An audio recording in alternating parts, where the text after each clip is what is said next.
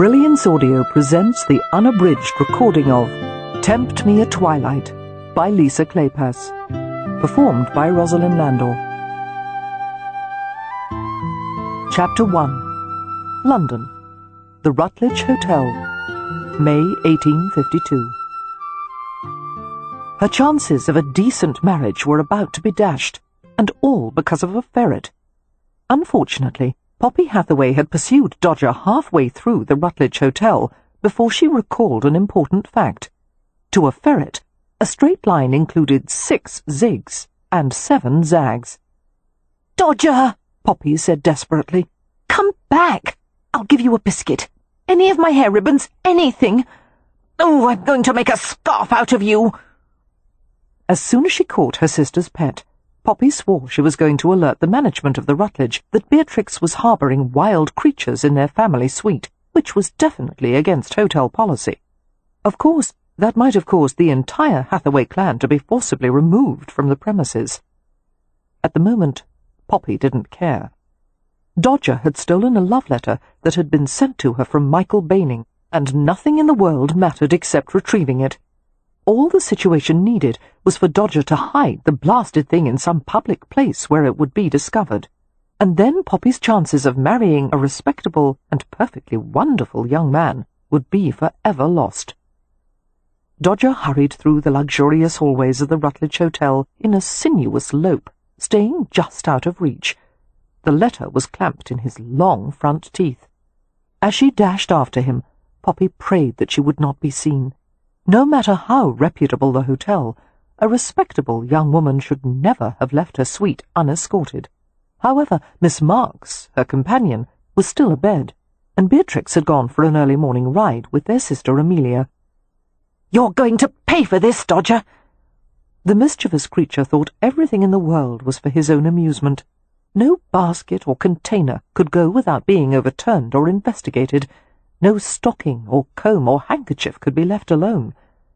Dodger stole personal items and left them in heaps beneath chairs and sofas, and he took naps in drawers of clean clothes, and worst of all, he was so entertaining in his naughtiness that the entire Hathaway family was inclined to overlook his behaviour.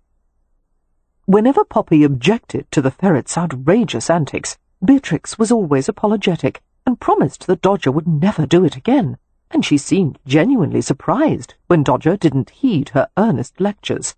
And because Poppy loved her younger sister, she had tried to endure living with the obnoxious pet. This time, however, Dodger had gone too far.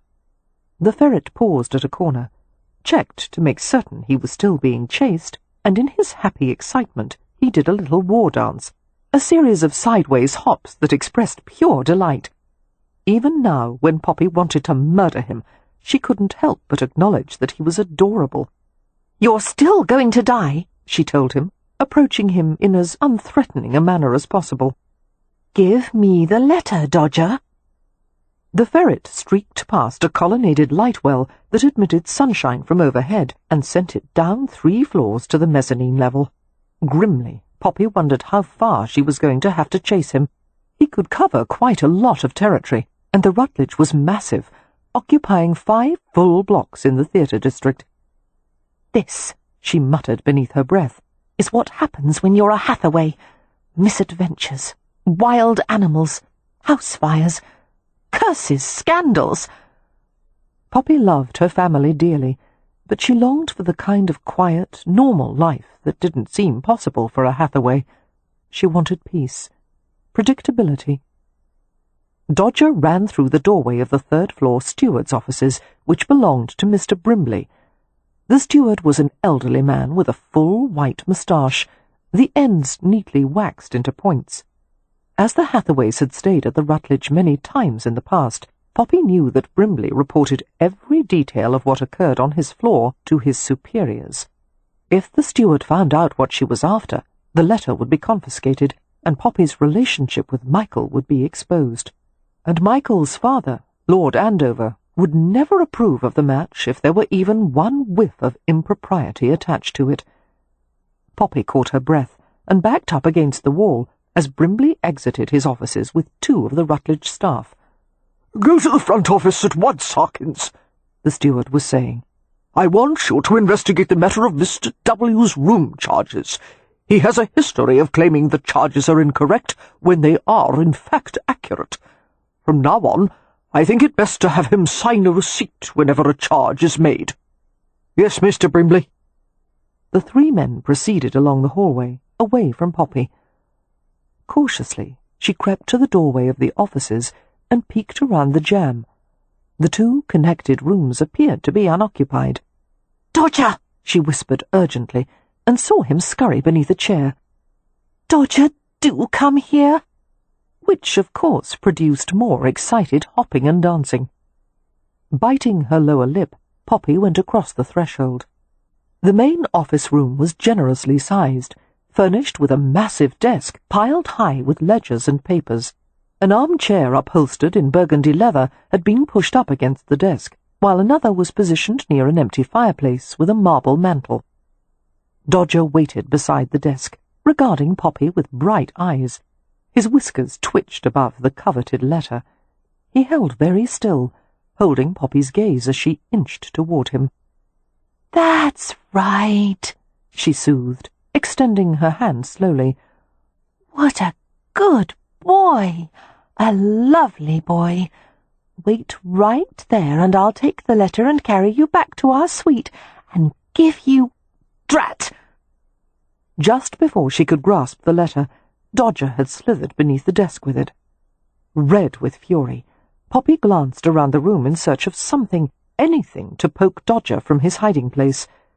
Spying a candlestick in a silver holder on the mantel, she tried to pull it down, but the candle wouldn't budge. The silver holder had been affixed to the mantel. Before Poppy's astonished eyes, the entire back of the fireplace rotated noiselessly. She gasped at the mechanical wizardry of the door as it revolved with a smooth, automated motion. What had appeared to be solid brick was nothing but a textured facade. Gleefully, Dodger darted from the desk and went through the opening. "Bother!" Poppy said breathlessly. "Dodger, don't you dare!" But the ferret paid no heed, and to make matters worse, she could hear the rumble of Mr. Brimley's voice as he returned to the room. "Of course, Mr. Rutledge must be informed. Put it in the report, and by all means don't forget." With no time to consider her options or the consequences, Poppy dashed through the fireplace, and the door closed behind her. She was engulfed in near darkness as she waited, straining to hear what was happening inside the office. Apparently she had not been detected. Mr. Brimley continued his conversation, something about reports and housekeeping concerns. It occurred to Poppy that she might have to wait for a long time before the steward left the office again, or she would have to find another way out.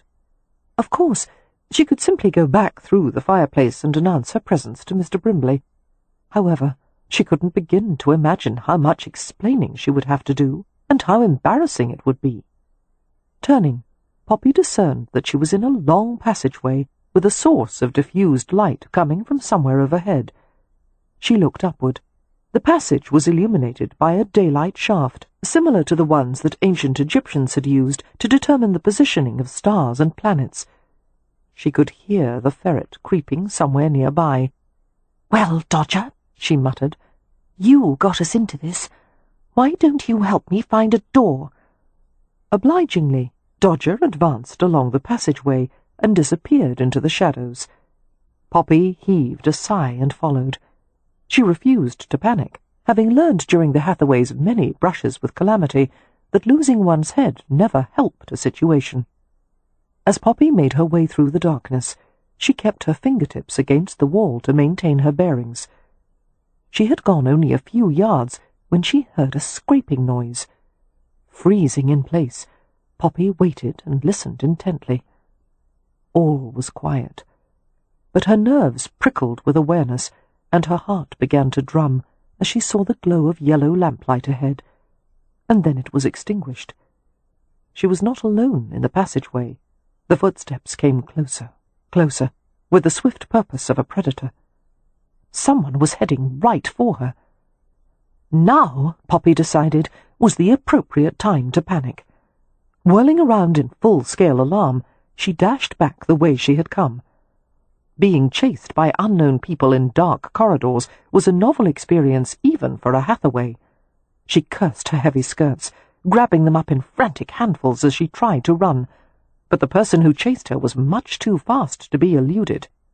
A cry escaped her as she was caught up in a brutal, expert grip. It was a man, a large one, and he seized her in a way that arched her back against his chest. One of his hands pressed her head sharply to the side. "You should know," came a low, chilling voice close to her ear, "that with just a bit more pressure than this, I could snap your neck. Tell me your name, and what you're doing in here." Chapter 2.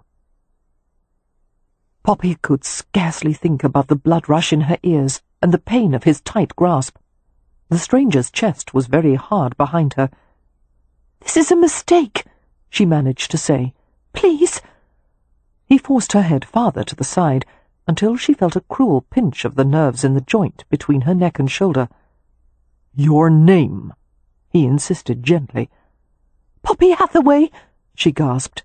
"I'm so sorry. I didn't mean to—" "Poppy?" His hold loosened. "Yes." Why had he said her name as if he knew her? "Are you— You must be one of the hotel staff." He ignored the question. One of his hands coasted lightly over her arms and her front, as if he was searching for something. Her heart threshed like the wing beats of a small bird. "Don't!" she gasped between fragmented breaths, arching away from his touch. "Why are you in here?" He turned her to face him. No one of Poppy's acquaintance had ever handled her so familiarly. They were close enough to the overhead light well that Poppy could see the outline of hard, lean features and the glitter of deep-set eyes. Fighting to catch her breath, Poppy winced at the sharp ache in her neck. She reached for it and tried to soothe the pain as she spoke. I was chasing a ferret, and the fireplace in Mr. Brimbley's office opened and we went through it, and then I tried to find another way out." Nonsensical as the explanation was, the stranger sorted through it efficiently. "A ferret? One of your sister's pets?" "Yes," she said, bewildered. She rubbed her neck and winced. "But how did you know? Have we met before? No, please, don't touch me. Ouch!" He had turned her around and had put his hand on the side of her neck. "Be still." His touch was deft and sure as he massaged the tender joint. "If you try to run from me, I'll only catch you again." Quivering, Poppy endured his kneading, probing fingers and wondered if she were at the mercy of a madman. He pressed harder, exacting a sensation that was neither pleasure nor pain, but some unfamiliar mingling of the two. She made a sound of distress, writhing helplessly. To her surprise, the burn of the pinched nerve eased, and her rigid muscles went lax with relief. She went still and let out a long breath, her head dropping. "Better?" he asked, using both hands now, his thumb stroking the back of her neck, slipping beneath the soft lace that trimmed the high-throated bodice of her dress. Thoroughly unnerved, Poppy tried to step away from him, but his hands clamped on her shoulders instantly. She cleared her throat and attempted a dignified tone. "Sir, I should like you to guide me out of here. My family will reward you. No questions will be—" "Of course." He released her slowly. "No one ever uses this passageway without my permission. I assumed that anyone in here was up to no good." The comments bore a resemblance to an apology, although his tone wasn't regretful in the least. "I assure you, I had no intention of doing anything other than retrieving this atrocious animal." She felt Dodger rustling near the hem of her skirts. The stranger bent and scooped up the ferret. Holding Dodger by the scruff, he handed him to Poppy. "Thank you." The ferret's supple body went limp and compliant in Poppy's grasp. As she might have expected, the letter was gone. "Dodger, you blasted thief! Where is it? What have you done with it?" "What are you looking for?" "A letter," Poppy said tensely. Dodger stole it and carried it in here. It must be somewhere nearby. It will be found later. But it's important. Obviously, if you've gone to such trouble to recover it. Come with me. Reluctantly, Poppy murmured her assent and allowed him to take her elbow. Where are we going? There was no reply. I would prefer that no one knew about this, Poppy ventured. I'm sure you would. May I rely on your discretion, sir? I must avoid scandal at all cost. Young women who wish to avoid scandal should probably stay in their hotel suites, he pointed out unhelpfully. I was perfectly content to stay in my room, Poppy protested. It was only because of Dodger that I had to leave. I must have my letter back, and I'm certain my family will compensate you for your trouble if you would— Quiet! He found his way through the shadow-tricked passageway with no difficulty at all, his grip on Poppy's elbow gentle but inexorable. They did not go toward Mr. Brimley's office, but instead went the opposite direction, for what seemed an interminable distance. Finally, the stranger stopped and turned to a place in the wall, and pushed a door open. Go in. Hesitantly, Poppy preceded him into a well-lit room, a sort of parlour, with a row of palladium windows overlooking the street. A heavy oak drafting table occupied one side of the room, and bookshelves lined nearly every inch of wall space. There was a pleasant and oddly familiar mixture of scents in the air, candle-wax and vellum and ink and book dust. It smelled like her father's old study. Poppy turned toward the stranger, who had come into the room and closed the concealed door. It was difficult to ascertain his age. He appeared to be on the early side of his 30s, but there was an air of hard-bitten worldliness about him, a sense that he had seen enough of life to cease being surprised by anything. He had heavy, well-cut hair, black as midnight, and a fair complexion in which his dark brows stood out in striking contrast. And he was as handsome as Lucifer, his brows strong, the nose straight and defined, the mouth brooding. The angle of his jaw was sharp, tenacious, anchoring the grave features of a man who perhaps took everything, including himself, a bit too seriously. Poppy felt herself flush as she stared into a pair of remarkable eyes, intense, cool green with dark rims, shadowed by bristly black lashes. His gaze seemed to take her in, consuming every detail. She noticed faint shadows beneath his eyes, but they did nothing to impair his hard-faced good looks. A gentleman would have uttered some pleasantry, something reassuring, but the stranger remained silent. Why did he stare at her like that? Who was he, and what authority did he wield in this place? She had to say something, anything, to break the tension. "The smell of books and candle-wax," she remarked inanely. "It reminds me of my father's study." The man stepped toward her, and Poppy shrank back reflexively. They both went still. It seemed that questions filled the air between them, as if they had been written in invisible ink. "Your father passed away some time ago, I believe." His voice matched the rest of him, polished, dark, inflexible.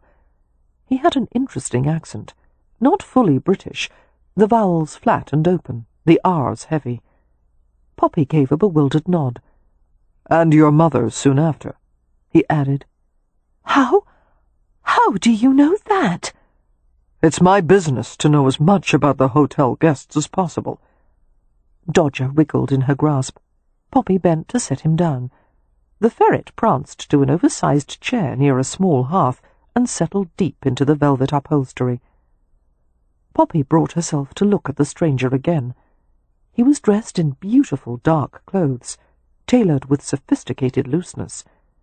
Fine garments, but he wore a simple black cravat with no pins, and there were no gold buttons on his shirt, or any other ornamentation that would proclaim him as a gentleman of means. Only a plain watch chain at the front of his grey waistcoat. "You sound like an American," she said. "Buffalo, New York," he replied. but I've lived here for a while." "Are you employed by Mr. Rutledge?" she asked cautiously. A single nod was her answer. "You are one of his managers, I suppose?" His face was inscrutable. "Something like that." She began to inch toward the door. "Then I will leave you to your labours, Mr. "You'll need a proper companion to walk back with you." Poppy considered that. Should she ask him to send for her companion? No. Miss Marks was probably still sleeping. It had been a difficult night for her. Miss Marks was sometimes prone to nightmares that left her shaky and exhausted the next day. It didn't happen often, but when it did, Poppy and Beatrix tried to let her rest as much as possible afterward. The stranger contemplated her for a moment. "Shall I send for a housemaid to accompany you?" Poppy's first inclination was to agree, but she didn't want to wait here with him, even for a few minutes. She didn't trust him in the least. As he saw her indecision, his mouth twisted sardonically. "If I were going to molest you," he pointed out, "I would have done so by now." Her flush deepened at his bluntness. "So you say, but for all I know you could be a very slow molester." He looked away for a moment, and when he glanced back at her, his eyes were bright with amusement. "You're safe, Miss Hathaway." His voice was rich with unspent laughter. "Really? Let me send for a maid." The glow of humour changed his face, imparting such warmth and charm that Poppy was almost startled. She felt her heart begin to pump some new and agreeable feeling through her body. As she watched him go to the bell-pull, Poppy recalled the problem of the missing letter. "Sir, while we wait, would you be so kind as to look for the letter that was lost in the passageway? I must have it back." "Why?" he asked, returning to her. "Personal reasons," Poppy said shortly. "Is it from a man?" She did her best to deliver the kind of withering glance she had seen Miss Marks give to importunate gentlemen. "That is none of your concern." "Everything that occurs in this hotel is my concern." He paused, studying her. "It is from a man, or you would have said otherwise." Frowning, Poppy turned her back to him. She went to look more closely at one of the many shelves lined with peculiar objects. She discovered a gilded, enamelled samovar, a large knife in a beaded sheath, collections of primitive stone carvings and pottery vessels, an Egyptian headrest, exotic coins, boxes made of every conceivable material, what looked like an iron sword with a rusted blade, and a Venetian glass reading stone. "What room is this?" Poppy couldn't help asking. "Mr. Rutledge's curiosities room. He collected many of the objects, others are gifts from foreign visitors. Have a look if you like." Poppy was intrigued, reflecting on the large contingent of foreigners among the hotel guests, including European royalty, nobility, and members of the corps diplomatique. No doubt some unusual gifts had been presented to Mr. Rutledge. Browsing among the shelves, Poppy paused to examine a jewelled silver figurine of a horse, its hooves extended in mid-gallop. "How lovely!" "A gift from the Crown Prince Yizhu of China," the man behind her said. "A celestial horse." Fascinated, Poppy ran a fingertip along the figure's back. "Now the prince has been crowned as the Emperor Xianfeng," she said. "A rather ironic ruling name, isn't it?" Coming to stand beside her, the stranger glanced at her alertly. "Why do you say that?" "Because it means universal prosperity, and that is certainly not the case, considering the internal rebellions he is facing." "I'd say the challenges from Europe are an even greater danger to him at present." "Yes," Poppy said ruefully, nudging the figurine back into place. "One wonders how long Chinese sovereignty can last against such an onslaught." Her companion was standing close enough that she could detect the scents of pressed linen and shaving soap. He stared at her intently. "I know very few women who are able to discuss Far East politics." She felt colour rise in her cheeks. My family has rather unusual conversations around the supper table. At least, they're unusual in that my sisters and I always take part. My companion says it's perfectly all right to do that at home, but she has advised me not to appear too learned when I'm out in society. It tends to drive away suitors. "You'll have to be careful, then," he said softly, smiling. "It would be a shame for some intelligent comment to slip out at the wrong moment." Poppy was relieved when she heard a discreet tap at the door. The maid had come sooner than she had expected. The stranger went to answer. Opening the door a crack, he murmured something to the maid, who bobbed a curtsy and disappeared. "Where is she going?" Poppy asked, nonplussed. "She was supposed to escort me to my suite." "I sent her to fetch a tea tray." Poppy was momentarily speechless. "Sir, I can't have tea with you." "It won't take long. They'll send it up on one of the food lifts." "That doesn't matter, because even if I did have the time, I can't. I'm sure you are well aware of how improper it would be." "Nearly as improper as sneaking through the hotel unescorted," he agreed smoothly, and she scowled. "I was not sneaking, I was chasing a ferret." Hearing herself make such a ridiculous statement, she felt her colour rise. She attempted a dignified tone. "The situation was not at all of my making, and I will be in very serious trouble if I am not returned to my room soon. If we wait much longer, you may find yourself involved in a scandal, which I am certain Mr. Rutledge would not approve of." "True." "Then please call the maid back." "Too late. We'll have to wait until she comes with the tea." Poppy heaved a sigh. "This has been a most difficult morning." Glancing at the ferret, she saw bits of fluff and clumps of horsehair being tossed in the air, and she blanched. "No, Dodger!" "What is it?"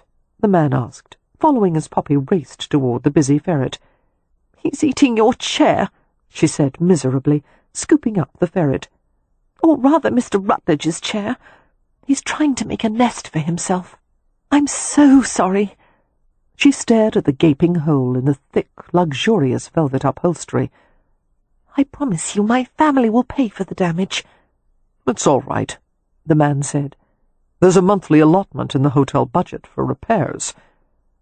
Lowering to her haunches, not an easy feat when one was wearing stay laces and stiffened petticoats, Poppy grabbed bits of fluff and tried to stuff them back into the hole. "If necessary, I will provide a written statement to explain how this happened." "What about your reputation?" the stranger asked gently, reaching down to pull her to a standing position.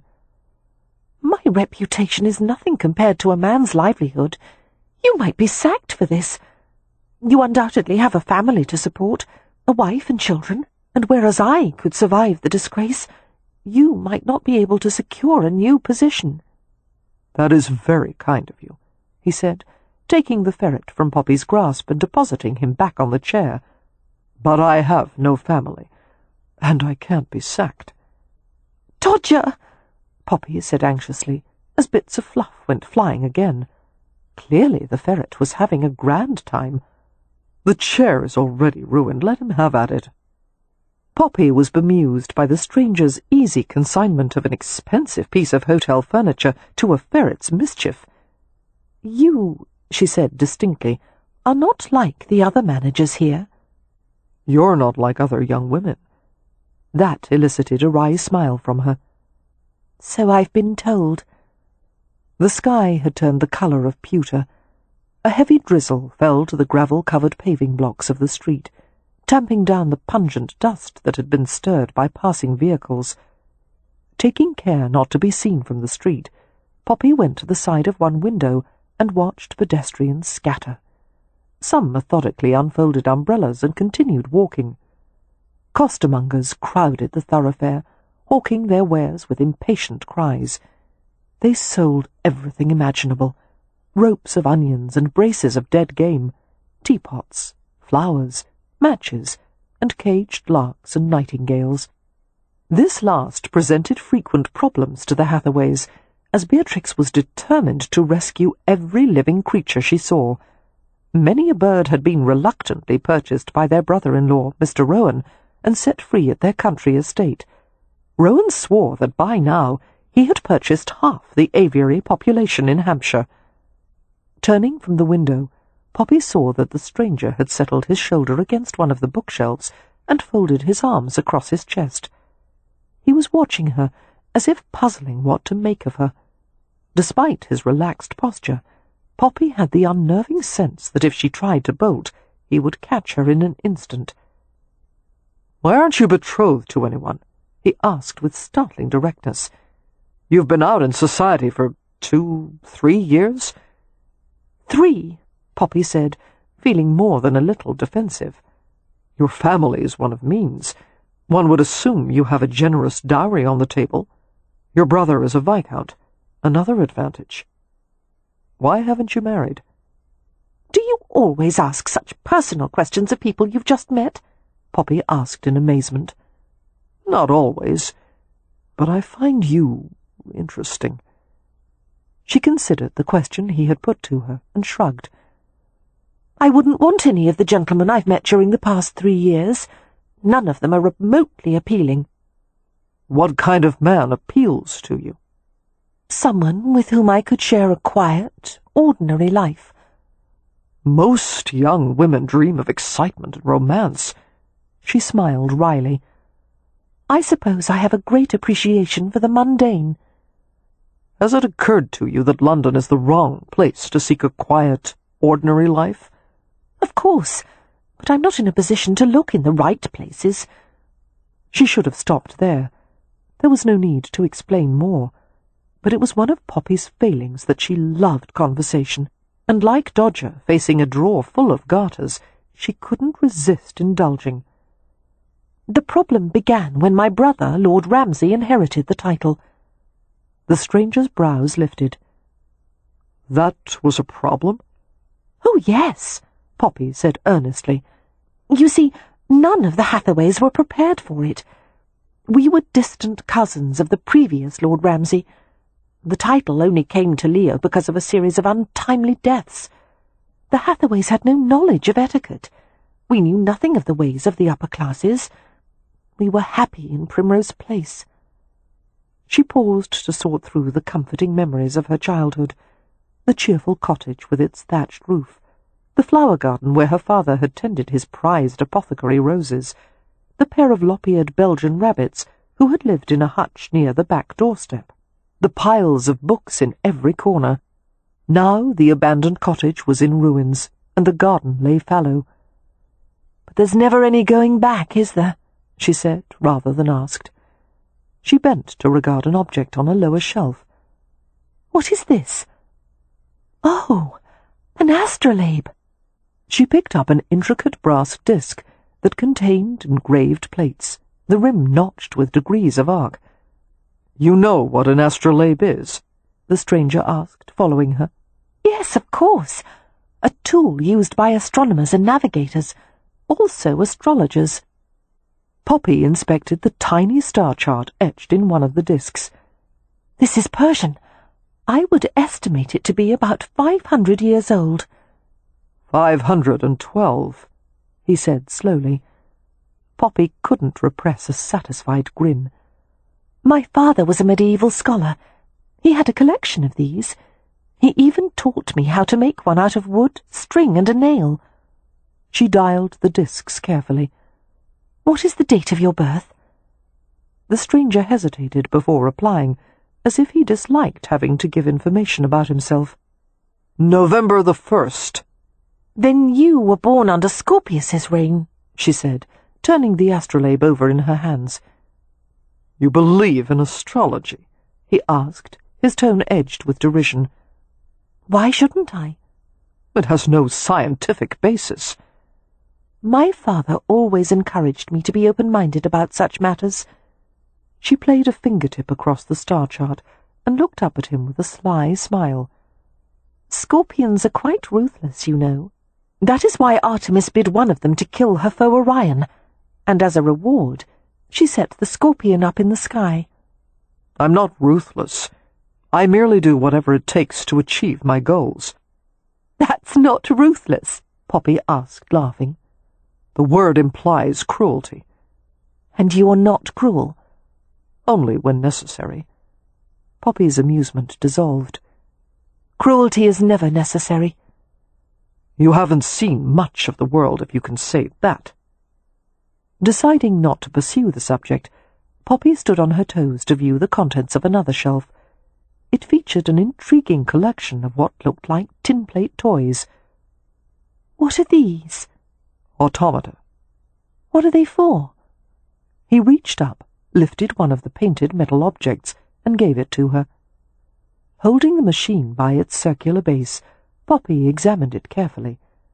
There were a group of tiny racehorses, each on its own track. Seeing the end of a pull cord on the side of the base, Poppy tugged it gently. That set off a series of inner mechanisms, including a flywheel, which sent the little horses spinning around the track as if they were racing. Poppy laughed in delight. "How clever! I wish my sister Beatrix could see this. Where did it come from?" "Mr. Rutledge fashions them in his spare time as a means of relaxing." "May I see another?" Poppy was enchanted by the objects, which were not toys so much as miniature feats of engineering. There was Admiral Nelson on a little tossing ship, a monkey climbing a banana tree, a cat playing with mice, and a lion tamer who cracked his whip while the lion shook his head repeatedly. Seeming to enjoy Poppy's interest, the stranger showed her a picture on the wall, a tableau of couples waltzing at a ball.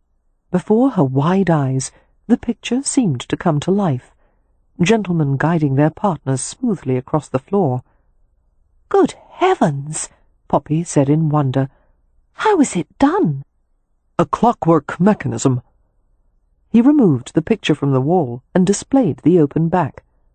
"There it is, attached to a flywheel by that drive band, and the pins work these wire levers, here, which in turn activate the other levers."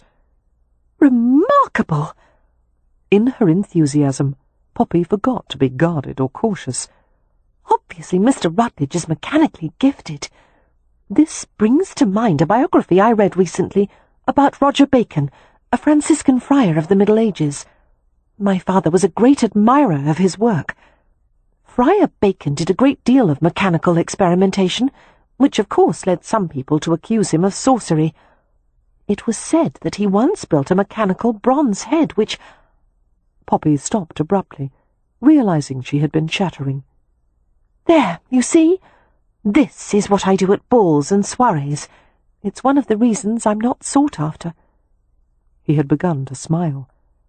"I thought talking was encouraged at such affairs." "Not my sort of talking." Tap, tap, tap. They both turned at the sound. The maid had arrived. "I must go," Poppy said uneasily. "My companion will be very distressed if she wakes to find me missing."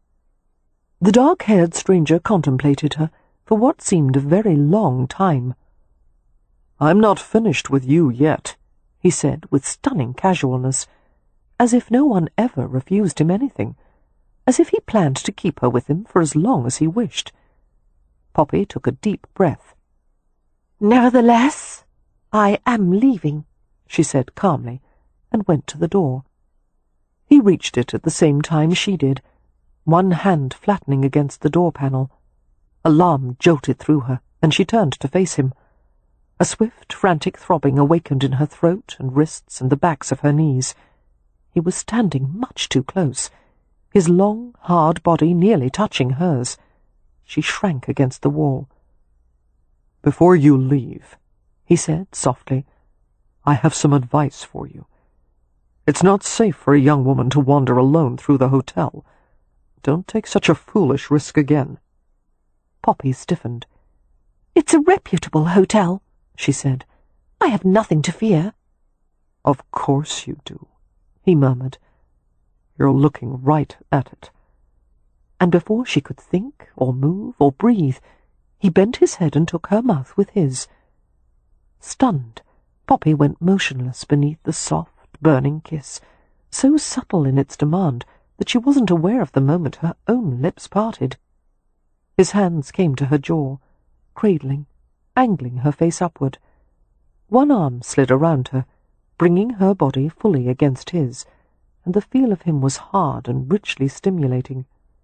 With every breath she drew in an enticing scent, an incense of amber and musk, starched linen and male skin. She should have struggled in his arms, but his mouth was so tenderly persuasive, erotic, imparting messages of peril and promise. His lips slid to her throat, and he hunted for her pulse, working his way downward, layering sensations like silken gauze, until she shivered and arched away from him. "No," she said weakly.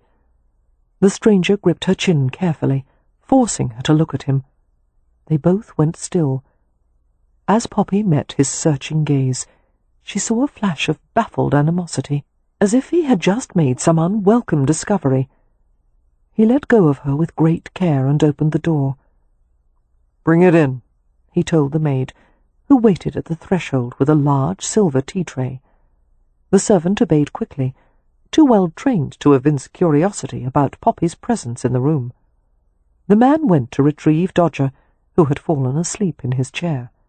Returning with the drowsy ferret, he gave it to Poppy.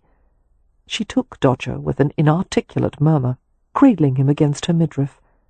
The ferret's eyes remained closed, lids completely concealed in the black mask that crossed his face. She felt the tapping of his tiny heartbeat beneath her fingertips, the silkiness of the white undercoat beneath the overlying guard hairs. "Will there be anything else, sir?" the maid asked. "Yes. I want you to accompany this lady to her suite, and come back to inform me when she is safely returned." "Yes, Mr. Rutledge." Mr. Rutledge! Poppy felt her heart stop. She looked back at the stranger. Deviltry glittered in his green eyes. He seemed to relish her open astonishment. Harry Rutledge, the mysterious and reclusive owner of the hotel, who was nothing at all as she had imagined him to be. Bewildered and mortified, Poppy turned from him. She crossed the threshold and heard the door close, the latch clicking smoothly shut. How wicked he was, to have amused himself at her expense! She consoled herself with the knowledge that she would never see him again, and she went down the hallway with the housemaid, never suspecting that the course of her entire life had just changed. Chapter 3. Harry went to stare at the fire in the hearth. "Poppy Hathaway," he whispered, as if it were a magical incantation. He had seen her from a distance on 2 occasions, once when she had been entering a carriage at the front of the hotel, and at a ball held at the Rutledge. Harry hadn't attended the event, but he had watched for a few minutes from a vantage point at an upper-floor balcony. Despite her fine-spun beauty and mahogany hair, he hadn't spared her a second thought. Meeting her in person, however, had been a revelation. Harry began to lower himself into a chair, and noted the shredded velvet and clumps of stuffing left by the ferret. A reluctant smile curved his lips as he moved to take the other chair. Poppy. How artless she had been, chatting casually about astrolabes and Franciscan monks as she had browsed among his treasures. She had thrown out words in bright clusters, as if she were scattering confetti.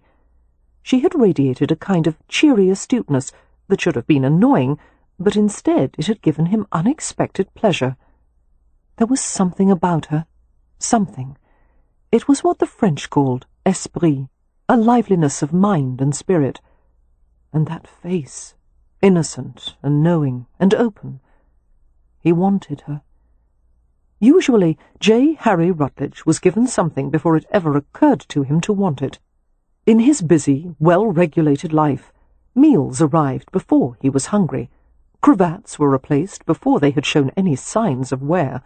Reports were placed on his desk before he asked for them. And women were everywhere, and always available, and every last one of them told him what she assumed he wanted to hear. Harry was aware that it was high time to marry. At least, most of his acquaintances assured him that it was high time, although he suspected it was because they had all put that particular noose around their necks and wanted him to do the same.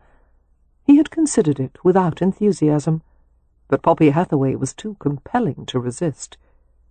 Reaching into his left coat sleeve, Harry tugged out Poppy's letter. It was addressed to her from the Honourable Michael Baining. He considered what he knew of the young man. Baining had attended Winchester, where his studious nature had acquitted him well. Unlike other young men at university, Baining had never gotten into debt, and there had been no scandals. More than a few women were attracted by his good looks, and even more by the title and fortune he would inherit some day. Frowning, Harry began to read. Dearest love, as I reflected on our last conversation, I kissed the place on my wrist where your tears fell. How can you not believe that I weep the same tears every day and night that we're apart? You have made it impossible for me to think of anyone or anything but you. I am mad with ardour for you. Don't doubt it in the least. If you will be patient only a bit longer, I will soon find the opportunity to approach my father. Once he understands how utterly and completely I adore you, I know he will give his approval to our union. We have a close bond, father and I, and he has indicated that he wishes to see me as happy in my marriage as he was with my mother, God rest her soul. How she would have enjoyed you, Poppy, your sensible, happy nature, your love of family and home. If only she were here to help persuade my father that there could be no better wife for me than you. Wait for me, Poppy, as I am waiting for you. I am, as always, forever under your spell, M. A quiet, scoffing breath escaped him. Harry stared into the hearth, his face still, his mind busy with schemes. A log broke, part of it falling from the grate with a plush pop, sending out fresh heat and white sparks. Baining wanted Poppy to wait. Unfathomable, when every cell in Harry's body was charged with impatient desire. Closing the note with the care of a man handling valuable currency, Harry slipped it into his coat pocket. Once Poppy was safely inside the family suite, she settled Dodger into his favourite sleeping place, a basket that her sister Beatrix had lined with soft cloth. The ferret remained asleep, as limp as a rag. Standing, Poppy leaned back against the wall and closed her eyes. A sigh ruffled upward from her lungs. Why had he done it? More importantly, why had she allowed it? It was not the way a man should have kissed an innocent girl. Poppy was mortified that she had landed herself in such a position, and even more that she had behaved in a way she would have judged harshly in someone else. And yet she felt very certain of her feelings for Michael. Why, then, had she responded to Harry Rutledge in such a way? Poppy wished she could ask someone, but her instincts warned that it was a matter best forgotten. Clearing the worried grimace from her face, Poppy tapped at her companion's door. "Miss Marks?" "I'm awake," came a wan voice. Poppy entered the small bedroom and found Miss Marks in her nightgown, standing at the washstand. Miss Marks looked dreadful, her complexion ashen, her quiet blue eyes shadowed the colour of bruises. Her light brown hair, usually braided and pinned in a scrupulous knot, was loose and tangled. After tilting a paper of medicinal powder to the back of her tongue, she took an unsteady gulp of water. "Oh, dear," Poppy said softly. "What can I do?" Miss Marks shook her head and then winced. "Nothing, Poppy. Thank you, you're very kind to ask." "More nightmares?" Poppy watched in concern as she went to a dresser and rummaged for stockings and garters and undergarments. "Yes, I shouldn't have slept so late, forgive me." "There's nothing to forgive. I only wish your dreams were more pleasant." "They are, most of the time." Miss Marks smiled faintly. "My best dreams are of being back at Ramsay House, with the elders in bloom, and the nuthatches nesting in the hedgerow. Everything peaceful and safe. How I miss it all." Poppy missed Ramsay House, too. London, with all its sophisticated delights and entertainments, could not hold a candle to Hampshire, and she was eager to see her older sister win, whose husband Merrypen was managing the Ramsay estate. "The season's almost over," Poppy said. "We'll be back there soon." "If I live that long," Miss Marks muttered. Poppy smiled sympathetically. "Why don't you return to bed? I'll fetch a cool cloth for your head." "No, I can't give in to it. I'm going to dress and have a cup of strong tea." "That's what I thought you'd say," Poppy commented wryly. Miss Marks had been steeped in the classic British temperament, possessing a deep suspicion of all things sentimental or carnal. She was a young woman, barely older than Poppy, with a preternatural composure that would have allowed her to face any disaster, whether divine or man-made, without blinking an eye. The only time Poppy had ever seen her ruffled was when she was in the company of Leo, the Hathaway's brother, whose sarcastic wit seemed to annoy Miss Marks beyond endurance. 2 years earlier, Miss Marks had been hired as a governess, not to supplement the girls' academic learning, but to teach them the infinite variety of rules for young ladies who wished to navigate the hazards of upper society. Now her position was that of paid companion and chaperone. In the beginning, Poppy and Beatrix had been daunted by the challenge of learning so many social rules. "We'll make a game of it," Miss Marks had declared, and she had written a series of poems for the girls to memorize. For example, "If a lady you wish to be, behave with all formality. At supper, when you sit to eat, don't refer to beef as meat. Never gesture with your spoon, or use your fork as a harpoon. Please don't play with your food, and try to keep your voice subdued." When it came to taking public walks, "Don't go running in the street, and if a stranger you should meet, do not acknowledge him or her, but to your chaperone defer. When crossing mud, I beg, don't raise your skirts and show your leg. Instead, draw them slightly up and to the right, keeping ankles out of sight." For Beatrix, there were also special codas.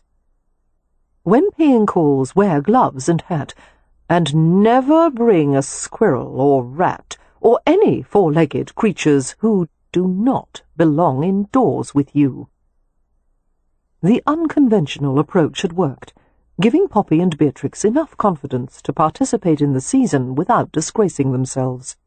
The family had praised Miss Marks for her cleverness, all except for Leo, who had told her sardonically that Elizabeth Barrett Browning had nothing to fear, and Miss Marks had replied that she doubted Leo had sufficient mental aptitude to judge the merits of any kind of poetry at all. Poppy had no idea why her brother and Miss Marks displayed such antagonism toward each other. "I think they secretly like each other," Beatrix had said mildly. Poppy had been so astonished by the idea she had laughed. "They war with each other whenever they're in the same room, which, thank heavens, isn't often. Why would you suggest such a thing?" "Well, if you consider the mating habits of certain animals, ferrets, for example, it can be quite a rough and tumble business." "Bee, please don't talk about mating habits," Poppy said, trying to suppress a grin. Her 19-year-old sister had a perpetual and cheerful disregard for propriety. "I'm sure it's vulgar, and how do you know about mating habits?" "Veterinary books, mostly, but also from occasional glimpses. Animals aren't very discreet, are they?" "I suppose not. But do keep such thoughts to yourself, Bee. If Miss Marks heard you, she would write another poem for us to memorize." Bee looked at her for a moment, her blue eyes innocent. "Young ladies never contemplate the ways that creatures procreate, or their companion will be irate," Poppy finished for her. Beatrix had grinned. "Well, I don't see why they shouldn't be attracted to each other. Leo is a viscount, and he's quite handsome, and Miss Marks is intelligent and pretty." "I've never heard Leo aspire to marry an intelligent woman," Poppy had said. "But I agree, Miss Marks is very pretty, especially of late. She used to be so dreadfully thin and white I didn't think much of her looks. but now she's filled out a bit. At least a stone, Beatrix had confirmed. And she seems much happier. When we first met her, I think she had been through some dreadful experience. I thought so too. I wonder if we'll ever find out what it was. Poppy hadn't been certain of the answer, but as she glanced at Miss Marks's weary face this morning, she thought there was a good chance that her recurrent nightmares had something to do with her mysterious past. Going to the wardrobe, Poppy viewed the row of tidy, neatly pressed dresses made up with quiet colours and prim white collars and cuffs. "Which dress shall I find for you?" she asked softly. "Any of them, it doesn't matter." Poppy chose a dark blue wool twill and laid the dress out on the rumpled bed. Tactfully she looked away as the companion removed her nightgown and donned a chemise and drawers and stockings. The last thing Poppy wanted to do was trouble Miss Marks when her head was aching. However, the events of the morning had to be confessed. If any hint of her misadventure involving Harry Rutledge ever got out, it was far better for her companion to be prepared. "Miss Marks," she said carefully, "I don't wish to make your headache worse, but I have something to tell you." Her voice trailed away as Miss Marks shot her a brief, pained glance. "What is it, Poppy?" Now was not a good time, Poppy decided. In fact, was there any obligation to say anything ever? In all likelihood, she would never see Harry Rutledge again. He certainly didn't attend the same social events the Hathaways did. And really, why would he bother causing trouble for a girl who was so far beneath his notice? He had nothing to do with her world, nor she with his.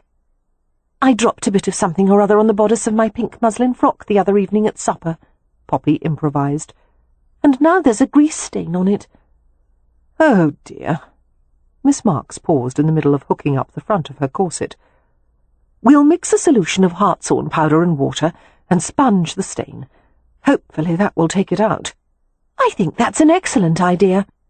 And, feeling only the tiniest bit guilty, Poppy picked up Miss Marks's discarded nightgown and folded it. Chapter 4. Jake Valentine had been born of Filius Nullius, the Latin term for son of nobody. His mother Edith had been a maidservant for a well-to-do barrister in Oxford, and his father the self-same barrister. Contriving to rid himself of mother and son in one fell swoop, the barrister had bribed a loutish farmer to marry Edith. At the age of 10, having had enough of the farmer's bullying and beatings, Jake had left home for good and struck out for London. He had laboured in a blacksmith's forge for 10 years, gaining significant size and strength, as well as a reputation for hard work and trustworthiness. It had never occurred to Jake to want more for himself. He had been employed, and his belly had been full, and the world outside London held no interest for him. One day, however, a dark-haired man came to the blacksmith's shop and asked to speak to Jake. Intimidated by the gentleman's fine clothes and sophisticated bearing, Jake mumbled answers to a multitude of questions about his personal history and his work experience. And then the man astonished Jake by offering employment as his own valet, with many times the wages he was now getting. Suspiciously, Jake had asked why the man would hire a novice, largely uneducated and rough-cast in nature and appearance. "You could have your pick of the finest valets in London," Jake had pointed out. "Why someone like me?" "Because those valets are notorious gossips, and they're acquainted with the servants of leading families across England and the continent. You have a reputation for keeping your mouth shut, which I value far more than experience. Also, you look as though you could give a good account of yourself in a dust-up." Jake's eyes had narrowed. "Why would a valet need to fight?" The man had smiled. "You'll be doing errands for me. Some of them will be easy, some of them less so. Come, are you in or not?" And that was how Jake had come to work for J. Harry Rutledge, first as a valet and then as an assistant. Jake had never known anyone like Rutledge, eccentric, driven, manipulative, demanding. Rutledge had a shrewder understanding of human nature than anyone Jake had ever met. Within a few minutes of meeting someone, he had sized them up with complete accuracy. He knew how to make people do what he wanted, and he nearly always got his way. It seemed to Jake that Rutledge's brain never seemed to shut off, not even for the necessary act of sleeping. He was constantly active. Jake had seen him work out some problem in his head, while simultaneously writing a letter and carrying on a fully coherent conversation. His appetite for information was voracious, and he possessed a singular gift for recall. Once Rutledge saw or read or heard something, it was in his brain forever. People could never lie to him, and if they were foolish enough to try, he decimated them. Rutledge was not above gestures of kindness or consideration, and he rarely lost his temper, but Jake had never been certain how much, if at all, Rutledge cared for his fellow men. At his core, he was cold as a glacier, and as many things as Jake knew about Harry Rutledge, they were still essentially strangers. No matter. Jake would have died for the man. The hotelier had secured the loyalty of all his servants, who were made to work hard, but were given fair treatment and generous salaries. In return, they safeguarded his privacy zealously. Rutledge was acquainted with a great many people, but these friendships were rarely discussed, and he was highly selective about whom he admitted into his inner circle. Rutledge was besieged by women, of course. His rampaging energy often found outlet in the arms of some beauty or another, but at the first indication that a woman felt the merest flicker of affection, Jake was dispatched to her residence to deliver a letter that broke off all future communications. In other words, Jake was required to endure the tears, anger, or other messy emotions that Rutledge could not tolerate, and Jake would have felt sorry for the women, except that along with each letter, Rutledge usually included some monstrously expensive piece of jewellery that served to mollify any hurt feelings. There were certain areas of Rutledge's life where women were never allowed. He did not allow them to stay in his private apartments, nor did he let any of them into his curiosities room. It was there that Rutledge went to dwell on his most difficult problems, and on the many nights when Rutledge was unable to sleep, he would go to the drafting table to occupy himself with automata, working with watch parts and bits of paper and wire until he had settled his overactive brain. So when Jake was discreetly told by a housemaid that a young woman had been with Rutledge in the curiosities room, he knew something significant had occurred. Jake finished his breakfast in the hotel kitchens with dispatch, hurrying over a plate of creamed eggs scattered with crisp curls of fried bacon. Ordinarily, he would have taken the time to savour the fare. However, he couldn't be late for his morning meeting with Rutledge. "Not so fast," said André Broussard, a chef whom Rutledge had lured away from the French ambassador 2 years earlier. Broussard was the only employee in the hotel who possibly slept less than Rutledge. The young chef had been known to rise at 3 in the morning to begin preparing for a day's work, going to the morning markets to personally select the best produce. He was fair-haired and slight of build, but he possessed the discipline and will of an army commander. Pausing in the act of whisking a sauce, Broussard regarded Jake with amusement. "You might try chewing, Valentine." "I don't have time to chew," Jake replied, setting aside his napkin. "I'm due to get the morning list from Mr. Rutledge in—" He paused to consult his pocket watch. 2.5 minutes. "Ah, yes, the morning list." The chef proceeded to mimic his employer. "Valentine, I want you to arrange for a soirée in honor of the Portuguese ambassador to be held here on Tuesday, with a pyrotechnic display at the conclusion. Afterward, run to the patent office with the drawings for my latest invention, and on the way back, stop by Regent Street and purchase 6 French cambric handkerchiefs, plain, not patterned, and God help me, no lace." "Enough, Broussard," Jake said, trying not to smile. The chef returned his attention to the sauce. "By the way, Valentine, When you find out who the girl was, come back and tell me. And in return, I'll let you have your pick of the pastry tray before I send it to the dining room." Jake shot him a sharp look, his brown eyes narrowing. "What girl?" "You know very well what girl. The one Mr. Rutledge was seen with this morning." Jake frowned. "Who told you about that?" "At least 3 people mentioned it to me in the past half hour. Everyone's talking about it." "The Rutledge employees are forbidden to gossip," Jake said sternly. Broussard rolled his eyes. "To outsiders, yes, but Mr. Rutledge never said we couldn't gossip amongst ourselves. I don't see why the presence of a girl in the curiosities room should be so interesting. Could it be because Rutledge never allows anyone in there? Could it be because everyone who works here is praying that Rutledge will soon find a wife to distract him from his constant meddling?" Jake shook his head ruefully. "I doubt he'll ever marry. The hotel is his mistress." The chef gave him a patronizing glance. "That's how much you know. Mr. Rutledge will marry once he finds the right woman. As my countrymen say, a wife and a melon are hard to choose." He watched as Jake buttoned his coat and straightened his cravat. "Bring back information, mon ami. You know I would never reveal one detail of Rutledge's private affairs." Broussard sighed. "Loyal to a fault. I suppose if Rutledge told you to murder someone, you'd do it." Although the question was asked in a light vein, the chef's grey eyes were alert, because no one, not even Jake, was entirely certain what Harry Rutledge was capable of, or how far Jake's allegiance would go. "He hasn't asked that of me," Jake replied, and paused to add with a flash of humour, "Yet."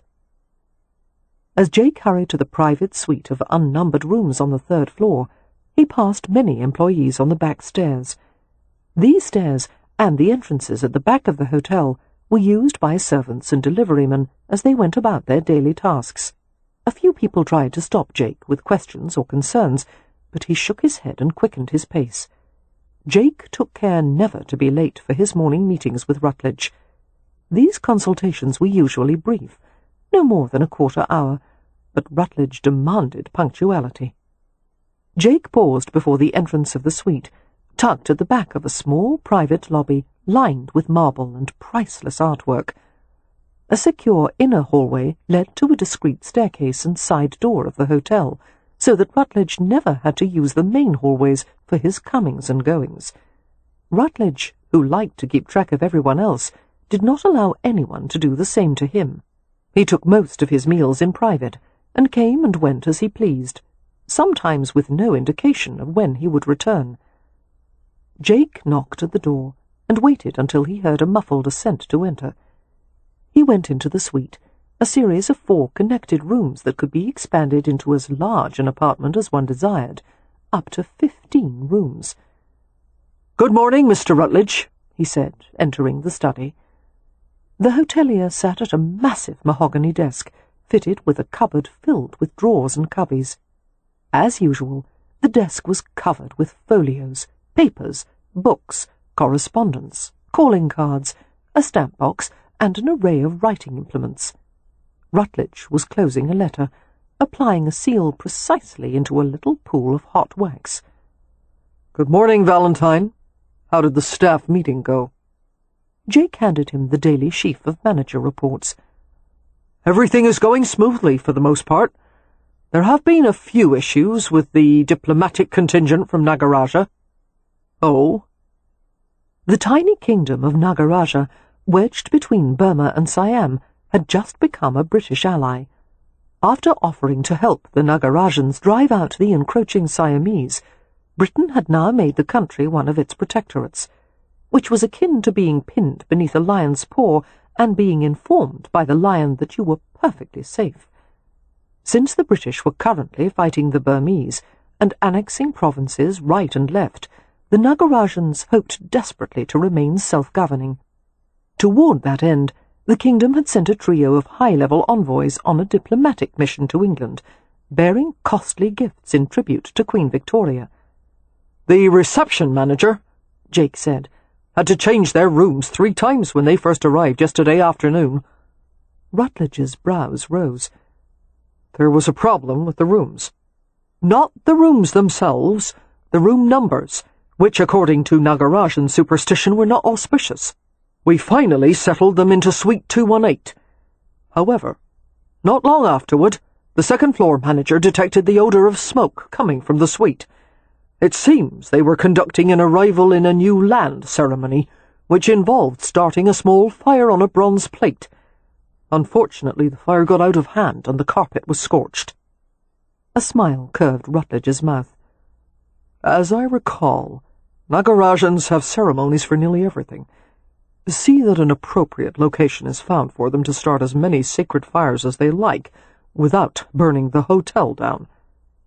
"Yes, sir." Rutledge riffled through the manager's reports. "What's our current occupancy rate?" he asked without looking up. 95%. Excellent." Rutledge continued to peruse the reports. In the silence that followed, Jake let his gaze wander over the desk. He saw a letter addressed to Miss Poppy Hathaway from the Honourable Michael Baining. He wondered why it was in Rutledge's possession. Poppy Hathaway, one of the sisters of a family that stayed at the Rutledge during the London season. Like other families of the peerage who didn't own a residence in town, they were obligated either to let a furnished house or stay in a private hotel. The Hathaways had been loyal customers of the Rutledge for 3 years. Was it possible that Poppy was the girl Rutledge had been seen with that morning? "Valentine," the hotelier said in an off-hand manner, "one of the chairs in my curiosities room needs to be reupholstered. There was a slight mishap this morning." Jake usually knew better than to ask questions, but he couldn't resist. "What kind of mishap, sir?" "It was a ferret. I believe he was trying to make a nest in the cushions." A ferret? The Hathaways were definitely involved. "Is the creature still at large?" Jake asked. "No, it was retrieved." "By one of the Hathaway sisters?" Jake guessed. A warning glint appeared in the cool green eyes. "Yes, as a matter of fact." Setting the reports aside, Rutledge leaned back in his chair. The position of ease was belied by the repeated tapping of his fingers as he rested his hand on the desk. "I have a few errands for you, Valentine. First, go to the residence of Lord Andover in Upper Brook Street. Arrange for a private meeting between myself and Andover within the next 2 days, preferably here. Make it clear that no one is to know about it, and impress upon Andover that the matter is one of great importance." "Yes, sir." Jake didn't think there would be any difficulty in making the arrangements. Whenever Harry Rutledge wanted to meet with someone, they complied without delay. "Lord Andover is the father of Mr. Michael Baining, isn't he?" "He is." What the devil was going on? Before Jake could respond, Rutledge went on with the list. "Next, take this." He handed Jake a narrow-bound folio tied with leather cord. "To Sir Gerald at the War Office. Place it directly into his hands. After that, go to Waterston & Son and buy a necklace or bracelet on my credit. Something nice, Valentine, and deliver it to Mrs. Rawlings at her residence." "With your compliments?" Jake asked hopefully. "No, with this note." Rutledge gave him a sealed letter. "I'm getting rid of her." Jake's face fell. God, another scene. "Sir, I'd rather go on an errand in East London and be pummeled by street thieves." Rutledge smiled. "That will probably happen later in the week." Jake gave his employer a speaking glance and left. Poppy was well aware that, in terms of marriageability, she had good points and bad points. In her favour, her family was wealthy, which meant she would have a handsome dowry. Not in her favour, the Hathaways were neither a distinguished family nor blue-blooded, in spite of Leo's title. In her favour, she was attractive. Not in her favour, she was chatty and awkward, often at the same time, and when she was nervous, both problems worsened. In her favour. The aristocracy could not afford to be as particular as they once had been. While the peerage's power slowly diminished, a class of industrialists and merchants was swiftly rising. Therefore, marriages between moneyed commoners and impoverished nobility occurred with increasing frequency. More and more often, the peerage had to figuratively hold its nose and mingle with those of low origins. Not in her favour. Michael Baining's father, the Viscount, was a man of high standards, especially where his son was concerned. "The Viscount will certainly have to consider the match," Miss Marks had told her. "He may have impeccable lineage, but from all accounts his fortune is waning. His son will have to marry a girl from a family of means. It may as well be a Hathaway." "I hope you're right," Poppy had replied feelingly. Poppy had no doubt that she would be happy as Michael Baining's wife. He was intelligent, affectionate, quick to laugh, a born and bred gentleman. She loved him, not in a bonfire of passion, but in a warm, steady flame. She loved his temperament, the confidence that superseded any hint of arrogance, and she loved his looks, as unladylike as it was to admit such a thing. But he had thick chestnut hair and warm brown eyes, and his form was tall and well exercised. Once Poppy had met Michael, it had seemed almost too easy. In no time at all she had fallen in love with him. "I hope you're not trifling with me," Michael had told her one evening as they browsed along the art gallery of a London mansion during a soirée. "That is, I hope I haven't mistaken what might be mere politeness on your part for something more meaningful." He had stopped with her in front of a large landscape done in oils. "The truth is, Miss Hathaway, Poppy, every minute I spend in your company gives me such pleasure that I can scarcely bear to be apart from you." And she had stared up at him in wonder. "Could it be possible?" she whispered. "That I love you," Michael had whispered back, a wry smile touching his lips. "Poppy Hathaway, it is impossible not to love you." She had taken an unsteady breath, her entire being filled with joy. "Miss Marks never told me what a lady is supposed to do in this situation." Michael had grinned and leaned a bit closer, as if imparting a highly confidential secret. "You're supposed to give me discreet encouragement." "I love you, too." "That's not discreet." His brown eyes sparkled. "But it's very nice to hear." The courtship had been beyond circumspect. Michael's father, Viscount Andover, was protective of his son.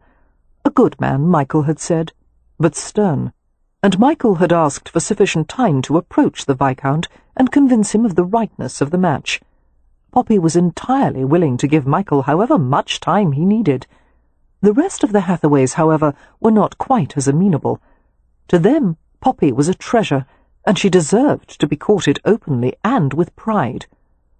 "Shall I go and discuss the situation with Andover?" Cam Rowan had suggested one evening, as the family relaxed in the parlour of their hotel suite after supper. He lounged on the settee next to Amelia, who was holding their 6-month-old baby. When the baby grew up, his Gajo name, Gajo being the word that gypsies used for outsiders, would be Ronan Cole, but among the family he was called by his Romany name, Rye. Poppy and Miss Marks occupied the other settee, while Beatrix lounged on the floor by the hearth, playing idly with a pet hedgehog named Medusa. Dodger sulked nearby in his basket, having learned through hard experience that it was unwise to tangle with Medusa and her quills. Frowning contemplatively, Poppy looked up from her needlework. "I don't think that would help," she told her brother-in-law regretfully. "I know how persuasive you are, but Michael is very firm on how to handle his father." Cam appeared to be thinking the matter over. With his black hair worn a trifle too long, his gleaming dark honey complexion, and a diamond stud sparkling at one ear, Rowan looked far more like a pagan prince than a businessman who had garnered a fortune in manufacturing investments. Ever since he had married Amelia, Rowan had been the de facto head of the Hathaway family. No man alive would have been able to manage the unruly lot as adeptly as he did. His tribe, he called them. "Little sister," he said to Poppy, sounding relaxed even though his gaze was intent. "As the Romes say, the tree without sunlight will bear no fruit. I see no reason why Baining should not ask for permission to court you, and then go about it openly in the usual way of the Gajos." "Cam," Poppy said carefully, "I know the Rome has a more, well, straightforward approach to courtship." At that, Amelia smothered a laugh. Cam pointedly ignored her. Miss Marks looked perplexed, clearly having no idea that the Romany tradition of courtship often involved stealing a woman right out of her bed. "But you know as well as any of us," Poppy continued, "that it is a far more delicate process for the British peerage."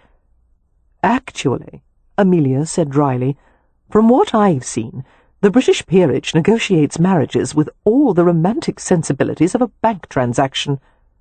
Poppy scowled at her older sister. "Amelia, whose side are you on?" "For me, there is no side but yours." Amelia's blue eyes were filled with concern, "and that is why I don't care for this kind of covert courtship, arriving separately at events, never coming to take you and Miss Marks on a carriage drive. It bears the odour of shame, embarrassment, as if you were some guilty secret." "Are you saying you doubt Mr. Baining's intentions?" "Not at all, but I don't like his methods." Poppy sighed shortly. "I am an unconventional choice for a peer's son, and therefore Mr. Baining must proceed with caution." "You're the most conventional person in the entire family," Amelia protested. Poppy gave her a dark glance. "Being the most conventional Hathaway is hardly something to boast about." Looking annoyed, Amelia glanced at her companion. "Miss Marks, my sister seems to believe that her family is so outlandish, so completely out of the ordinary, that Mr. Baining must go through these exertions, sneaking about and so forth, instead of going to the Viscount in an upstanding manner and saying, 'Father, I intend to marry Poppy Hathaway, and I would like your blessing.' Can you tell me why there is a need for such excessive caution on Mr. Baining's part?" For once, Miss Marks seemed at a loss for words. "Don't put her on the spot," Poppy said. "Here are the facts, Amelia. You and Wynne are married to gypsies. Leo is a notorious rake. Beatrix has more pets than the Royal Zoological Society, and I am socially awkward and can't carry on a proper conversation to save my life. Is it so difficult to understand why Mr. Baining has to break the news to his father gently?" Amelia looked as though she wanted to argue, but instead she muttered, "Proper conversations are very dull, in my opinion." "Mine too," Poppy said glumly. "That's the problem." Beatrix looked up from the hedgehog, who had curled up in a ball in her hands. "Does Mr. Baining make interesting conversation?" "You wouldn't need to ask," Amelia said, "if he dared to come here for a visit." "I suggest," Miss Marks said hastily, before Poppy could retort, "that as a family we invite Mr. Baining to accompany us to the Chelsea Flower Show the day after next. That will allow us to spend the afternoon with Mr. Baining, and perhaps we will gain some reassurance about his intentions." "I think that's a lovely idea," Poppy exclaimed. Attending a flower show together was far more innocuous and discreet than Michael having to call on them at the Rutledge. "I'm sure that talking to Mr. Baining will ease your worries, Amelia." "I hope so," her sister replied, sounding unconvinced. A tiny frown pleated the space between her sister's slim brows. She turned her attention to Miss Marks. "As Poppy's chaperone, you have seen far more of this furtive suitor than I have. What is your opinion of him?" "From what I have observed," the companion said carefully, "Mr. Baining is well regarded and honourable. He has an excellent reputation, with no history of seducing women, spending beyond his means, or brawling in public venues. In short, he is the complete opposite of Lord Ramsay." "That speaks well of him," Cam said gravely. His golden hazel eyes twinkled as he glanced down at his wife. A moment of silent communication passed between them, before he murmured softly, "Why don't you send him an invitation, Monisha?" A sardonic smile flitted across Amelia's soft lips. "You would voluntarily attend a flower show?" "I like flowers," Cam said innocently. "Yes, scattered across meadows and marshes, but you hate seeing them organized in raised beds and neat little boxes." "I can tolerate it for an afternoon," Cam assured her. Idly, he toyed with a loose lock of hair that had fallen on her neck. "I suppose it's worth the effort to gain an in-law like Baining." He smiled as he added, "We need at least one respectable man in the family, don't we?" Chapter 5. An invitation was sent to Michael Baining the next day, and to Poppy's elation it was accepted immediately. "It's only a matter of time now," she told Beatrix, barely restraining herself from hopping in excitement the way Dodger did. "I'm going to be Mrs. Michael Baining, and I love him. I love everyone and everything. I even love your smelly old ferret, Bee." Late in the morning, Poppy and Beatrix dressed for a walk. It was a clear, warm day, and the hotel gardens, intercut with neatly gravelled paths, were a symphony of blooms. "I can hardly wait to go out," Poppy said, standing at the window and staring down at the extensive gardens. "It almost reminds me of Hampshire. The flowers are so beautiful." "It doesn't remind me at all of Hampshire," Beatrix said. "It's too orderly. But I do like walking through the Rutledge rose garden. The air smells so sweet. Do you know, I spoke with the master gardener a few mornings ago, when Cam and Amelia and I went out, and he told me his secret recipe for making the roses so large and healthy." "What is it?" "Fish broth, vinegar, and a dash of sugar. He mists them with it right before they bloom, and they love it." Poppy wrinkled her nose. "What a dreadful concoction!" "The master gardener said that old Mr. Rutledge is especially fond of roses, and people have brought him some of the exotic varieties you see in the garden. The lavender roses are from China, for example, and the maiden's blush variety comes from France. And old Mr. Rutledge?" "Well, he didn't actually say Mr. Rutledge was old. I just can't help thinking of him that way." "Why?" "Well, he's so awfully mysterious, and no one ever sees him. It reminds me of the stories of mad old King George, locked away in his apartments at Windsor Castle." Beatrix grinned. "Perhaps they keep Mr. Rutledge up in the attic." "Bee," Poppy whispered urgently, filled with an overwhelming urge to confide in her, "there's something I'm bursting to tell you, but it must remain a secret." Her sister's eyes lit with interest. "What is it?" "First, promise you won't tell anyone." "I promise." "Swear on something." "I swear on St. Francis, the patron saint of all animals."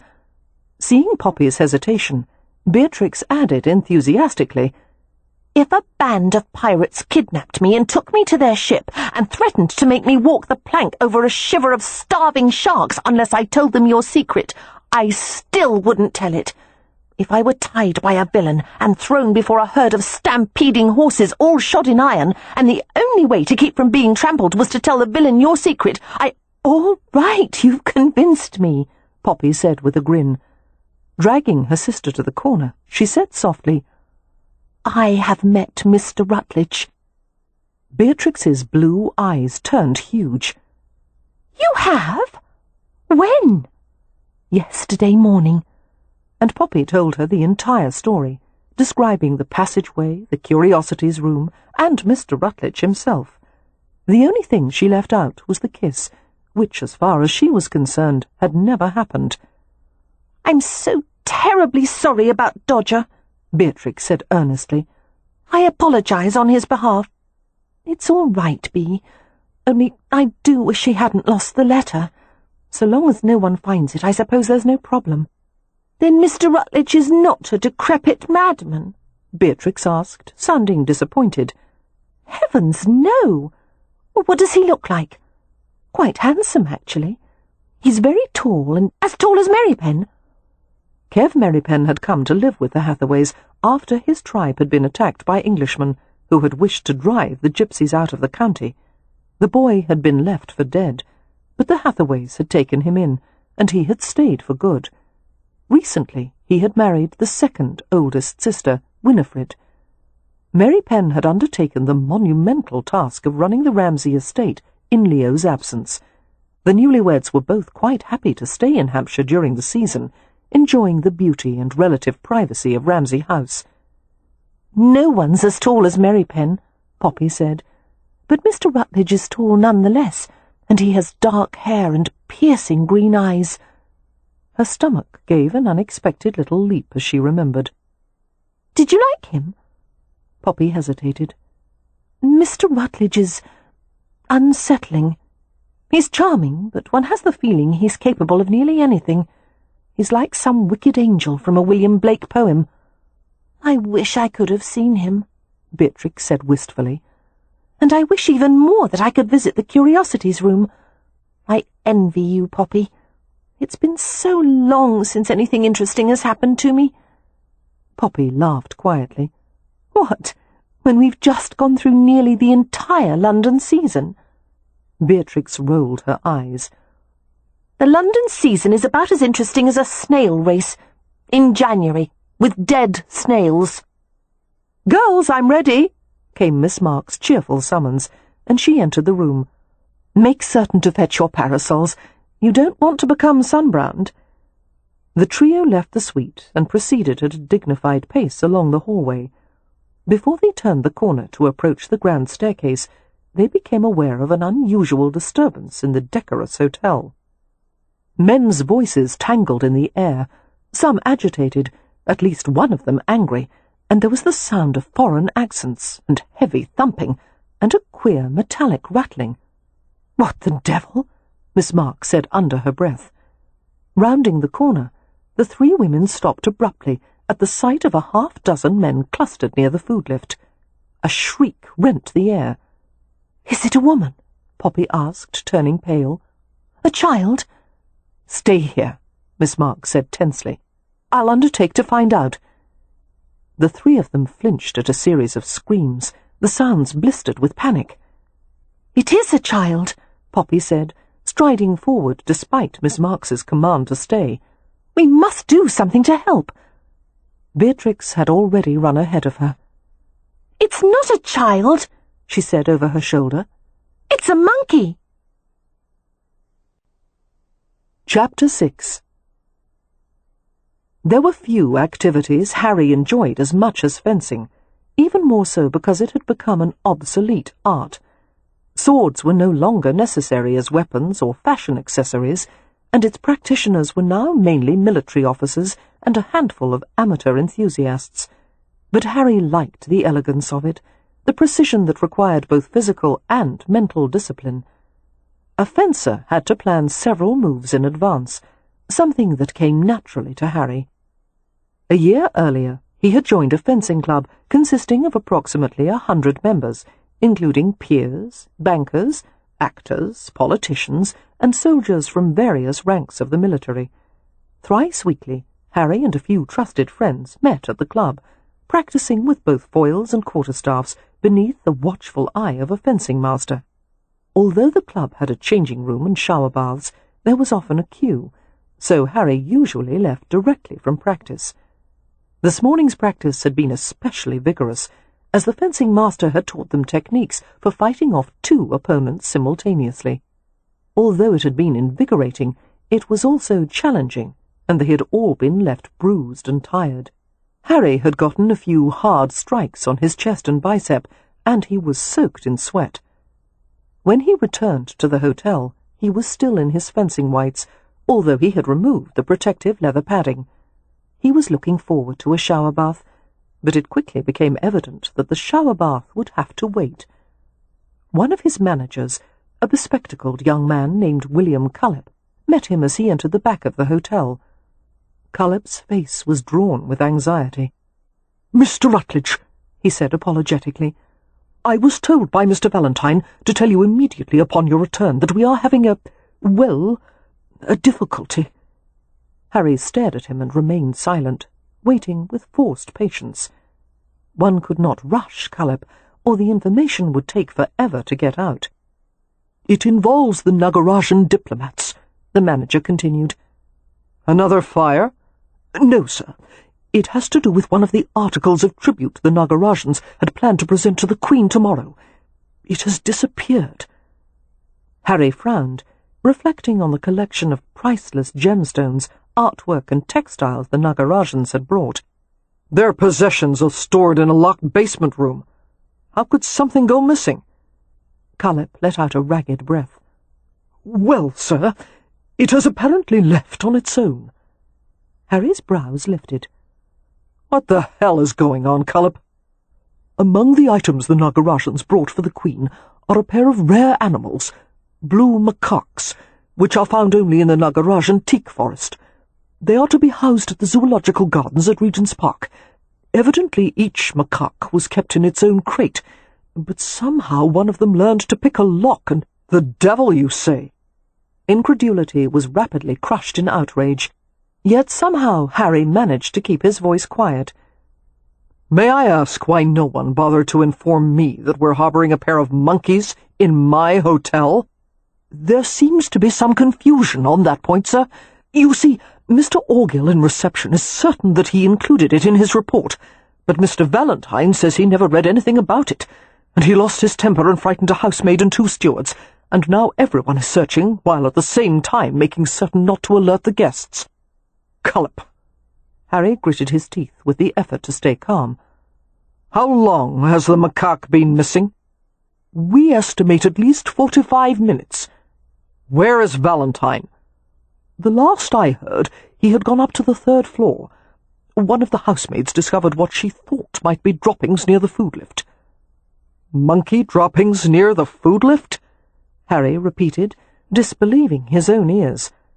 Christ! All the situation needed was for one of his elderly guests to be frightened into apoplexy from having a wild animal spring out from nowhere, or to have a woman or child bitten, or some other outrageous scenario. It would be impossible to find the damned creature. The hotel was a virtual maze, riddled with hallways and concealed doors and passages. It could take days, during which the Rutledge would be in an uproar. He would lose business, and worst of all, he would be the butt of jokes for years, by the time the humorists got through with him. "By God, heads are going to roll," Harry said, with a lethal softness that caused Kleypas to flinch. "Go to my apartments, Kleypas, and get the dryzer from the mahogany cabinet in my private office." The young manager looked perplexed. "The dryzer, sir?" "A shotgun. It's the only percussion cap breechloader in the cabinet." "A percussion?" "The brown one," Harry said gently, "with a large bolt sticking out of the side." "Yes, sir.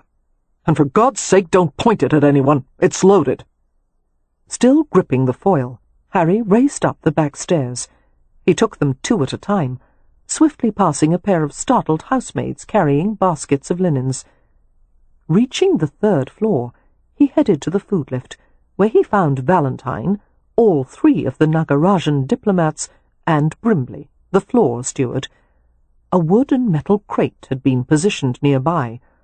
The men had gathered around the opening to the food lift, and were looking inside. "Valentine," Harry said curtly, striding up to his right-hand man. "Have you found it?" Jake Valentine threw him a harassed glance. "He climbed up the rope pulley in the food lift. Now he's sitting on top of the movable frame. Every time we try to lower it, he hangs onto the rope and dangles above us. Is he close enough for me to reach him?" Valentine's gaze flickered to the foil in his employer's grasp. His dark eyes widened as he understood that Harry intended to skewer the creature rather than let it roam freely through the hotel. "It wouldn't be easy," Valentine said. "You'd probably only end up agitating him. Have you tried to lure it with food? He won't take the bait. I reached up in the shaft with an apple, and he tried to bite my hand." Valentine cast a distracted glance at the food lift, where the other men were whistling and cooing to the obstinate monkey. One of the Nagarajans, a slim, middle-aged man dressed in a light suit with a richly patterned cloth draped over both shoulders, stepped forward. His expression was fraught with distress, You are Mr. Rutledge? Good, yes. I thank you for coming to help retrieve this most important gift for Her Majesty. Very rare macaque, very special. It must not be harmed. Your name? Harry asked brusquely. Niran, the diplomat supplied. Mr. Niran, while I understand your concern for the animal, I have a responsibility to protect my guests. The Nagarajan glowered. If you damage our gift to the Queen, I fear it will not go well for you. Levelling a hard stare at the diplomat, Harry said evenly, If you don't find a way to get that animal out of my food lift and into that crate in 5 minutes, Niran, I'm going to make a kebab out of him. This statement produced a stare of purest indignation, and the Nagarajan rushed to the opening of the food lift. The monkey gave an excited hoot, followed by a series of grunts. I have no idea what a kebab is, Valentine said to no one in particular, but I don't think the monkey's going to like it. Before Harry could reply, Valentine caught sight of something behind him and he groaned. Guests, the assistant muttered. Damn it, Harry said beneath his breath, and turned to face the approaching guests, wondering what he was going to say to them. A trio of women rushed toward him, 2 of them in pursuit of a dark-haired girl. A small shock of recognition went through Harry as he recognized Catherine Marks and Poppy Hathaway. He guessed the third was Beatrix, who seemed determined to plough through him in her haste to reach the food lift. Harry moved to block her way. Good morning, miss. I'm afraid you can't go over there, nor would you want to. She stopped immediately, staring at him with eyes the same rich blue as her sister's. Catherine Marks regarded him with flinty composure, while Poppy took an extra breath, her cheeks infused with colour. You don't know my sister, sir, Poppy said. If there is a wild creature in the vicinity, she most definitely wants to see it. What makes you think there's a wild creature in my hotel? Harry asked, as if the idea were inconceivable. The macaque chose that moment to utter an enthusiastic screech. Holding his gaze, Poppy grinned. Despite his annoyance at the situation and his lack of control over it, Harry couldn't help smiling back. She was even more exquisite than he had remembered, her eyes a dark, lucid blue. There were many beautiful women in London, but not one of them possessed her combination of intelligence and subtly off-kilter charm. He wanted to sweep her away somewhere that very minute and have her all to himself. Schooling his expression, Harry recalled that they weren't supposed to know each other. He bowed with impeccable politeness. Harry Rutledge, at your service. I'm Beatrix Hathaway, the younger girl said, and this is my sister Poppy, and my companion Miss Marks. There's a monkey in the food lift, isn't there? She seemed remarkably prosaic, as if discovering exotic animals in one's residence occurred all the time. Yes, but you'll never catch him that way, Beatrix interrupted. Harry, who was never interrupted by anyone, found himself biting back another smile. I assure you, we have the situation well in hand, Miss— You need help, Beatrix told him. I'll return directly. Don't do anything to upset the monkey, and don't try to poke him out with that sword. You may accidentally pierce him. With no further ado, she dashed back in the direction she had come from. It wouldn't be accidental, Harry muttered. Miss Marks looked from Harry to her retreating charge, her mouth falling open. Beatrix! Do not run through the hotel like that! Stop at once! I think she has a plan, Poppy remarked. You'd better go after her, Miss Marks. The companion threw her a beseeching glance. Come with me. But Poppy didn't move, only said innocently, I'll wait here, Miss Marks. But it's not proper. The companion looked from Beatrix's fast-disappearing form to Poppy's unmoving one. Deciding in a flash that Beatrix posed the greater problem, she turned with an unladylike curse and ran after her charge. Harry found himself left with Poppy, who, like her sister, seemed remarkably unperturbed by the macaque's antics. They faced each other, he with his foil, she with her parasol. Poppy's gaze travelled over his fencing whites, and rather than staying demurely silent or displaying the appropriate nervousness of a young lady with no companion to protect her, she launched into conversation. "My father called fencing physical chess," she said. "He very much admired the sport." "I'm still a novice," Harry said. "According to my father, the trick of it is to hold the foil as if it were a bird in your hand, close enough to prevent its escape, but not tight enough to crush it." "He gave you lessons?" "Oh, yes. My father encouraged all his daughters to try it. He said he knew of no other sport that would fall so directly in a woman's line." "Of course. Women are agile and fast." Poppy smiled ruefully. "Not enough to elude you, it seems." The single comment managed, with wry humour, to gently mock herself and him. Somehow they were standing closer together, although Harry wasn't certain who had stepped toward whom. A delicious scent clung to her, sweet skin and perfume and soap. Remembering how soft her mouth had been, he wanted to kiss her so badly that it was all he could do not to reach for her. He was stunned to realize that he was a bit breathless. "Sir!" Valentine's voice recalled him from his thoughts. "The macaque is climbing up the rope pulley." "It has nowhere to go," Harry said curtly. "Try moving the lift upward and trapping it against the ceiling." "You will injure the macaque!" the Nagarajan exclaimed. "I can only hope so," Harry said, aggravated by the distraction. He didn't want to be bothered with the logistics of capturing an unruly macaque. He wanted to be alone with Poppy Hathaway. William Cullip arrived, carrying the dreiser with extreme care. "Mr. Valentine, here it is." "Thank you." Harry began to reach for it, but at that second Poppy reared back in a startled reflex, her shoulders colliding with his chest. Harry caught her by the arms and felt the thrills of panic running through her. Carefully he turned her to face him. Her face was bleached, her gaze not quite focused. "What is it?" he asked softly, holding her against him. "The shotgun? You're afraid of guns." She nodded, struggling to catch her breath. Harry was shocked by the force of his own reaction to her, the tidal wave of protectiveness. She was trembling and winded, one hand pressing on the centre of his chest. "It's all right," he murmured. He couldn't recall the last time anyone had sought comfort from him. Perhaps no one ever had. He wanted to draw her fully against him and soothe her. It seemed he had always wanted this, waited for it, without even knowing. In the same quiet tone, Harry murmured, "Cullip, the shotgun won't be needed. Take it back to the cabinet." "Yes, Mr. Rutledge."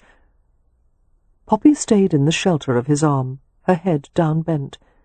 Her exposed ear looked so tender. The fragrance of her perfume teased him. He wanted to explore every part of her, hold her until she relaxed against him. "It's all right," he murmured again, stroking a circle on her back with his palm. "It's gone. I'm sorry you were frightened." "No, I'm sorry, Poppy drew back, her white face now infused with colour. "I'm not usually skittish. It was only the surprise. A long time ago." She stopped herself and fidgeted and muttered, "I'm not going to babble." Harry didn't want her to stop. He found everything about her endlessly interesting, although he couldn't explain why. She simply was. "Tell me," he said in a low voice. Poppy made a helpless gesture and gave him a wry glance as if to convey that she had warned him. "When I was a child, one of my favourite people in the world was my Uncle Howard, my father's brother. He had no wife or children of his own, so he lavished all his attention on us." A reminiscent smile touched her lips. "Uncle Howard was very patient with me. My chattering drove everyone else to distraction, but he always listened as if he had all the time in the world. One morning he came to visit us while Father went shooting with some of the village men. When they returned with a brace of birds, Uncle Howard and I went to the end of the lane to meet them. but someone's rifle discharged accidentally. I'm not certain if it was dropped or if the man was carrying it incorrectly. I remember the sound of it, a boom like thunder, and there were a few hard pinches on my arm and another on my shoulder. I turned to tell Uncle Howard, but he was crumpling very slowly to the ground. He'd been fatally wounded, and I had been hit by a few stray pellets. Poppy hesitated, her eyes glittering. There was blood all over him. I went to him and put my arms beneath his head and asked him what I should do, and he whispered that I must always be a good girl so that we could meet again in heaven some day.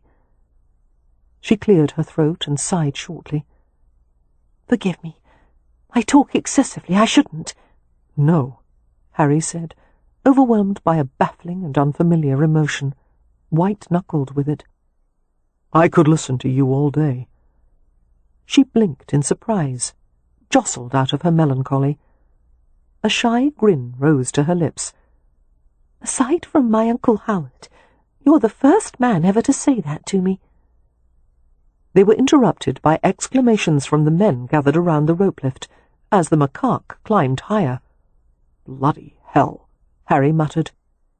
Please, wait just a moment more, Poppy said to him earnestly. My sister is very good with animals. She'll have him out with no injury.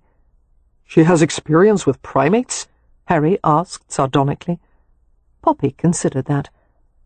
We've just been through the London season. Does that count? Harry chuckled, with a genuine amusement that didn't often occur, and both Valentine and Brimley glanced at him with astonishment. Beatrix hurried back to them, clutching something in her arms. She paid no attention to Miss Marks, who was following and scolding. Here we are, Beatrix said cheerfully. Our comfit jar? Poppy asked. We've already offered him food, miss, Valentine said. He won't take it. He'll take these. Beatrix strode confidently to the opening of the food lift. Let's send the jar up to him. Have you adulterated the sweets?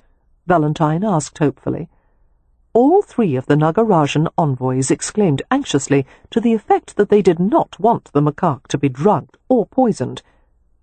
No, no, no, Beatrix said. He might fall down the shaft if I did that, and this precious animal must not be harmed. The foreigners subsided at her reassurance. How may I help Bee? Poppy asked, approaching her. Her younger sister handed her a length of heavy silk cord. Tie this round the neck of the jar, please. Your knots are always much better than mine. A clove hitch, Poppy suggested, taking the twine. Yes, perfect. Jake Valentine regarded the two intent young women dubiously and looked at Harry. Mr. Rutledge! Harry gestured for him to be silent and allow the Hathaway sisters to proceed. Whether or not their attempt actually worked, he was enjoying this too much to stop them. Could you make some kind of loop for a handle at the other end? Beatrix asked. Poppy frowned. An overhand knot, perhaps? I'm not sure I remember how. Allow me, Harry volunteered, stepping forward. Poppy surrendered the end of the cord to him, her eyes twinkling. Harry tied the end of the cord into an elaborate rope ball, first wrapping it several times around his fingers, then passing the free end back and forth. Not above a bit of showmanship, he tightened the whole with a deft flourish. Nicely done, Poppy said. What knot is that? Ironically, Harry replied, it is known as the monkey fist. Poppy smiled. Is it really? No, you're teasing. I never tease about knots. A good knot is a thing of beauty. Harry gave the rope end to Beatrix and watched as she placed the jar atop the frame of the food lift cab. Then he realized what her plan was. Clever, he murmured. It may not work, Beatrix said. It depends on whether the monkey is more intelligent than we are. I'm rather afraid of the answer, Harry replied dryly. Reaching inside the food lift shaft, he pulled the rope slowly, sending the jar up to the macaque, while Beatrix kept hold of the silk cord. All was quiet. The group held their breath en masse as they waited. Thump! The monkey had descended to the top of the cab. A few inquiring hoots and grunts echoed through the shaft. A rattle, a silence, and then a sharp tug at the line. Offended screams filled the air, and heavy thumps shook the food lift. "We caught him!" Beatrix exclaimed. Harry took the line from her, while Valentine lowered the cab. "Please stand back, Miss Hathaway." "Let me do it," Beatrix urged. "The macaque is much more likely to spring at you than me. Animals trust me." "Nevertheless, I can't risk one of my guests being injured." Poppy and Miss Marks both drew Beatrix away from the food lift opening. They all gasped as a large blue-black macaque appeared, his eyes huge and bright above a hairless muzzle, his head comically tufted with a shock of fur. The monkey was stocky and powerful in appearance, with hardly any tail to speak of. His expressive face contorted in fury, white teeth gleaming as it screeched. One of the front paws appeared to be stuck in the comfit jar. The irate macaque tugged frantically to get it out, without success. His own clenched fist was the reason for his captivity. He refused to let go of the comfits, even to remove his paw from the jar. "Oh, isn't he beautiful?" Beatrix enthused. "Perhaps to a female macaque," Poppy said dubiously. Harry held the cord attached to the jar with one hand, his fencing foil with the other. The macaque was larger than he had expected, capable of inflicting considerable damage, and it was clearly considering whom to attack first. "Come on, old fellow," Harry murmured, attempting to lead the monkey to the open crate. Beatrix reached into her pocket, pulled out a few comfits, and went to toss them into the crate. "There you are, greedy boy," she said to the macaque. "Your treats are in there. Go on and don't make such a fuss." Miraculously, the monkey obeyed, dragging his jar with him. After casting a baleful glance at Harry, he entered his crate and scooped up the scattered comfits with his free paw. "Give me the jar," Beatrix said patiently, tugging at the twine, and she pulled it out of the crate. She tossed a last handful of comfits to the monkey and closed the door. The Nagarajans hastened to lock it. "I want it triple-chained," Harry said to Valentine, "and the other monkey's crate chained as well, and then I want them delivered directly to Regent's Park." "Yes, sir." Poppy went to her sister, hugging her in an open display of affection. "Well done, Bee," she exclaimed. "How did you know the monkey wouldn't let go of the comfits in his hand?" "Because it is a well-known fact that monkeys are nearly as greedy as people," Beatrix said, and Poppy laughed. "Girls," Miss Marks said in a low voice, trying to hush them, draw them away. "This is unseemly. We must go." "Yes, of course," Poppy said. "I'm sorry, Miss Marks. We'll go on with our walk." However, the companion's attempt to urge the sisters to leave was foiled as the Nagarajans crowded around Beatrix. "You have done us a very great service," the head diplomat Niran told the girl. "Very great indeed. You have the gratitude of our country and our king, and you shall be recommended to Her Majesty Queen Victoria for your brave assistance." "No, thank you," Miss Marks interceded firmly. "Miss Hathaway does not wish to be recommended. You will harm her reputation by exposing her publicly. If you are indeed grateful for her kindness, we beg you to repay her with silence." This produced more discussion and vigorous nodding. Beatrix sighed and watched as the macaque was carried away in his crate. "I wish I had a monkey of my own," she said wistfully. Miss Marks gave Poppy a long-suffering glance. One might wish she were as eager to acquire a husband. Smothering a grin, Poppy tried to look sympathetic. "Have the food lift cleaned," Harry told Valentine and Brimley. "Every inch of it."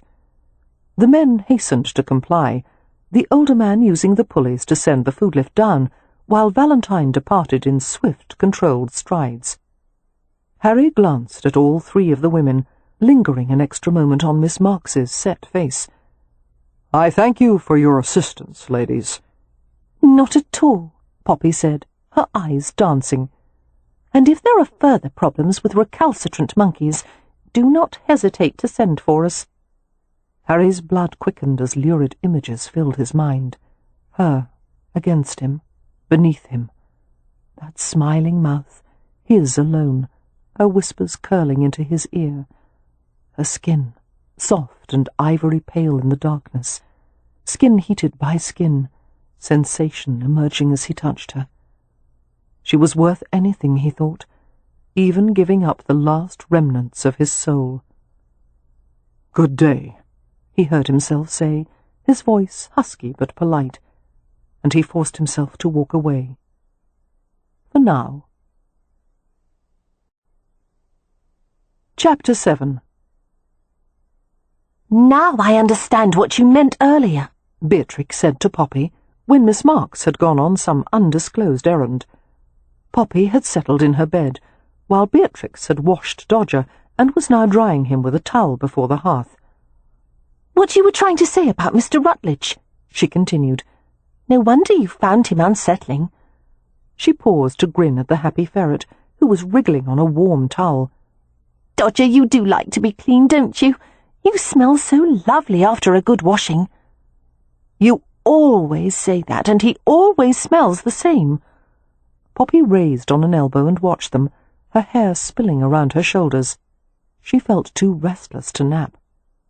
"Then you found Mr. Rutledge unsettling too?" "No, but I understand why you do. He watches you like one of those ambushing sort of predators, the kind that lie in wait before they spring." "How dramatic!" Poppy said with a dismissive laugh. "He's not a predator, Bee.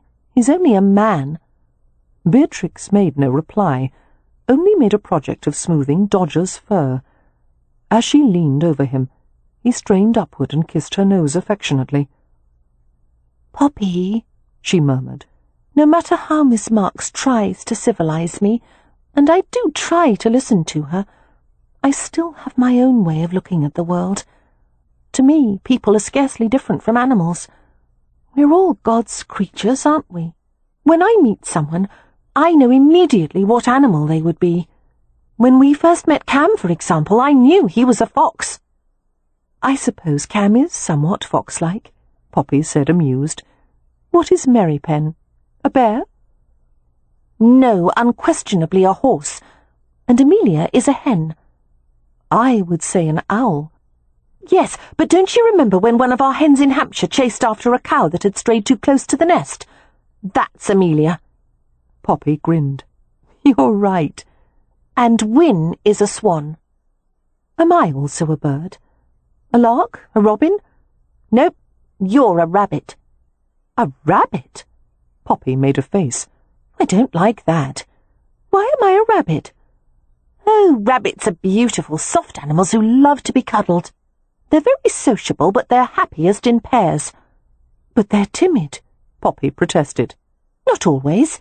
They're brave enough to be companions to many other creatures, even cats and dogs." "Well," Poppy said in resignation, "it's better than being a hedgehog, I suppose." "Miss Marks is a hedgehog," Beatrix said in a matter-of-fact tone that made Poppy grin. "And you're a ferret, aren't you, Bee?" "Yes, but I was leading to a point." "Sorry, go on." "I was going to say that Mr. Rutledge is a cat, a solitary hunter, with an apparent taste for rabbit." Poppy blinked in bewilderment. "You think he is interested in—" "Oh, but Bee, I'm not at all. And I don't think I'll ever see him again. I hope you're right." Settling on her side, Poppy watched her sister in the flickering glow of the hearth, while a chill of uneasiness penetrated the very marrow of her bones. Not because she feared Harry Rutledge, because she liked him. Catherine Marks knew that Harry was up to something. He was always up to something. He certainly had no intention of inquiring after her welfare. He didn't give a damn about her. He considered most people, including Catherine, a waste of his time. Whatever mysterious mechanism sent Harry Rutledge's blood pumping through his veins, it wasn't a heart. In the years of their acquaintance, Catherine had never asked anything of him. Once Harry did someone a favour, it went into the invisible ledger he carried around in that infernally clever brain, and it was only a matter of time until he demanded repayment with interest. People feared him for good reason. Harry had powerful friends and powerful enemies, and it was doubtful that even they knew what category they fell in. The valet, or assistant, whatever he was, showed her into Harry's palatial apartment. Catherine thanked him with a frosty murmur. She sat in a receiving room with her hands resting in her lap. The receiving room had been designed to intimidate visitors, all of it done in slick, pale fabrics and cold marble and priceless Renaissance art. Harry entered the room, large and breathtakingly self-assured. As always, he was elegantly dressed and meticulously groomed. Stopping before her, he surveyed her with insolent green eyes. "Cat, you look well." "Go to the devil," she said quietly. His gaze dropped to the white plait of her fingers, and a lazy smile crossed his face. "I suppose to you I am the devil."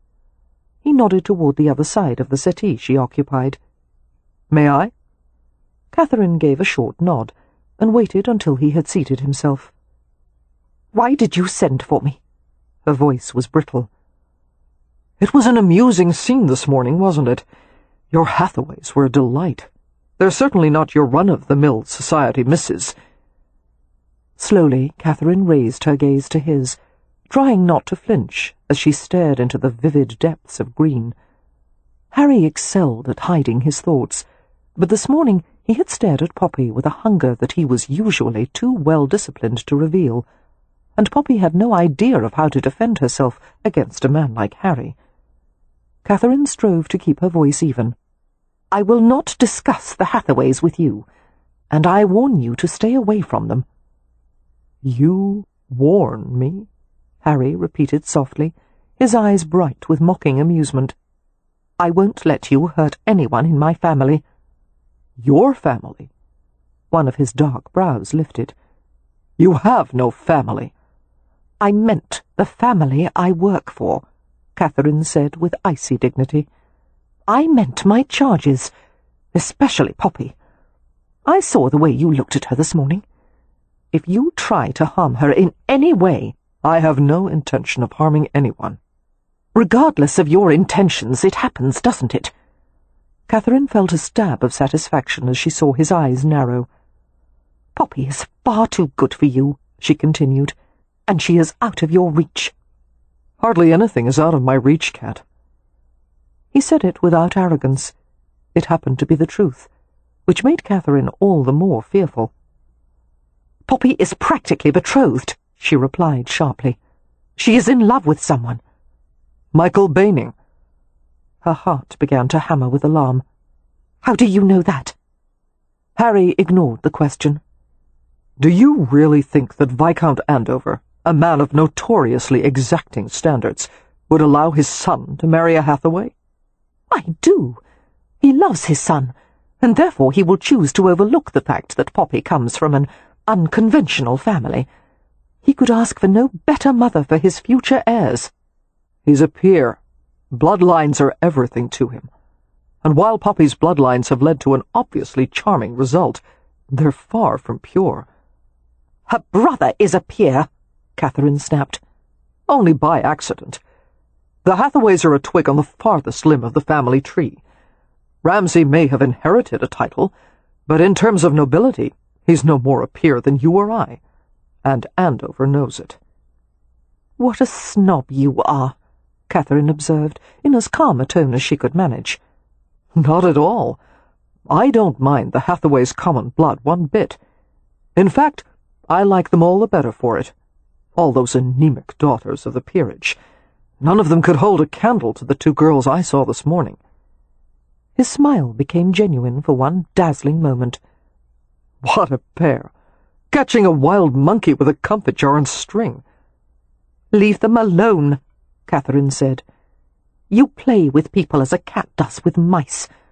Entertain yourself with someone else, Harry. God knows you have no shortage of women who would do anything to please you." "That's what makes them boring," he said gravely. No, don't leave yet. There's something I want to ask. Has Poppy said anything to you about me?" Mystified, Catherine shook her head. Only that it was interesting to finally be able to put a face to the mysterious hotelier. She stared at him intently. What else should she have told me? Harry adopted an innocent expression. "Nothing. I merely wondered if I had made an impression." "I'm sure Poppy overlooked you entirely.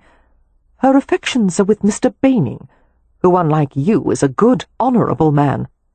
"You wound me. Fortunately, in matters of love, most women can be persuaded to choose a bad man over a good one." "If you understood anything about love," Catherine said acidly, "you would know that Poppy would never choose anyone over the man she has already given her heart to." "He can have her heart," came Harry's casual reply, "as long as I have the rest of her." As Catherine spluttered in offended fury, Harry stood and went to the door. "Let me show you out. No doubt you'll want to go back and sound the alarms, for all the good it will do." It had been a long time since Catherine had known such fathomless anxiety. Harry, Poppy, could he really have designs on her, or had he simply decided to torture Catherine with a cruel jest? No, he had not been play-acting. Of course Harry wanted Poppy, whose warmth and spontaneity and kindness was completely alien in his sophisticated world. He wanted a respite from his own inexhaustible needs, and once he was done with Poppy, he would have drained her of all the happiness and innocent charm that had attracted him in the first place. Catherine didn't know what to do. She couldn't expose her own connection to Harry Rutledge, and he knew it.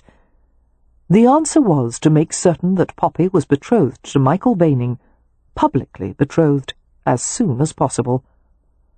Tomorrow Baining would meet with the family and accompany them to the flower show. Afterward, Catherine would find a way to hasten the courtship process.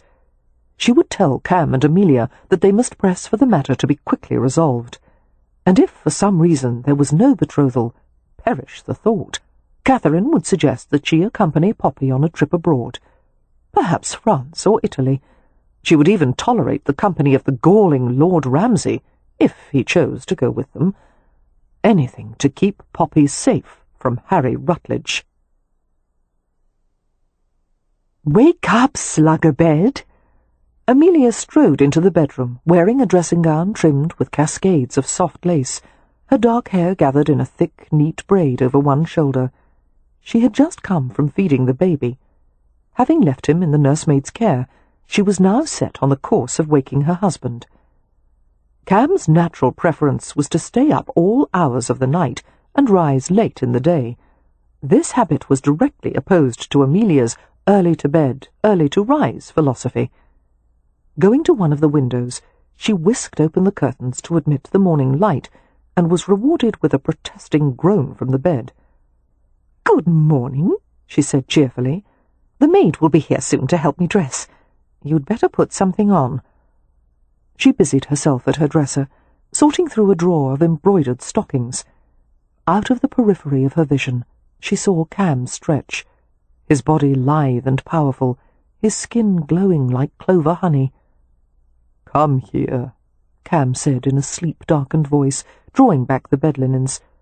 A laugh stirred in her throat. "Absolutely not. There is too much to be done.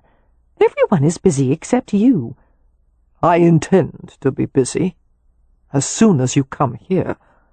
Monisha, don't make me chase you this early." Amelia gave him a severe glance as she obeyed. "It's not early. In fact, if you don't wash and dress quickly, we'll be late to the flower show." "How can you be late for flowers?" Cam shook his head and smiled, as he always did when she said something he considered to be gajo nonsense. His gaze was hot and slumberous. "Come closer." "Later!" She gave a helpless gasp of laughter as he reached out with astonishing dexterity, snaring her wrist in his hand. "Cam, no!" "A good Romany wife never refuses her husband," he teased. "The maid," she said breathlessly, as she was pulled across the mattress and clasped against all that warm golden skin. She can wait. He unbuttoned her robe, his hand slipping past the lace, fingertips exploring the sensitive curves of her breasts. Amelia's giggles died away. He knew so much about her, too much, and he never hesitated to take ruthless advantage. She closed her eyes as she reached up to the nape of his neck. The clean, silky locks of his hair slipped through her fingers like liquid. Cam kissed her tender throat, while one of his knees nudged between hers. "It's either now," he murmured, "or behind the rhododendrons at the flower show. Your choice." She writhed a little, not in protest, but excitement, as he trapped her arms in the confining sleeves of the dressing gown. "Cam," she managed to say, as his head bent over her exposed breasts, "we're going to be so terribly late."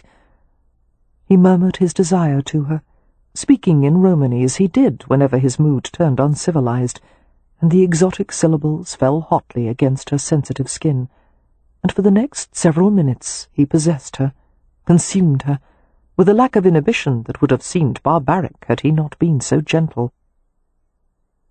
"Cam," she said afterward, her arms clasped around his neck, "are you going to say something to Mr. Baining today?"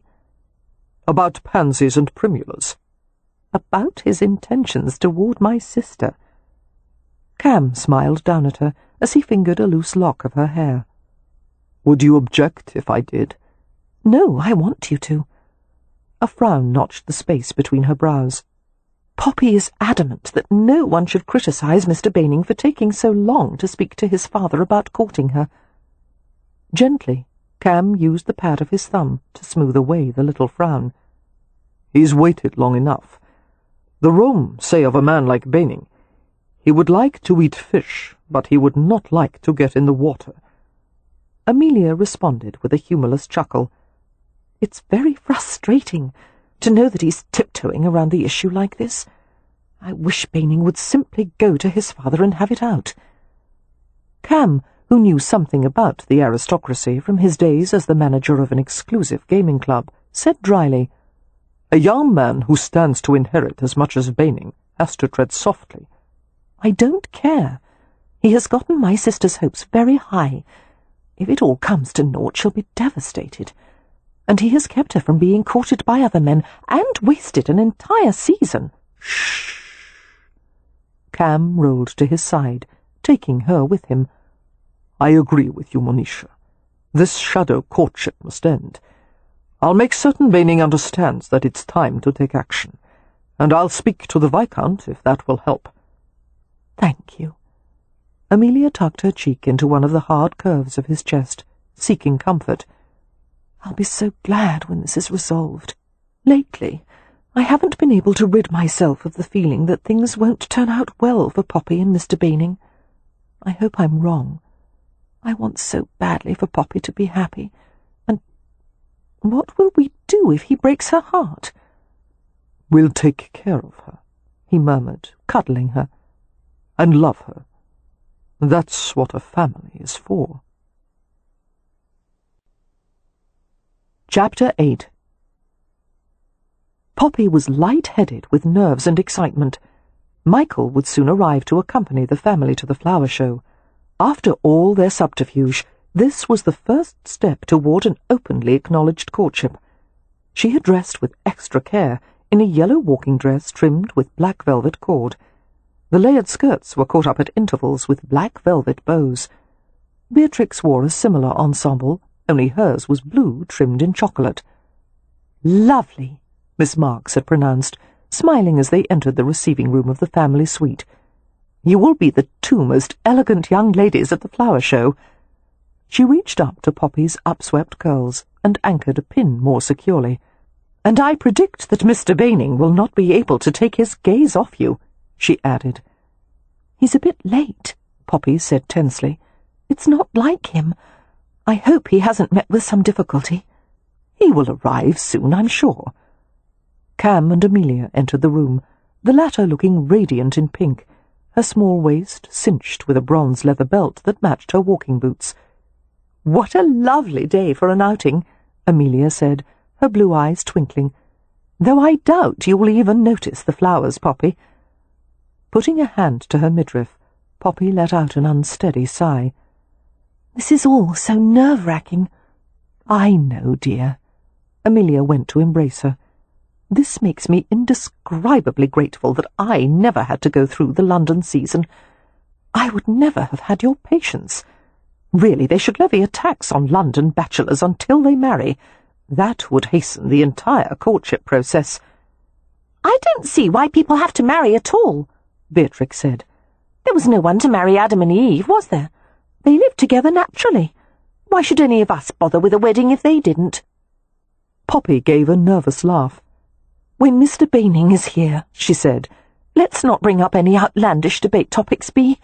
I'm afraid he's not used to our way of, our colourful discussions," Miss Marks suggested. Amelia grinned. "Don't worry, Poppy. We'll be so staid and proper we'll be absolute bores." "Thank you," Poppy said fervently. "Do I have to be boring too?" Beatrix asked Miss Marks, who nodded emphatically. With a sigh, Beatrix went to a table in the corner and began to empty her pockets.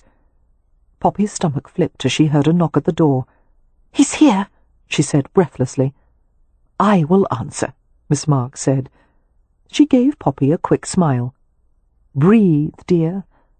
Poppy nodded and tried to calm herself. She saw Amelia and Cam exchange a glance she could not interpret. The understanding between the pair was so absolute, it seemed they could read each other's thoughts. She was tempted to smile as she remembered Beatrix's comment that rabbits were happiest in pairs. Beatrix had been right. Poppy wanted very much to be loved, to be part of a pair, and she had waited for so long, and she was still unwed when friends her age had already married and had 2 or 3 children. It seemed a common fate for Hathaways to find love later rather than sooner. Poppy's thoughts were interrupted as Michael entered the room and bowed. A surge of gladness was tempered by the sight of his expression, more grim than she had ever imagined possible. His complexion was pale, his eyes reddened as if he'd had no sleep. He looked ill, as a matter of fact. "Mr. Baining," she said softly, her heart beating like a small animal fighting to free itself from a net. "Are you well? What is the matter?" Michael's brown eyes, usually so warm, were bleak as he glanced at her family. "Forgive me," he said hoarsely. "I hardly know what to say." His breath seemed to shiver in his throat. "I am in some difficulty.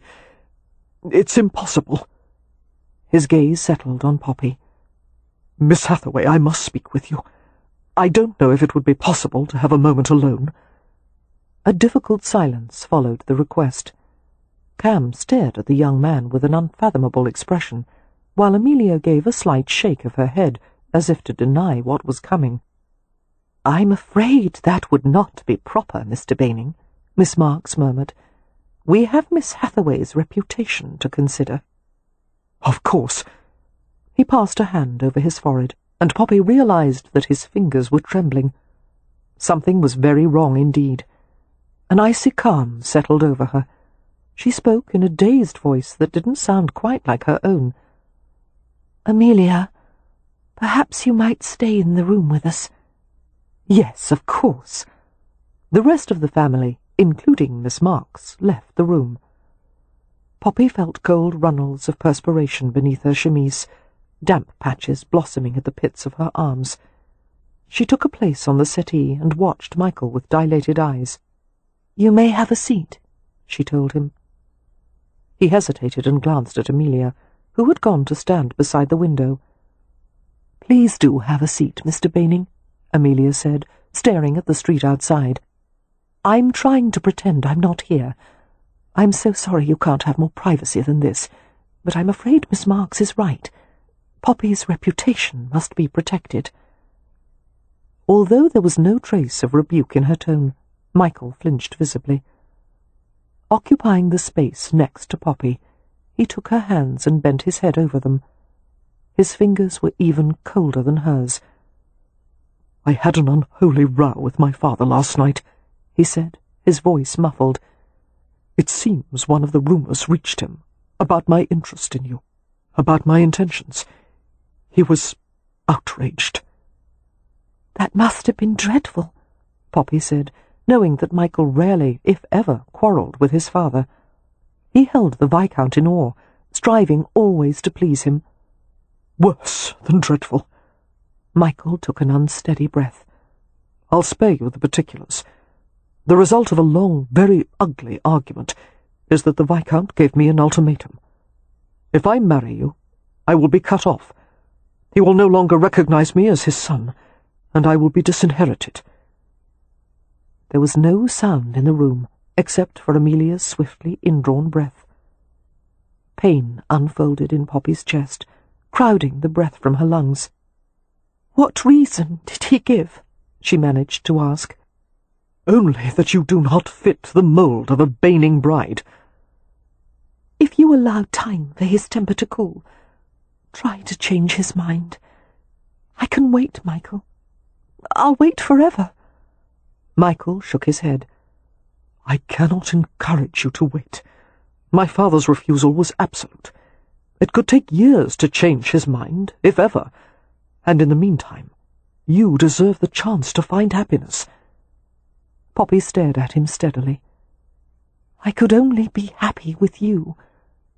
Michael raised his head, his eyes dark and glittering. "I'm sorry, Poppy. Sorry for giving you any reason to hope when it was never possible. My only excuse is that I thought I knew my father, when apparently I don't. I always believed I could convince him to accept the woman I loved, that my judgment would be enough. And I—" His voice cracked. He swallowed audibly. "I do love you. Hell and damnation! I'll never forgive him for this." Releasing her hands, he reached into his coat pocket and extracted a packet of letters tied with cord. All the letters she had written to him. "I'm honour bound to return these." "I won't give yours back," Poppy said, taking the letters in a shaking hand. "I want to keep them." "That is your right, of course." "Michael," Poppy said brokenly, "I love you." I can't give you any reason to hope." They were both quiet and trembling, staring at each other in despair. Amelia's voice pierced through the suffocating silence. She sounded blessedly rational. "The Viscount's objections needn't stop you, Mr. Baning. He can't prevent you from inheriting the title and entailed properties, can he?" "No, but—" "Take my sister to Gretna Green. We'll provide the carriage. My sister's dowry is large enough to secure a handsome annuity for you both. If you need more, my husband will increase it." Amelia levelled a steady, challenging gaze at him. "If you want my sister, Mr. Baning, marry her. The Hathaways will help you weather what storms may come." Poppy had never loved her sister more than she did at that moment. She stared at Amelia with a wobbly smile, her eyes brimming. Her smile vanished, however, as Michael answered dully. "The title and real estate are entailed, but until my father dies, I would be abandoned to my own resources, which are non-existent, and I can't live off the charity of my wife's family." "It's not charity when it's family," Amelia countered. "You don't understand how things are with the Banings," Michael said. "This is a matter of honour. I'm the only son. I've been raised for one thing since I was born, to assume the responsibilities of my rank and title. It's all I've ever known. I can't live as an outcast, outside my father's sphere. I can't live with scandal and ostracism." He hung his head. "Sweet God, I'm weary of arguing. My brain's gone in circles all night." Poppy saw the impatience on her sister's face, and she knew that Amelia was prepared to fight him on every point, for her sake. But she held Amelia's gaze and shook her head, sending the silent message, "It's no use." Michael had already decided on his course. He would never defy his father. Arguing would only make him more miserable than he already was. Amelia closed her mouth and turned to stare out the window again. "I'm sorry," Michael said after a long silence, still gripping Poppy's hands. "I never meant to deceive you. Everything I told you about my feelings, every word was true. My only regret is that I wasted your time. Valuable time for a girl in your position." Although he hadn't meant that as a slight, Poppy winced. A girl in her position. 23. Unmarried. On the shelf after her 3rd season. Carefully she drew her hands from Michael's. "Not a moment was wasted," she managed to say. "I am the better for having known you, Mr. Baining. Please don't have any regrets. I don't." "Poppy," he said in an aching voice that nearly undid her. She was terrified that she might burst into tears. "Please go." "If I could make you understand." "I understand, I do. And I will be perfectly—" She broke off and swallowed hard. "Please go. Please." She was aware of Amelia coming forward, murmuring something to Michael, efficiently shepherding him out of the suite before Poppy lost her composure. Dear Amelia, who did not hesitate to take charge of a man much larger than herself. A hen chasing a cow, Poppy thought, and she let out a watery giggle, even as hot tears began to slide from her eyes. After closing the door firmly, Amelia sat beside Poppy and reached out to grasp her shoulders. She stared into Poppy's blurred eyes. "You are," she said, her voice ragged with emotion, "such a lady, Poppy, and much kinder than he deserved. I am so proud of you. I wonder if he understands how much he has lost. The situation wasn't his fault." Amelia tugged a handkerchief from her sleeve and gave it to her. "Debatable, but I won't criticize him since it won't help matters. However, I must say, the phrase 'I can't' comes rather too easily to his lips." "He is an obedient son," Poppy said, mopping at her tears, then giving up and simply wadding the handkerchief against her flooding eyes. "Yes, well, from now on, I advise you to look for a man with his own means of support." Poppy shook her head, her face still buried in the handkerchief. "There's no one for me." She felt her sister's arms go around her. There is, I promise you. He's waiting. He'll find you. And some day Michael Baining will be nothing but a distant memory." Poppy began to cry in earnest, racking sobs that caused her ribs to ache. "God!" she managed to gasp. "This hurts, Amelia, and it feels as if it will never end." Carefully, Amelia guided Poppy's head to her shoulder and kissed her wet cheek. "I know," she said. "I lived through it once. I remember what it was like. You'll cry, and then you'll be angry, and then despairing, and then angry again. But I know of a cure for heartbreak." "What is it?" Poppy asked, letting out a shuddery sigh. "Time, prayer, and most of all a family that loves you. You will always be loved, Poppy." Poppy managed a wavering smile. "Thank God for sisters," she said, and wept against Amelia's shoulder. Much later that night, there came a determined knock at the door of Harry Rutledge's private apartment. Jake Valentine paused in the act of laying out fresh clothes and polished black shoes for the morning. He went to answer the door, and was confronted by a vaguely familiar-looking woman. She was small and slight, with light brown hair and blue-grey eyes, and a pair of round spectacles perched on her nose. He considered her for a moment, trying to place her. "May I help you?" "I wish to see Mr. Rutledge." "I'm afraid he's not at home." Her mouth twisted at the well-worn phrase, used by servants when the master didn't wish to be disturbed. She spoke to him with scalding contempt. "Do you mean not at home in the sense that he doesn't want to see me, or not at home as in he's actually gone?" "Either way," Jake said implacably. "You won't see him tonight. But the truth is, he really isn't here. Is there a message I may convey to him?" "Yes. Tell him that I hope he rots in hell for what he did to Poppy Hathaway, and then tell him that if he goes near her, I'll murder him." Jake responded with a complete lack of alarm, due to the fact that death threats against Harry were a more or less common occurrence. "And you are?" "Just give him the message," she said curtly. "He'll know who it's from." 2 days after Michael Baining had visited the hotel, the Hathaways' brother Leo, Lord Ramsay, came to call.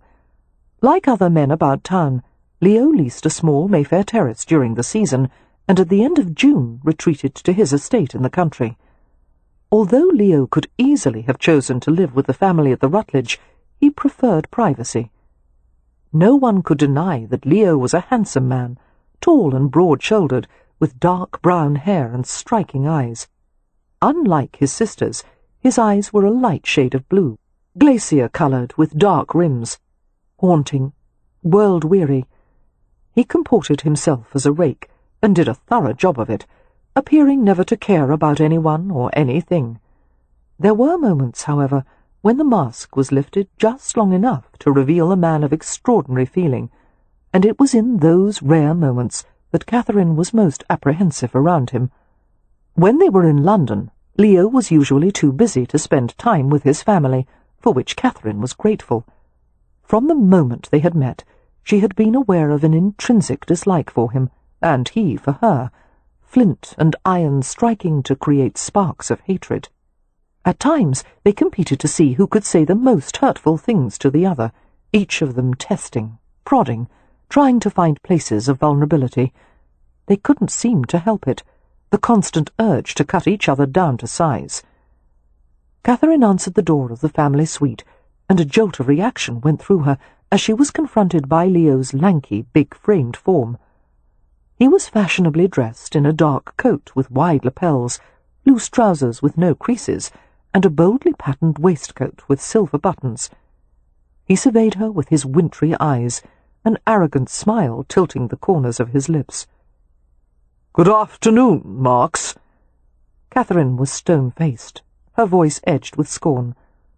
"Lord Ramsay, I'm surprised you could tear yourself away from your amusements long enough to visit your sister." Leo gave her a look of bemused mockery. "What have I done to earn a scolding? You know, Marks, if you ever learned to hold your tongue, your chances of attracting a man would rise exponentially." Her eyes narrowed. "Why would I want to attract a man? I have yet to see anything they're good for." "If for nothing else," Leo said, "you need us to help produce more women." He paused. "How is my sister?" "Heartbroken." Leo's mouth turned grim. "Let me in, Marks. I want to see her." Catherine took a grudging step aside. Leo went into the receiving room and found Poppy sitting alone with a book. He gave her an assessing glance. His normally bright-eyed sister was pale and drawn. She seemed unutterably weary, temporarily aged by grief. Fury welled inside him. There were few people that mattered to him in the world, but Poppy was one of them. It was unfair that the people who longed for love the most, searched the hardest for it, found it so elusive, and there seemed no good reason why Poppy, the prettiest girl in London, shouldn't have been married by now. But Leo had gone through lists of acquaintances in his mind, pondering whether any of them would do for his sister, and none of them was remotely suitable. If one had the right temperament, he was an idiot or in his dotage, and then there were the lechers, the spendthrifts, and the reprobates.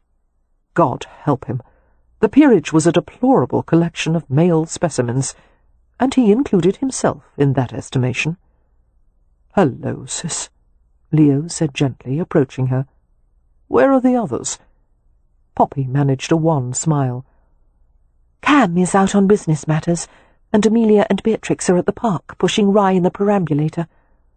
She moved her feet to make room for him on the settee. "How are you, Leo?" "Never mind that. What about you?" "Never better," she said bravely. "Yes, I can see that." Leo sat and reached for Poppy, gathering her close. He held her, patting her back, until he heard her sniffle. "That bastard," he said quietly. "Shall I kill him for you?" "No," she said in a congested voice. "It wasn't his fault. He sincerely wanted to marry me. His intentions were good." He kissed the top of her head. "Don't ever trust men with good intentions. They'll always disappoint you." Refusing to smile at his quip, Poppy drew back to look at him. "I want to go home, Leo," she said plaintively. "Of course you do, darling. But you can't yet." She blinked. "Why not?" "Yes, why not?" Catherine Marks asked tartly, sitting in a nearby chair. Leo paused to send a brief scowl in the companion's direction before returning his attention to Poppy. "Rumours are flying," he said bluntly. "Last night I went to a drum, given by the wife of the Spanish ambassador. One of those things you go to only to be able to say you went, and I couldn't count the number of times I was asked about you and Baining. Everyone seems to think that you were in love with Baining, and that he rejected you because his father thinks you're not good enough." "That's the truth." "Poppy, this is London society, where the truth can get you into trouble. If you tell one truth, you'll have to tell another truth, and another to keep covering up." That elicited a genuine smile from her. "Are you trying to give me advice, Leo?" "Yes, and although I always tell you to ignore my advice, this time you'd better take it. The last significant event of the season is a ball held by Lord and Lady Norbury next week." "We have just written our regrets," Catherine informed him. "Poppy does not wish to attend." Leo glanced at her sharply. "Have the regrets been sent?" "No, but—" "Tear them up, then. That's an order." Leo saw her narrow frame stiffen, and he got a perverse pleasure from the sight. "But, Leo," Poppy protested, "I don't want to go to a ball. People might be watching to see if I—" "They will certainly be watching," Leo said, "like a flock of vultures, which is why you have to attend, because if you don't, you'll be shredded by the gossips and mocked without mercy when next season begins." "I don't care," Poppy said. "I'll never go through another season again." "You may change your mind, and I want you to have the choice, which is why you're going to the ball, Poppy. You'll wear your prettiest dress and blue ribbons in your hair and show them all that you don't give a damn about Michael Baining. You're going to dance and laugh and hold your head high." "Leo," Poppy groaned, "I don't know if I can." "Of course you can. Your pride demands it." "I don't have any reason to be proud." "I don't either," Leo said, "but that doesn't stop me, does it?" He glanced from Poppy's reluctant expression to Catherine's unreadable one. "Tell her I'm right, damn it," he told her. "She has to go, doesn't she?" Catherine hesitated uncomfortably. Much as it galled her to admit it, Leo was indeed right. A confident, smiling appearance by Poppy at the ball would do much to still the wagging tongues of London parlours. But her instincts urged that Poppy should be taken to the safety of Hampshire as soon as possible. As long as she remained in town, she was in Harry Rutledge's reach. On the other hand, Harry never attended such events, where desperate matchmaking mothers with unclaimed daughters scrabbled to snare every last available bachelor. Harry would never lower himself to go to the Norbury ball, especially since his appearance there would turn it into a veritable circus. "Please control your language," Catherine said. "Yes, you are right. However, it will be difficult for Poppy, and if she loses her composure at the ball, if she gives way to tears, it will give the gossips even more ammunition." "I won't lose my composure," Poppy said, sounding drained. "I feel as if I've cried enough for a lifetime." "Good girl," Leo said softly. He glanced at Catherine's troubled expression and smiled. "It appears we've finally agreed on something, Marks. But don't worry. I'm sure it won't happen again." Chapter 9. The Norbury Ball was held in Belgravia, a district of calm and quietness in the heart of London.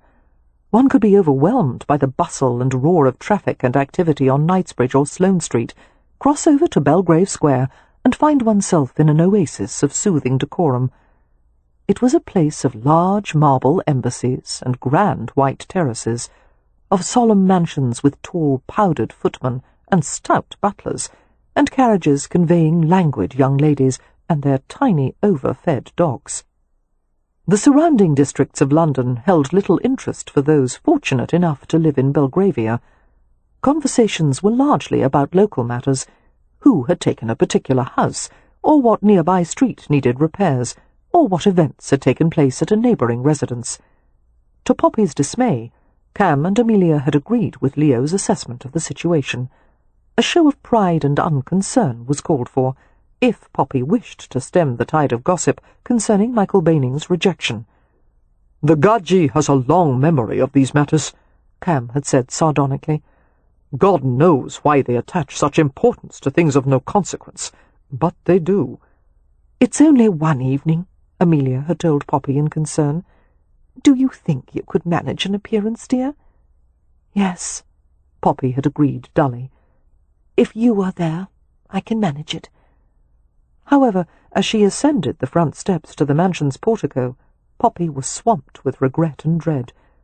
The glass of wine she'd had to bolster her courage had pooled like acid in her stomach, and her corset had been laced too tightly. She wore a white dress, layers of draped satin and pale blue illusion. Her waist was cinched with a belt of satin folds, the bodice deep and scooped, and trimmed with another delicate froth of blue. After arranging her hair in a mass of pinned-up curls, Amelia had threaded a thin blue ribbon through it. Leo had arrived as promised, to accompany the family to the ball. He held out his arm for Poppy and escorted her up the stairs, while the family followed en masse. They entered the overheated house, which was filled with flowers, music, and the din of hundreds of simultaneous conversations. Doors had been removed from their hinges to allow for the circulation of guests from the ballroom to the supper and card rooms. The Hathaways waited in a receiving line in the entrance hall. "Look how dignified and polite they all are," Leo said, observing the crowd. "I can't stay long. Someone might influence me." "You promised you would stay until after the first set," Poppy reminded him. Her brother sighed. "For you I will, but I despise these affairs." "As do I," Miss Marks surprised them all by saying grimly, surveying the gathering as if it were enemy territory. "My God! Something else we agree on." Leo gave the companion a half-mocking, half-uneasy glance. "We have to stop doing this, Marks. My stomach is starting to turn." "Please do not say that word," she snapped. "Stomach? Why not?" "It is indelicate to refer to your anatomy." She gave his tall form a disdainful glance. "And I assure you, no one has any interest in it." "You think not? I'll have you know, Marks, that scores of women have remarked on my—" "Ramsay," Cam interrupted, giving him a warning glance. When they had made it through the entrance hall, the family dispersed to make the rounds. Leo and Cam went to the card rooms, while the women headed to the supper tables. Amelia was instantly captured by a small group of chattering matrons. "I can't eat," Poppy commented, glancing with revulsion at the long buffet of cold joints, beef, ham, and lobster salads. "I'm starved," Beatrix said apologetically. "Do you mind if I have something?" "Not at all. We'll wait with you." "Have a spoonful of salad," Miss Marks murmured to Poppy, "for appearance's sake. And smile." "Like this?"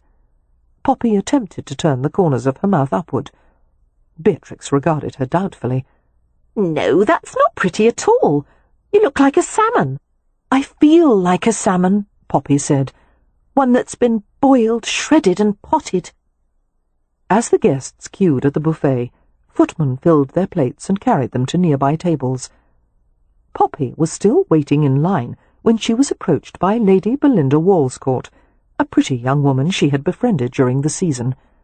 As soon as Belinda had come out into society, She was pursued by several eligible gentlemen, and had quickly become betrothed. "Poppy," Lady Belinda said warmly. "How nice to see you here. There was uncertainty as to whether you would come. The last ball of the season," Poppy said with a forced smile. "I wouldn't miss it. I'm so glad." Lady Belinda gave her a compassionate glance. Her voice lowered. "It's terrible what happened to you. I'm dreadfully sorry." "Oh, there's nothing to be sorry about," Poppy said brightly. "I'm perfectly fine." "You're very brave," Belinda replied. "And, Poppy, remember that some day you will meet a frog who will turn into a handsome prince." "Good," Beatrix said. "Because all she's met so far are princes who turn into frogs." Looking perplexed, Belinda managed a smile and left them. "Mr. Baining is not a frog," Poppy protested. "You're right," Beatrix said. "That was very unfair to frogs who are lovely creatures." As Poppy parted her lips to object, she heard Miss Marks snicker, and she began to laugh as well, until they attracted curious glances from the queue at the buffet. After Beatrix had finished eating, they wandered to the ballroom. Music fluttered downward in continuous drifts from the orchestra playing in the upper gallery. The massive room glittered in the light of 8 chandeliers, while the sweetness of abundant roses and greenery thickened the air. Locked in the unforgiving bondage of her corset, Poppy filled her lungs with strained breaths. "It's too warm in here," she said. Miss Marks glanced at her perspiring face, quickly produced a handkerchief, and guided her into one of the many cane openwork chairs at the side of the room. "It is quite warm," she said. "In a moment I will locate your brother or Mr. Rowan to escort you outside for some air. But first let me see to Beatrix." "Yes, of course," Poppy managed, seeing that 2 men had already approached Beatrix in hopes of entering their names on her dance card. Her younger sister was at ease with men in a way that Poppy could never manage. They seemed to adore Beatrix, because she treated them as she did her wild creatures, gently humouring, showing patient interest. While Miss Marks supervised Beatrix's dance card, Poppy settled back in her chair and concentrated on breathing around the iron prison of her corset. It was unfortunate that in this particular chair she was able to hear a conversation from the other side of a garlanded column. A trio of young women spoke in low tones that oozed with smug satisfaction. "Of course Baining wouldn't have her," one of them said. "She's pretty, I'll allow, but so maladroit in the social sense. A gentleman I know said he tried to talk to her at the private art viewing at the Royal Academy, and she was prattling about some ridiculous topic, something about a long-ago French balloon experiment when they sent a sheep up into the air in front of King Louis something or other. Can you imagine?" "Louis the 16th, Poppy whispered. "But what would you expect?" came another voice. "Such an odd family. The only one good enough for society is Lord Ramsay, and he is quite wicked." "A scapegrace," the other one agreed. Poppy went from being overheated to chilled. She closed her eyes sickly, wishing she could disappear. It had been a mistake to come to the ball. She was trying to prove something to everyone, that she didn't care about Michael Baining when she did, that her heart wasn't broken when it was. Everything in London was about appearances, pretenses. Was it so unforgivable to be honest about one's feelings? Apparently so. She sat quietly, knitting her gloved fingers together until her thoughts were diverted by a stir near the main entrance of the ballroom. It seemed that some important person had arrived, perhaps royalty, or a military celebrity, or an influential politician. "Who is he?" one of the young women asked. "Someone new," the other said. "And handsome." "Divine," her companion agreed. "He must be a man of consequence, otherwise there wouldn't be such a to-do." A light laugh. "And Lady Norbury wouldn't be fluttering so. See how she blushes." Curious despite herself, Poppy leaned forward to catch a glimpse of the newcomer. All she could make out was a dark head, taller than the others around him. He walked further into the ballroom, talking easily with his companions, while the stout, bejewelled and beaming Lady Norbury clung to his arm. Recognizing him, Poppy sat back in her chair. Harry Rutledge! She couldn't fathom why he would be here, or why that made her smile. Probably because she couldn't help recalling the last time she had seen him, dressed in fencing whites, trying to skewer a misbehaving monkey. Tonight, Harry was forbiddingly handsome, in full evening attire and a crisp white cravat, and he moved and conversed with the same charismatic ease that he appeared to do everything. Miss Marks returned to Poppy, while Beatrix and a fair-haired man disappeared into the whirl of waltzing couples. "How do you—" she began, but stopped with a sharply indrawn breath. "Damn and blast!" she whispered. "He's here." It was the first time Poppy had ever heard her companion curse. Surprised by Miss Marks's reaction to Harry Rutledge's presence at the ball, Poppy frowned. "I noticed, but why do you—" She broke off as she followed the direction of her companion's gaze. Miss Marks wasn't looking at Harry Rutledge. She was looking at Michael Baining. An explosion of pain filled Poppy's chest as she saw her former suitor across the room, slim and handsome, his gaze fixed on her. He had rejected her, exposed her to public mockery, and then he had come to a ball. Was he searching for a new girl to court now? Perhaps he had assumed that while he danced with eager young women in Belgravia, Poppy would be hiding in her hotel suite, weeping into her pillow, which was precisely what she wanted to be doing. "Oh, God," Poppy whispered, staring into Miss Marks's concerned face. "Don't let him talk to me." "He won't make a scene," her companion said softly. "Quite the opposite. A pleasantry or two will smooth the situation over for both of you." "You don't understand," Poppy said hoarsely. "I can't do pleasantries right now. I can't face him. Please, Miss Marks." "I'll send him away," her companion said softly, squaring her narrow shoulders. "Don't worry. Collect yourself, dear." She moved in front of Poppy, blocking Michael's view, and went forward to speak to him. "Thank you," Poppy whispered, even though Miss Marks couldn't hear. Horrified to feel the sting of desperate tears, she concentrated blindly on a section of floor in front of her. "Don't cry, don't—" "Miss Hathaway!" Lady Norbury's jovial voice intruded on her frantic thoughts. "This gentleman has requested an introduction, you fortunate girl. It is my honour and delight to present Mr. Harry Rutledge, the hotelier." A pair of highly polished black shoes came into her vision. Poppy glanced miserably up into his vivid green eyes. Harry bowed, holding her gaze. "Miss Hathaway, how do you—" "I'd love to waltz," Poppy said, practically leaping from her chair and seizing his arm. Her throat was so tight she could hardly speak. "Let's go now." Lady Norbury gave a disconcerted laugh. "What charming enthusiasm!" Poppy gripped Harry's arm as if it were a lifeline.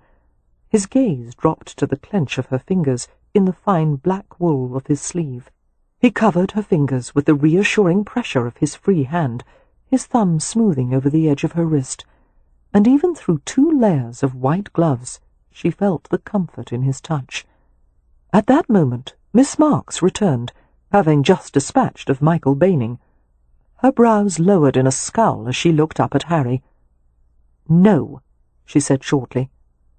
"No?" His lips twitched with amusement. "I haven't asked for anything yet." Miss Marks gave him a cold stare. "Obviously you wish to dance with Miss Hathaway." "You have objections?" he asked innocently. "Several," Miss Marks said, her manner so curt that both Lady Norbury and Poppy gave her looks of askance. "Miss Marks," Lady Norbury said, "I can vouch for this gentleman's character with all assurance." The companion pressed her lips into a hyphen. She surveyed Poppy's glittering eyes and flushed face, seeming to understand how close she was to losing her composure. "When the dance is finished," she told Poppy grimly. "You will take his left arm, insist that he conduct you directly back to me, here, and then he will take his leave. Understood?"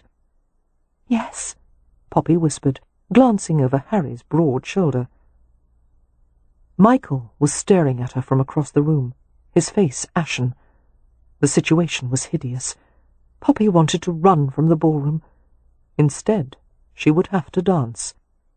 Harry led Poppy toward the crowd of waltzing couples and settled his gloved hand at her waist. She reached for him, one palm light and trembling at his shoulder, her other hand gripped securely in his. In one astute glance, Harry took in the entire scene.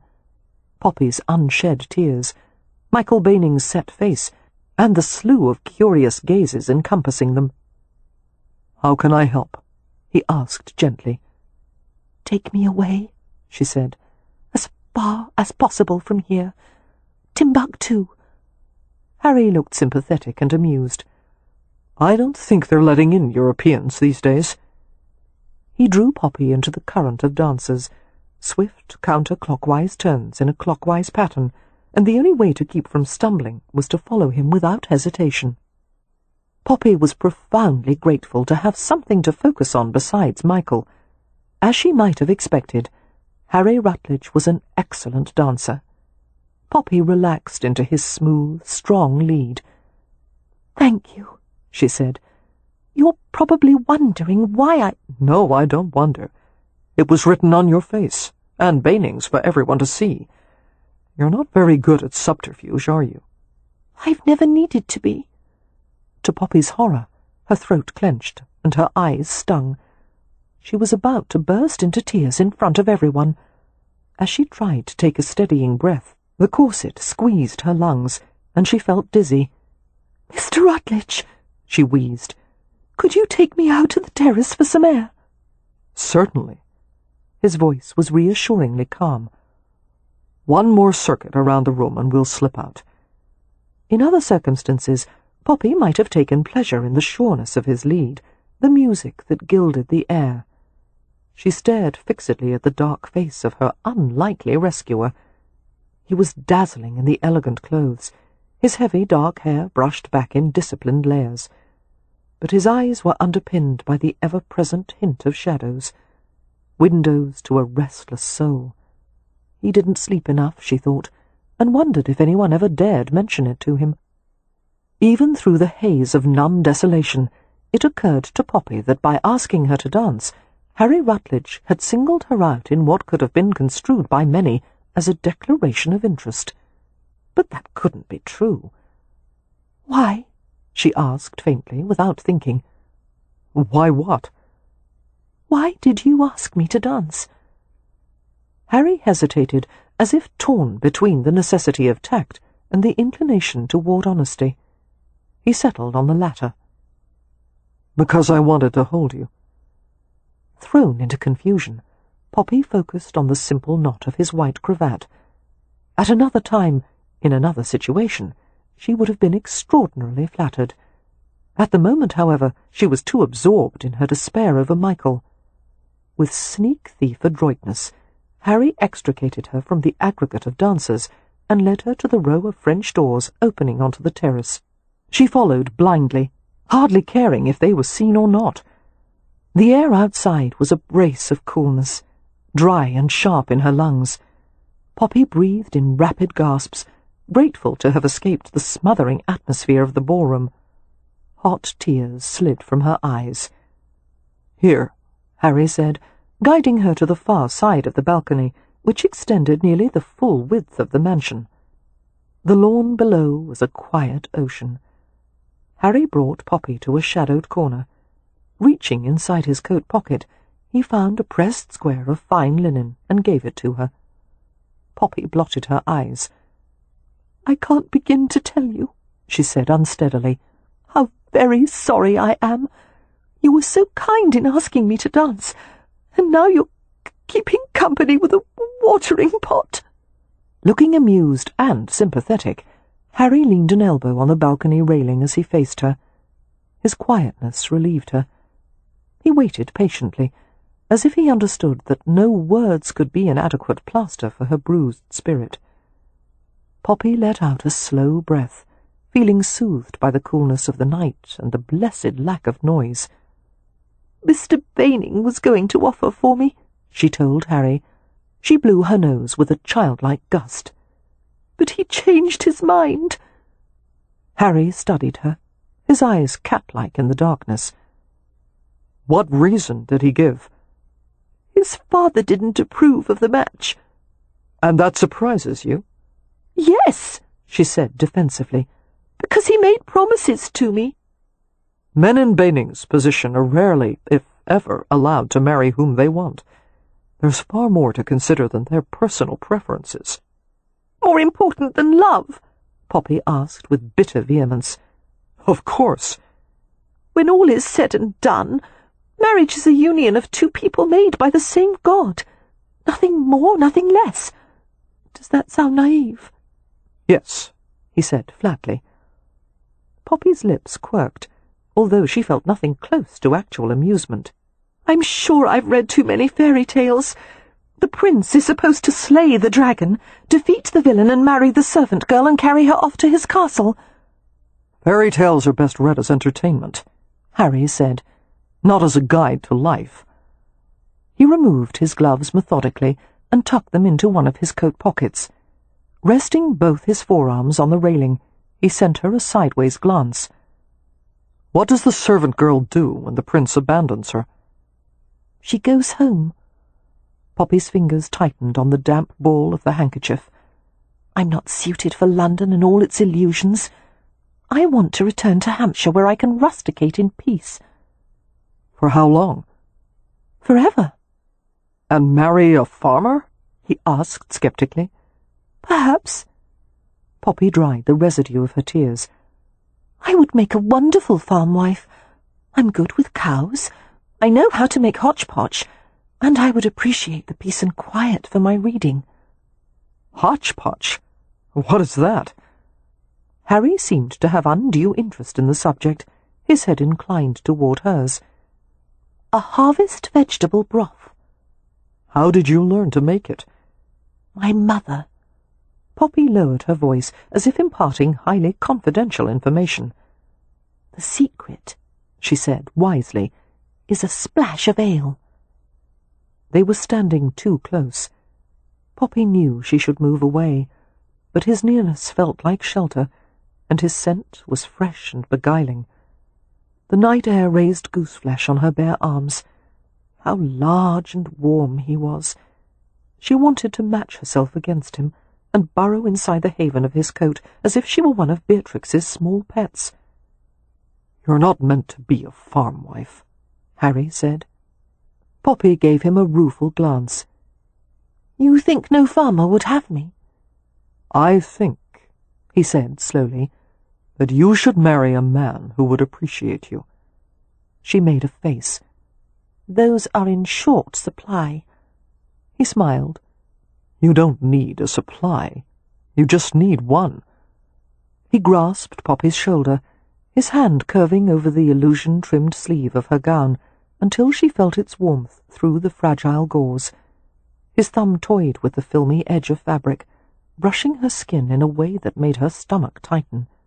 "Poppy," he said gently, "what if I asked for permission to court you?" She went blank as astonishment swept through her. Finally, someone had asked to court her, and it wasn't Michael or any of the diffident, superior aristocrats she had met during 3 failed seasons. It was Harry Rutledge, an elusive and enigmatic man she had known only a matter of days.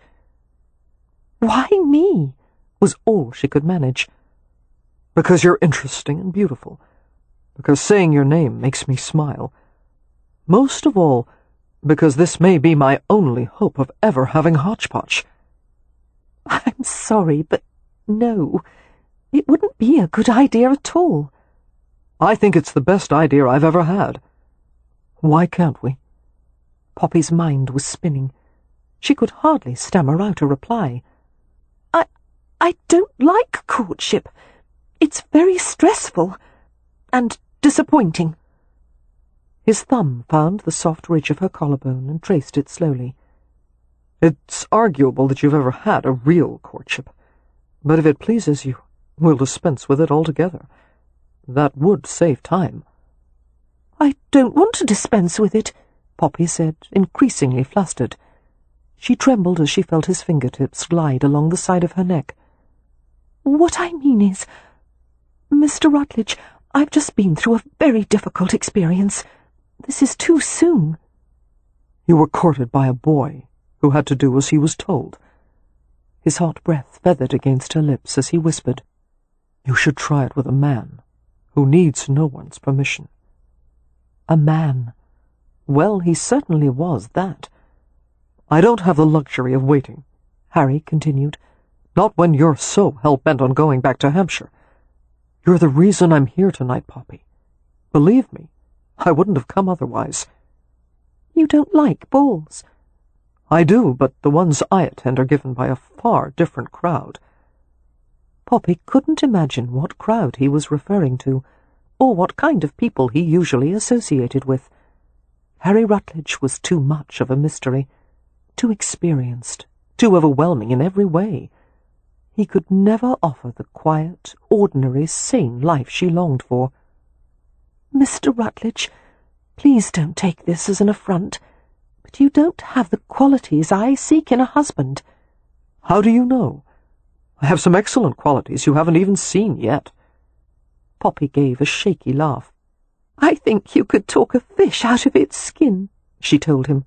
"But still, I don't—" She stopped with a gasp as he ducked his head and stole an off-centre kiss from her lips, as if her laughter was something he could taste. She felt the imprint of his mouth even after he drew back, her excited nerves reluctant to release the sensation. "Spend an afternoon with me," he urged. "Tomorrow?" "No, Mr. Rutledge, I'm—" "Harry." "Harry, I can't." "An hour?" he whispered. He bent to her again, and she turned her face away in confusion. He sought her neck instead, his lips brushing the vulnerable flesh with half-open kisses. No one had ever done such a thing, even Michael. Who would have thought it would feel so delicious? Dazed, Poppy let her head fall back, her body accepting the steady support of his arms. He searched her throat with devastating care, touching his tongue to her pulse. His hand cradled her nape, the pad of his thumb tracing the satiny edge of her hairline. As her balance faltered, she reached around his neck. He was so gentle, teasing colour to the surface of her skin, chasing little shivers with his mouth. Blindly she followed, wanting the taste of him. As she angled her face toward his, her lips grazed the close-shaven surface of his jaw. His breath caught.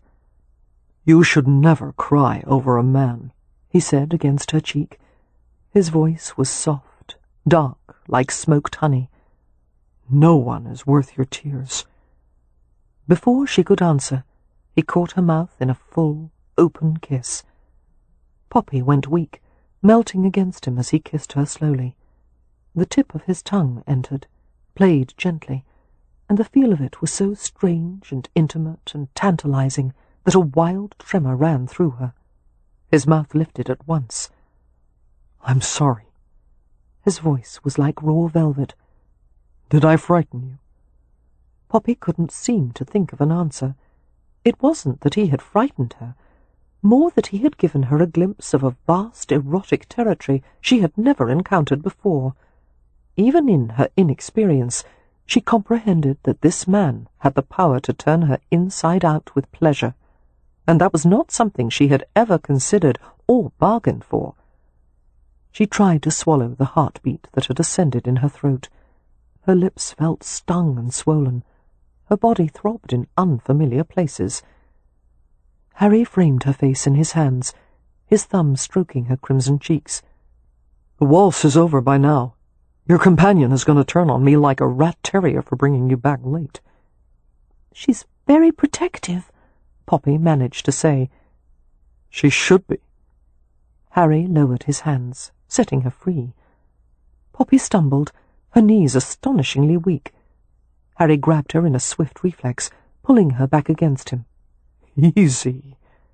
She heard him laugh softly. My fault. I shouldn't have kissed you like that. You're right, she said, her sense of humour tentatively reasserting itself. I should give you a set-down, slap you or something. What is the usual response from ladies you've taken liberties with? They encourage me to do it again, Harry suggested, in such a helpful manner that Poppy couldn't help smiling.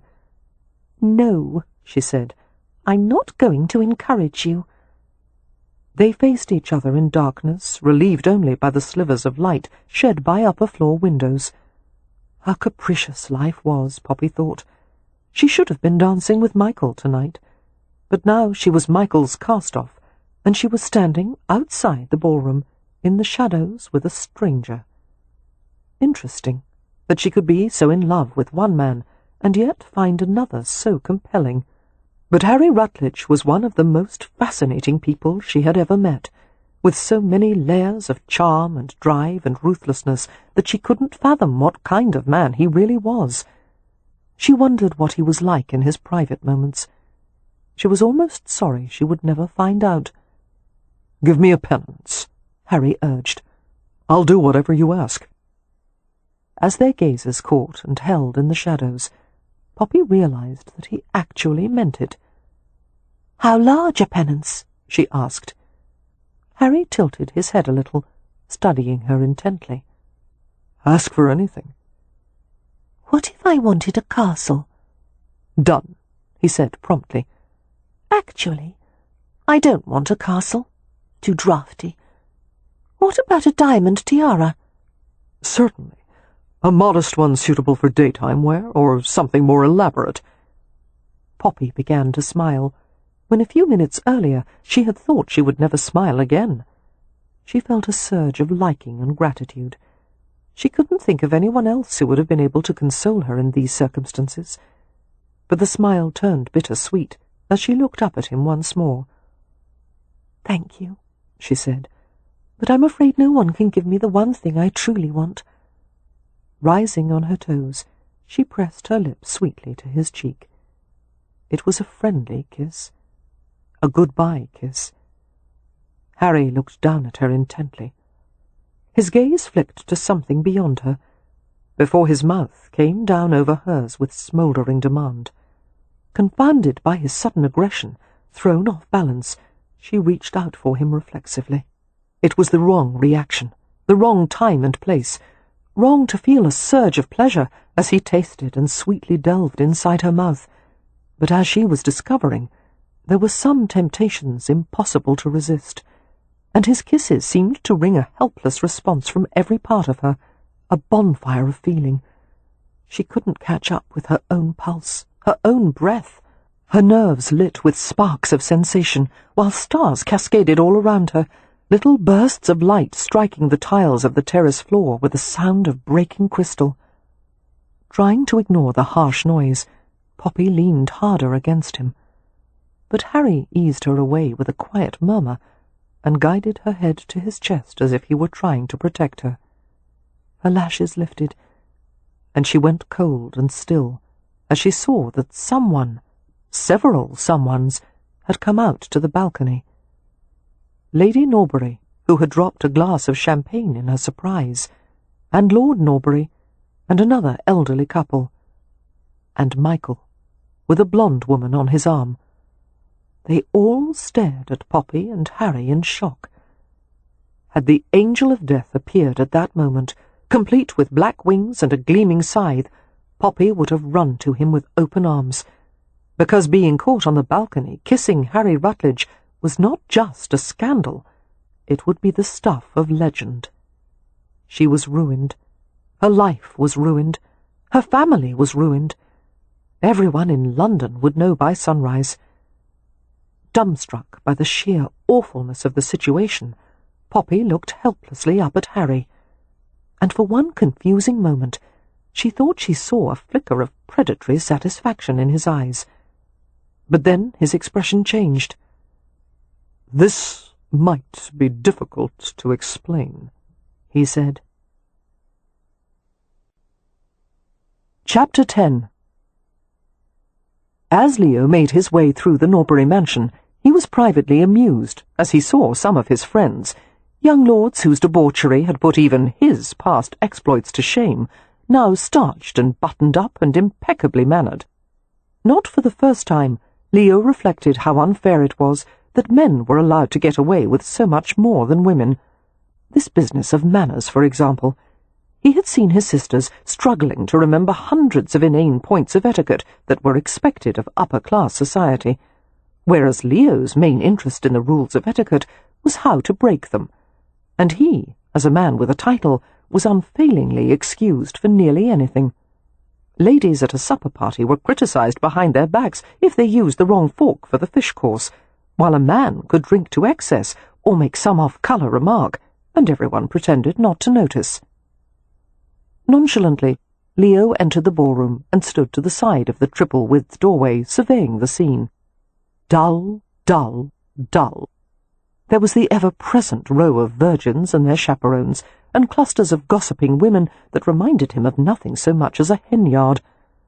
His attention was snared by the sight of Catherine Marks, standing in the corner and watching as Beatrix and her partner danced.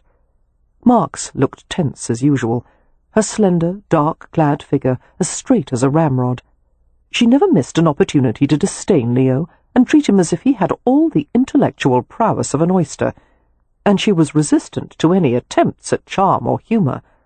Like any sensible man, Leo did his best to avoid her. But to his chagrin, Leo couldn't stop himself from wondering what Catherine Marks would look like after a good, thorough tupping. Her spectacles cast aside, her silky hair loose and tumbled, her pale body released from the contraption of stays and laces. Suddenly, nothing at the ball seemed quite so interesting as his sister's companion. Leo decided to go bother her. He sauntered to her.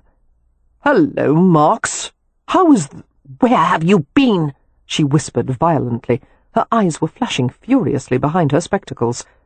"In the card-room, and then I had a plate of supper. Where else should I have been?" You were supposed to have been helping with Poppy.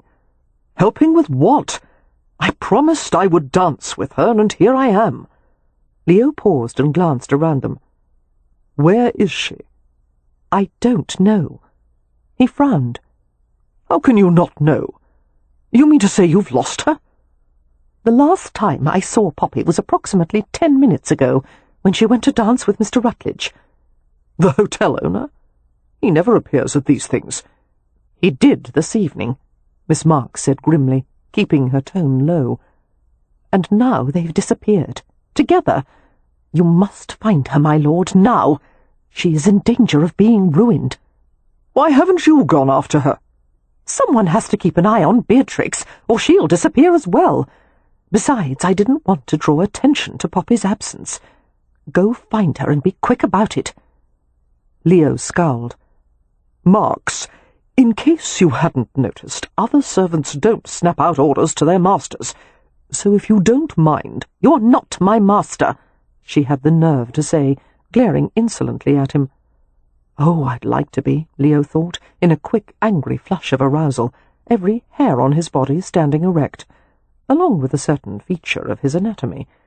He decided to leave before her effect on him became obvious. "All right, settle your feathers. I'll find Poppy." "Start looking in all the places where you would take a woman to compromise her. There can't be that many." "Yes, there can. You'd be amazed at the variety of places I've—" "Please," she muttered. "I'm feeling nauseous enough at the moment." Casting an assessing glance around the ballroom, Leo spied the row of French doors at the far end. He headed for the balcony, trying to go as fast as possible without appearing to be in a hurry. It was his cursed luck to be snared in 2 separate conversations on the way, one with a friend who wanted his opinion of a certain lady, the other with a dowager who thought the punch was off and wanted to know if he'd tried it. Finally, Leo made it to one of the doors and slipped outside. His eyes widened as he beheld an astonishing tableau. Poppy, clasped in the arms of a tall, black-haired man, being watched by a small group of people who had come onto the balcony through another set of doors, and one of them was Michael Baining, who looked sick with jealousy and outrage. The black-haired man lifted his head, murmured something to Poppy, and levelled a cool glance at Michael Baining. A glance of triumph. It only lasted a moment, but Leo saw it and recognized it for what it was. "Holy hell," Leo whispered. His sister was in considerable trouble. When a Hathaway caused a scandal, they never did it by half measures. By the time Leo steered Poppy back into the ballroom and collected Miss Marks and Beatrix, the story of what had happened had started to spread. In no time at all, Cam and Amelia had found them, and the family drew together in a protective cluster around Poppy. "What happened?" Cam asked, looking deceptively relaxed, his hazel eyes alert. "Harry Rutledge happened," Leo muttered. "I'll explain everything shortly. For now, let's leave here as quickly as possible and meet Rutledge at the hotel." Amelia leaned close to murmur into Poppy's scarlet ear, "It's all right, dear. Whatever it is, we'll fix it." "You can't," Poppy whispered. "No one can." Leo looked past his sisters and saw the subdued uproar of the crowd. Everyone was staring at them. "It's like watching an ocean wave," he remarked. "One can literally see the scandal sweep through the room." Cam looked sardonic and resigned. "Gajos," he muttered. "Leo, why don't you take your sister and Miss Marks in your carriage?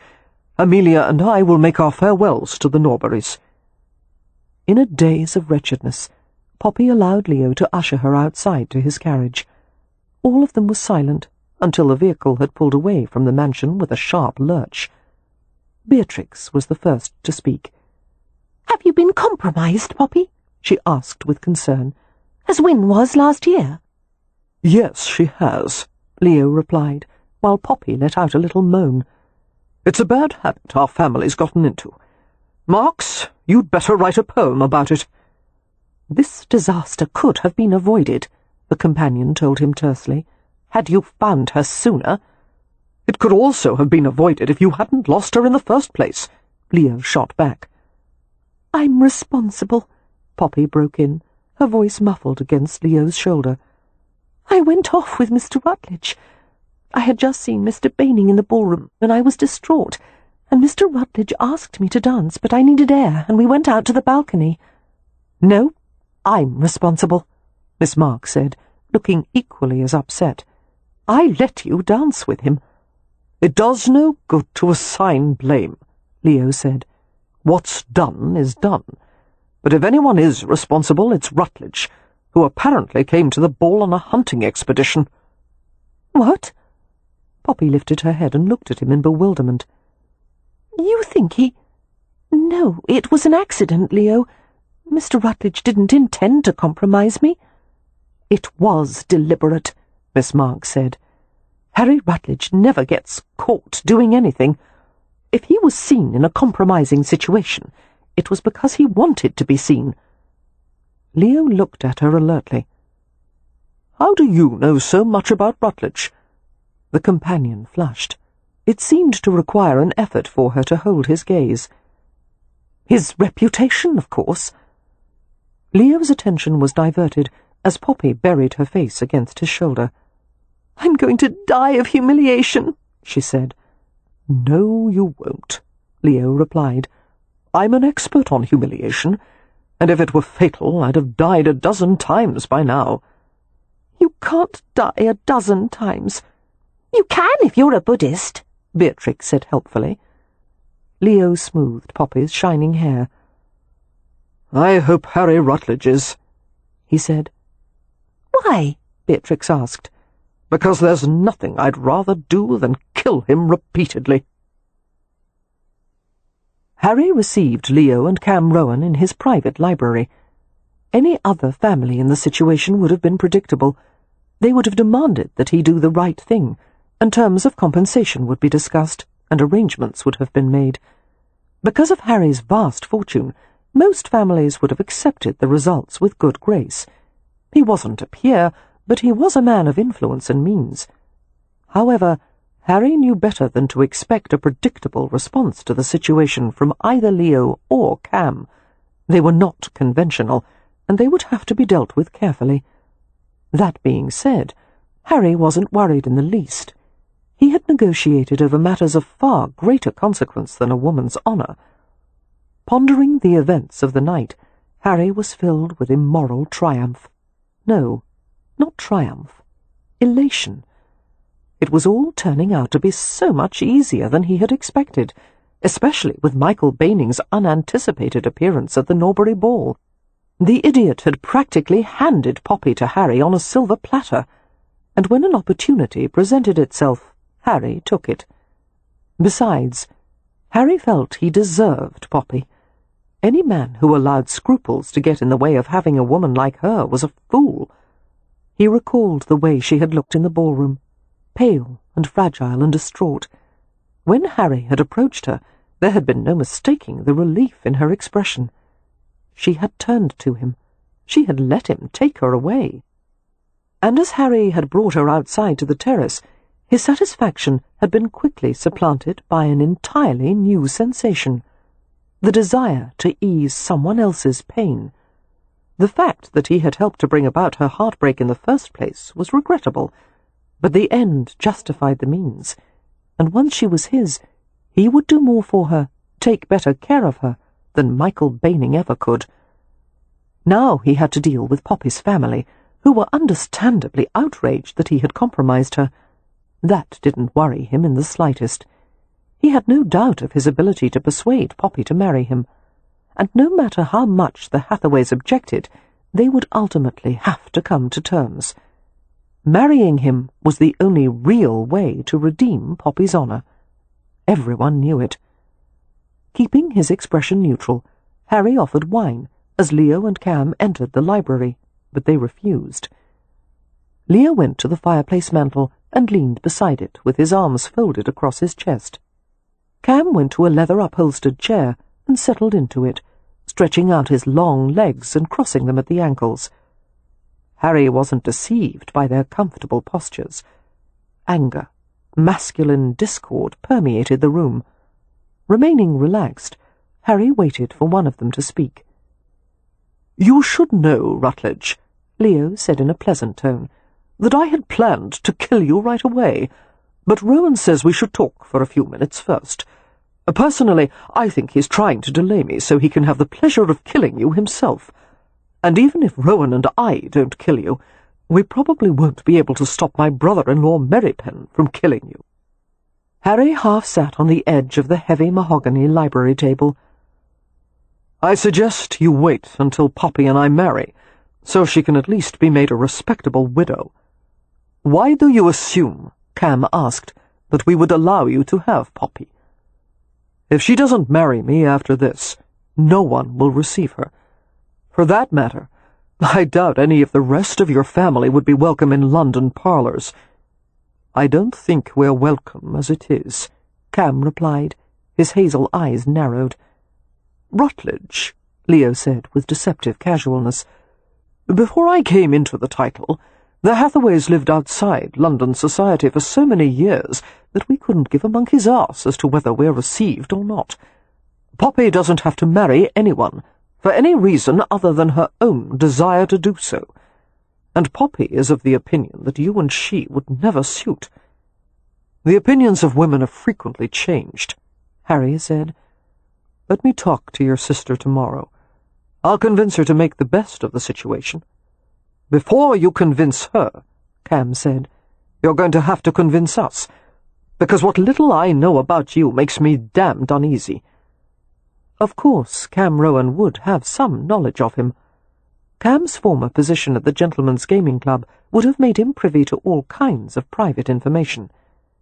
Harry was curious as to how much he had found out.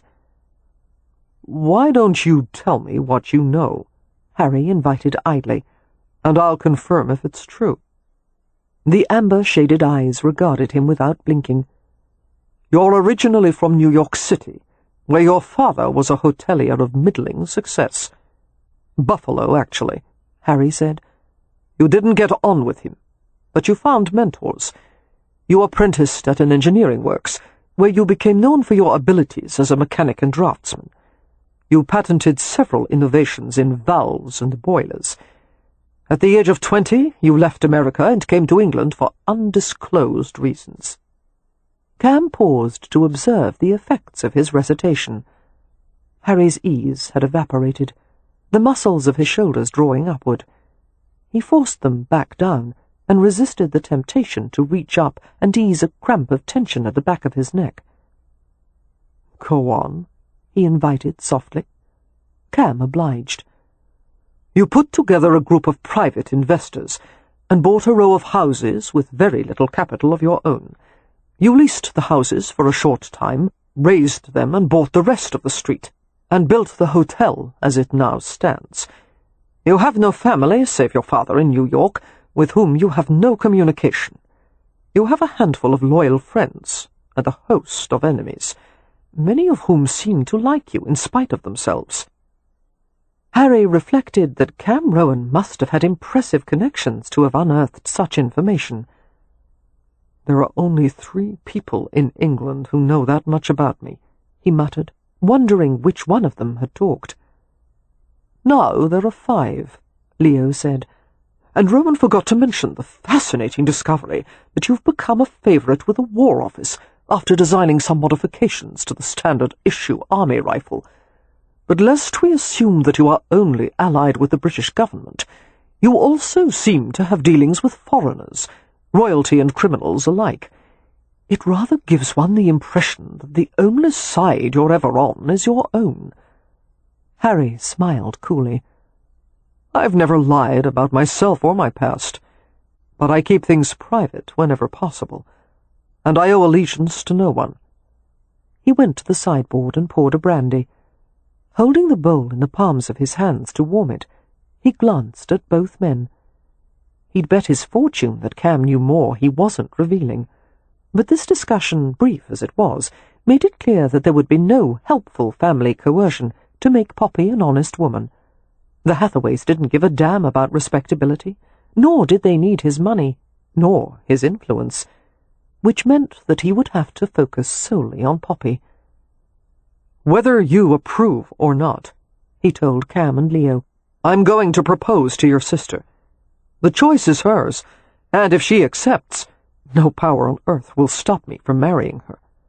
I understand your concerns, so let me assure you that she will want for nothing. She'll be protected, cherished, even spoiled. You have no bloody idea how to make her happy," Cam said quietly. "Rowan," Harry said with a faint smile, "I excel at making people happy, or at least making them think they are." He paused to survey their set faces. "Are you going to forbid me to speak to her?" he asked in a tone of polite interest. "No," Leo said. "Poppy's not a child, nor a pet. If she wants to speak to you, she shall. But be aware that whatever you say or do in the effort to convince her to marry you, it will be counterweighed by the opinions of her family. And there's one more thing to be aware of," Cam said, with a wintry softness that disguised all hint of feeling. "If you succeed in marrying her, we are not losing a sister. You're gaining an entire family, who will protect her at any cost." That was almost enough to give Harry pause. Almost. Chapter 11. "My brother and Mr. Rowan don't like you," Poppy told Harry the next morning, as they walked slowly through the rose garden behind the hotel. As the news of the scandal travelled through London like wildfire, it was necessary to do something about it with all expediency. Poppy knew that as a gentleman, Harry Rutledge was bound to offer for her, to save her from social disgrace. However, she wasn't certain if a lifetime of being married to the wrong man was any better than being a pariah. She didn't know Harry well enough to make any judgments about his character, and her family was emphatically not in favour of him. "My companion doesn't like you," she continued, "and my sister Amelia says she doesn't know you well enough to decide, but she's inclined not to like you."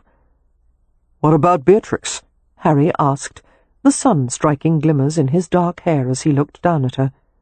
She likes you, but then she likes lizards and snakes. What about you? I can't abide lizards or snakes.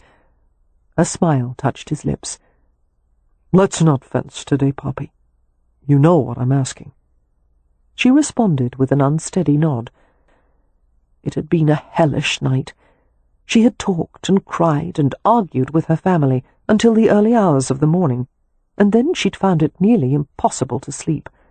And then more arguing and conversation this morning, until her chest was a cauldron of roiling emotions. Her safe, familiar world had been turned upside down, and the peace of the garden was an unspeakable relief. Strangely, it made her feel better to be in Harry Rutledge's presence, even though he was partially responsible for the mess she was in. He was calm and self-assured, and there was something in his manner, sympathy woven with pragmatism, that soothed her. They paused in a long arbour draped in sheets of roses. It was a tunnel of pink and white blossoms. Beatrix wandered along a nearby hedgerow. Poppy had insisted on taking her in lieu of Miss Marks or Amelia, both of whom would have made it impossible for her to have even marginal privacy with Harry. I like you, Poppy admitted bashfully, but that's not enough to build a marriage on, is it? It's more than many people start with. Harry studied her. I'm sure your family has talked to you. At length, Poppy said. Her family had framed the prospect of marriage with Harry Rutledge in such dire terms that she had already decided to refuse him. She twisted her mouth in an apologetic grimace. And after hearing what they had to say, I'm sorry to tell you that I— Wait. Before you make a decision, I'd like to hear what you have to say. What your feelings are. Well, that was a change. Poppy blinked in disconcertion as she reflected that her family and Miss Marks, well-intentioned as they had been, had told her what they thought she should do. Her own thoughts and feelings hadn't received much attention. Well, you're a stranger, she said, and I don't think I should make a decision about my future when I'm in love with Mr. Baining. You still have hopes of marrying him? Oh, no. All possibility of that is gone. But the feelings are still there, and until enough time passes for me to forget him, I don't trust my own judgment. That's very sensible of you. Except that some decisions can't be put off, and I'm afraid this is one of them. Harry paused before asking gently, If you go back to Hampshire under the cloud of scandal, you know what to expect, don't you? Yes, there will be unpleasantness, to say the least. It was a mild word for the disdain, pity, and scorn she would receive as a fallen woman. And worse, it might ruin Beatrix's chances of marrying well. And my family won't be able to shield me from it, she added dully. But I could, Harry said, reaching for the braided coil at the top of her head, using a fingertip to nudge an anchoring pin further into place. I could, if you marry me. Otherwise, I'm powerless to do anything for you. And no matter how anyone else advises you, Poppy, you're the one who will bear the brunt of the scandal. Poppy tried, but couldn't quite manage a weary smile. So much for my dreams of a quiet, ordinary life. My choice is either to live as a social outcast or as the wife of a hotelier. Is the latter choice so unappealing? It's not what I've always hoped for, she said frankly. Harry absorbed that, considered it, while reaching out to skim his fingers over clusters of pink roses. It wouldn't be a peaceful existence in a country cottage, he acknowledged. We would live at the hotel most of the year, but there are times we could go to the country. If you want a house in Hampshire as a wedding present, it's yours, and a carriage of your own and a team of 4 at your disposal. Exactly what they said he'd do, Poppy thought, and sent him a wry glance. Are you trying to bribe me, Harry? Yes. Is it working? His hopeful tone made her smile. No, although it was a very good effort. Hearing the rustling of foliage, Poppy called out, Beatrix, are you there? 2 rows away," came her sister's cheerful reply. "Medusa found some worms." "Lovely." Harry gave Poppy a bemused glance. "Who, or should I say what, is Medusa?" "Hedgehog," she replied. "Medusa's getting a bit plump, and Beatrix is exercising her." To Harry's credit, he remained composed as he remarked, "You know, I pay my staff a fortune to keep those out of the garden." "Oh, have no fear. Medusa is merely a guest hedgehog. She would never run away from Beatrix."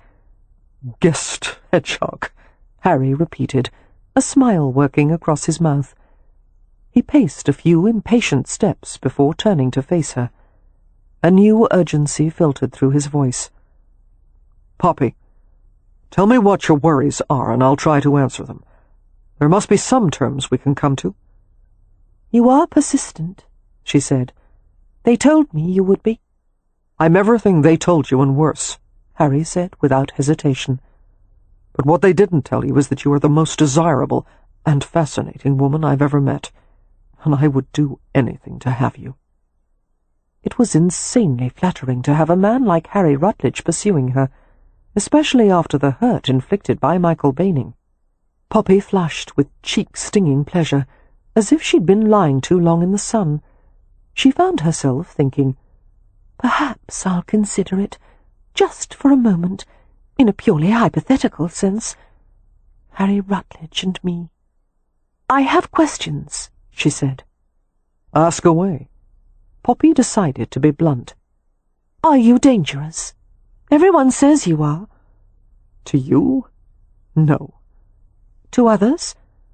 Harry shrugged innocently. "I'm a hotelier. How dangerous could I be?" Poppy gave him a dubious glance, not at all deceived. "I may be gullible, Harry, but I'm not brainless. You know the rumours. You're well aware of your reputation. Are you as unscrupulous as you're made out to be?" Harry was quiet for a long moment, his gaze fixed on a distant cluster of blossoms. The sun threw its light into the filter of branches, scattering leaf shadows over the pair in the arbour. Eventually, he lifted his head and looked at her directly, his eyes greener than the sun-struck rose-leaves. "I'm not a gentleman," he said, "not by birth and not by character. Very few men can afford to be honourable while trying to make a success of themselves. I don't lie, but I rarely tell everything I know. I'm not a religious man, nor a spiritual one. I act in my own interests, and I make no secret of it. However, I always keep my side of a bargain. I don't cheat, and I pay my debts." Pausing, Harry fished in his coat pocket, pulled out a penknife, and reached up to cut a rose in full bloom. After neatly severing the stem, he occupied himself with stripping the thorns with the sharp little blade. "I would never use physical force against a woman, or anyone weaker than myself. I don't smoke, take snuff, or chew tobacco. I always hold my liquor. I don't sleep well, and I can make a clock from scratch." Removing the last thorn, he handed the rose to her, and slipped the knife back into his pocket. Poppy concentrated on the satiny pink rose, running her fingers along the top edges of the petals. "My full name is J. Harry Rutledge," she heard him say. "My mother is the only one who ever called me J, which is why I don't like it. She left my father and me when I was very young. I never saw her again." Poppy looked at him with wide eyes, understanding that this was a sensitive subject he rarely, if ever, discussed. "I'm sorry," she said softly, although she kept her tone carefully devoid of pity. He shrugged as if it was of no importance. "It was a long time ago. I barely remember her." "Why did you come to England?" Another pause. "I wanted to have a go at the hotel business, and whether I was a success or failure, I wanted to be far away from my father." Poppy could only guess at the wealth of information buried beneath the spare words. "That's not the entire story," she said, rather than asked. The ghost of a smile touched his lips. "No." She looked down at the rose again, feeling her cheeks colour. Would you want children? Yes, hopefully more than one. I didn't like being an only child. Would you want to raise them at the hotel? Of course. Do you think it a suitable environment? They would have the best of everything. Education, travel, lessons in anything that interested them. Poppy tried to imagine bringing up children in a hotel. Could such a place ever feel like home? Cam had once told her that the Rome believed the entire world was their home. As long as you were with your family, you were home. She looked at Harry, wondering what it would be like to live intimately with him. He seemed so self-contained and invulnerable. It was hard to think of him doing ordinary things, such as shaving or having his hair trimmed, or staying in bed with a head cold. "Would you keep your wedding vows?" she asked. Harry held her gaze. "I wouldn't make them otherwise." Poppy decided that her family's worries about letting her talk to Harry had been entirely justified, because he was so persuasive and appealing that she was beginning to consider the idea of marrying him, seriously weighing the decision.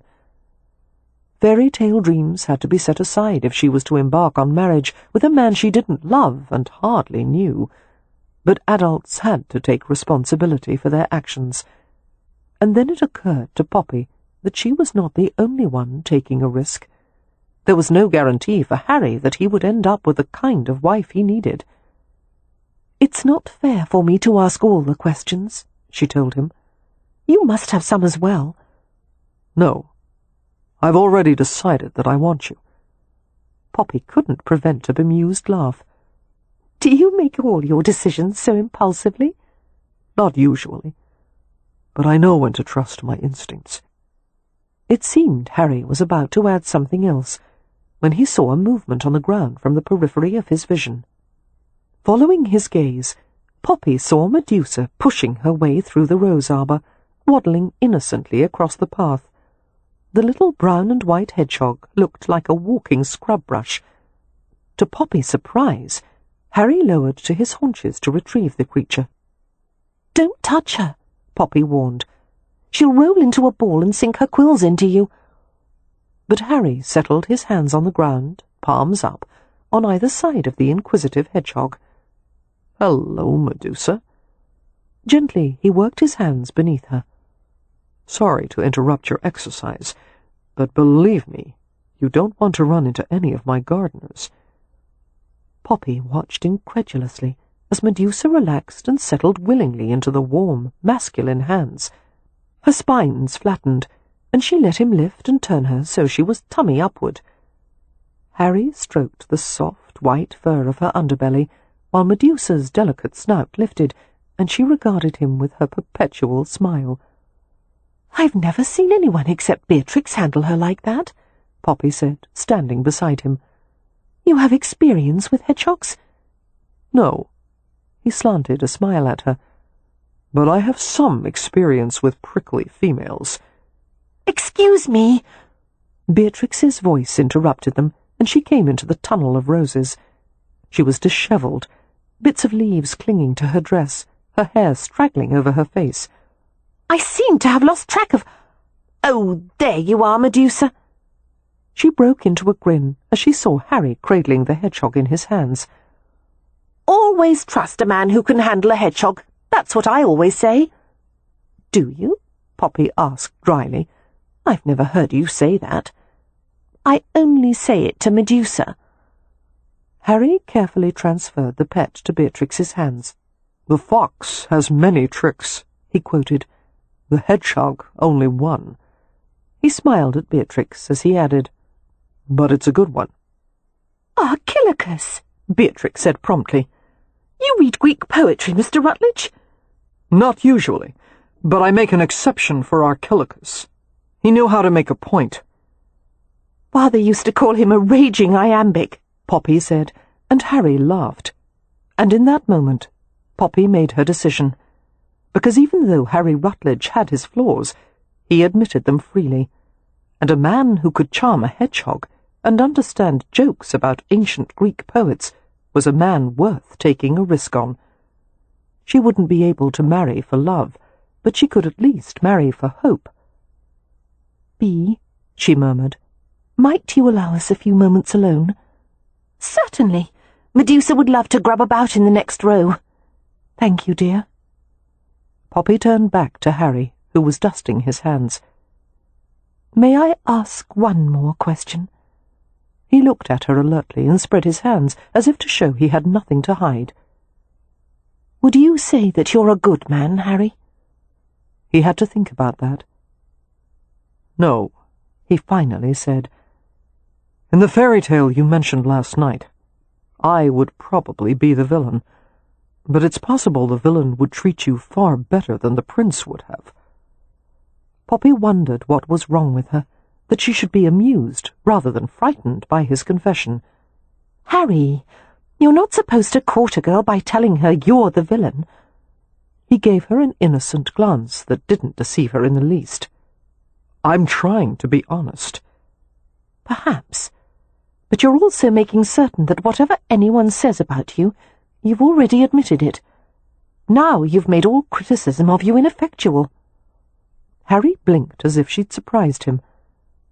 "You think I'm that manipulative?" She nodded.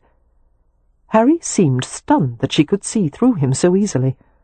Instead of being annoyed, however, he stared at her with stark longing. "Poppy, I have to have you." Reaching her in 2 steps, he took her into his arms. Her heart thumped with sudden force, and she let her head fall back naturally as she waited for the warm pressure of his mouth.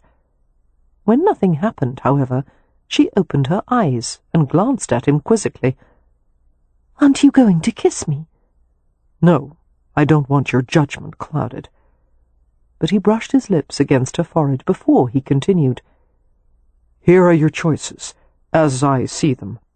First, you could go to Hampshire in a cloud of social scorn, and content yourself with the knowledge that at least you didn't get trapped into a loveless marriage. Or you could marry a man who wants you beyond anything, and live like a queen." He paused. "And don't forget the country house and carriage." Poppy could not contain a smile. "Bribery again?" "I'll throw in the castle and tiara," Harry said ruthlessly. "Gowns, furs, a yacht." "Hush!" Poppy whispered, and touched his lips gently with her fingers, not knowing how else to make him stop. She took a deep breath, hardly able to believe what she was about to say. "I'll settle for a betrothal ring. A small, simple one." Harry stared at her as if he were afraid to trust his own ears. "Will you?" "Yes," Poppy said, her voice a bit suffocated. "Yes, I will marry you."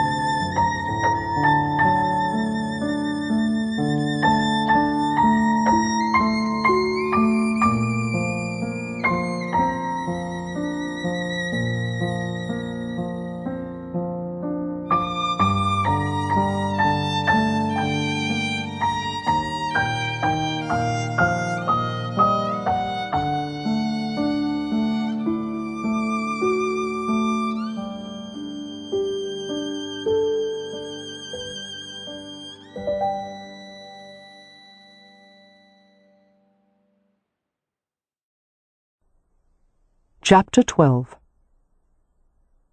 This was the phrase of Poppy's wedding day. "It's not too late to change your mind." She had heard it from every member of her family, or some variation thereof, since the early hours of the morning.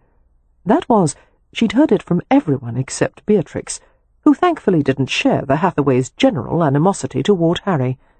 In fact, Poppy had asked Beatrix why she hadn't objected to the betrothal. "I think it might turn out to be a good pairing," Beatrix said. "You do? Why? A rabbit and a cat can live together peaceably. But first the rabbit has to assert itself, charge the cat a time or two, and then they become friends." "Thank you," Poppy said dryly. "I'll have to remember that, although I dare say Harry will be surprised when I knock him over like a ninepin." The wedding and the reception afterward would be as large and heavily attended as humanly possible, as if Harry intended for half of London to witness the ceremony. As a result, Poppy would spend most of her wedding day amidst a sea of strangers. She had hoped that she and Harry might become better acquainted in the 3 weeks of their betrothal, but she had scarcely seen him, except for the 2 occasions when he had come to take her on a drive, and Miss Marks, who had accompanied them, had glowered so fiercely that it had embarrassed and infuriated Poppy. The day before the wedding, her sister Wynne and brother-in-law Merrypen had arrived. To Poppy's relief, Wynne had elected to remain neutral on the controversy of the marriage.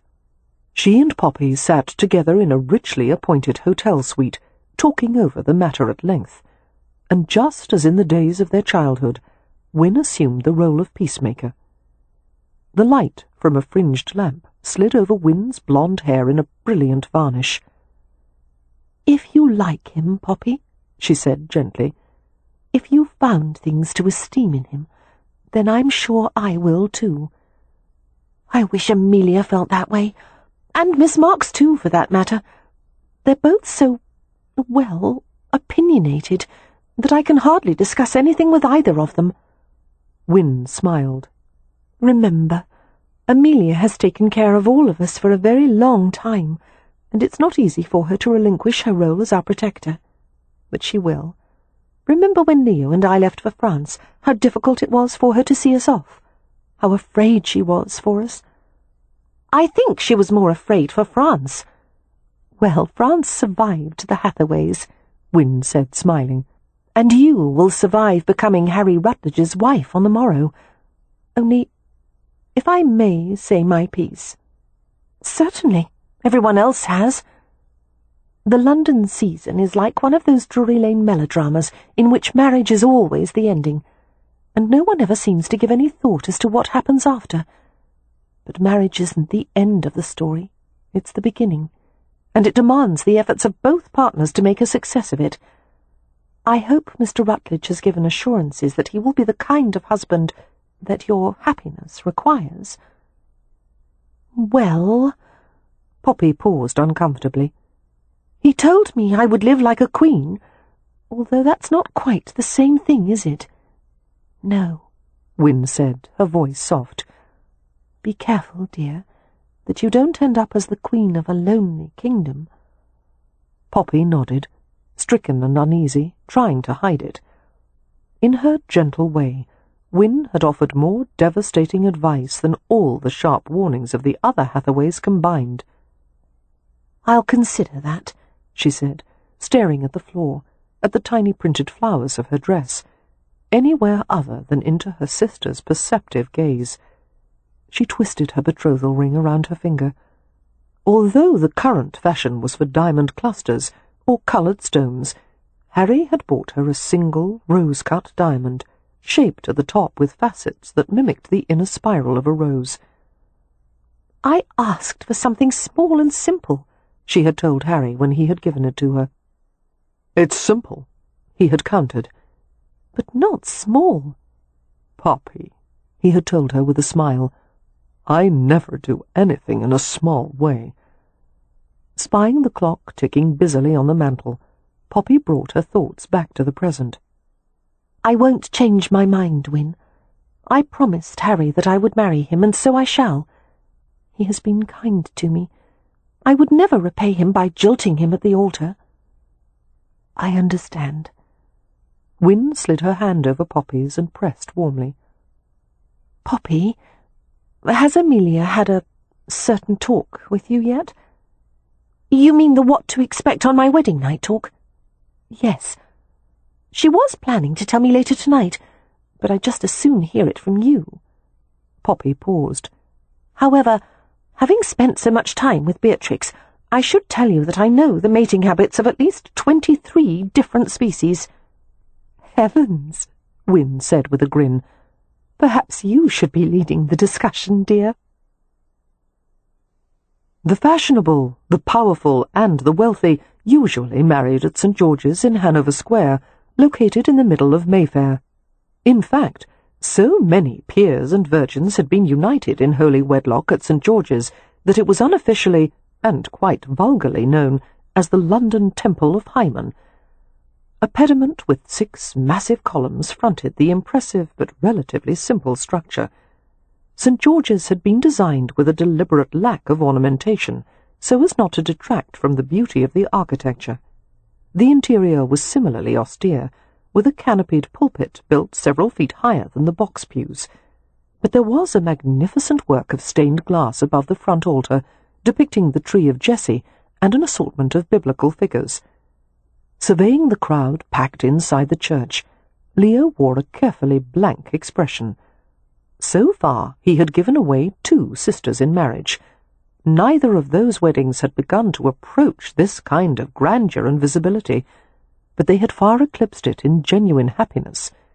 Amelia and Wynne had both been in love with the men they had chosen to marry.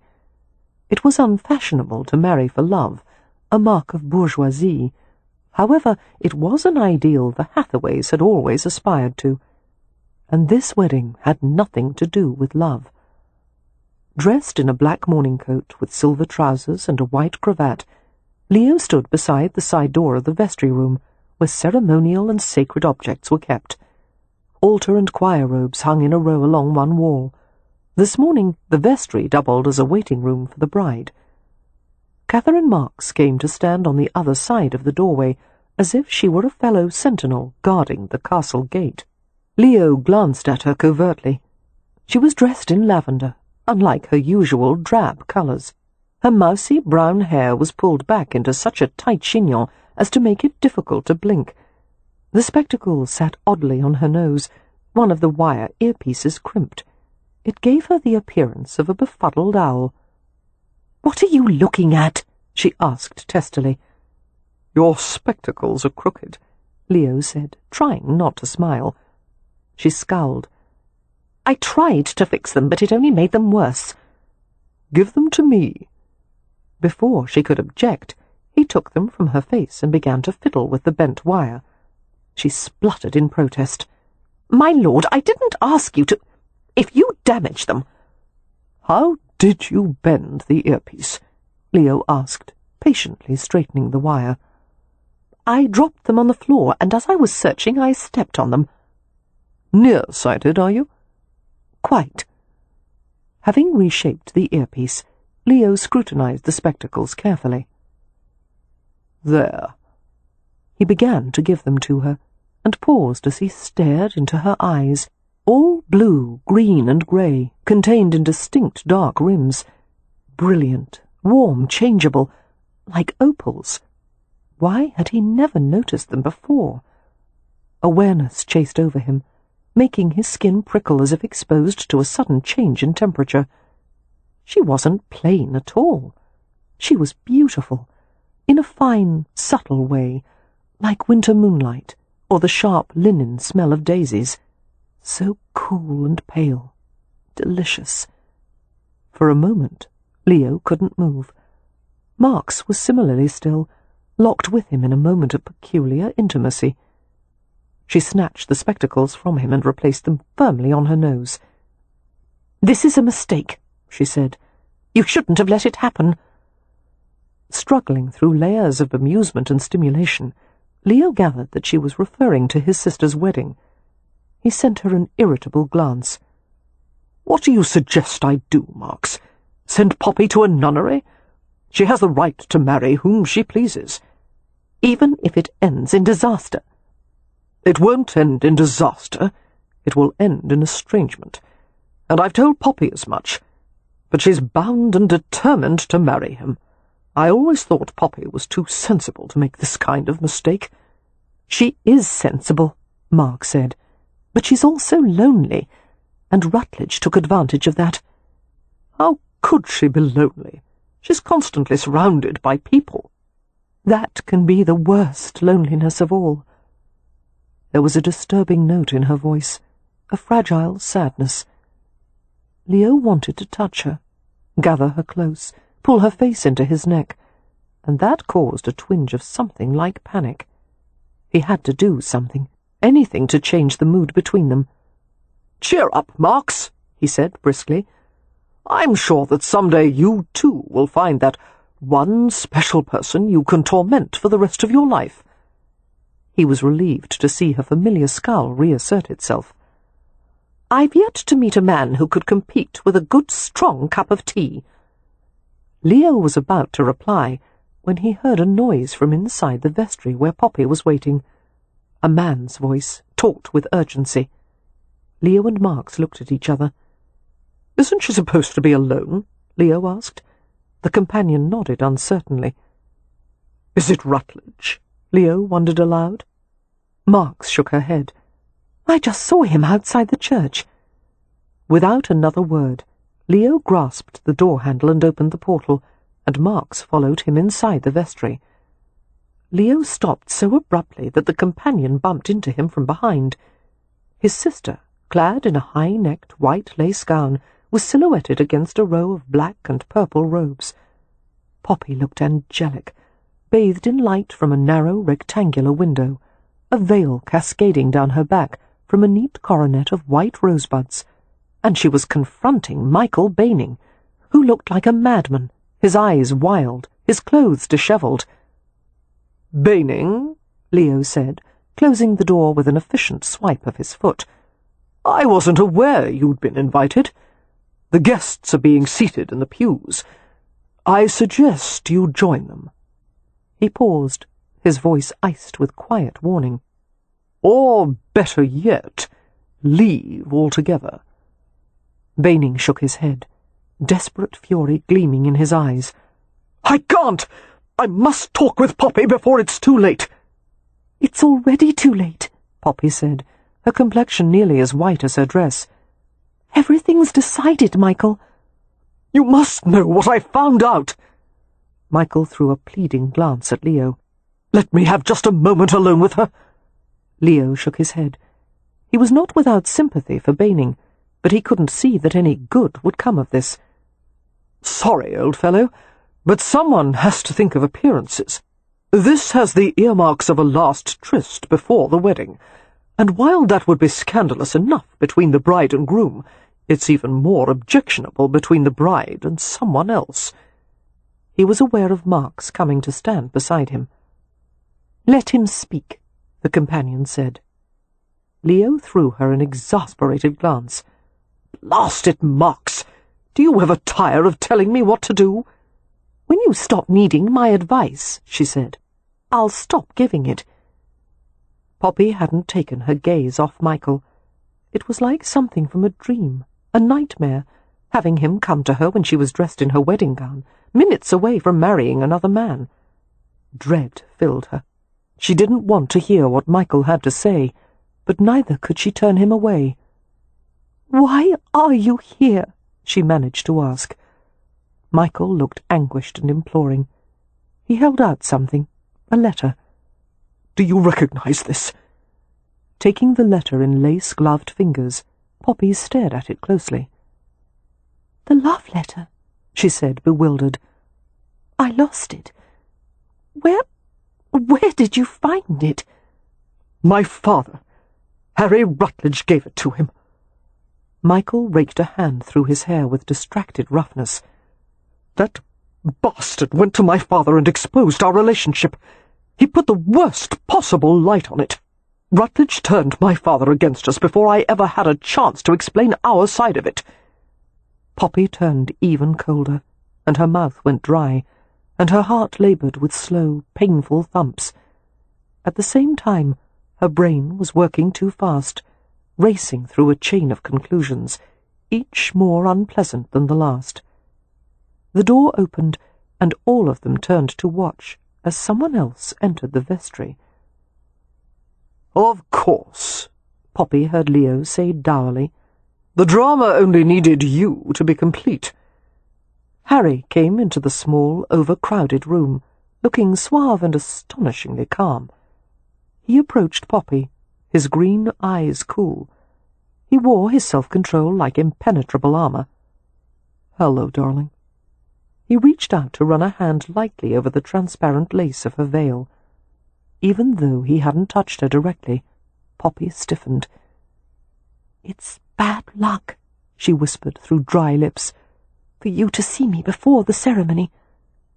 "Fortunately," Harry said, "I'm not superstitious." Poppy was filled with confusion, anger, and a dull ache of horror.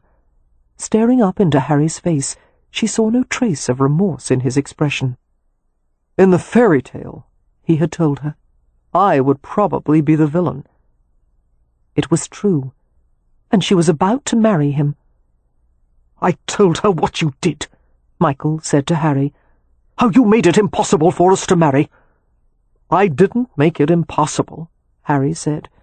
"I merely made it difficult." How young and noble and vulnerable Michael appeared, a wronged hero, and how large and cruel and contemptuous Harry was. Poppy couldn't believe she had ever found him charming, that she had liked him, that she had thought some form of happiness would be possible with him. "She was yours if you'd truly wanted her," Harry continued, a pitiless smile touching his lips. "But I wanted her more." Michael launched at him with a choked cry, his fist raised. "No!" Poppy gasped, and Leo started forward. Harry was faster, however, seizing Michael's arm and twisting it behind his back. Expertly he shoved him up against the door. "Stop it!" Poppy said, rushing to them, hitting Harry's shoulder and back with her fist. "Let him go! Don't do this!" Harry didn't seem to feel her blows. "Out with it, Baining," he said coldly. "Did you come here merely to complain, or is there some point to all this? I'm taking her away from here, away from you!" Harry gave a chilling smile. "I'll send you to hell first." "Let him go," Poppy said, in a voice she had never used before. It was enough to make Harry listen. His gaze connected with hers in a flash of unholy green. Slowly he released Michael, who flung around, his chest heaving with the anguished force of his breaths. "Come with me, Poppy," Michael pleaded. "We'll go to Gretna. I no longer give a damn about my father or my inheritance. I can't let you marry this monster." "Because you love me?" she asked in a half-whisper. "Or because you want to save me?" "Both." Harry watched her intently, taking in every nuance of her expression. "Go with him," he invited gently. "If that's what you want." Poppy wasn't at all deceived. Harry would go to any lengths to get what he wanted, no matter what destruction or pain he caused. He would never let her go. He was merely testing her, curious to see what choice she would make. One thing was clear. She and Michael would never be happy together, because Michael's righteous fury would eventually wear off, and then all the reasons that had seemed so important before would regain their validity. He would come to regret having married her. He would lament the scandal and the disinheritance, and the lifelong disapproval of his father. And eventually Poppy would come to be the focus of his resentment. She had to send Michael away. It was the best thing she could do for him. As for her interests, all choices seemed equally bad. "I suggest you get rid of both these idiots," Leo told her, "and let me take you home to Hampshire." Poppy stared at her brother, her lips touched with a hopeless smile. "What kind of life would I have in Hampshire after this, Leo?" Her only reply was grim silence. Poppy turned her attention to Miss Marks, who looked anguished. In their shared gaze, Poppy saw that her companion understood her precarious situation more accurately than the men did. Women were judged and condemned far more harshly than men in these matters. Poppy's elusive dream of a simple, peaceful life had already vanished. If she didn't go through with the wedding, she would never marry, never have children, never have a place in society. The only thing left was to make the best of her situation. She faced Michael with unyielding resolve. "You must go," she said. His face contorted. "Poppy, I haven't lost you. You're not saying—" "Go," she insisted. Her gaze switched to her brother. "Leo, please escort Miss Marks to her seat in the congregation. The wedding will start soon, and I need to speak to Mr. Rutledge alone." Michael stared at her in disbelief. "Poppy, you can't marry him. Listen to me." "It's over, Baning," Leo said quietly. "There's no undoing the part you've played in this bloody mess. Let my sister deal with it as she chooses." "Christ!" Michael lurched toward the door like a drunken man. Poppy longed to comfort him, to follow him, to reassure him of her love. Instead, she stayed in the vestry with Harry Rutledge. After what seemed an eternity, the other three left, and Poppy and Harry faced each other. It was clear he was indifferent to the fact that she now knew him for what he was. Harry wanted neither forgiveness nor redemption. He regretted nothing. A lifetime, Poppy thought, with a man I can never trust. To marry a villain, or never to marry at all. To be Harry Rutledge's wife, or live as an object of disgrace. To have mothers scold their children for speaking to her, as if their innocence would be contaminated by her presence. To be propositioned by men who thought she was immoral or desperate. That was her future if she didn't become his wife. "Well?" Harry asked quietly. "Will you go through with it, or not?" Poppy felt foolish standing there in her bridal finery, bedecked in flowers and a veil, all of it symbolizing hope and innocence, when there was none left. She longed to tear off her betrothal ring and throw it at him. She wanted to crumple to the floor like a hat someone had stepped on. A brief thought came to her that she wanted to send for Amelia, who would take charge of the situation and manage everything. Except that Poppy was no longer a child whose life could be managed. She stared into Harry's implacable face and hard eyes. He looked mocking, supremely confident that he'd won. No doubt he assumed he'd be able to run circles around her for the rest of their lives. To be sure, she had underestimated him. But he had underestimated her, too. All of Poppy's sorrow and misery and helpless anger swirled together in some new, bitter amalgam. She was surprised by the calmness of her own voice as she spoke to him. "I will never forget that you took away the man I loved and put yourself in his place. I'm not certain I can ever forgive you for that. The only thing I am absolutely certain of is that I will never love you. Do you still want to marry me?" "Yes," Harry said without hesitation. "I've never wanted to be loved, and God knows no one's done it yet." Chapter 13. Poppy had forbidden Leo to tell the rest of the family about what had happened with Michael Baning before the wedding. "You may tell them anything you wish after the breakfast," she said, "but for my sake, please keep quiet until then. I won't be able to endure all those rituals, the breakfast, the wedding cake, the toasts, if I have to look into their eyes and know that they know." Leo looked angry. "You expect me to take you to the front of this church and give you to Rutledge for reasons I don't understand?" "You don't have to understand. Just help me through this." "I don't want to help if it results in you becoming Mrs. Harry Rutledge." But because she had asked it of him, Leo had played his part in the elaborate ceremony with grim-faced dignity. With a shake of his head, he had offered his arm, and they had followed Beatrix to the front of the church, where Harry Rutledge was waiting. The service was mercifully short and unemotional. There was only one moment when Poppy felt a sharp pang of unease, as the minister said, "If any man can show any just cause why they may not lawfully be joined together, let him now speak, or else hereafter forever hold his peace." It seemed the whole world stilled for the 2 or 3 seconds that followed his pronouncement. Poppy's pulse quickened. She realized she expected, hoped, to hear Michael's vehement protest ring out through the church. But there was only silence. Michael had gone. The ceremony went on. Harry's hand was warm as it closed around her cold one. They repeated their vows, and the minister gave the ring to Harry, who slid it firmly onto Poppy's finger. Harry's voice was quiet and steady.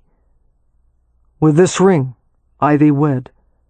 With my body I thee worship, and with all my worldly goods I thee endow."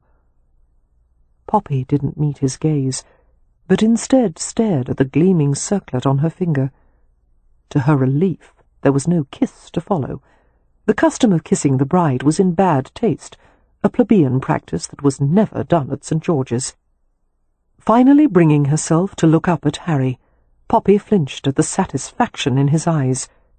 She took his arm, and they walked back down the aisle together, toward the future and a fate that seemed anything but benevolent. Harry knew that Poppy thought of him as a monster. He acknowledged that his methods had been unfair, selfish, but there had been no other way to have Poppy as his wife, and he couldn't work up even a second's worth of regret for having taken her away from Baining. Perhaps he was amoral, but it was the only way he knew to make his way in the world. Poppy was his now, and he would make certain that she would not be sorry for having married him. He would be as kind as she would allow, and in his experience, women would forgive anything if one offered the right incentives. Harry was relaxed and in good spirits the rest of the day. A procession of glass coaches, elaborate carriages with gold Empire decorations and abundant windows conveyed the wedding party to the Rutledge Hotel, where a huge formal breakfast was held in the hotel banquet room. The windows were crowded with onlookers, eager to catch a glimpse of the glittering scene. Greek pillars and arches had been placed all around the room, swathed in tulle and masses of flowers. A regiment of servants brought out silver platters and trays of champagne, and the guests settled in their chairs to enjoy the repast. They were given individual servings of goose, dressed with cream and herbs, and covered with steaming golden crust, bowls of melons and grapes, boiled quail eggs scattered lavishly on crisp green salad, baskets of hot muffins, toast and scones, flitches of fried smoked bacon, plates of thinly sliced beefsteak, the pink strips littered with fragrant shavings of truffle. 3 wedding cakes were brought out, thickly iced and stuffed with fruit. As was the custom, Poppy was served first, and Harry could only guess at the effort it took for her to eat and smile. If anyone noticed that the bride was subdued, it was assumed that the event was overwhelming for her, or perhaps that, like all brides, she was nervously anticipating the wedding night. Poppy's family regarded her with protective concern, especially Amelia, who seemed to sense that something was wrong. Harry was fascinated by the Hathaways, the mysterious connections between them, as if they shared some collective secret. One could almost see the wordless understanding that passed between them. Although Harry knew a great deal about people, he knew nothing about being part of a family.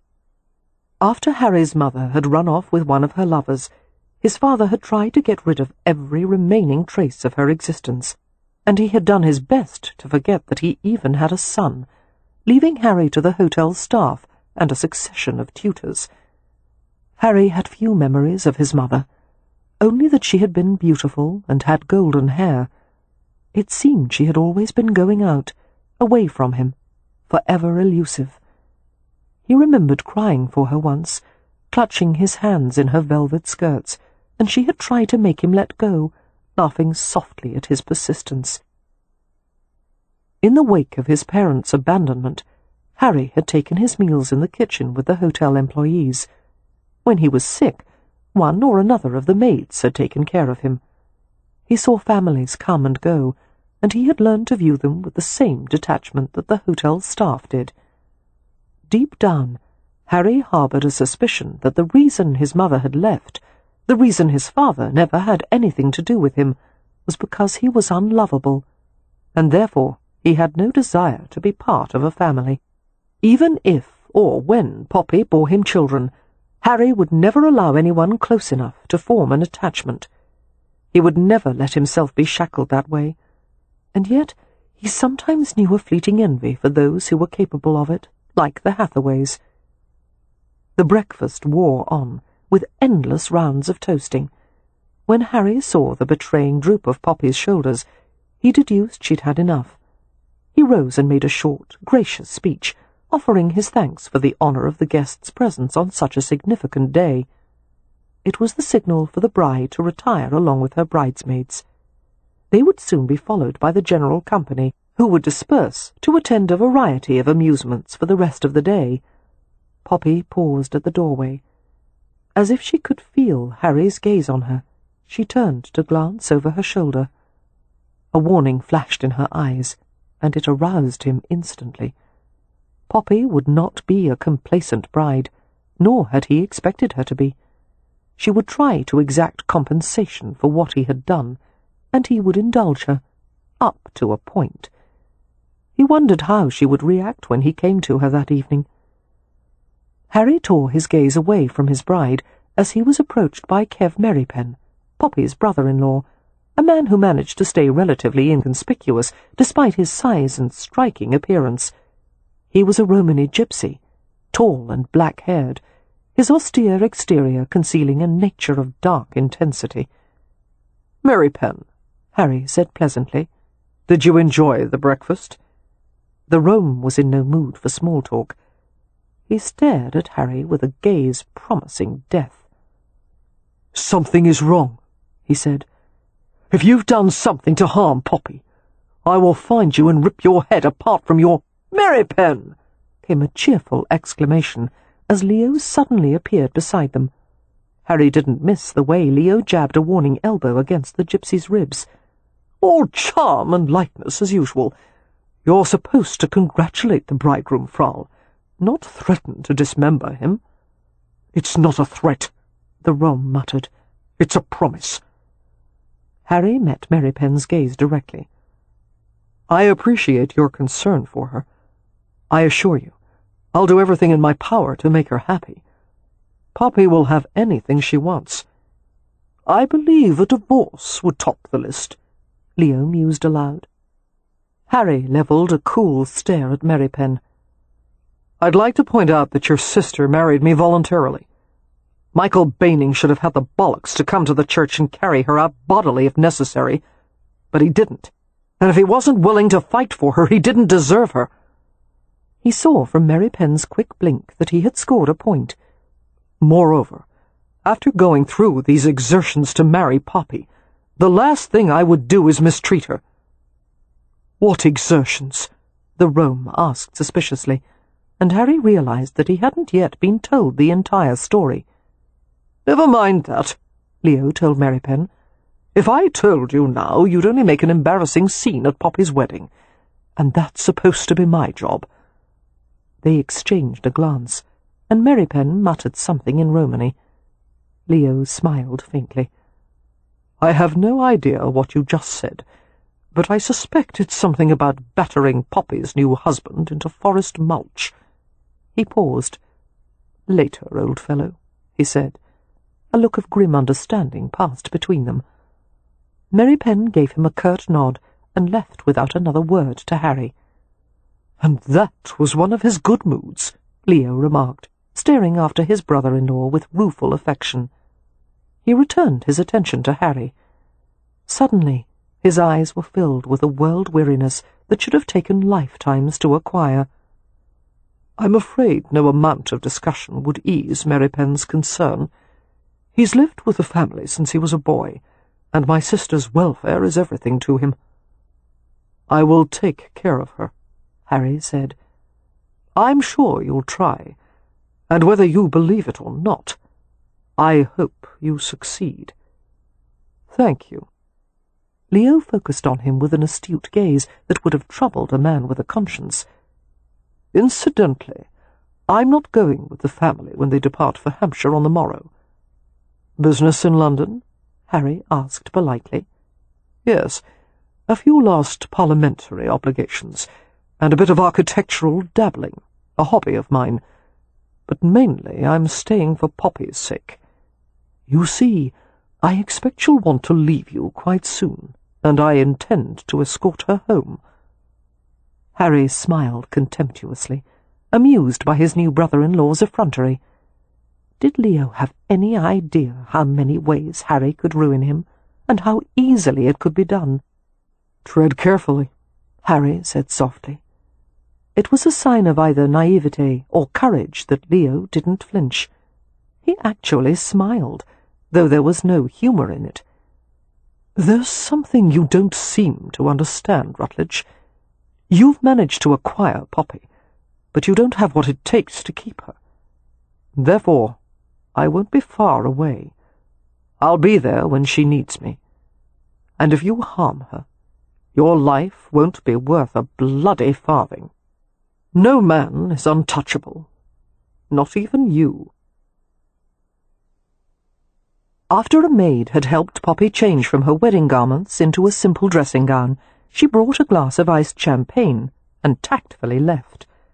Grateful for the silence of the private apartments, Poppy sat at her dressing table and unpinned her hair slowly.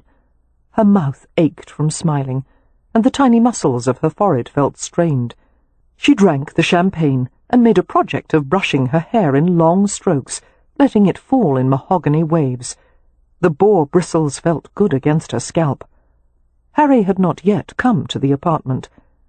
Poppy considered what she would say to him once he appeared, but nothing came to mind. With dreamlike slowness, she wandered through the rooms.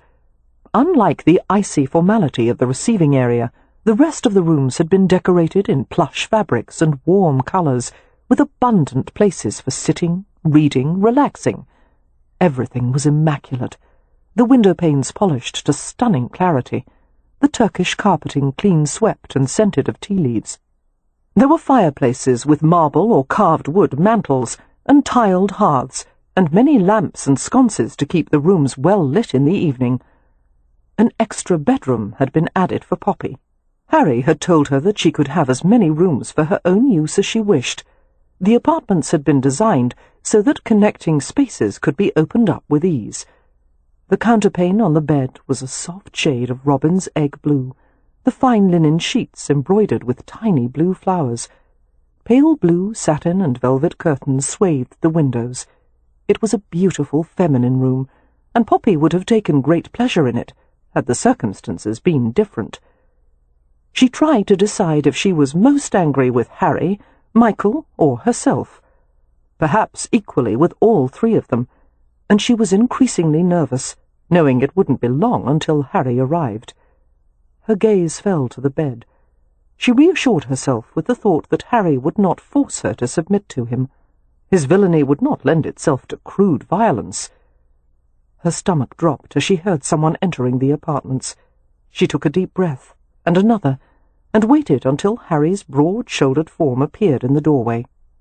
He paused, watching her, his features impassive. His cravat had been removed, the shirt open to reveal the strong line of his throat. Poppy steeled herself not to move as Harry approached her. He reached out to touch her shining hair, letting it slide through his fingers like liquid fire. "I've never seen it down before," he said. He was close enough that she could smell a hint of shaving soap and the tang of champagne on his breath. His fingers smoothed over her cheek, detecting the trembling within her stillness. "Afraid?" he asked softly. Poppy forced herself to meet his gaze. "No." "Maybe you should be. I'm much nicer to people who are afraid of me." "I doubt that," she said. "I think the opposite is true." A smile touched his lips. Poppy was disoriented by the complex mixture of emotions he stirred in her, the antagonism and attraction, and curiosity and resentment. Pulling away from him, she went to her dressing table and examined a small porcelain box with a gilded top. "Why did you go through with it?" she heard him ask quietly. "I thought it best for Michael." She felt a twinge of satisfaction as she saw how that had annoyed him. Harry half sat on the bed, his posture informal. His gaze didn't stray from her. "Had there been a choice, I would have done all this the ordinary way.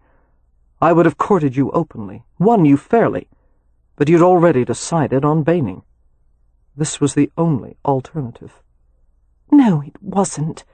You could have let me be with Michael." "It's doubtful he ever would have offered for you. He deceived you and himself by assuming he could persuade his father to accept the match.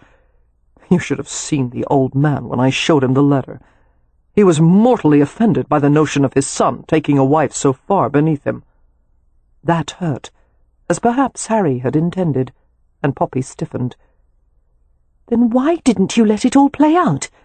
Why not wait until Michael had abandoned me, and then come forward to pick up the pieces?" "Because there was a chance Baining might have dared to run off with you. I couldn't risk it. And I knew that sooner or later you'd realize that what you had with Baining was nothing but infatuation." Poppy gave him a glance of purest contempt.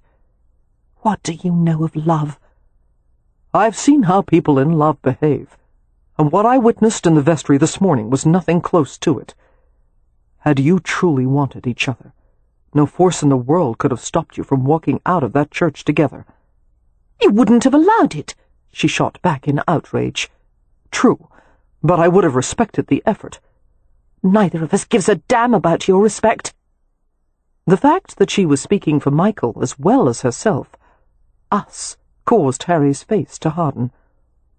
"Whatever your feelings for Baining are, you're my wife now, and he'll go on to marry some blue-blooded heiress as he should have done in the first place.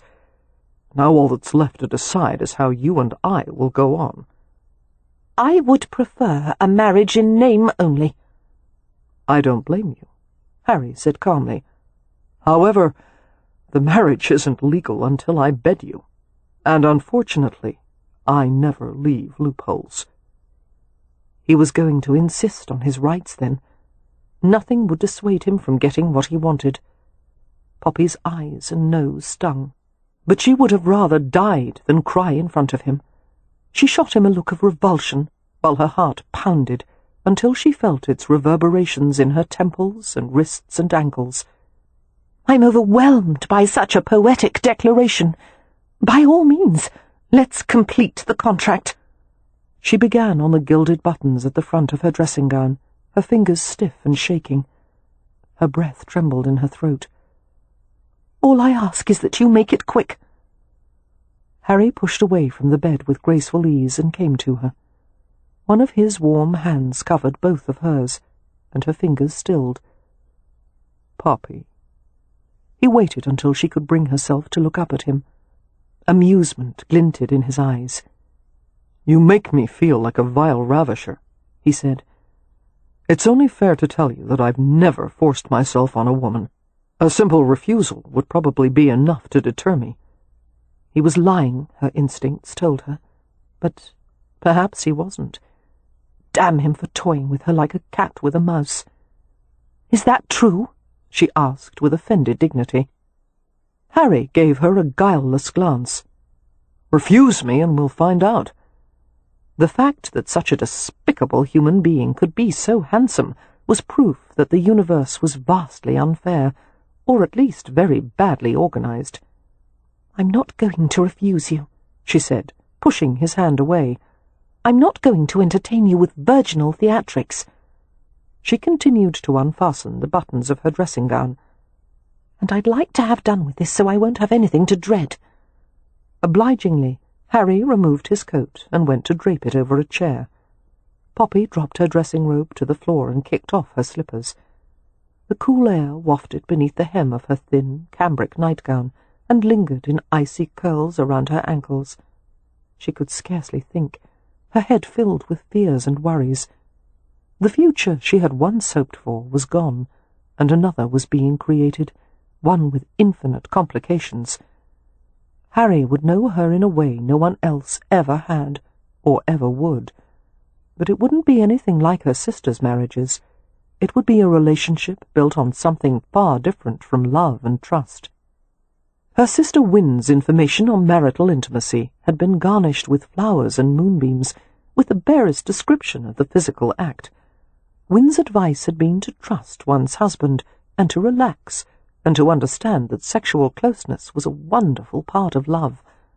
None of that had any relevance to the situation Poppy now found herself in. The room was utterly silent. "This means nothing to me," she thought, trying to make herself believe it. She felt as if she were in a stranger's body, as she undid her nightgown and pulled it over her head and let it fall to the carpeting in a limp heap. Gooseflesh rose everywhere, the tips of her breasts contracting in the chill. She went to the bed and turned back the covers and slipped in. Drawing the bed linens up to her breasts, she settled back against the pillows. Only then did she glance at Harry. Her husband had paused in the act of unfastening a shoe, his foot propped on a chair. He had already removed his shirt and waistcoat, and the muscles of his long back were bunched and tense. He stared at her over his shoulder, his thick lashes half lowered. His colour was high, as if sun-flushed, and his lips were parted, as if he'd forgotten something he'd been about to say. Letting out a breath that wasn't entirely steady, he turned back to his shoe. His body was beautifully made, but Poppy took no pleasure in it. In fact, she resented it. She would have preferred a few signs of vulnerability, a touch of softness around the middle, a set of narrow shoulders, anything that would put him at a disadvantage. But he was lean and strong and powerfully proportioned. Still clad in his trousers, Harry came to stand beside the bed. Despite her efforts to appear indifferent, Poppy couldn't stop her fingers from curling into the embroidered sheets. His hand went to her bare shoulder, his fingertips drifting to her throat and back again. He paused as he found a tiny, nearly invisible scar on her shoulder, the place a stray shotgun pellet had once lodged. "From the accident?" he asked huskily. Poppy nodded, unable to speak. She realized he would become familiar with every small and unique detail of her body. She had given him that right. He found 3 more scars on her arm, stroking each one as if he could soothe those long-ago injuries. Slowly his hand went to a lock of hair that lay in a fine mahogany river over her chest, following it beneath the sheets and blankets. She gasped as she felt his thumb brush over the bud of her nipple, circling, sending runners of heat to the pit of her stomach. His hand left her for a moment, and when he reached for her breast again, his thumb was damp from his own mouth. Another teasing, acute circle, moisture enhancing the caress. Her knees drew up slightly, her hips tilting as if her entire body had become a vessel to contain sensation. His other hand slid softly beneath her chin, tilting her face up to his. He bent to kiss her, but Poppy turned her face away. "I'm the same man who kissed you on the terrace," she heard him say. "You liked it well enough then." Poppy could hardly speak with his hand cupping her breast. "Not any more." A kiss meant more to her than a simple physical gesture. It was a gift of love, of affection, or at the very least liking, and she felt none of those things for him. He might have the right to her body, but not to her heart. His hands left her, and she felt him nudge her gently to the side. Poppy obeyed, her pulse racing as he joined her on the bed. He reclined on his side, his feet extending much farther than hers along the mattress. She forced her fingers to loosen from the covers as he drew them away from her. Harry's gaze slid over her slim, exposed body, the curves of her breasts, the clamped seam of her thighs. Heat surfaced everywhere, a flush that deepened as he drew her against him. His chest was warm and hard, with a covering of dark hair that tickled her breasts. Poppy shivered as his hand moved along her spine, pressing her close. The intimacy of being clasped against a half-naked man, breathing the scent of his skin, was almost more than her dazed mind could comprehend. He pressed her bare legs apart, the fabric of his trousers smooth and cool, and he held her like that, his hand roaming slowly over her back until the teeth-chattering shivers eased. His mouth traced the taut side of her neck. He spent a long time kissing her there, investigating the hollow behind her ear, the edge of her hairline, the front of her throat. His tongue found the hectic throb of her pulse, lingering until she gasped and tried to push him away. His arms tightened, one hand coming to the bare curve of her bottom, keeping her against him. "Don't you like that?" he asked against her throat. "No," Poppy said, trying to work her arms between them. Harry pressed her back to the mattress, his eyes bright with diabolical amusement. "You're not going to admit to liking any of this, are you?" She shook her head. His hand cradled the side of her face, his thumb brushing her closed lips. "Poppy, if there's nothing else about me that pleases you, at least give this a chance." "I can't. Not when I remember that I should be doing this with him." As angry and resentful as she was, Poppy couldn't quite bring herself to say Michael's name. As it was, it provoked even more of a reaction from Harry than she'd expected. He gripped her jaw, his hand closing in a strong, not quite painful vice, his eyes flaring with fury. She stared back at him defiantly, almost willing him to do something awful, to prove that he was as contemptible as she thought him. But Harry's voice, when he finally spoke, was scrupulously controlled. "Then I'll see if I can put him out of your thoughts." The bedclothes were pushed away with ruthless insistence, robbing her of any means of concealment. She started upward, but he pushed her back down. His hand curved beneath her breast, plumping it upward, and he bent until his breath fell against the peak in light, repeated shocks. He traced the aureole with his tongue, caught it tenderly with his teeth, playing with the sensitive flesh. Delight fed into her veins with every swirl and lick and soft tug. Poppy's hands clenched into fists as she tried to keep them by her sides. It seemed important not to touch him voluntarily, but he was skilled and persistent, arousing deep and writhing impulses, and her body was apparently inclined to choose pleasure over principle. She reached up to his head, the dark hair thick and soft between her fingers. Gasping, she guided him to her other breast. He complied with a hoarse murmur, his lips opening over the heat-stung bud. His hands glided over her body, charting the curves of her waist and hips. The tip of his middle finger circled the rim of her navel and wove in a teasing path across the flat of her stomach. Along the valley, where her legs pressed together, from her knees to the top of her thighs. Back again. Stroking gently, Harry whispered, "Open for me." Poppy was quiet, resisting, panting as if each breath were being torn from her throat. The pressure of tears rose behind her closed eyes.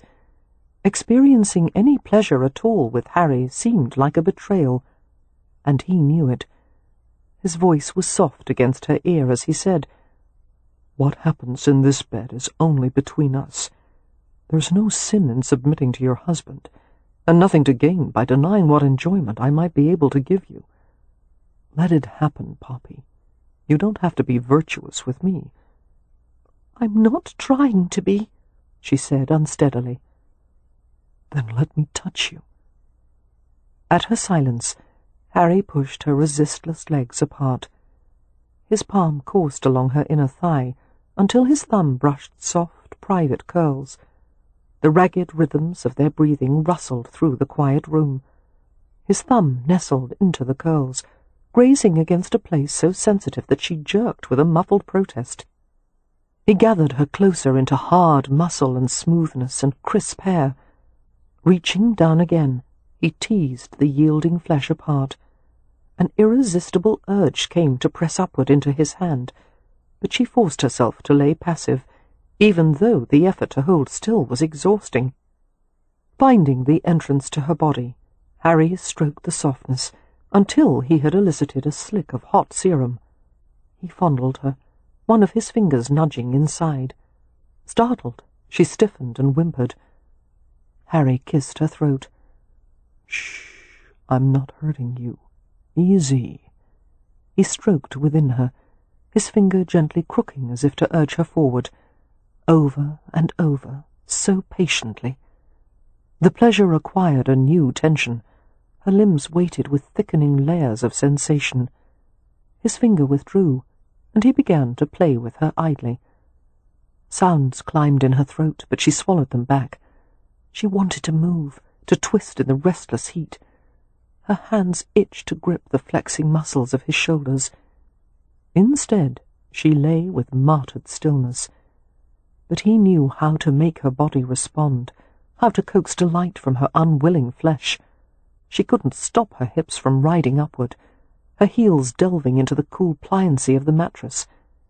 He slid along her front, kissing lower and lower, his mouth measuring tender distances across her body. When he nuzzled into the soft, private curls, however, she stiffened and tried to move away. Her mind was reeling. No one had told her about this. It couldn't be right. As she wriggled, his hand slid beneath her bottom, gripping her in place, and his tongue found her in wet, fluent strokes. Carefully, he guided her into a deliberate rhythm, urging her upward, and again while he stroked in voluptuous countermeasure.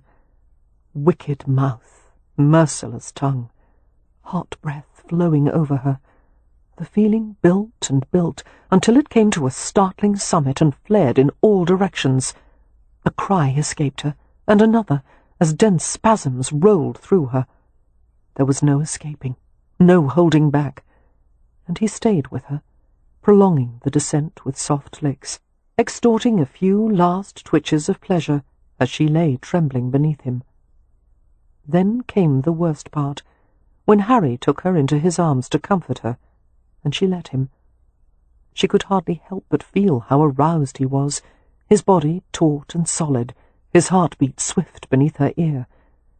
He ran his hand over the supple curve of her spine. With a pang of reluctant excitement, she wondered if he would take her now. But Harry surprised her by saying, "I won't force the rest of it on you tonight." Her voice sounded strange and thick to her own ears. You needn't stop. As I told you." "Yes, you want to have done with it," Harry said sardonically. "So you'll have nothing left to dread." Releasing her, he rolled away and stood, adjusting the front of his trousers with casual unconcern. Poppy's face flamed. "But I've decided to let you dread it a bit longer. Just remember that if you have any idea about requesting an annulment, I'll have you on your back and divested of your virginity before you can blink." He drew the covers over her and paused. "Tell me, Poppy, did you think of him at all just now? Was his face, his name, in your mind while I was touching you?" Poppy shook her head, refusing to look at him. "That's a start," he said softly. He extinguished the lamp and left, and she lay alone in the darkness, shamed and sated and confused. Chapter 14. Sleep was always difficult for Harry. Tonight it was impossible. His mind, accustomed to working on multiple problems simultaneously, now had a new and endlessly interesting subject to ponder. His wife. He had learned a great deal about Poppy in one day. She had shown that she was exceptionally strong under duress, not a woman to go to pieces in a difficult situation, and although she loved her family, she had not run to them for shelter. Harry admired the way Poppy had dealt with her wedding day. Even more, he admired the way she had dealt with him. No virginal theatrics, as she had put it. He thought of those blistering minutes before he had left her, when she had been sweet and yielding, her beautiful body blazing in response. Aroused and restless, Harry lay in his bedroom, on the other side of the apartment from hers, The thought of Poppy sleeping in the place where he lived was more than sufficient to keep him awake. No woman had ever stayed in his apartments before. He had always conducted his liaisons away from his residence, never spending a full night with anyone. It made him uncomfortable, the notion of actually sleeping in a bed with another person. Just why that seemed more intimate than the sexual act was not something Harry cared to ponder. Harry was relieved when daybreak approached, the sky's low roof enamelled with dull silver. He arose, washed and dressed. He let in a housemaid, who stirred the grate and brought freshly ironed copies of the Morning Chronicle, the Globe, and the Times. As per their usual routine, the floor waiter would arrive with breakfast, and then Jake Valentine would deliver the manager's reports and take his morning list. "Will Mrs. Rutledge want breakfast as well, sir?" the maid asked. Harry wondered how long Poppy would sleep. "Tap on her door and ask." "Yes, sir." He saw the way the maid's gaze darted from the direction of his bedroom to Poppy's. Although it was common for upper-class couples to maintain separate bedrooms, the maid evinced a touch of surprise before she schooled her expression. Vaguely annoyed, Harry watched her leave the dining area. He heard the housemaid's murmur, and Poppy's reply. The muffled sound of his wife's voice caused a pleasant ripple of awareness across his nerves. The housemaid returned to the dining area. "I'll be bringing a tray for Mrs. Rutledge as well. Will there be anything else, sir?" Harry shook his head, returning his attention to the paper as she left. He tried to read an article at least 3 times before finally giving up and staring in the direction of Poppy's room. Finally, she appeared, wearing a dressing gown made of blue taffeta, heavily embroidered with flowers. Her hair was loose, the brown locks shot with gleaming fire. Her expression was neutral, her eyes guarded. He wanted to peel the intricately stitched garment away from her, kiss her exposed body until she was flushed and panting. "Good morning," Poppy murmured, not quite meeting his gaze. Harry stood and waited until she came to the small table. It didn't escape him that she tried to avoid being touched by him as he seated her. Patience, he reminded himself. "Did you sleep well?" he asked. "Yes, thank you." It was clear that politeness rather than concern motivated her to ask, "And you?" "Well enough." Poppy glanced at the variety of papers on the table. Picking one up, she held it so that any view of her face was obstructed as she read. Since it appeared that she was not inclined to converse, Harry occupied himself with another paper. The silence was broken only by the rustling of flimsy news pages. Breakfast was brought in, and 2 housemaids set out porcelain plates and flatware and crystal glasses. Harry saw that Poppy had asked for crumpets, their flat, porous tops gently steaming. He began on his own breakfast of poached eggs on toast, cutting into the condensed yellow yolks and spreading the soft insides across the crisp bread.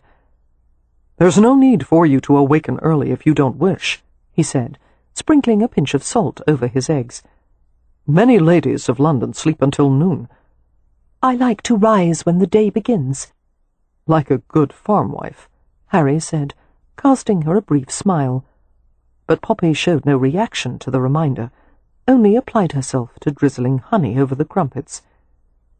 Harry paused with his fork held in mid-air, mesmerized by the sight of her slim fingers twirling the honey stick, meticulously filling each hole with thick amber liquid. Realizing that he was staring, Harry took a bite of his breakfast. Poppy replaced the honey stick in a small silver pot. Discovering a stray drop of sweetness on the tip of her thumb, she lifted it to her lips and sucked it clean. Harry choked a little, reached for his tea and took a swallow. The liquid scalded his tongue, causing him to flinch and curse. Poppy gave him an odd look. "Is there anything the matter?" Nothing, except that watching his wife eating breakfast was the most erotic act he had ever seen. "Nothing at all," Harry said scratchily. "Tea's hot." When he dared to look at Poppy again, she was consuming a fresh strawberry, holding it by the green stem, her lips rounded in a luscious pucker as she bit neatly into the ripe flesh of the fruit. Christ! He moved uncomfortably in his chair, while all the unsatisfied desire of the previous night reawakened with a vengeance. Poppy ate 2 more berries, nibbling slowly, while Harry tried to ignore her. Heat collected beneath his clothing, and he used a napkin to blot his forehead. Poppy lifted a bite of honey-soaked crumpet to her mouth and gave him a perplexed glance. "Are you feeling well?" "It's over-warm in here," Harry said irritably, while lurid thoughts went through his mind, thoughts involving honey and soft feminine skin and moist pink. A knock came at the door. "Come in," Harry said curtly, eager for any kind of distraction. Jake Valentine entered the apartments more cautiously than usual, looking a bit surprised as he saw Poppy sitting at the breakfast table. Harry supposed the novelty of the situation would take a little getting used to on all sides. "Good morning," Valentine said, uncertain whether to address only Harry or include Poppy. She solved the dilemma by giving him an artless smile. "Good morning, Mr. Valentine. I hope there are no fugitive monkeys in the hotel today." Valentine grinned. "Not that I'm aware of, Mrs. Rutledge, but the day's still young." Harry experienced a new sensation, a poisonous resentment that crept all through his body. Was it jealousy? It had to be. He tried to suppress the feeling, but it lingered in the pit of his stomach. He wanted Poppy to smile at him like that. He wanted her playfulness, her charm, her attention. Stirring a lump of sugar into his tea, Harry said coolly, "Tell me about the staff meeting." "Nothing to report, really." Valentine handed him the sheaf of paper. "The sommelier asked that you approve a list of wines, and Mrs. Pennywhistle raised the problem of cutlery and flatware disappearing from trays when guests request food in their room." Harry's eyes narrowed. "It's not an issue in the dining room?" "No, sir. It seems that few guests are inclined to take the flatware straight from the dining room, but in the privacy of their own rooms. Well, the other morning an entire breakfast service went missing. As a result, Mrs. Pennywhistle proposed that we purchase a set of tinware to be used strictly for private dining." "My guests using tin knives and forks?" Harry shook his head emphatically. "No. We'll have to find some other way of discouraging petty thievery. We're not a damned coaching inn." "That's what I thought you'd say." Valentine watched Harry leaf through the top few pages. "Mrs. Pennywhistle said that whenever Mrs. Rutledge prefers, she would be honoured to escort her around the hotel offices and kitchens and introduce her to the staff." "I don't think—" Harry began. "That would be lovely," Poppy interrupted. "Please tell her that I will be ready after breakfast." "There's no need," Harry said. "It's not as if you'll have a hand in running the place." Poppy turned to him with a polite smile. "I would never dream of interfering, but since this is my new home, I would like to become more familiar with it." "It's not a home," Harry said. Their gazes met. "Of course it is," Poppy said.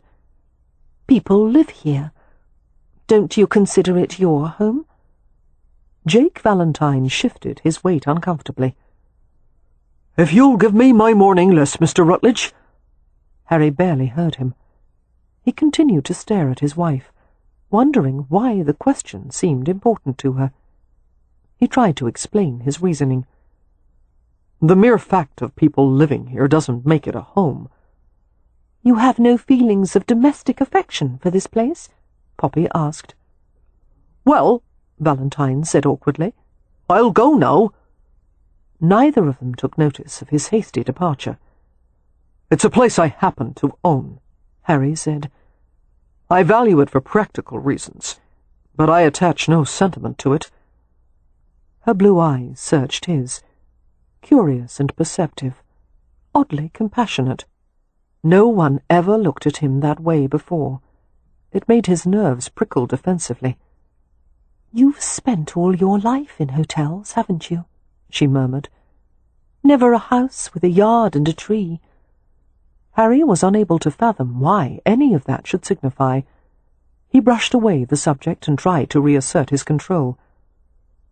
Let me be clear, Poppy. This is a business, and my employees are not to be treated as relations or even as friends, or you'll create a management problem. Do you understand? Yes, she said, still staring at him. I'm beginning to. This time it was Harry's turn to lift the newspaper, avoiding her gaze. Uneasiness stirred within him. He did not want any form of understanding from her. He merely wanted to enjoy her, browse over her as he did his room of treasures. Poppy would have to comply with the limits he set, and in return he would be a lenient husband, as long as she understood that he would always have the upper hand.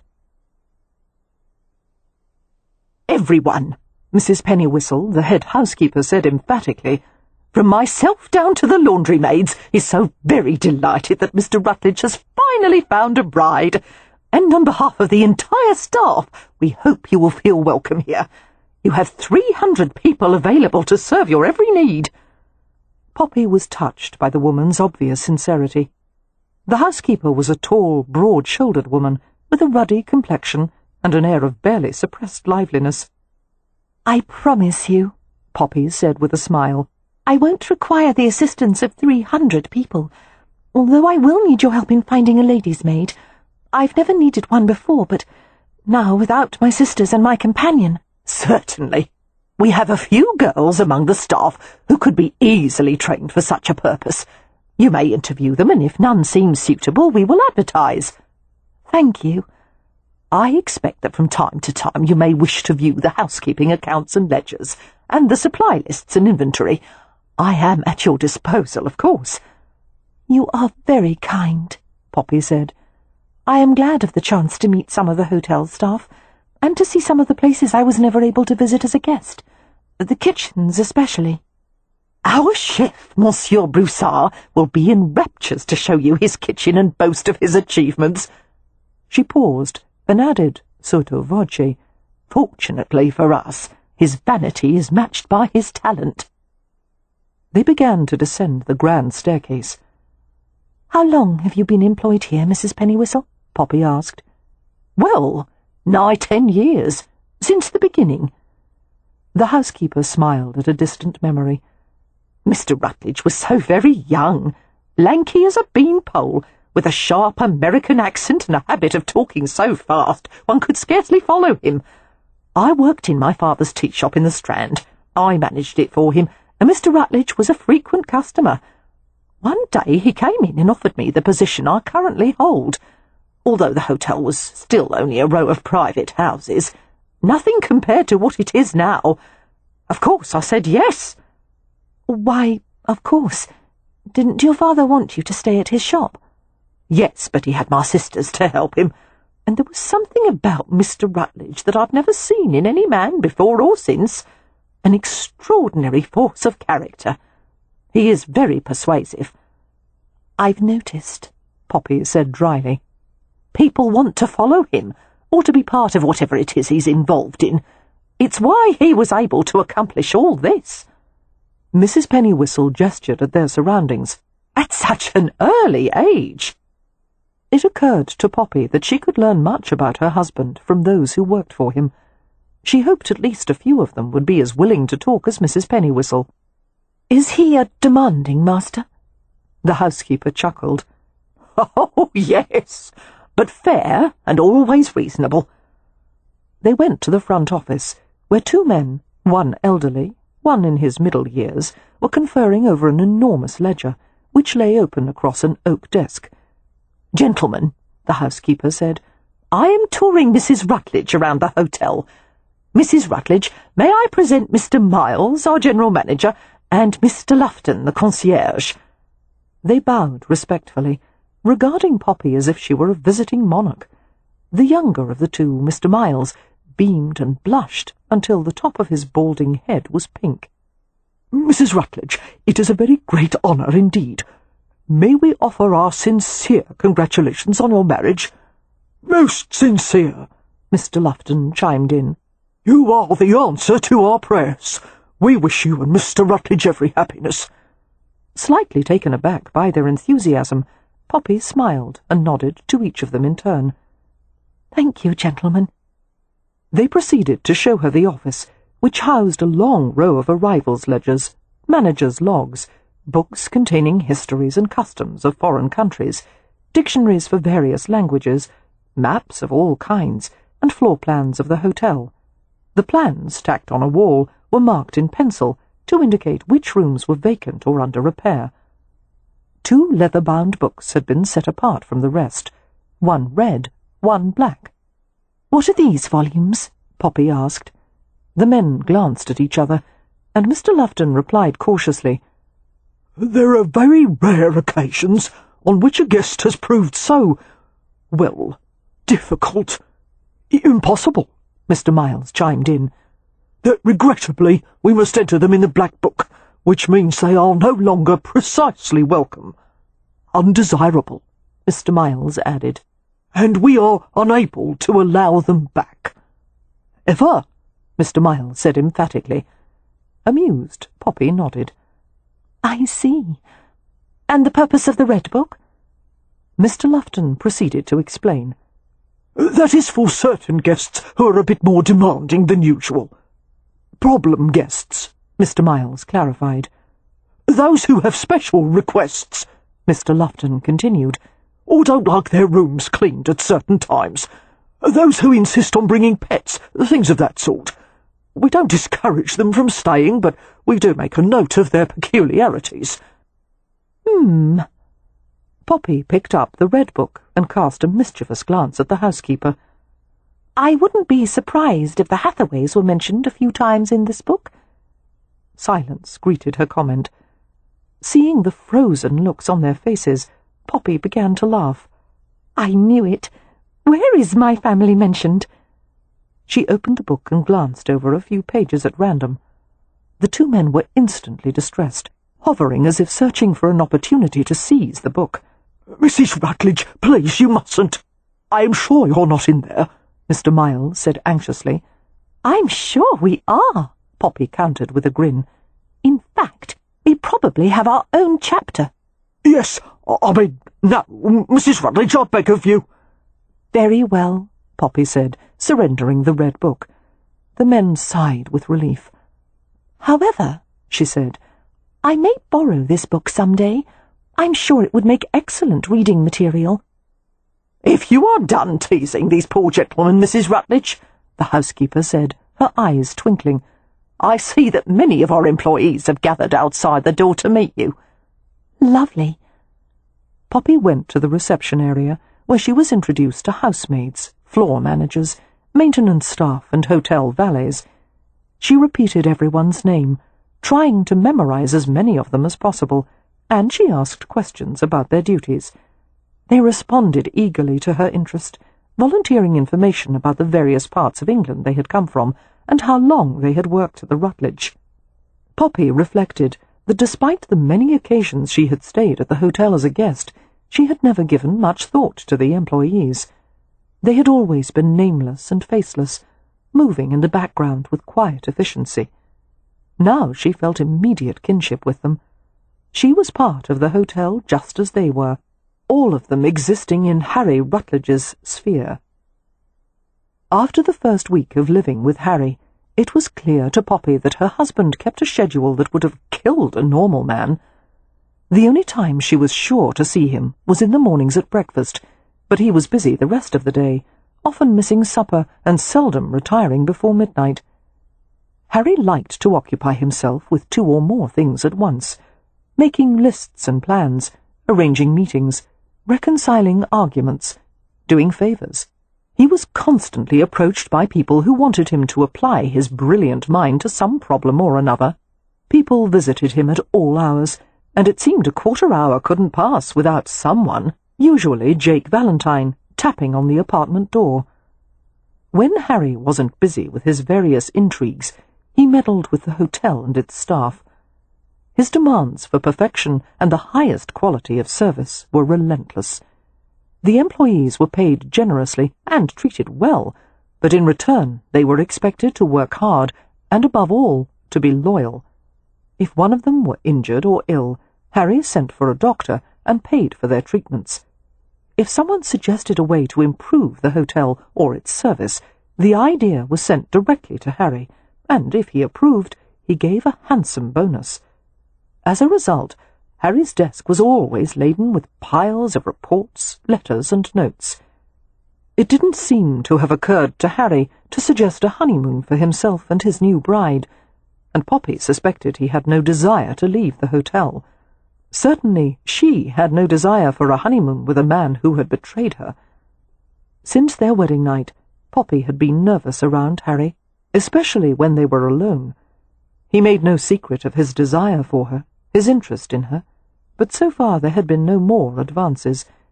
In fact, he had gone out of his way to be polite and considerate. It seemed as if he were trying to get her accustomed to him, to the altered circumstances of her life, and she appreciated his patience because it was all so very new. Ironically, however, his self-imposed restraint gave their occasional moments of contact, the touch of his hand on her arm, the press of his body when they stood close in a crowd, a charge of vibrant attraction. Attraction without trust, not a comfortable thing to feel for one's own husband. Poppy had no idea how long he would continue this conjugal reprieve. She was only grateful that Harry was so consumed with his hotel, although she couldn't help thinking that this sunrise to midnight agenda was not at all good for him. If someone Poppy cared for had been working so relentlessly, she would have urged him to ease his pace, to take some time to rest. Simple compassion got the better of her one afternoon when Harry came into their apartment unexpectedly, carrying his coat in one hand. He had spent most of the day with the chief officer of the LFEE, the London Fire Engine Establishment.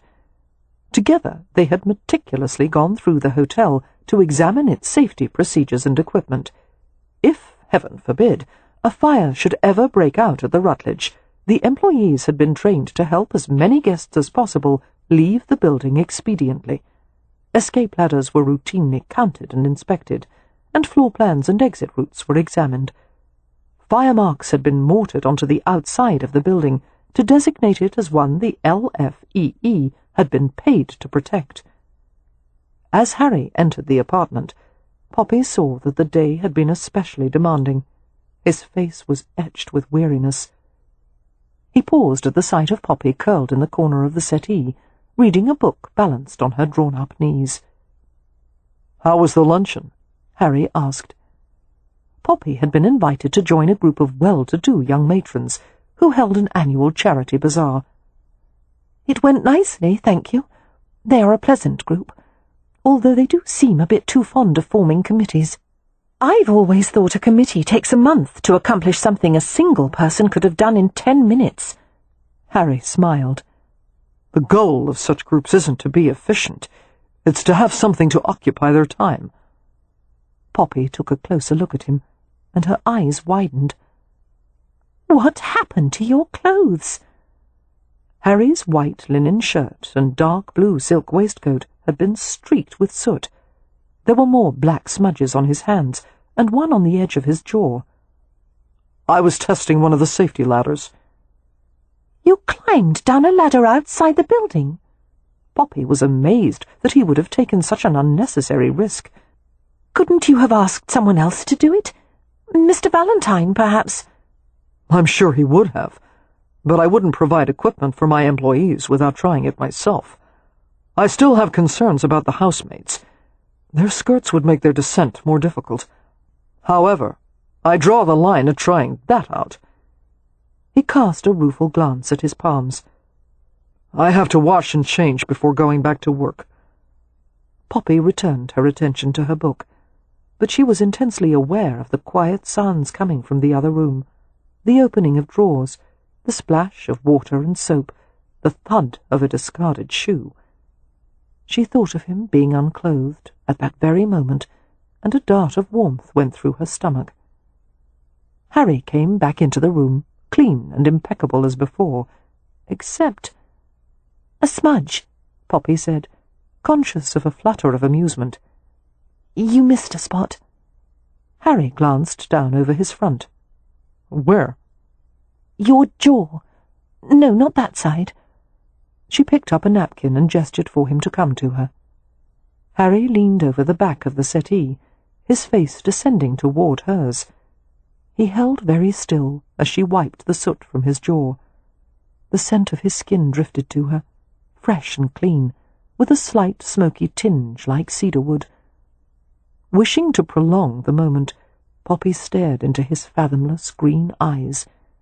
They were shadowed from lack of sleep. Good heavens, did the man ever pause for even a moment? "Why don't you sit with me?" Poppy asked impulsively. Harry blinked, clearly thrown off guard by the invitation. "Now?" "Yes, now."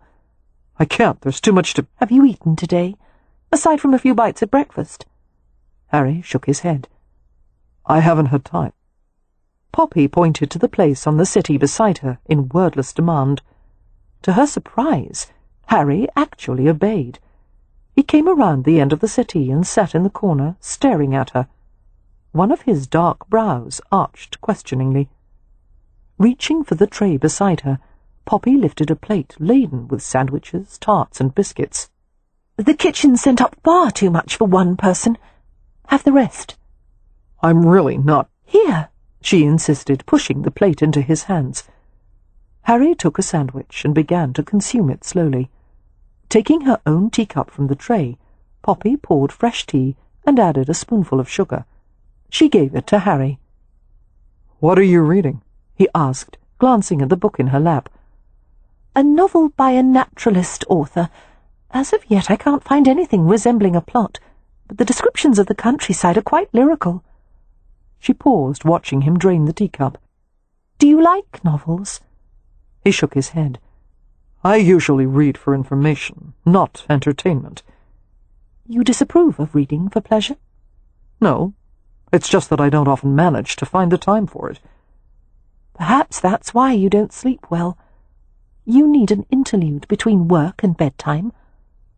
There was a dry, perfectly timed pause before Harry asked, "What would you suggest?" Aware of his meaning, Poppy felt a bloom of colour emerge from head to toe, and Harry seemed to enjoy her discomfiture, not in a mocking way, but as if he found her charming. "Everyone in my family loves novels," Poppy finally said, pushing the conversation back into line. "We gather in the parlour nearly every evening, and one of us reads aloud. Win is the best at it. She invents a different voice for each character." "I'd like to hear you read," Harry said. Poppy shook her head. "I'm not half as entertaining as Win. I put everyone to sleep." "Yes," Harry said. "You have the voice of a scholar's daughter." Before she could take offence, he added, "Soothing, never grates, soft." He was extraordinarily tired, she realized, so much that even the effort to string words together was defeating him. "I should go," he muttered, rubbing his eyes. "Finish your sandwiches first," Poppy said authoritatively. He picked up a sandwich obediently. While he ate, Poppy paged through the book until she found what she wanted, a description of walking through the countryside, under skies filled with fleecy clouds, past almond trees in blossom, and white campion nestled beside quiet brooks. She read in a measured tone, occasionally stealing a glance at Harry while he polished off the entire plate of sandwiches. And then he settled deeper into the corner, more relaxed than she had ever seen him.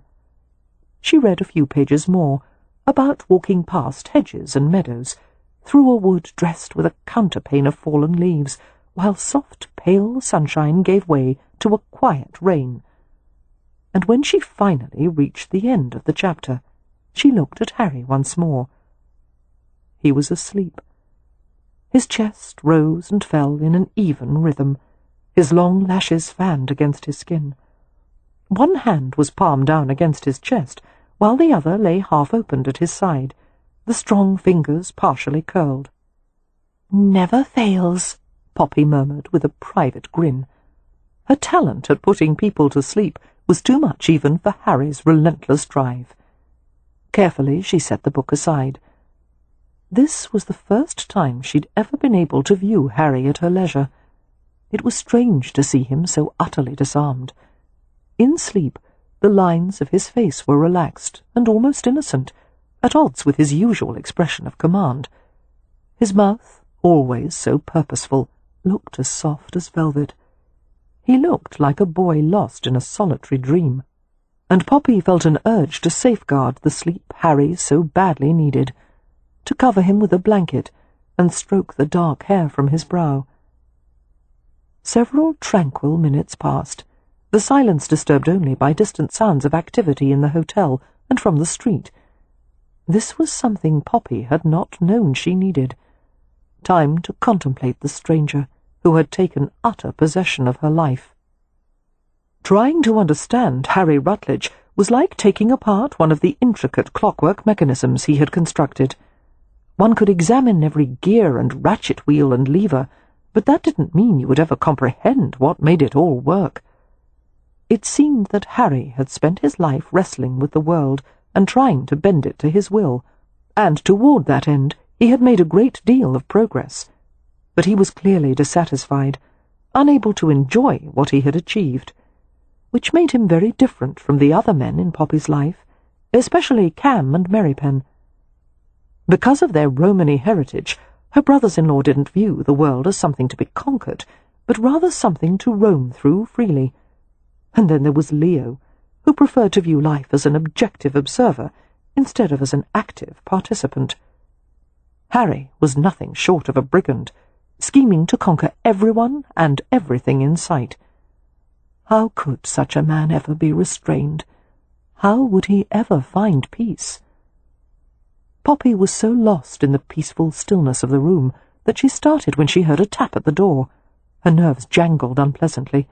She made no response, wishing the blasted noise would go away. But there it was again. Tap, tap, tap. Harry awakened with an inarticulate murmur, blinking with the confusion of someone who had been too quickly roused from sleep. "Yes?" he said gruffly, struggling to sit up. The door opened, and Jake Valentine entered. He looked apologetic as he saw Harry and Poppy together on the settee. Poppy could barely refrain from scowling, even though he was only doing his job. Valentine came to hand Harry a folded note, murmured a few cryptic words, and left the apartment. Harry scanned the note with a bleary glance. Tucking it into his coat pocket, he smiled ruefully at Poppy. "I seem to have nodded off while you were reading." He stared at her, his eyes warmer than she had ever seen them. "An interlude," he murmured for no apparent reason, and a corner of his mouth hitched upward. "I'd like another one soon." And he left, while she was still struggling to form a reply. Chapter 15. Only the wealthiest of London ladies possessed their own carriages and horses, as it cost a fortune to maintain such a convenience. Women without their own stables, or those who lived alone, were compelled to job the horses, broom, and coachman, hiring it all from a livery service or job-master whenever they needed to knock about London. Harry had insisted that Poppy must have her own carriage and pair, and had sent for a designer from a carriage works to come to the hotel. After consulting with Poppy, the carriage-maker was commissioned to build a vehicle specifically to her taste. Poppy was left rather bemused by the process, and even a bit nettled, because her insistence on asking the prices of materials had caused a tiff. "You're not here to question how much any of this costs," Harry had told her. "Your only task is to choose what you like." But in Poppy's experience, that had always been part of choosing something, viewing what was available and then comparing costs until one arrived at something that was neither the most expensive nor the least. Harry, however, seemed to view this approach as an affront, as if she were questioning his ability to provide for her. Finally, it was decided that the outside would be done in elegant black lacquer, the inside upholstered in green velvet and beige leather with brass bead trim, and the interior panelling would feature decorative paintwork. There would be green silk curtains and Venetian blinds in lieu of mahogany shutters, Morocco leather sleeping cushions, decorative welting on the outside steps, plated carriage lamps, and matching door handles.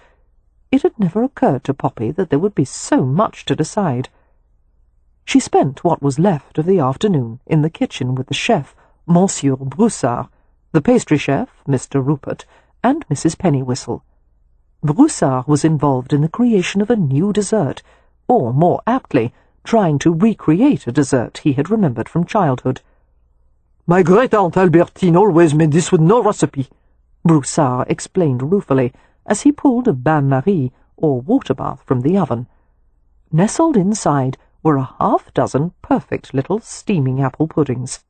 "I watched her every time, but it has all slipped from my mind. 15 times I have tried it, and still it's not perfect. But quand on veut, on peut." When one wants, one can, Poppy translated. Exactement. Broussard carefully removed the dishes from the hot water. Chef Rupert drizzled cream sauce over each pudding and topped them with delicate pastry leaves. "Shall we?" he asked, handing out spoons. Solemnly, Poppy, Mrs. Pennywhistle, and the two chefs each took a pudding and sampled it. Poppy's mouth was filled with cream, soft tart apple, and crisply imploding pastry. She closed her eyes to better enjoy the textures and flavours, and she heard satisfied sighs from Mrs. Pennywhistle and Chef Rupert.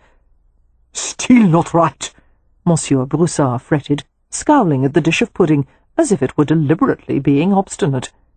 "I don't care if it's not right," the housekeeper said. "That is the best thing I've ever tasted in my life." She turned to Poppy. "Don't you agree, Mrs. Rutledge?" "I think it's what angels must eat in heaven," Poppy said, digging into the pudding.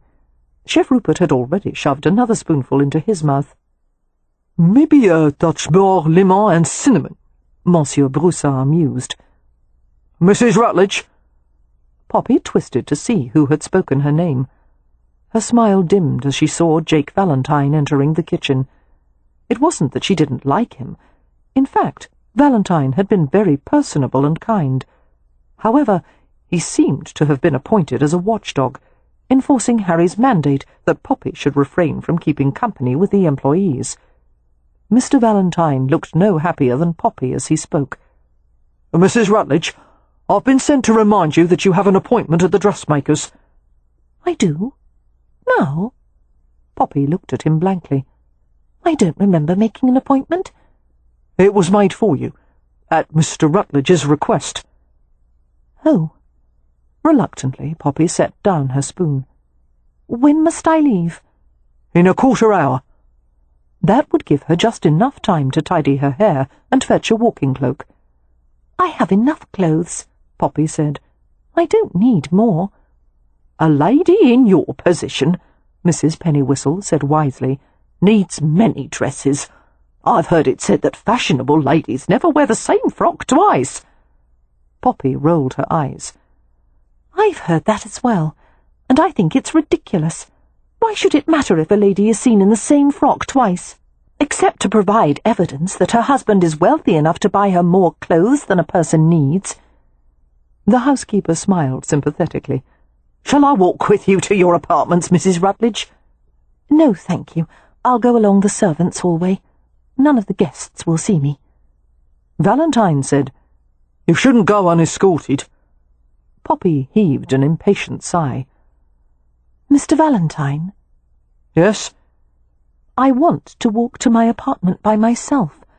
If I can't even do that, this entire hotel will start to feel like a prison." He nodded with reluctant understanding. "Thank you." Murmuring goodbye to the chefs and the housekeeper, Poppy left the kitchen. Jake Valentine shifted his weight uncomfortably as the other three glared at him. "I'm sorry," he muttered, "but Mr. Rutledge has decided that his wife shouldn't fraternise with the employees. He says it makes all of us less productive, and there are more suitable ways for her to occupy herself." Although Mrs. Pennywhistle was usually disinclined to criticise the master, her face grew taut with annoyance. Doing what? She asked curtly. Shopping for things she neither needs nor wants? Reading fashion periodicals by herself? Riding in the park with a footman in attendance? No doubt there are many fashion-plate wives who would be more than pleased by such a shallow existence.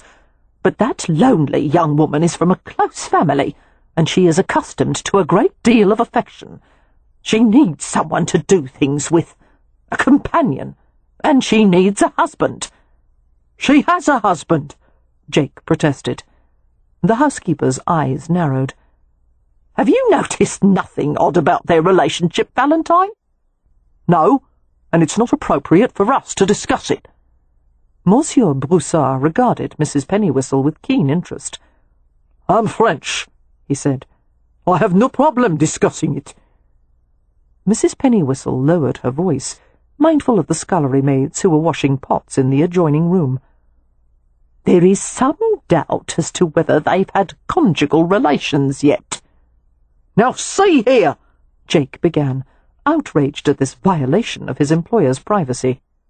Have some of this, mon ami, Broussard said, shoving a pastry plate at him. As Jake sat and picked up a spoon, the chef gave Mrs. Pennywhistle an encouraging glance.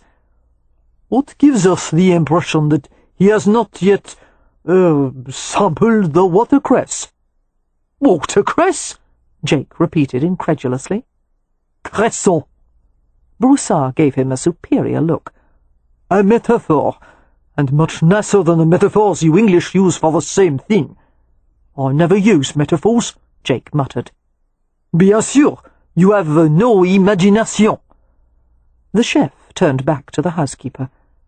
Why is there doubt about the relations between Monsieur and Madame Rutledge?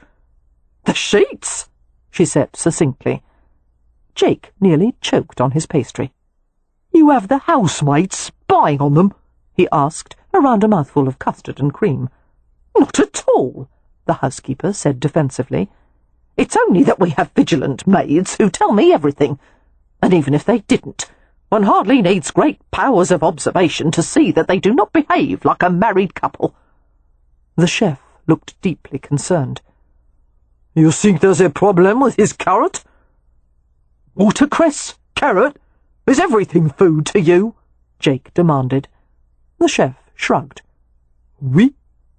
Well, Jake said testily, there is a string of Rutledge's past mistresses who would undoubtedly testify there is nothing wrong with his carrot. Alors, he is a virile man, she is a beautiful woman. Why are they not making salad together?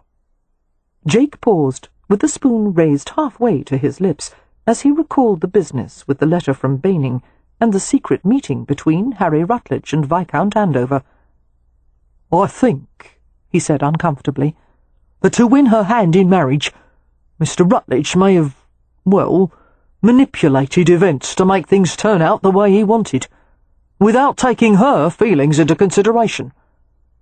The other three looked at him blankly. Chef Rupert was the first to speak. But he does that to everyone. Apparently Mrs. Rutledge doesn't like it, Jake muttered. Mrs. Pennywhistle leaned her chin on her hand and tapped her jaw thoughtfully. I believe she would be a good influence on him, were she ever inclined to try. Nothing, Jake said decisively, will ever change Harry Rutledge. Still, the housekeeper mused, I think the two of them may need a bit of help. From whom? Chef Rupert asked. From all of us, the housekeeper replied. It's all to our benefit if the master is happy, isn't it? No, Jake said firmly. I've never known anyone more ill-equipped for happiness. He wouldn't know what to do with it. All the more reason he should try it, Mrs. Pennywhistle declared. Jake gave her a warning glance. We are not going to meddle in Mr. Rutledge's personal life. I forbid it. Chapter 16.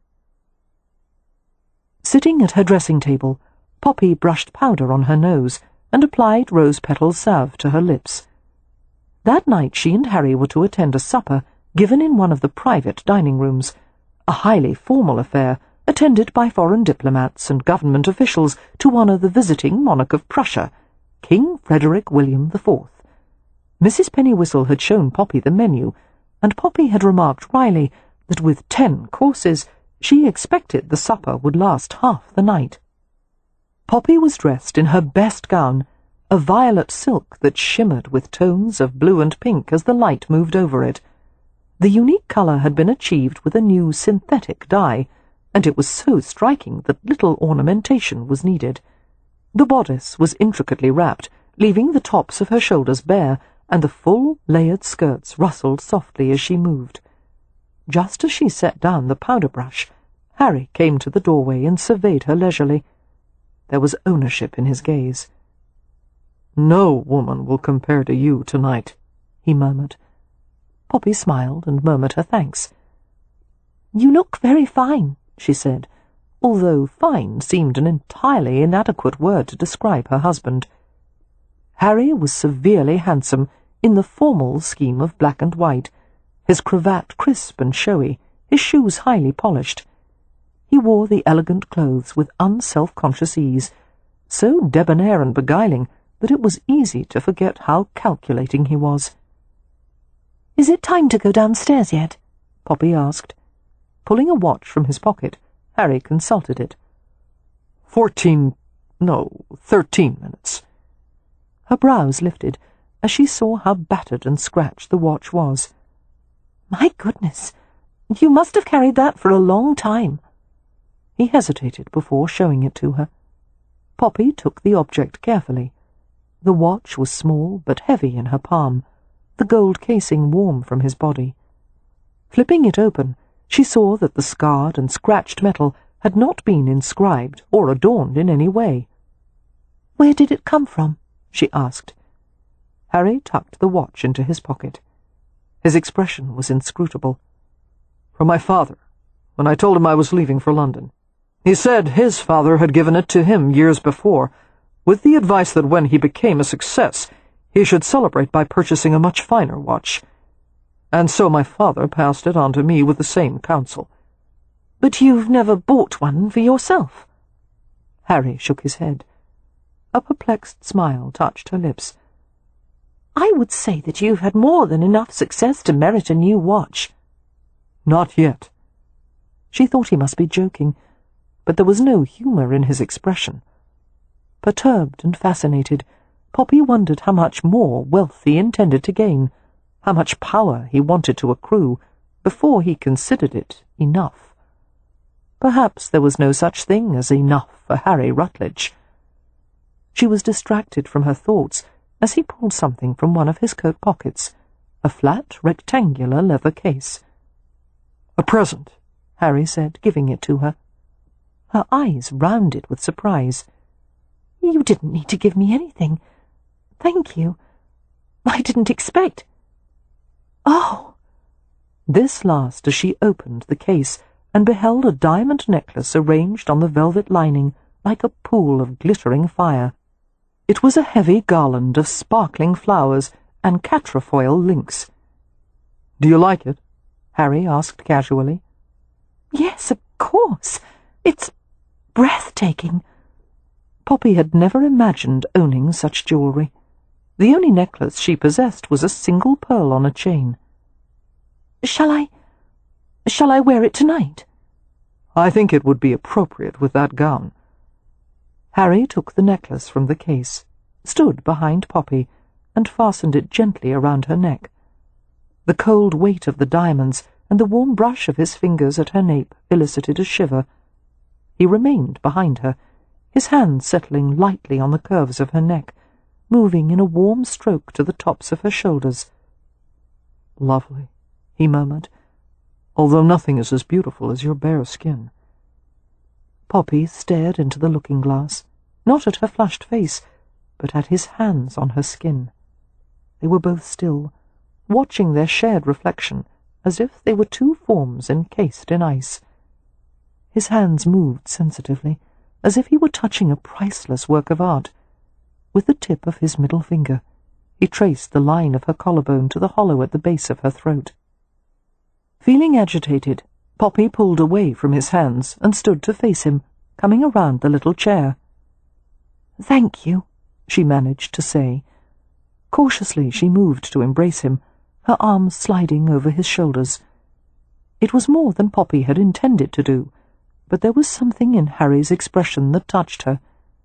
She had sometimes seen the same expression on Leo's face in childhood, when he had been caught in mischief and had gone to their mother with a bouquet of flowers or some little treasure. Harry's arms went around her, pulling her farther up against him. He smelled delicious, and he was warm and hard beneath the layers of linen, silk, and wool. The soft gust of his breath against her neck was ragged at the finish. Closing her eyes, Poppy let herself lean against him. He kissed the side of her throat, working up to the juncture of her neck and jaw. She felt warm from the bottom of her feet to the top of her head.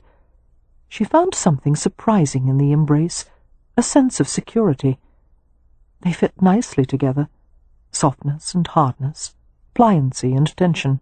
It seemed that every curve of her was perfectly reconciled with his masculine contours. She wouldn't have minded standing against him, with him for a while longer. But Harry chose to take more than had been offered. His hand went to the side of her head, easing her back at just the right angle to kiss her. His mouth descended swiftly. Poppy arched and twisted away from him, nearly causing an awkward collision of their heads.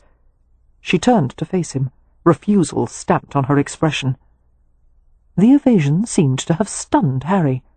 Sparks of wrath kindled in his eyes, as if she had been vastly unfair.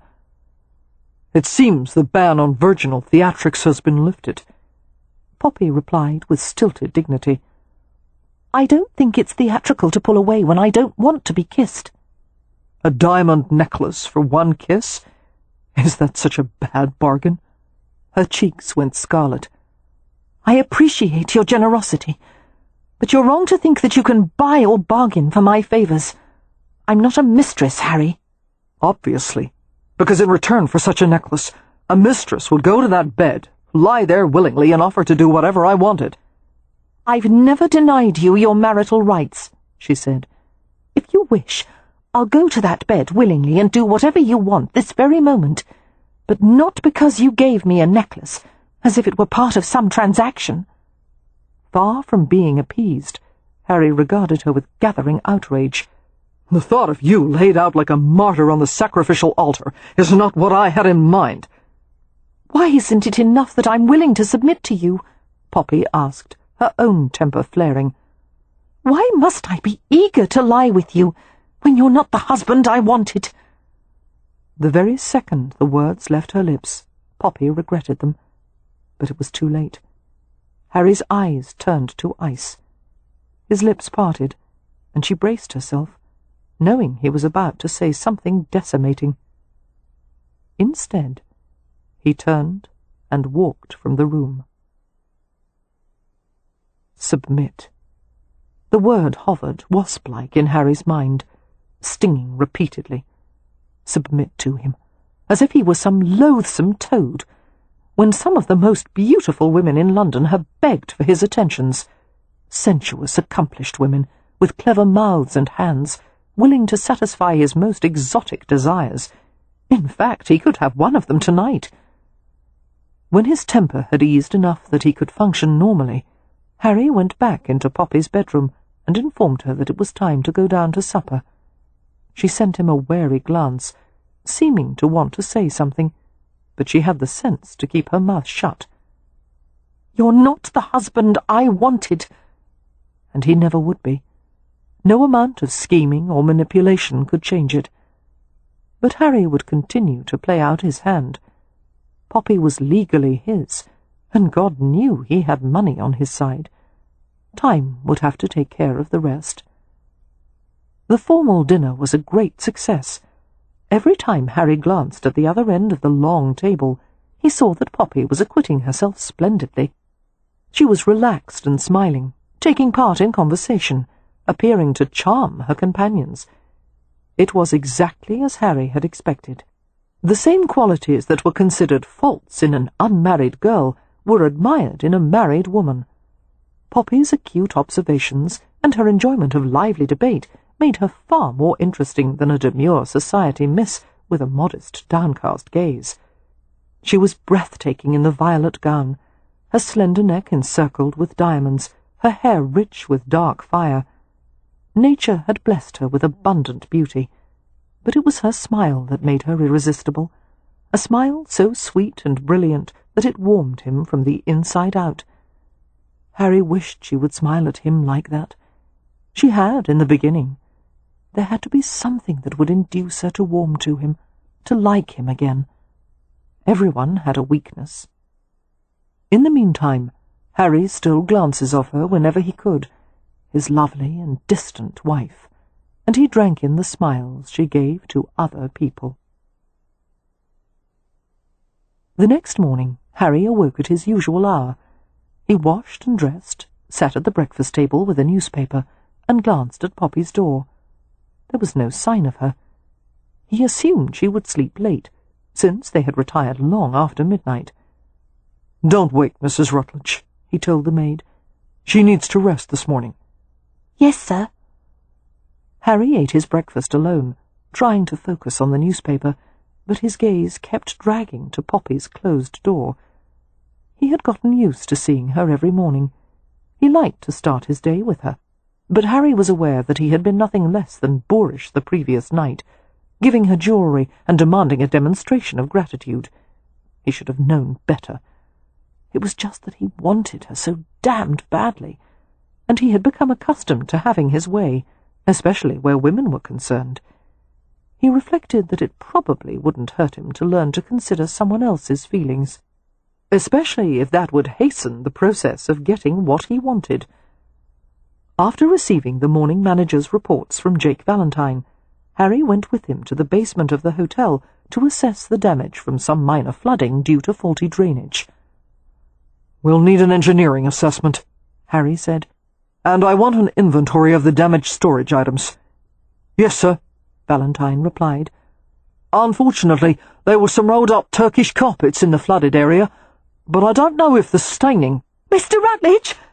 An agitated housemaid descended to the bottom of the stairs and rushed over to them. She could barely speak between laboured breaths. "Mrs. Pennywhistle said to come fetch you because Mrs. Rutledge—" Harry looked at the housemaid sharply. "What is it?" "She's injured, sir. Took a fall." Alarm shot through him. "Where is she?" "Your apartment, sir." "Send for a doctor," Harry told Valentine, and he ran for the stairs, taking them 2 and 3 at a time. By the time he reached his apartments, full-scale panic roared through him. He tried to push it back enough to think clearly. There was a congregation of maids around the door, and he shouldered his way through them into the main room. "Poppy!" Mrs. Pennywhistle's voice echoed from the tiled bathing room. "We're in here, Mr. Rutledge." Harry reached the bathing room in 3 strides, his stomach lurching in fear as he saw Poppy on the floor, reclining against the housekeeper's supportive arms. Toweling had been draped over her for modesty's sake, but her limbs were naked and vulnerable-looking, in contrast to the hard grey tiling. Harry dropped to his haunches beside her. "What happened, Poppy?" "I'm sorry." She looked pained and mortified and apologetic. "It was so silly. I stepped out of the bath and slipped on the tiles, and my leg went out from beneath me." "Thank heavens one of the maids had come to clear the breakfast dishes," Mrs. Pennywhistle told him, "and she heard Mrs. Rutledge cry out." "I'm all right," Poppy said. "I just twisted my ankle a bit." She gave the housekeeper a gently chiding glance. "I'm perfectly capable of getting up, but Mrs. Pennywhistle won't let me." "I was afraid to move her," the housekeeper told Harry. "You were right to keep her still," Harry replied, examining Poppy's leg. The ankle was discoloured and already beginning to swell. Even the light brush of his fingers was enough to make her flinch and inhale quickly. "I don't think I'll need a doctor," Poppy said. "If you could just wrap it with a light binding, and perhaps I could have some willow bark tea." "Oh, you're seeing a doctor," Harry said, suffused with grim concern. Glancing at Poppy's face, he saw the residue of tears, and he reached out to her with extreme gentleness. his fingers caressing the side of her face. Her skin was as smooth as fine milled soap. There was a red mark in the centre of her lower lip where she must have bitten it. Whatever she saw in his expression caused her eyes to widen and her cheeks to flush. Mrs. Pennywhistle eased up from the floor. "Well," she said briskly, "now that she's in your care, Mr. Rutledge, shall I fetch some bandages and salve? We may as well treat the ankle until the doctor arrives." "Yes," Harry said curtly. "And send for another doctor. I want a second opinion." "Yes, sir." The housekeeper fled. "We haven't even gotten a first opinion yet," Poppy protested. "And you're making far too much of this. It's just a minor sprain, and what are you doing?" Harry had laid 2 fingers on the top of her foot, 2 inches below the ankle, feeling for her pulse. "Making certain your circulation hasn't been compromised." Poppy rolled her eyes. "My goodness, all I need is to sit somewhere with my foot up." "I'm going to carry you to bed," he said, sliding one arm behind her back, the other beneath her knees. "Can you put your arms around my neck?" She blushed from head to toe, and complied with an inarticulate murmur. He lifted her in a slow, easy movement. Poppy fumbled a little as the toweling began to slip from her body, and she gasped in pain. "Did I jostle your leg?" Harry asked in concern. "No, I think—" She sounded sheepish. "I think I may have hurt my back a little as well." Harry let out a few quiet curses that caused her brows to raise, and he carried her into the bedroom. "From now on," he told her sternly, "you're not to step out of the bathing tub unless there's someone to help you." "I can't do that," she protested. "Why not?" "I don't need help with my bath every night. I'm not a child." "Believe me," Harry said, "I'm aware of that." He set her down gently and arranged the covers over her. After easing the damp towel away from her, he adjusted her pillows. "Where are your nightgowns?" "The bottom dresser drawer." Harry went to the dresser, jerked the drawer open, and pulled out a white gown. Returning to the bed, he helped Poppy into the nightgown, his face tautening with concern as she winced with every movement. She needed something for the pain. She needed a doctor. Why the hell was it so quiet in the apartment? He wanted people running, fetching things. He wanted action. After tucking the covers around Poppy, he left the room in rapid strides. 3 maids were still in the hallway, talking amongst themselves. Harry scowled, and the maids blanched simultaneously. "Sir?" one of them asked nervously. "Why are you all standing here?" he demanded. "And where is Mrs. Pennywhistle? I want one of you to find her immediately and tell her to hurry. And I want the other 2 of you to start fetching things." "What kind of things, sir?" one of them quavered. "Things for Mrs. Rutledge. A hot water bottle, ice, laudanum, a pot of tea, a book. I don't give a damn. Just start bringing things." The 2 maids scampered away like terrified squirrels. A half-minute passed, and still no one appeared. Where the devil was the doctor? Why was everyone so bloody slow? He heard Poppy calling for him, and he turned on his heels and raced back into the apartments. He was at her bedside in an instant. Poppy was huddled in a small, motionless heap. "Harry?" Her voice came from beneath the bedclothes. "Are you yelling at people?" "No," he said instantly. "Good, because this is not a serious situation, and it certainly doesn't merit—" "It's serious to me." Poppy pushed the covers away from her strained face and looked at him as if he was someone she had met before but couldn't quite place. A faint smile touched her lips. Tentatively, her hand crept to Harry's, her small fingers curving around his palm.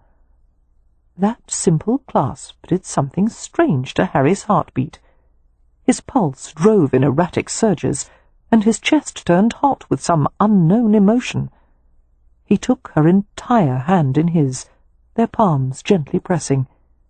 He wanted to hold her in his arms, not in passion, but to give comfort, even though his embrace was the last thing she wanted. "I'll be back in a moment," he said, striding from the room. He rushed to a sideboard in his private library, poured a small glass of French brandy, and brought it back to Poppy. "Try this." "What is it?" "Brandy." She tried to sit up, wincing with every movement. "I don't think I'll like it." "You don't have to like it, just drink it." Harry tried to help her, feeling unaccountably awkward. He, who had always navigated his way around the female form with absolute confidence. Carefully, he wedged another pillow behind her back. She sipped the brandy and made a face. "Ugh!" Had Harry not been so worried, he might have found some amusement in her reaction to the brandy, a heritage vintage that had been aged at least 100 years. As she continued to sip the brandy, Harry pulled a chair beside the bed. By the time Poppy had finished the brandy, some of the fine grooved tension had gone from her face. "That actually helped a bit," she said. "My ankle still hurts, but I don't think I care as much." Harry took the glass from her and set it aside. "That's good," he said gently. "Would you mind if I left you again momentarily?" "No. You're only going to yell at the staff again, and they're already doing their best. Stay with me." She reached for his hand. That mystifying feeling again, the sense of puzzle pieces fitting together. Such an innocent connection. One hand in another, and yet it was enormously satisfying. "Harry." The soft way she said his name caused the hair to rise pleasurably on his arms and the back of his neck. "Yes, love?" he asked hoarsely. Would you mind rubbing my back?" Harry fought to conceal his reaction. "Of course," he said, striving to keep his tone casual. "Can you turn to your side?" Reaching for her lower back, he found the little reefs of muscle on either side of her spine. Poppy pushed the pillows aside and lay flat on her stomach. He worked up to her upper shoulders, finding the knotted muscles.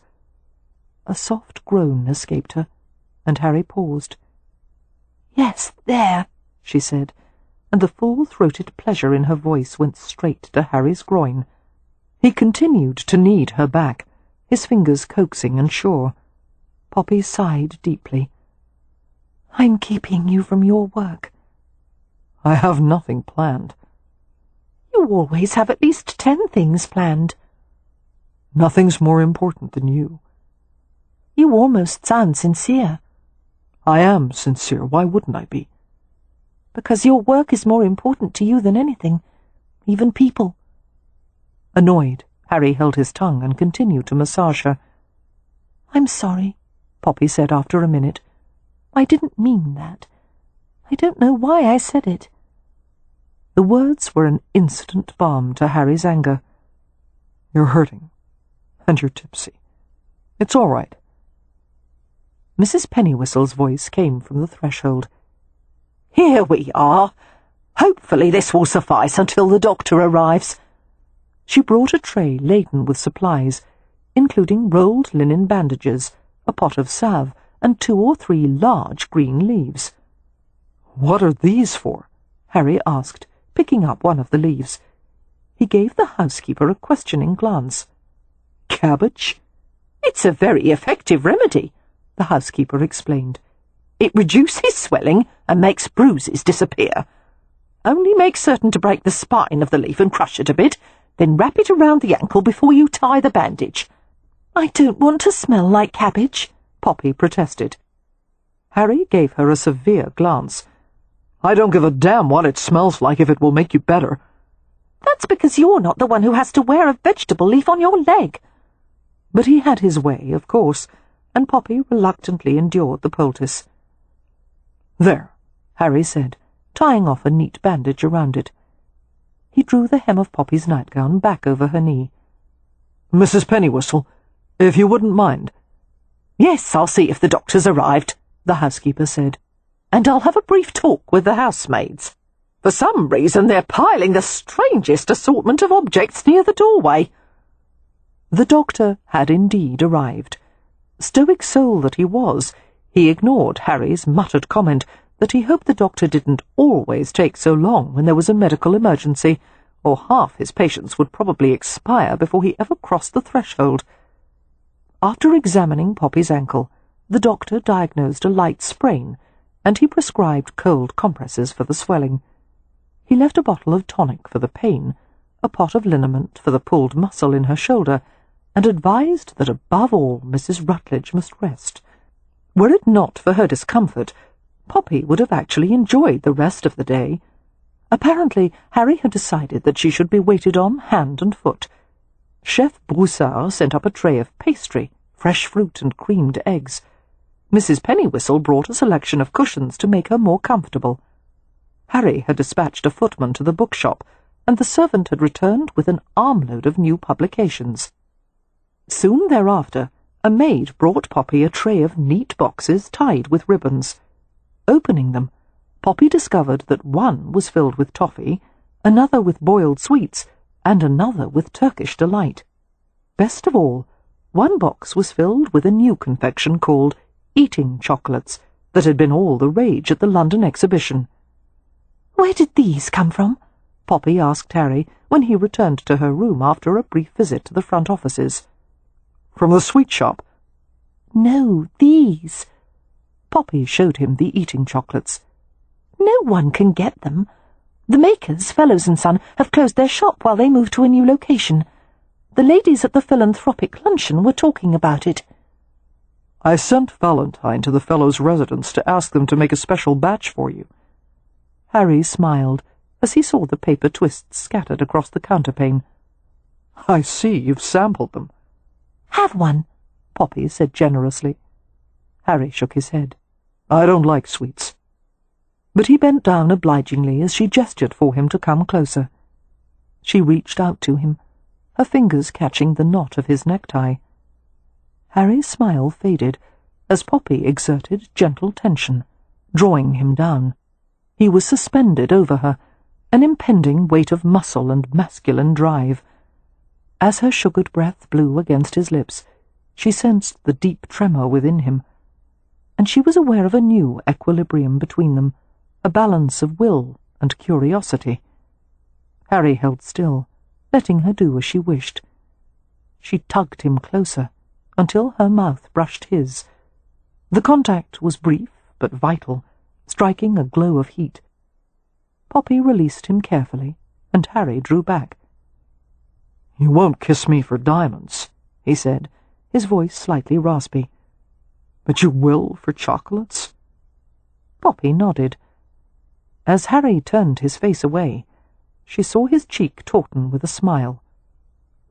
"I'll put in a daily order, then." Chapter 17. Accustomed as Harry was to arranging everyone's schedule, he seemed to take it for granted that Poppy would allow him to do the same for her. When she told him that she preferred to make her own decisions about planning her days, Harry had counted that if she insisted on socializing with the hotel employees, he would find better uses for her time. "I like to spend time with them," Poppy protested. "I can't treat everyone who lives and works here as nothing more than cogs in a machine." "The hotel has been run this way for years," Harry said. "It's not going to change. As I've told you before, you'll create a management problem. From now on, no more visiting the kitchen. No more chats with the master gardener while he prunes the roses. No cups of tea with the housekeeper." Poppy frowned. "Does it ever occur to you that your employees are people with thoughts and feelings? Have you thought to ask Mrs. Pennywhistle if her hand injury has healed?" Harry frowned. "Hand injury?" "Yes. She accidentally closed her fingers in the door. And when was the last time Mr. Valentine went on holiday?" Harry's expression went blank.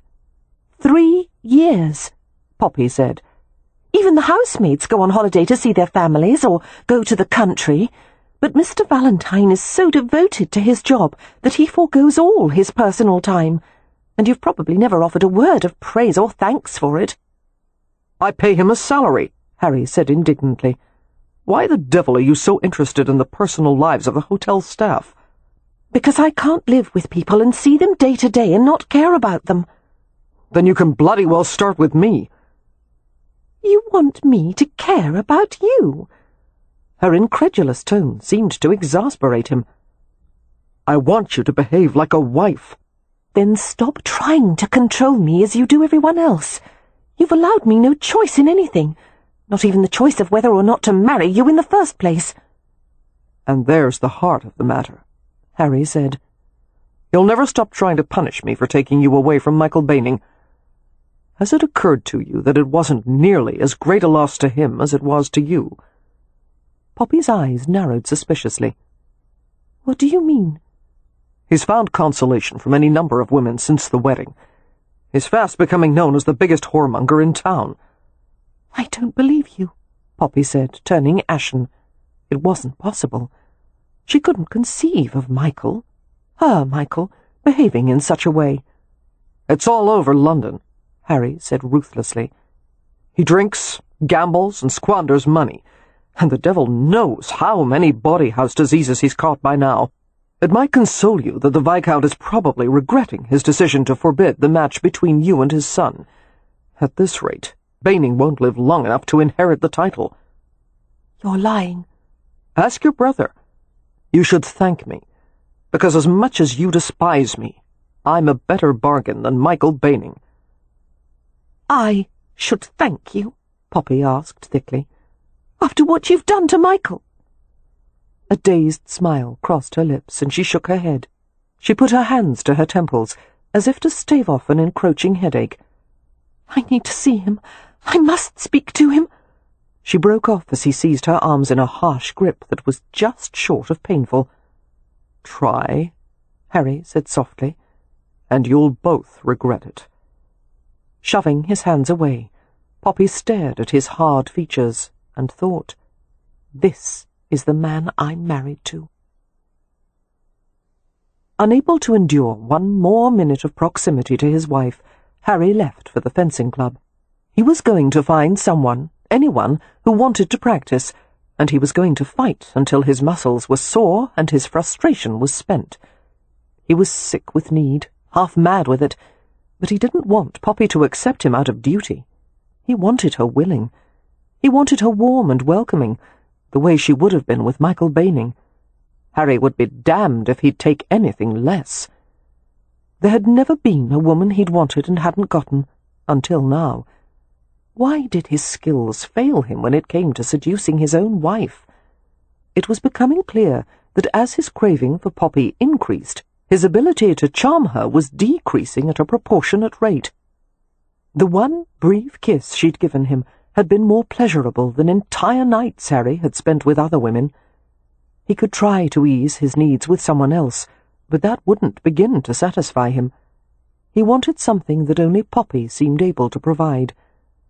Harry spent 2 hours at the club, duelling at lightning speed, until the fencing master had flatly refused to allow any more.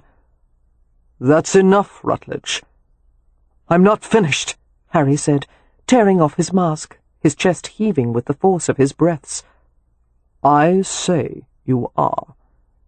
Approaching him, the fencing master said quietly, "You're relying on brute force instead of using your head. Fencing requires precision and control, and this evening you're lacking both." Offended, Harry schooled his features and said calmly, "Give me another chance. I'll prove you wrong." The fencing master shook his head. "If I let you go on, there is every chance of an accident occurring. Go home, friend. Rest. You look tired." The hour was late by the time Harry returned to the hotel. Still clad in fencing whites, he went into the hotel through the back entrance.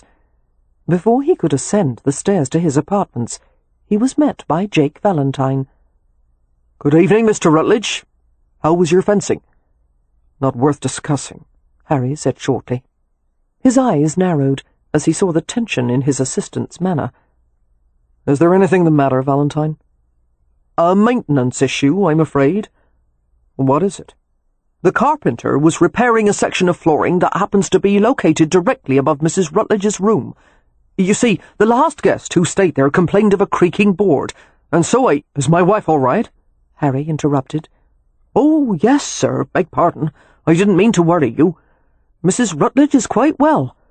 But unfortunately the carpenter struck a nail into a plumbing pipe, and there was a significant leak in the ceiling of Mrs. Rutledge's room.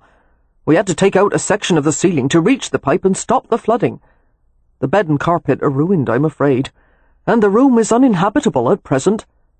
"Bloody hell," Harry muttered, running a hand through his sweat-dampened hair.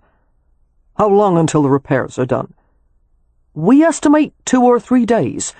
The noise will undoubtedly be a problem for some of the guests. Apologize on behalf of the hotel and cut their room rates." "Yes, sir." With annoyance, Harry realized that Poppy would have to stay in his bedroom, which meant that he would have to find another place to sleep. "I'll stay in a guest suite for the time being," he said. "Which ones are empty?" Valentine's face was expressionless. "I'm afraid we're at full occupancy tonight, sir." "There isn't one room available? In this entire hotel?" "No, sir." Harry scowled. "Set up a spare bed in my apartments, then." Now the valet looked apologetic. "I've already thought of that, sir. But we have no spare beds. 3 have been requested and set up in guest suites, and the other 2 were loaned to Brown's Hotel earlier in the week." "Why did we do that?" Harry demanded incredulously. "You told me that if Mr. Brown ever asked a favour, I should oblige him." "I do too many damned favours for people," Harry snapped. "Yes, sir." Rapidly, Harry considered his alternatives. He could check into another hotel. He could prevail on a friend to allow him to stay overnight. But as he glanced at Valentine's implacable face, he knew how that would appear, and he'd go hang before he gave anyone reason to speculate he wasn't sleeping with his own wife. With a mumbled curse, he brushed by the valet and headed up the private staircase, his overworked leg muscles aching in vicious protest. The apartment was ominously silent. Was Poppy asleep? No, a lamp had been lit in his room. His heart began to thud heavily as he followed the soft spill of light through the hallway. Reaching the doorway of his room, he looked inside. Poppy was in his bed, an open book in her lap. Harry filled his gaze with her, taking in the demure white nightgown, the frills of lace on her sleeves, the rope of shiny, braided hair trailing over one shoulder. Her cheeks were stained with a high flush. She looked soft and sweet and clean, her knees drawn up beneath the covers. Violent desire surged through him. Harry was afraid to move, afraid he might actually leap on her with no thought given to her virginal sensibilities. Appalled by the extent of his own need, Harry fought to restrain it. He tore his gaze away and stared hard at the floor, willing himself back into control. "My bedroom was damaged," he heard Poppy say awkwardly. "The ceiling—" "I heard." His voice was low and rough. "I'm so sorry to inconvenience you." "It's not your fault." Harry brought himself to look at her again. A mistake. She was so pretty, so vulnerable, her slender throat rippling with a visible swallow. He wanted to ravish her. His body felt thick and hot with arousal, a merciless pulse pounding all through him. "Is there somewhere else you can sleep?" she asked with difficulty. Harry shook his head. "The hotel is fully occupied," he said gruffly. She looked down at the book in her lap, remaining silent, and Harry, who had never been less than perfectly articulate, grappled with words as if they were a wall of bricks tumbling over him. "Poppy, sooner or later, you're going to have to let me—" "I understand," she murmured, her head bent. Harry's sanity began to dissolve in a rush of heat. He was going to take her, now, here. But as he started for her, he saw how tightly Poppy was gripping the book, the tips of her fingers white. She wouldn't look at him. She did not want him. Why that mattered he had no bloody idea, but it did. Bloody hell! Somehow, with all his force of will, Harry mustered a cool tone. "Some other time, perhaps." I don't have the patience to tutor you tonight." Leaving the bedroom, he went to the bathing room to wash and douse himself with cold water. Repeatedly. "Well?" Chef Broussard asked as Jake Valentine entered the kitchen the next morning. Mrs. Pennywhistle and Chef Rupert, who were standing by the long table, looked at him expectantly. "I told you it was a bad idea," Jake said, glaring at the three of them. Sitting on a tall stool, he grabbed a warm croissant from a platter of pastries and shoved half of it into his mouth. "It didn't work?" the housekeeper asked gingerly. Jake shook his head, swallowing the croissant and gesturing for a cup of tea. Mrs. Pennywhistle poured a cup, dropped in a lump of sugar and gave it to him. "From what I could tell," Jake growled, "Rutledge spent the night on the settee. I've never seen him in such a foul mood. He nearly took my head off when I brought in the manager's reports." "Oh, dear," Mrs. Pennywhistle murmured. Broussard shook his head in disbelief. "What is the matter with you British?" "He's not British, he was born in America," Jake snapped. "Oh, yes," Broussard said, recalling the indelicate fact. "Americans and romance. It's like watching a bird try to fly with one wing." "What will we do now?" Chef Rupert asked in concern. "Nothing," Jake said. "Not only is our meddling not helped, it's made the situation worse. They're scarcely speaking to each other." Poppy went through the day in a state of gloom, unable to stop worrying about Michael, knowing there was nothing she could do for him. Although his unhappiness was not her fault, and given the same choices, she wouldn't change anything she'd done, Poppy felt responsible all the same, as if by marrying Harry she had assumed a portion of his guilt, except that Harry was incapable of feeling guilty about anything. Poppy thought it would make things far less complicated if she could simply bring herself to hate Harry, but in spite of his innumerous flaws, something about him touched her, even now. His determined solitude, his refusal to make emotional connections to the people around him, or even to think of the hotel as his home, these things were alien to Poppy. How in heaven's name, when all she had ever wanted was someone to share affection and intimacy with, had she ended up with a man who was capable of neither? All Harry wanted was the use of her body, and the illusion of a marriage. Well, she had much more to give than that, and he would have to take all of her, or nothing. In the evening, Harry came to the apartments to have dinner with Poppy. He informed her that after the meal was concluded, he was going to meet with visitors in their apartment library room. "A meeting with whom?" Poppy asked. "Someone from the War Office, Sir Gerald Hubert." "May I ask what it is about?" "I'd rather you didn't." Staring into his inscrutable features, Poppy felt a chill of unease. "Am I to play hostess?" she asked. "That won't be necessary." The evening was cold and wet, rain striking in heavy sheets against the roof and windows, and washing the filth from the streets in muddy streams. The stilted dinner concluded, and a pair of maids cleared away the dishes and brought tea. Stirring a spoonful of sugar into the dark liquid, Poppy stared at Harry thoughtfully. "What rank is Sir Gerald?" "Assistant Adjutant General." "What is he in charge of?" "Financial administration, personnel management, provost services. He's pushing for reforms to increase the army's strength. Badly needed reforms in light of the tensions between the Russians and Turks." "If a war starts, will Britain be drawn into it?" "Almost certainly.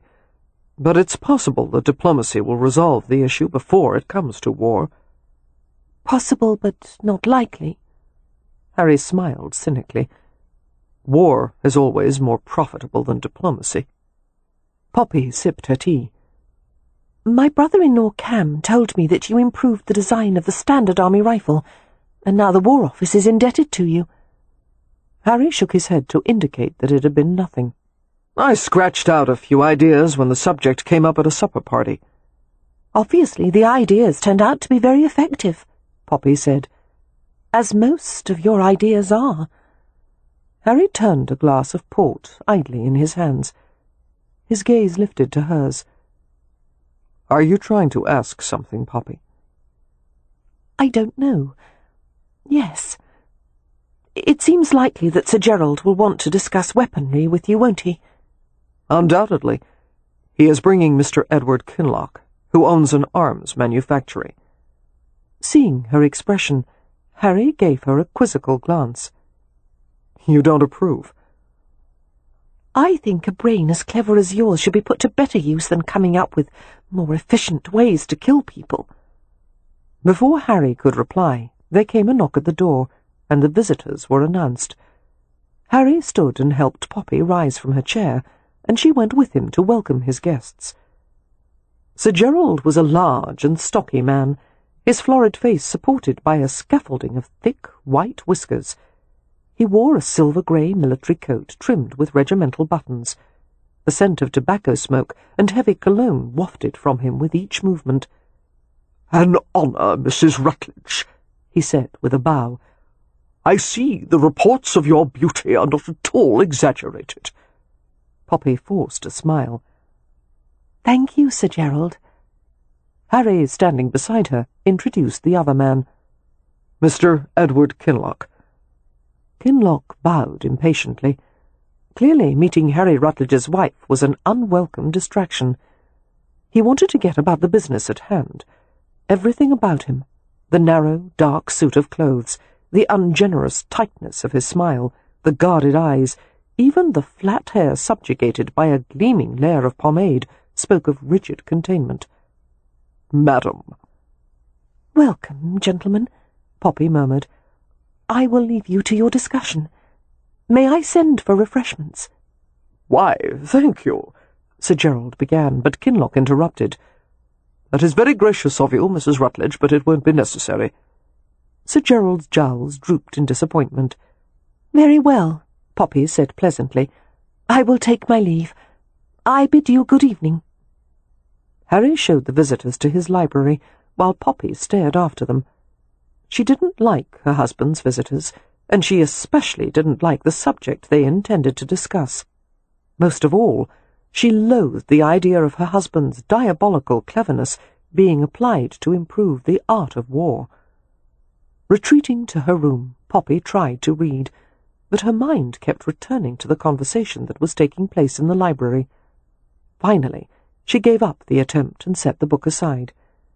She argued silently with herself. Eavesdropping was wrong, but really, in the spectrum of sin, how bad was it? What if one eavesdropped for a good reason?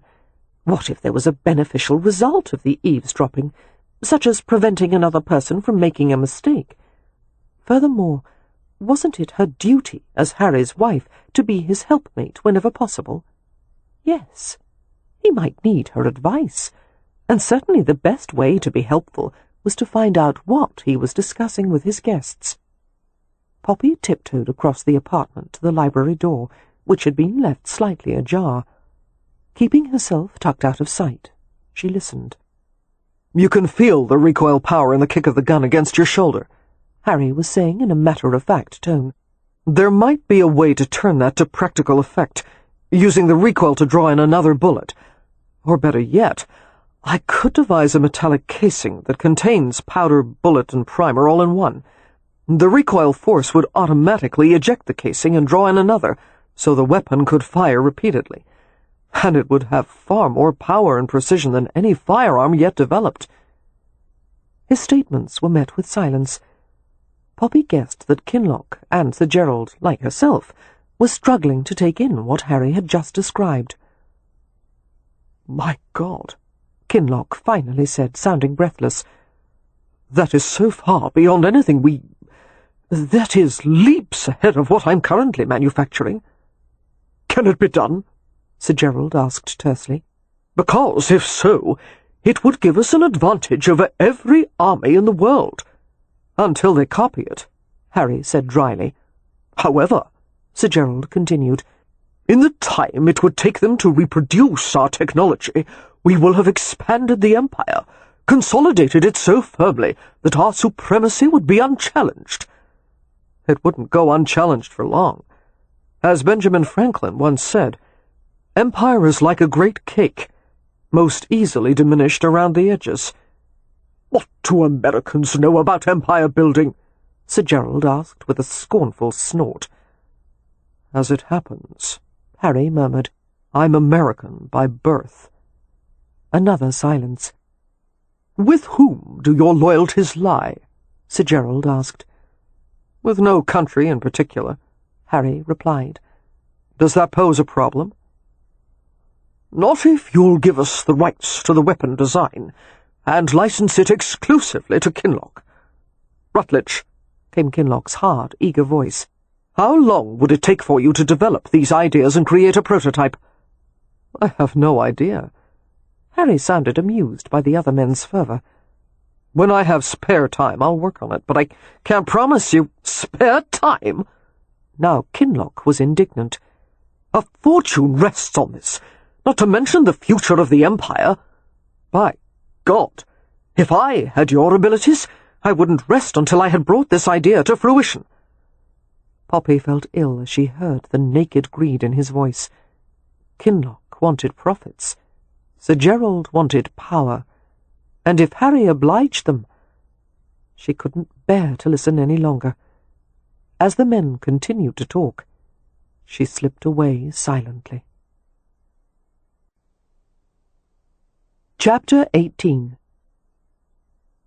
After bidding farewell to Sir Gerald and Edward Kinloch, Harry turned and set his back against the inside door of his apartments. The prospect of designing the new gun and integrated bullet casings would ordinarily have been an interesting challenge. At present, however, it was nothing but an annoying distraction. There was only one problem he was interested in solving, and it had nothing to do with mechanical wizardry. Rubbing the back of his neck, Harry went to his bedroom in search of a nightshirt. Although he usually slept naked, it would hardly be comfortable to do so on the settee. The prospect of spending another night there caused him to question his own sanity. He was faced with the choice of sleeping in a comfortable bed with his enticing wife, or alone on a narrow piece of furniture, and he was going to opt for the latter. His wife regarded him from the bed, her gaze accusatory.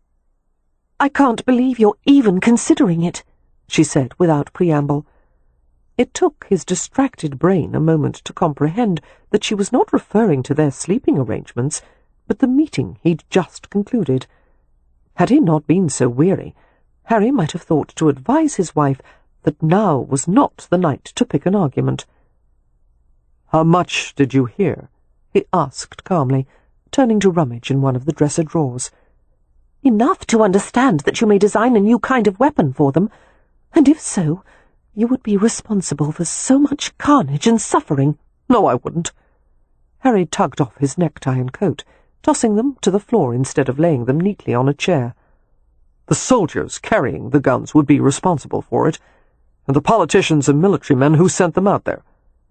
"Don't be disingenuous, Harry. If you didn't invent the weapons, no one would have them in the first place." Giving up the search for the nightshirt, Harry untied his shoes and cast them on the heap of his discarded clothing. "Do you think people will ever stop developing new ways to kill each other? If I don't do this, someone else will." "Then let someone else. Don't let it be your legacy." Their gazes met, clashing. For God's sake, he wanted to beg her, "Don't push me tonight." The effort to carry on a coherent conversation was draining away what little self-restraint he had left. "You know that I'm right," Poppy persisted, flinging back the covers and hopping out of bed to confront him. "You know how I feel about guns. Doesn't that matter to you at all?" Harry could see the outline of her body in the thin white nightgown. He could even see the tips of her breasts, rosy and firm in the chill of the room. Right and wrong. No, he didn't give a damn about useless moralizing. But if it would soften her toward him, if it would cause her to yield even a little of herself, he would tell Sir Gerald and the entire British government to go swive themselves. And somewhere in the depths of his soul, a fracture began as he experienced something entirely new, the desire to please another person. Yielding to the feeling before he even knew what it was, he opened his mouth to tell Poppy that she could have her way. He would send word to the War Office tomorrow that the deal was off. Before he could get out a word, however, Poppy said quietly, "If you keep your promise to Sir Gerald, I'm going to leave you." Harry wasn't aware of reaching out for her, only that she was in his grip and that she was gasping. "That's not a choice for you," he managed to say. "You can't make me stay if I don't want to," she said. "And I won't compromise on this, Harry. You will do as I ask, or I will leave." All hell broke loose inside him. Leave him, would she? Not in this life or the next. She thought him a monster. Well, he would prove her right. He would be everything she thought him and worse.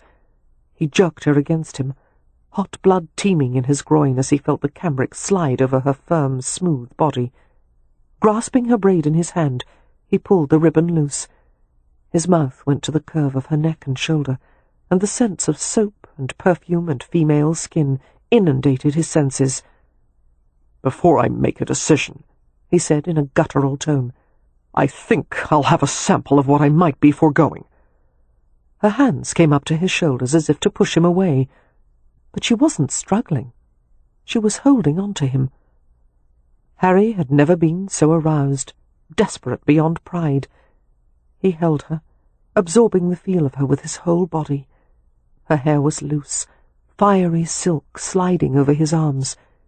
He took handfuls of it, lifted the soft locks to his face. She smelled like roses, the intoxicating residue of perfumed soap or bath oil. He hunted for more of the scent, drawing it in with deep breaths. Tugging the front of her nightgown open, Harry sent tiny cloth-covered buttons pattering to the carpet. Poppy quivered, but offered no resistance as he tugged the garment to her waist, letting the sleeves trap her arms. His hand went to one of her breasts, their shapes lush and beautiful in the muted light. He touched her with the backs of his fingers, drifting down until one of the pink buds was caught lightly between his knuckles. He pulled, just a little. At the feel of the gentle tug, Poppy gasped and bit her lip. Guiding Poppy backward, Harry stopped when her hips bumped against the edge of the mattress. "Lie down," he said, his voice rougher than he had intended. He helped her to lie back, supporting her with his arms, easing her to the bed. Bending over her flushed body, he savoured all that rose-scented skin, wooing her with kisses, slow travelling kisses, wet and artful and fiendishly patient kisses. He licked his way to the tip of one breast and captured the taut point, flicking with his tongue. Poppy moaned, her body drawing into a helpless arch as he suckled her for long minutes. Easing the muslin gown away from her, Harry dropped it to the floor. He stared at her, with equal parts of hunger and reverence. She was unspeakably beautiful, reclining in sweet abandon before him, lost, aroused, uncertain. Her gaze was distant, as if she were trying to encompass too many sensations at once.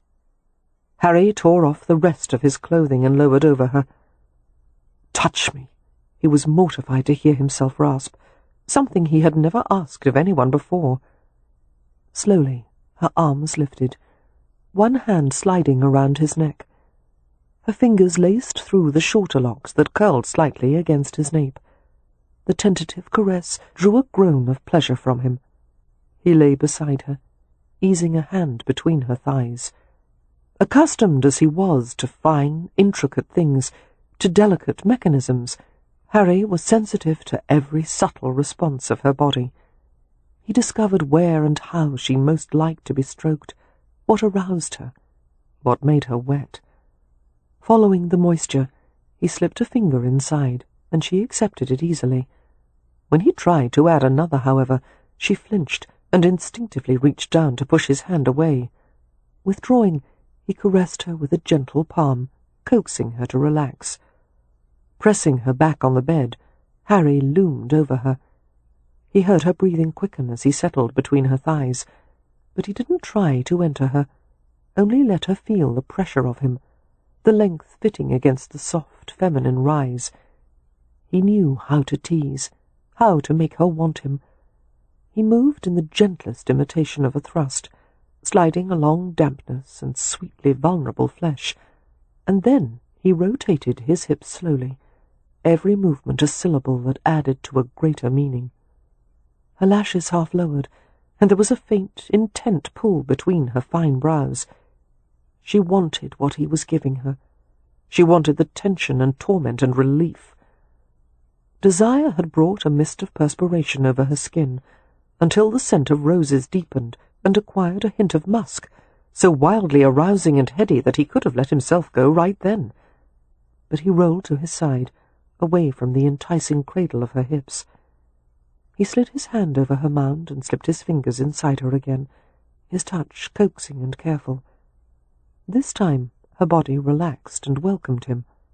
Kissing her throat, he caught the vibration of every moan against his lips. A faint, rhythmic clenching began around his knuckles as he thrust his fingers in her oh so gently. Every time she took them to the hilt, he let the heel of his hand brush her intimately. She panted and began to lift upward repeatedly. "Yes," Harry whispered, letting his hot breath fill the shell of her ear. "Yes, when I'm inside you, this is how you move. Show me what you want, and I'll give it to you, as much as you need, as long as you want." She clamped on his fingers, tightening, convulsing, coming in erotic shivers. He teased out every last, luscious ripple, relishing her climax, lost in the feel of her. Levering his body over hers, he pushed her thighs wide and lowered between them. Before her sated flesh had begun to close, he centered himself where she was wet and ready for him. He stopped thinking altogether. He pushed into the resisting ring, finding it even more difficult than he'd expected, despite the abundant moisture. Poppy whimpered in pained surprise, her body stiffening. "Hold on to me," Harry said hoarsely. She obeyed, her arms coming around his neck. He reached down and pulled her hips upward, trying to make it easier for her as he pressed deeper, harder, her flesh unbelievably tight and hot and sweet, and he gave her more, unable to help himself, until he was fully buried in the soft heat of her. "Oh, God!" he whispered, shaking with the effort to hold still, to let her adjust around him. Every nerve clamoured for movement, for the sliding, teasing friction that would bring him release. He nudged gently, but Poppy grimaced, her legs straining on either side of his. He waited longer, caressing her with his hands. "Don't stop," she choked. "It's all right." But it wasn't. He pushed again, and a pained sound escaped her. Again, and she braced and clenched her teeth. Every time he moved, it caused her agony. Resisting her tight grip on his neck, Harry drew back far enough to look at her face. Poppy was white with distress, her lips bloodless. Holy hell! Was it this painful for all virgins? "I'll wait," he said raggedly. "It will be easier in a moment." She nodded, her mouth stiff, her eyes tightly shut, and they both held still and fast while he tried to soothe her. But nothing changed. Despite Poppy's compliance, this was sheer misery for her. Harry buried his face in her hair and cursed, and he withdrew, despite the vicious protest of his loins, when every impulse screamed for him to hammer into her. She couldn't stifle a gasp of relief as the painful intrusion was removed. Hearing the sound, Harry nearly exploded with murderous frustration. He heard her murmur his name, her voice questioning. Ignoring her, Harry left the bed and staggered toward the bathing room. He braced his hands on the tiled wall and closed his eyes, struggling for self-control. After a few minutes, he drew water and washed himself. He found smears of blood. Poppy's blood. That was only to be expected, but the sight of it made him want to howl. Because the last thing he wanted on earth was to cause his wife even a moment's pain. He would die before hurting her, no matter what the consequences to himself. Dear God, what had happened to him? He had never wanted to feel this way about anyone, never even imagined it possible.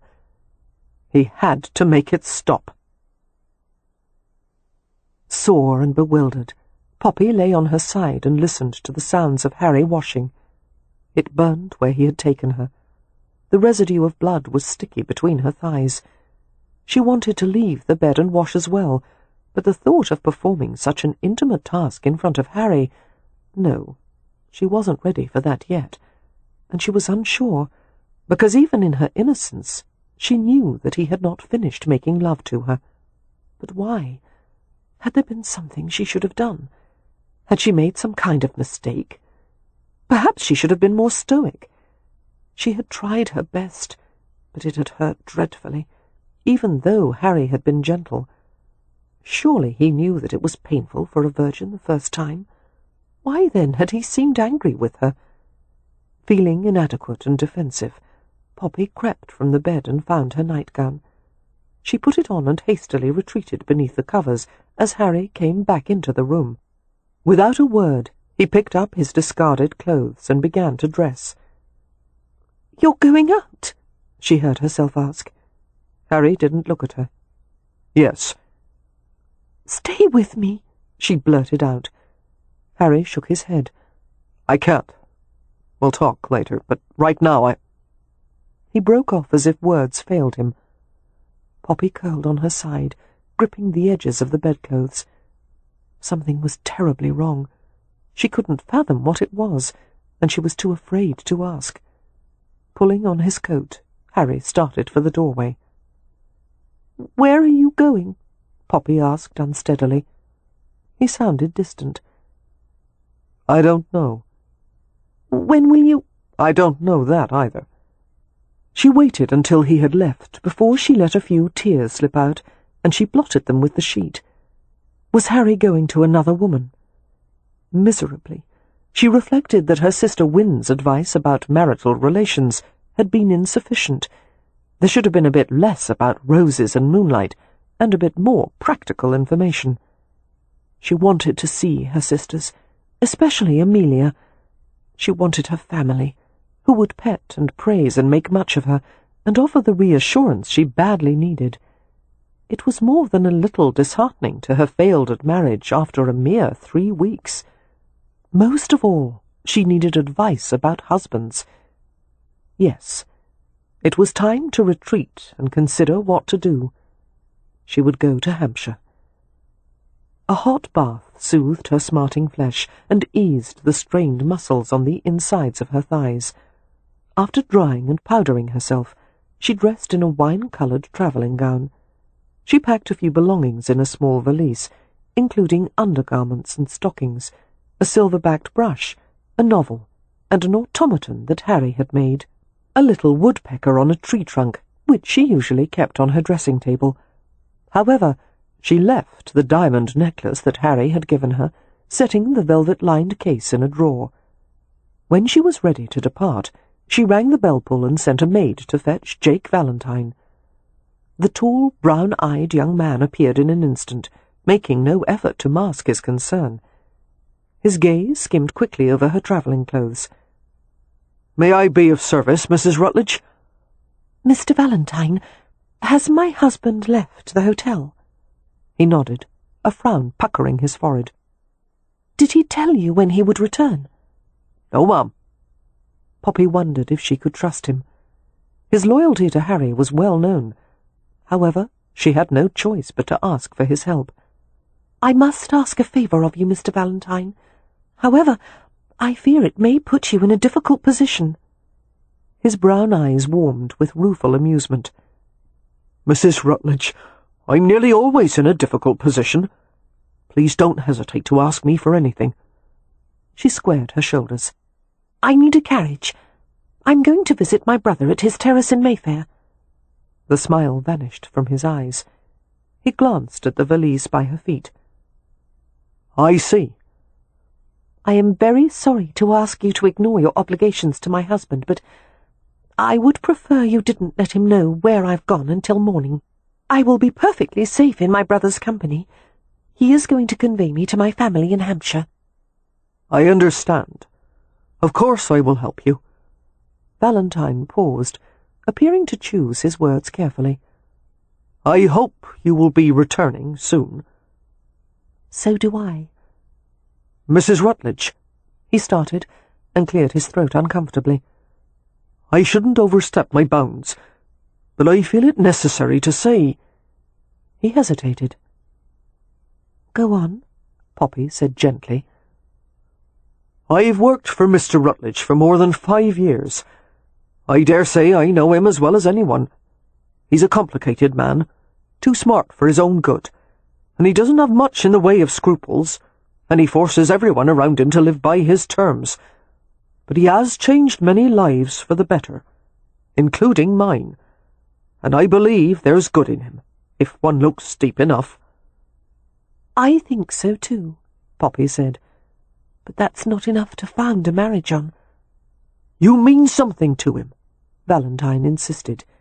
He's formed an attachment to you, and I've never seen that before, which is why I don't think anyone in the world could manage him except for you. Even if that's true, Poppy managed to say, I don't know if I want to manage him. Ma'am, Valentine said feelingly, someone has to. Amusement broke through Poppy's distress, and she ducked her head to hide a smile.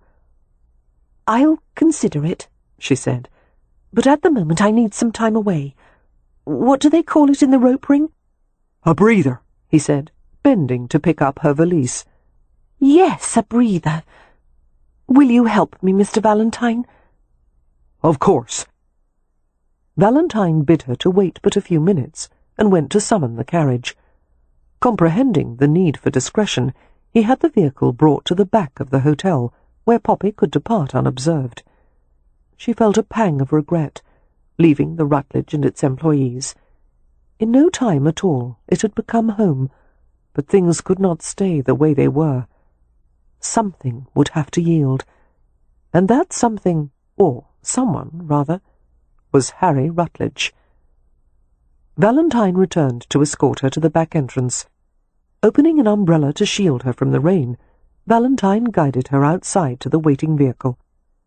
Poppy climbed onto the block step that had been placed beside the carriage and turned to face the valet. With the added height of the step, they stood nearly eye to eye. Raindrops glittered in the light from the hotel as it fell in jewel-like strands from the points of the umbrella. Mr. Valentine. Yes, Mum? You do think he'll follow me, don't you? Only to the ends of the earth, he said gravely. That drew a smile from her, and she turned to climb into the carriage. Chapter 19. It had taken Mrs. Meredith Clifton 3 months of dedicated pursuit before she had finally seduced Leo Lord Ramsay, or more accurately, was about to seduce him. As the young and nubile wife of a distinguished British naval officer, she was frequently left to her own devices while her husband was off at sea.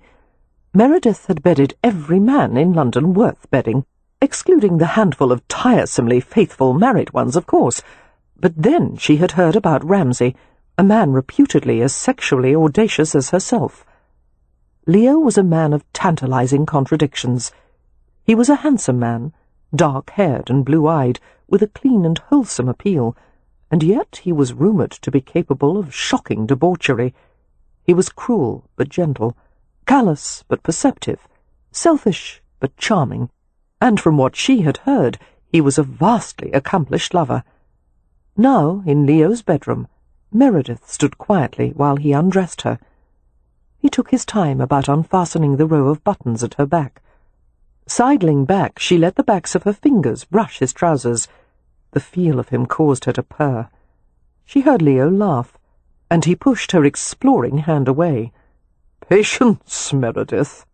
You can't know how much I've anticipated this night." "That's a shame. I'm terrible in bed." Gently he spread her dress open. She shivered as she felt the exploratory stroke of his fingertips on her upper back. "You're teasing, my lord." "You'll find out soon, won't you?" He brushed aside the wisps of hair at her nape and kissed her there, letting his tongue brush her skin. That light, erotic touch caused Meredith to gasp. "Are you ever serious about anything?" she managed to ask. "No, I found that life is far kinder to shallow people." Turning her, Leo drew her up against his tall, well-muscled frame, and in one long, slow blaze of a kiss, Meredith realized that she had finally met a predator more seductive, less inhibited, than anyone she had ever met. His sensual power was no less potent for being completely devoid of emotion or tenderness. This was pure, unashamed physicality. Consumed in the kiss, Meredith gave an agitated little cry when he stopped. "The door," Leo said. Another tentative knock. "Ignore it," Meredith said, trying to slide her arms around his lean waist. "I can't. My servants won't let me ignore them. Believe me, I've tried." Releasing her, Leo went to the door, opened it a crack, and said curtly, "There had better be a fire or a felony in progress, or I swear you'll be sacked." Another murmur from the servant, and Leo's tone changed, the arrogant drawl vanishing. "Good God! Tell her I'll be down at once. Get her some tea or something." Raking his hand through the short, dark brown layers of his hair, he went to a wardrobe and began to hunt through a row of jackets.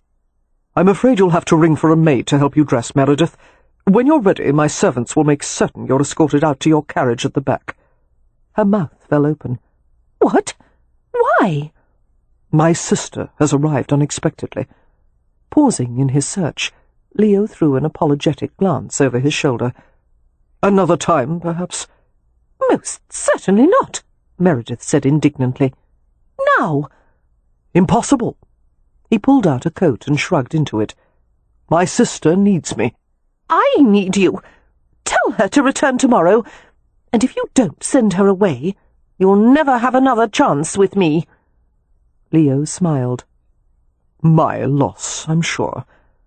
His indifference aroused Meredith even further. "Oh, Ramsay, please," she said heatedly. "It's ungentlemanly to leave a lady wanting." "It's more than ungentlemanly, darling. It's a crime." Leo's face softened as he approached her. Taking her hand, he lifted it to kiss the backs of her fingers, one by one. His eyes glinted with rueful amusement. "This is certainly not what I had planned for this evening. My apologies. Let's try again some day.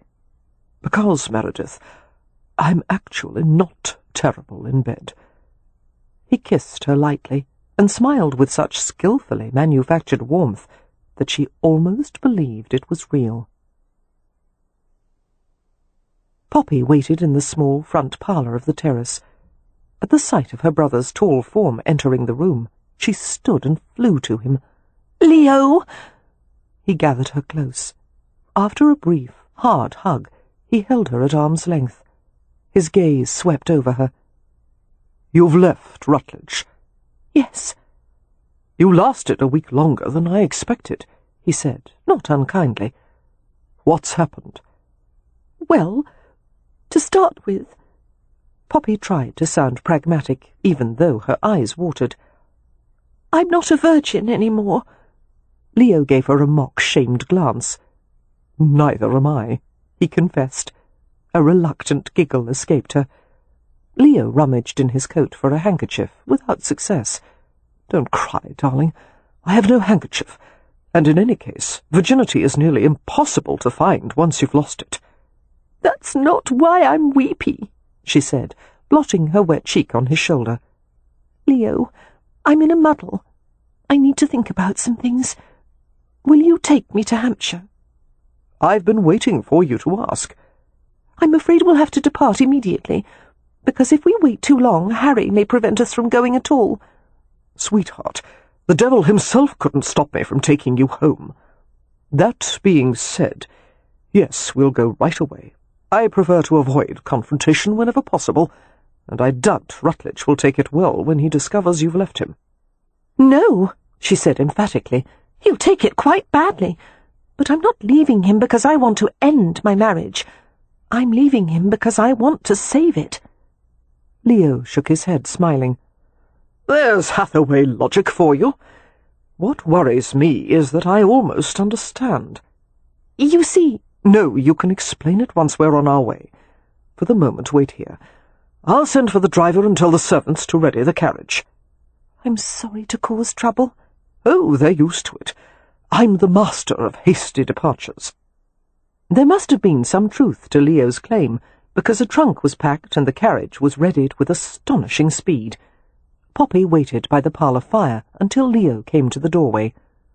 "We'll be off now," he said. "Come."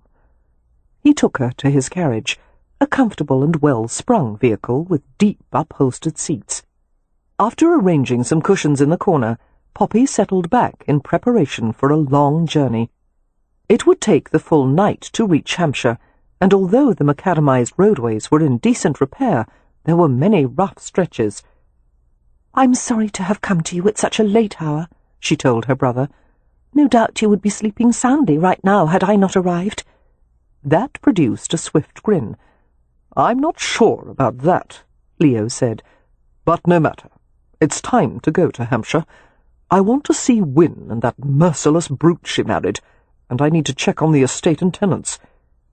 Poppy smiled slightly, knowing how fond Leo was of the so-called merciless brute.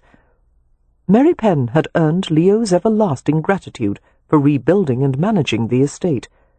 They communicated frequently by letter, maintained 2 or 3 running arguments at any given time, and thoroughly enjoyed baiting each other. Reaching to the dark brown shade that covered the window nearest her, Poppy lifted it to glance at the broken buildings, brick facings plastered with bills, battered shop fronts, all of it bathed in the twilight gloom of street lamps. London at night was unsavoury, unsafe, uncontrolled. Harry was out there somewhere. She had no doubt he could take care of himself, but the thought of what he might be doing, or whom he might be doing it with, filled her with melancholy. She sighed heavily. "I loathe London in the summer," Leo said. "The Thames is working up to an unholy stench this year." He paused, his gaze resting on her. "I suppose that look on your face isn't caused by worry over public sanitation. Tell me what you're thinking, sis." "Harry left the hotel tonight after—" Poppy broke off, unable to find a word to describe just what it was they had done. "I don't know how long he'll stay out, but at best we're only about 10 or 12 hours ahead of him.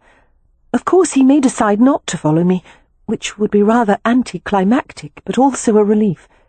Still—" "He'll follow," Leo said flatly. "But you won't have to see him if you don't wish it." Poppy shook her head morosely.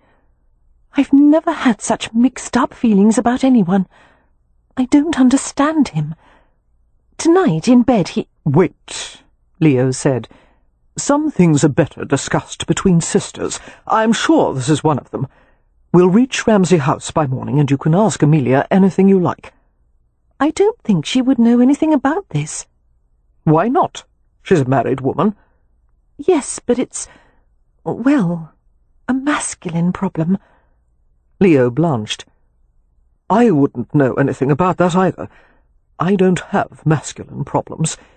In fact, I don't even like saying the phrase masculine problems." "Oh."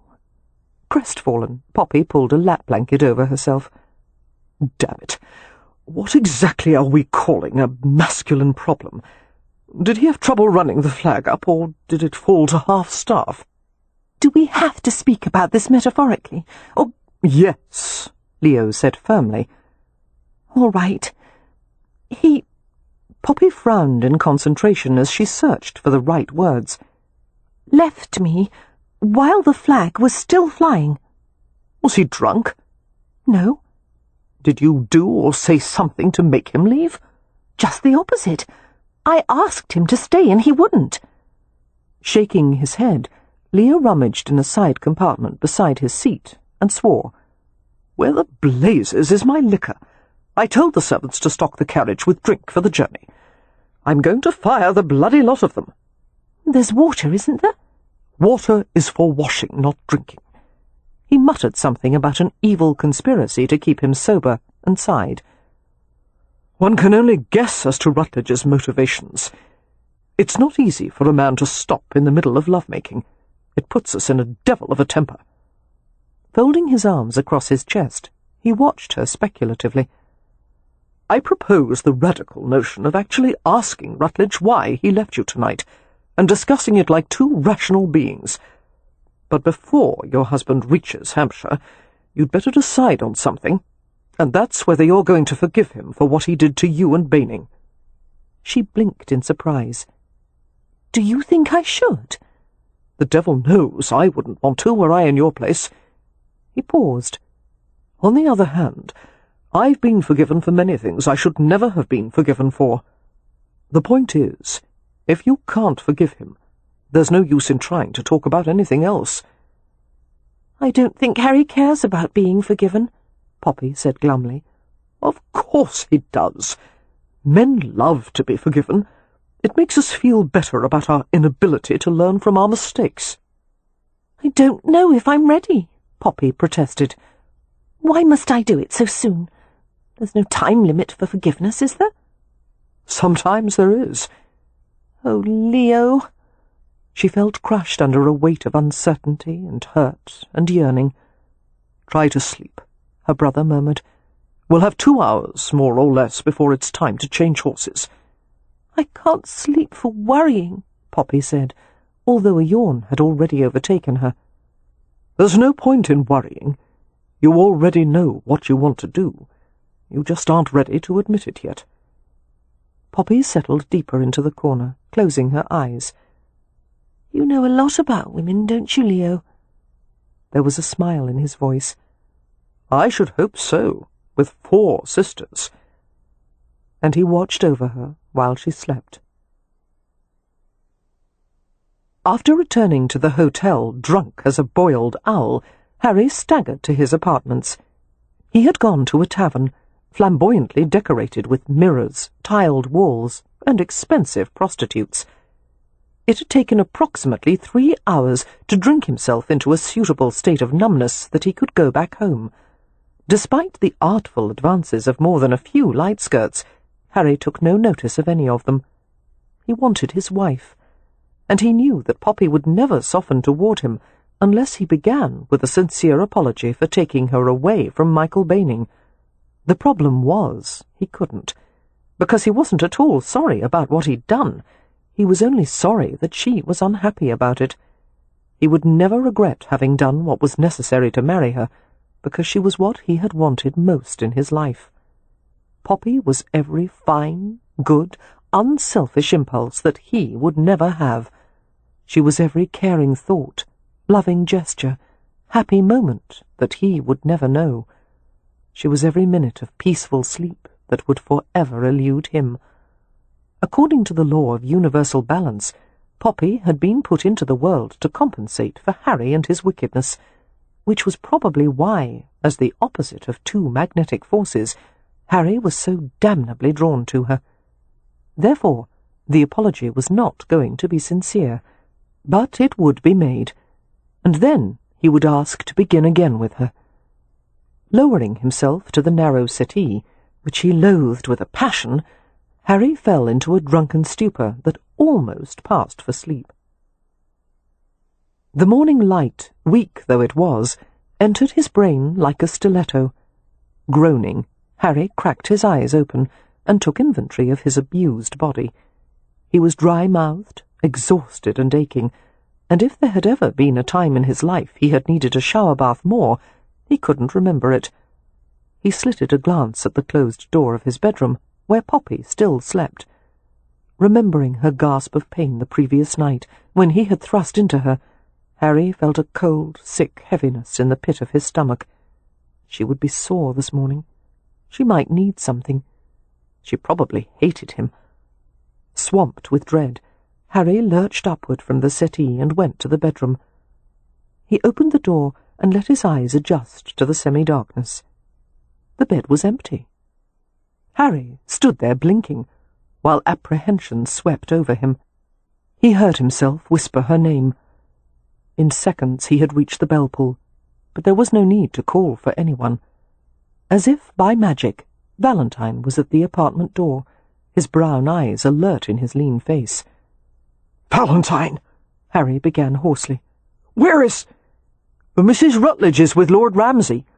I believe they are travelling to Hampshire as we speak." Harry grew very, very calm, as he always did when a situation was dire. "When did she leave?" "Last night, while you were out." Resisting the urge to kill his valet where he stood, Harry asked softly, "And you didn't tell me?" "No, sir. She asked me not to." Valentine paused, looking momentarily bemused, as if he too couldn't believe that Harry hadn't already killed him. "I have a carriage and team ready if you intend to—" "Yes, I intend to." Harry's tone was as crisp as the strike of a chisel through granite. "Pack my clothes. I'm leaving within the half-hour." Rage hovered nearby, so powerful that Harry could scarcely own it as his. But he shoved the feeling aside and kept it at bay. Giving in to it would accomplish nothing.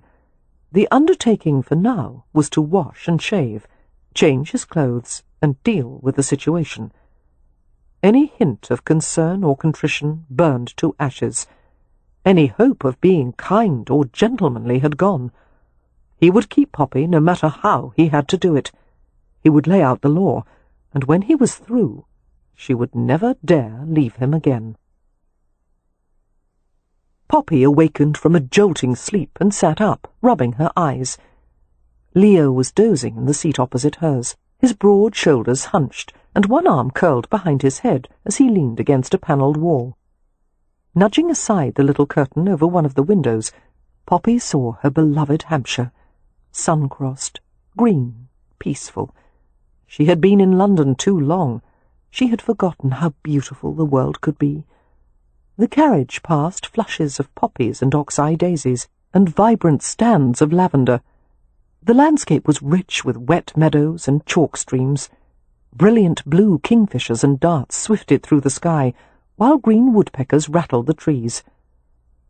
"Almost there," she whispered. Leo awakened, yawning and stretching. His eyes narrowed in a protesting squint as he lifted a cloth panel for a glimpse of the passing countryside. "Isn't it wonderful?" Poppy asked, smiling. "Have you ever seen such views?" Her brother dropped the panel. "Sheep, grass, thrilling." Before long the carriage reached the Ramsay lands and passed the gatekeeper's house, which had been constructed of blue-grey brick and cream stone. Owing to recent and extensive renovations, the landscape and manor were new-looking, although the house had retained its haphazard charm. The estate was not a large one, certainly nothing compared to the massive neighbouring estate owned by Lord Westcliff. But it was a jewel, the land fertile and varied, with fields irrigated by channels that had been dug from a nearby stream to the upper fields. Before Leo had inherited the title, the estate had fallen into decay and disrepair, abandoned by many of the tenants. Now, however, it had been turned into a thriving and progressive enterprise, mostly due to the efforts of Kev Merrypen, and Leo, though he was almost embarrassed to admit it, had come to care about the estate, and was doing his best to acquire the vast amounts of knowledge necessary to make it run efficiently. Ramsay House was a cheerful combination of architectural styles. Originally an Elizabethan manor house, it had been altered as successive generations had grafted on additions and wings. The result was an asymmetrical building with bristling chimney stacks and rows of leaded glass windows and a grey slate roof with hips and bays.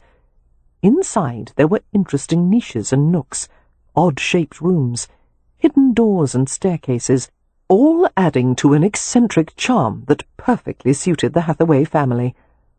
Roses in bloom hugged the exterior of the house. Behind the manor, white gravelled walking paths led to gardens and fruit orchards. Stables and a livestock yard were set to one side of the manor, while at a farther distance there was a timber yard in full production. The carriage stopped on the front drive before a set of timbered doors with glass insets. By the time the footman had gone to alert the household of their arrival, and Leo had assisted Poppy from the vehicle, Wynne had come running from the house. She flung herself at Leo. He grinned and caught her easily, swinging her around. "Dear Poppy," Wynne exclaimed, "I missed you dreadfully." "What about me?" Leo asked, still holding her. "Haven't you missed me?" "Perhaps a little," Wynne said with a grin, and kissed his cheek. She went to Poppy and embraced her. "How long will you stay?" "I'm not sure," Poppy said. "Where is everyone?" Leo asked. Wynne kept her slender arm around Poppy's back as she turned to reply. "Cam is visiting Lord Westcliff at Stonycross Park. Amelia is inside with the baby. Beatrix is roaming the woods, and Mary Penn is with some of the tenants, lecturing them on new techniques of hoeing." The word caught Leo's attention. "I know all about that. If you don't want to go to a brothel, there are certain districts of London—" "Hoeing, Leo," Wynne said. "Breaking ground with farm implements." "Oh, well, I know nothing about that." "You'll find out a great deal about it once Mary Penn learns you're here." Wynne tried to look severe, although her eyes were twinkling. "I do hope you'll behave, Leo." "Of course I will. We're in the country. There's nothing else to do." Heaving a sigh, Leo shoved his hands in his pockets and observed their picturesque surroundings as if he'd just been assigned a cell at Newgate. Then, with perfectly calibrated off-handedness, he asked, "Where's Marks? You didn't mention her." "She is well, but—" Wynne paused, obviously searching for words. "She had a small mishap today, and she's rather upset. Of course any woman would be, considering the nature of the problem. Therefore, Leo, I insist that you not tease her. And if you do, Mary Penn has already said that he will give you such a drubbing." "Oh, please. As if I'd care enough to notice some problem of Marks's." He paused. "What is it?" Wynne frowned. "I wouldn't tell you, except that the problem is obvious and you'll notice immediately. You see, Miss Marks dyes her hair, which I never knew before, but apparently—" "Dyes her hair?" Poppy repeated in surprise. "But why? She's not old." "I have no idea. She won't explain why. But there are some unfortunate women who start to grey in their 20s, and perhaps she's one of them." "Poor thing," Poppy said. "It must embarrass her. She's certainly taken great pains to keep it secret." "Yes, poor thing," Leo said, sounding not at all sympathetic. In fact, his eyes fairly danced with glee. "Tell us what happened, Wynne." "We think the London apothecary who mixed her usual solution must have gotten the proportions wrong, because when she applied the dye this morning, the result was, well, distressing." "Did it fall out?" Leo asked. "Is she bald?" "No, not at all. It's just that her hair is green." To look at Leo's face, one would think it was Christmas morning. "What shade of green?" "Leo, hush!" Wynne said urgently. "You're not to torment her. It's been a very trying experience. We mixed a peroxide paste to take the green out, and I don't know if it worked or not. Amelia was helping her to wash it a little while ago. And no matter what the result is, you are to say nothing." "You're telling me that tonight Marks will be sitting at the supper table with hair that matches the asparagus, and I'm not supposed to remark on it?" He snorted. "I'm not that strong." "Please, Leo," Poppy murmured, touching his arm.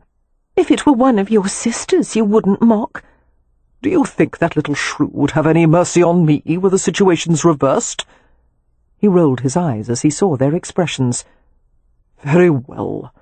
I'll try not to jeer, but I make no promises." Leo sauntered toward the house in no apparent hurry.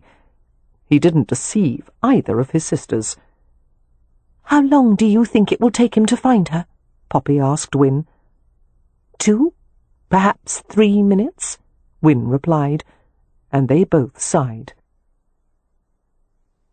In precisely 2 minutes and 47 seconds, Leo had located his arch-enemy in the fruit orchard behind the house.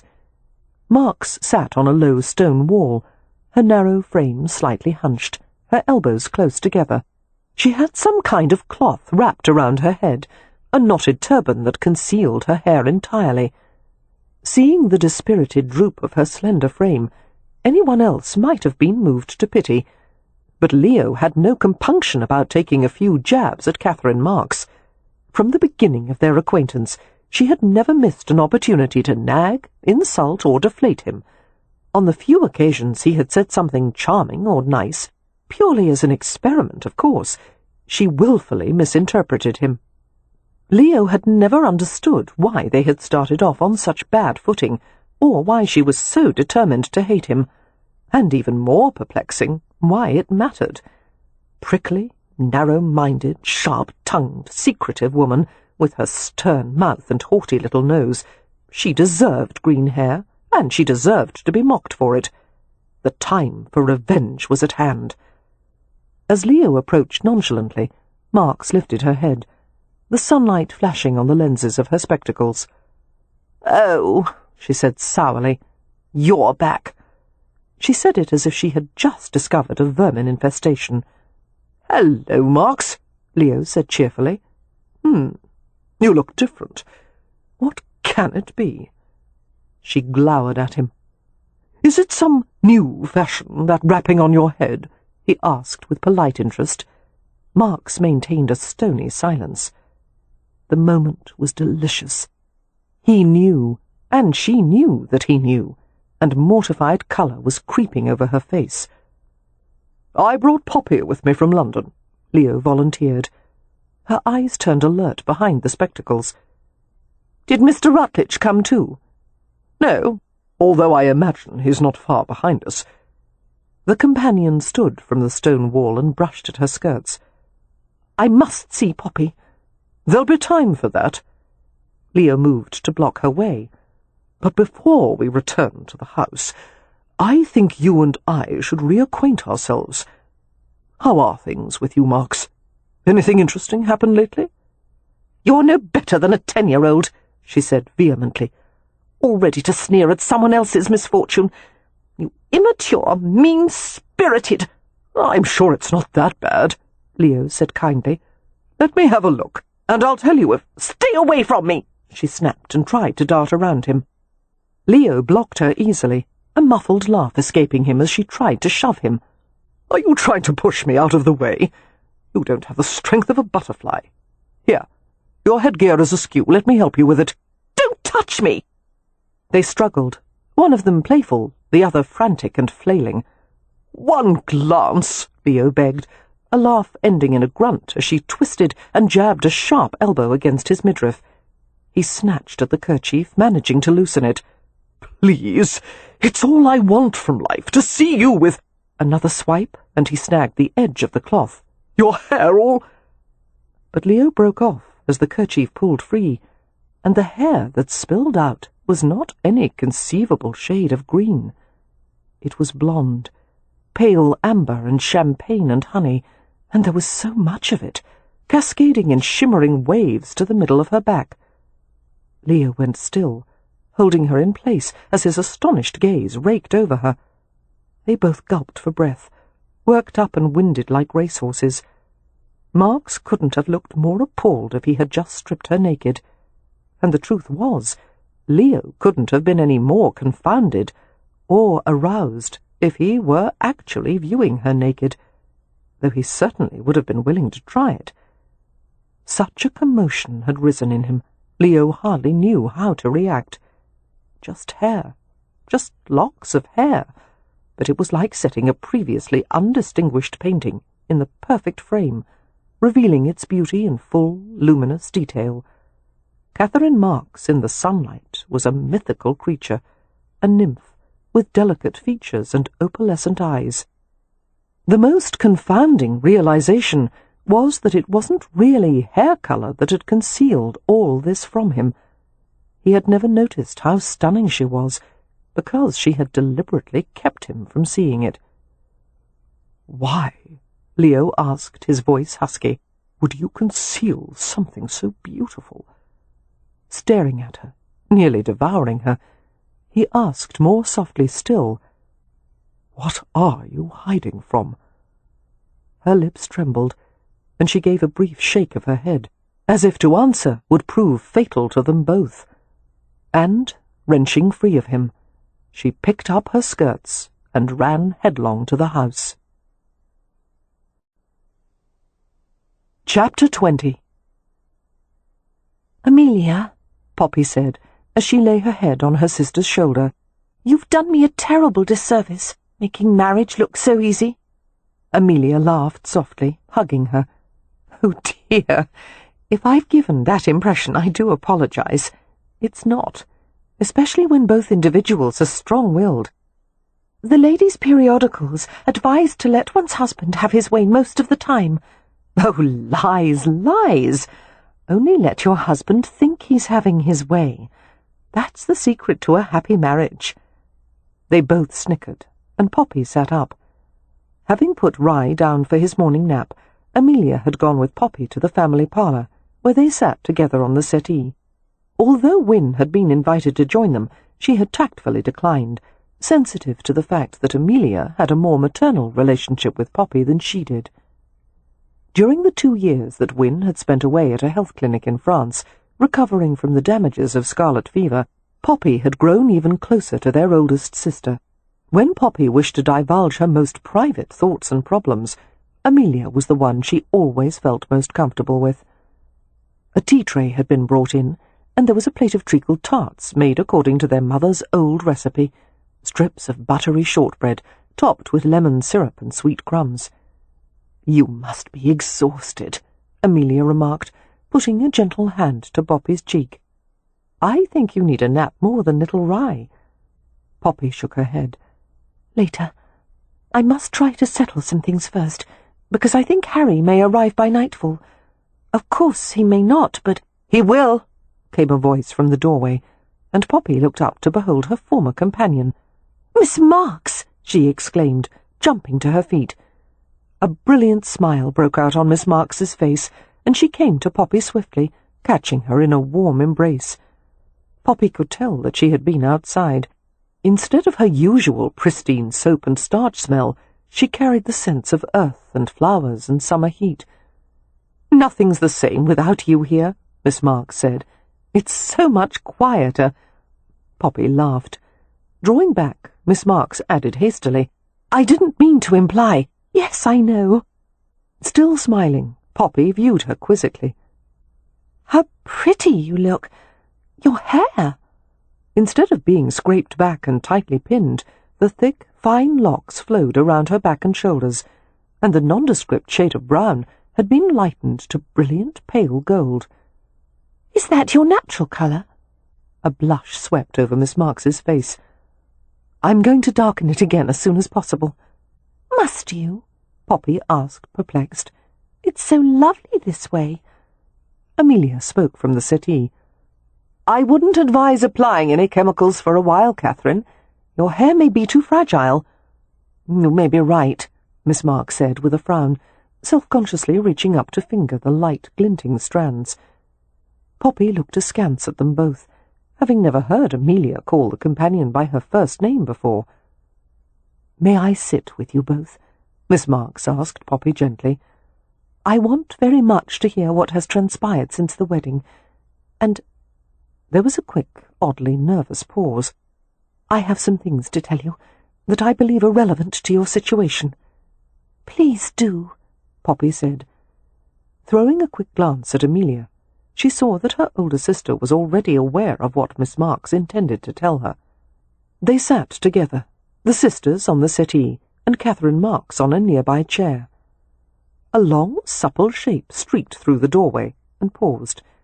It was Dodger, who caught sight of Poppy, did a few hops of joy, and raced to her.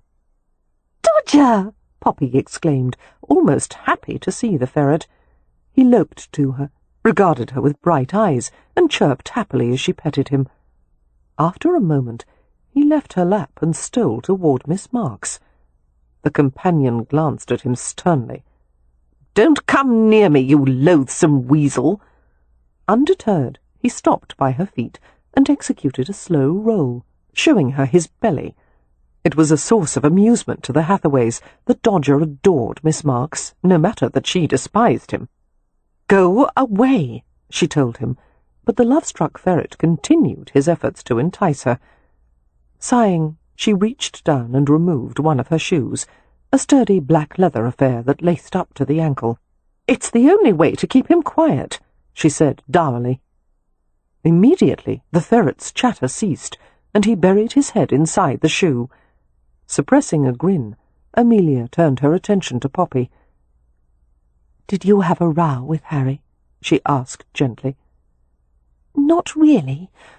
Well, it began as one, but—" Poppy felt a wash of heat over her face. "Ever since the wedding we've done nothing more than circle around each other. And then, last evening, it seemed that we would finally—" The words seemed to bottle up in her throat, and she had to force them out in a jumble. "I'm so afraid it will always be this way, this push and pull. I think he cares for me, but he doesn't want me to care for him. It's as if he both wants and fears affection, and that leaves me in an impossible position." She let out a shaky, mirthless laugh, and looked at her sister with a helpless grimace, as if to ask, "What can be done with such a man?" Instead of replying, Amelia turned her gaze to Miss Marks. The companion appeared vulnerable, uneasy, turmoil churning beneath the veneer of composure.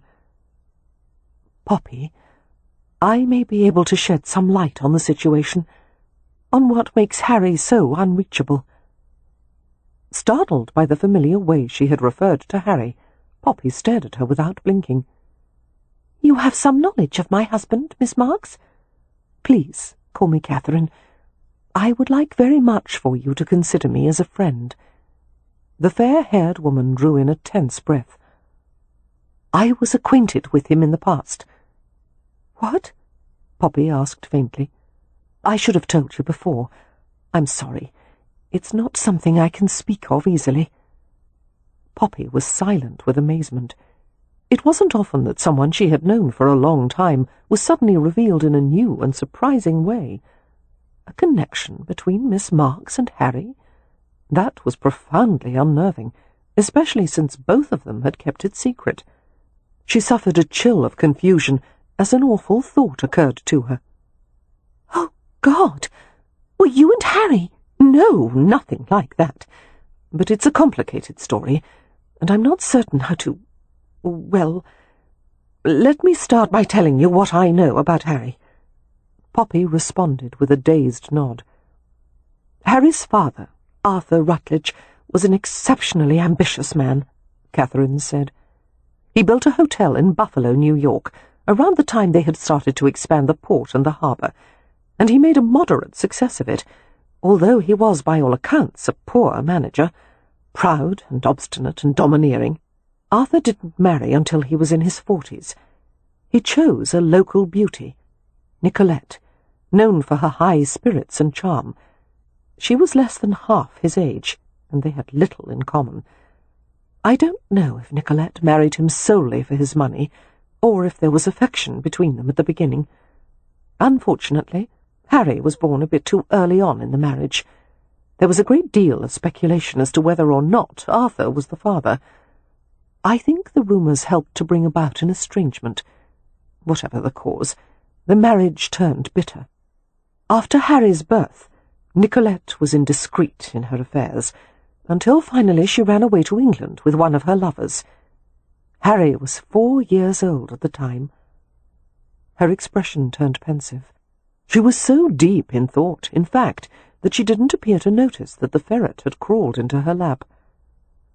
Harry's parents had taken little enough notice of him before. After Nicolette left, however, he was utterly neglected. Worse than neglected, he was deliberately isolated.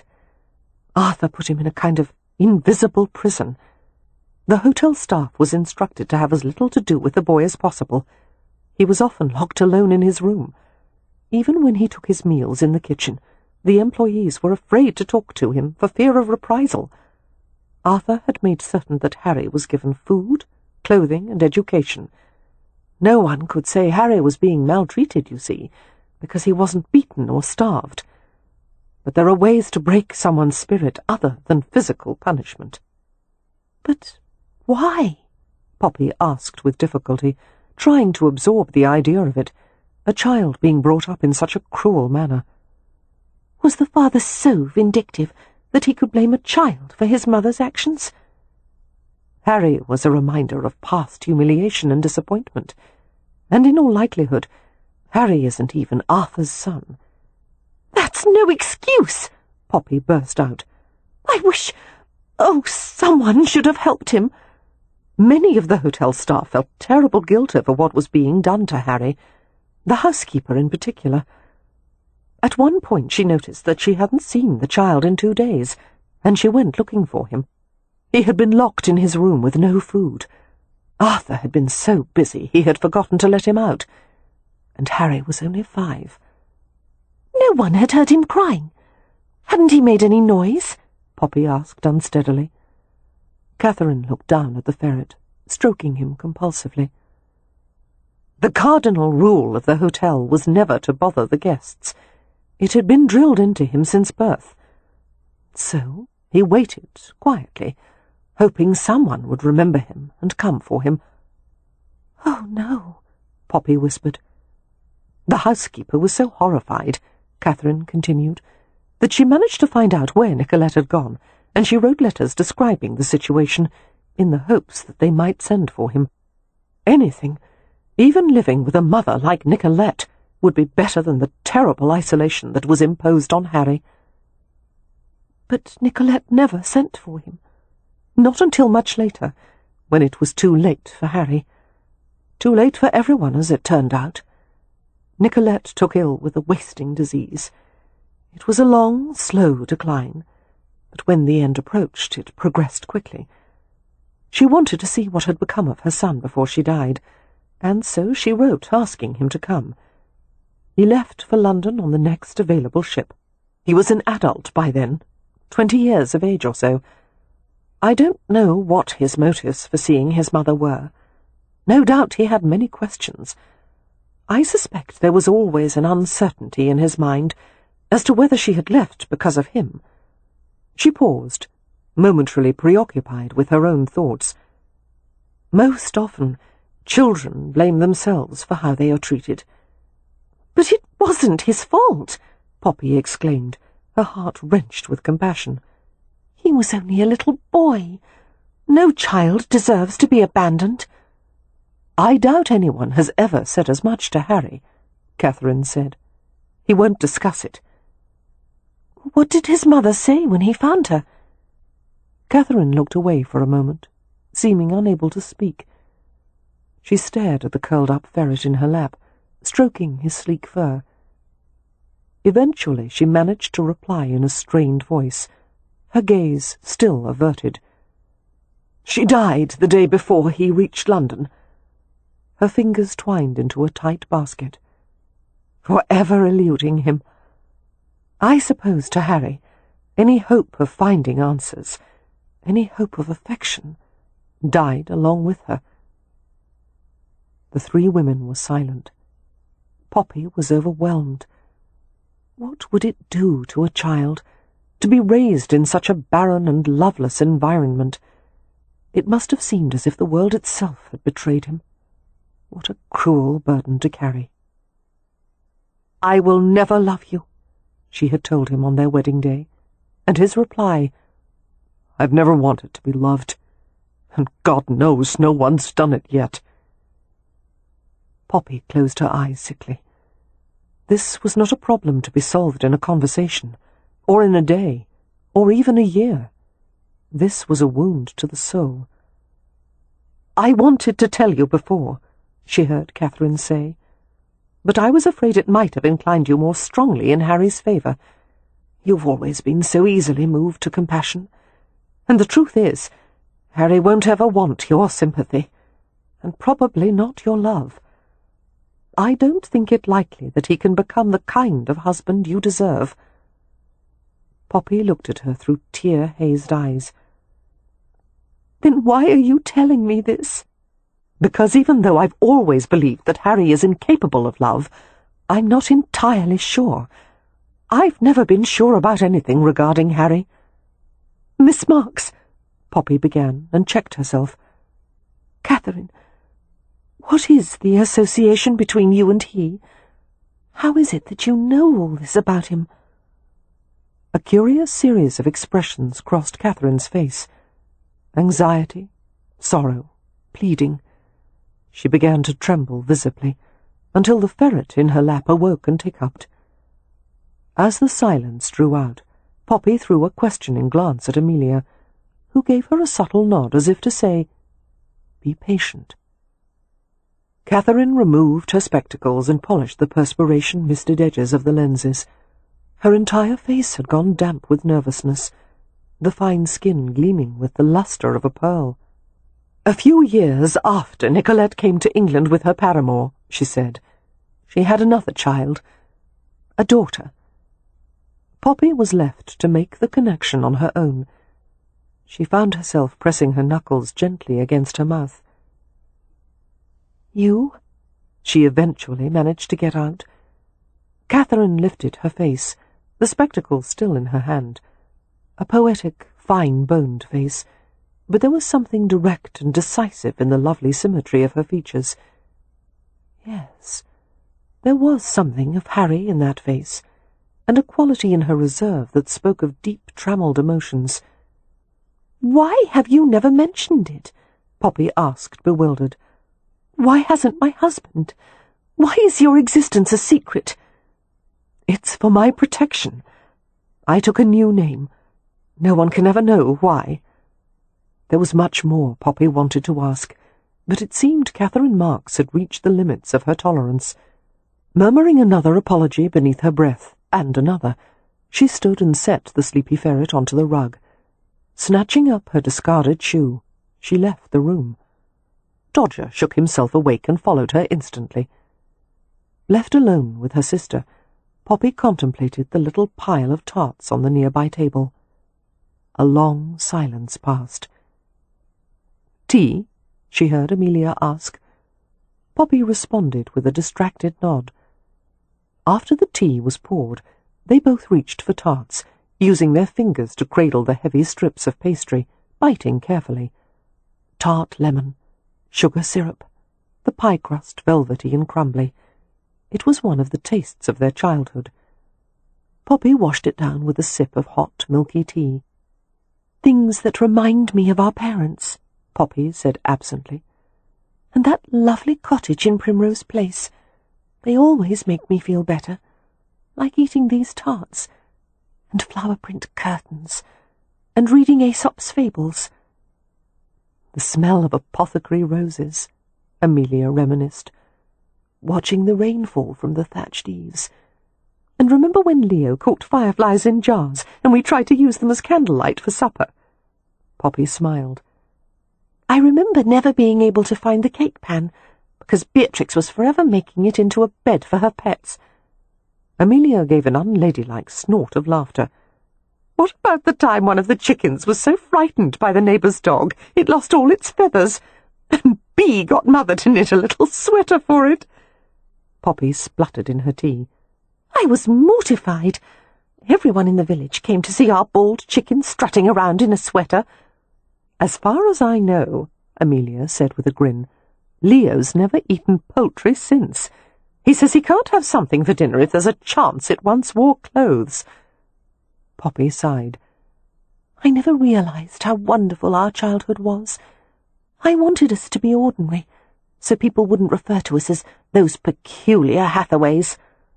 She licked a tacky spot of syrup from a fingertip and glanced ruefully at Amelia. "We are never going to be ordinary, are we?" "No, dear. Although, I must confess, I've never fully understood your desire for an ordinary life. To me, the word implies dullness." "To me, it means safety, knowing what to expect. There have been so many terrible surprises for us, Amelia.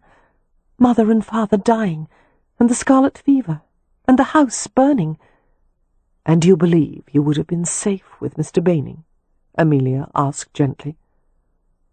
"I thought so. Poppy shook her head in bemusement. I was so certain that I would be content with him. But in retrospect, I can't help thinking. Michael didn't fight for me, did he? Harry said something to him on the morning of our wedding, right in front of me. She was yours if you'd wanted her, but I wanted her more. And even though I hated what Harry had done, part of me liked it that Harry didn't think of me as being beneath him. Drawing her feet up onto the settee, Amelia regarded her with fond concern. I suppose you know already that the family can't let you go back with Harry until we're satisfied that he will be kind to you. But he has been, Poppy said, and she told Amelia about the day when she had sprained her ankle, and Harry had taken care of her. He was thoughtful and gentle and, well, loving, and if that was a glimpse of who Harry really is, She stopped and traced the edge of her teacup, staring intently into the empty bowl of it. Leo said something to me on the way here, that I had to decide whether or not to forgive Harry for the way our marriage started. I think I must, Amelia, for my own sake as well as Harry's. To err is human, Amelia said. To forgive, absolutely galling. But yes, I think it's a good idea. The problem is, that Harry, the one who took care of me that day, doesn't surface nearly often enough. He keeps himself ridiculously busy, and he meddles with everyone and everything in that blasted hotel to avoid having to think about anything personal. If I could get him away from the Rutledge to some quiet, peaceful place, and just keep him in bed for a week, Amelia suggested, her eyes twinkling. Glancing at her sister in surprise, Poppy flushed and tried to stifle a laugh. It might do wonders for your marriage, Amelia continued. It's lovely to talk to your husband after you've been to bed together. They just lie there, feeling grateful and say yes to everything. I wonder if I could convince Harry to stay here with me for a few days, Poppy mused. Is the gamekeeper's cottage in the woods still empty? Yes, but the caretaker's house is much nicer, and at a more convenient distance from the house. I wish... Poppy hesitated. But it would be impossible. Harry would never agree to stay away from the hotel so long. Make it a condition of your returning to London with him, Amelia suggested. Seduce him. For heaven's sake, Poppy, it's not that difficult. I don't know anything about it, Poppy protested. Yes, you do.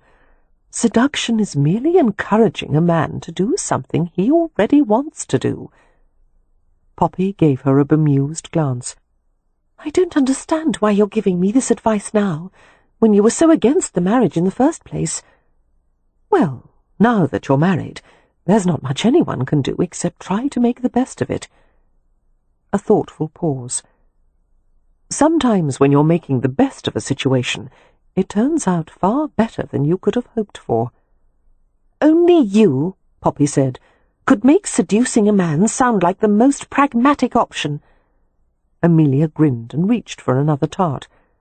What I mean to suggest is, why don't you try making a headlong dash at him? Try to make a real go of it. Show him what kind of marriage you want. Charge at him, Poppy murmured. Like a rabbit at a cat. Amelia gave her a perplexed glance. Poppy smiled. Something Beatrix advised me to do early on. Perhaps she's wiser than the rest of us. I wouldn't doubt it.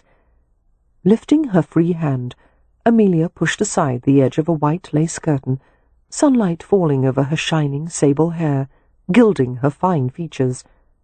A laugh escaped her. I can see her now, coming back from her ramble in the wood.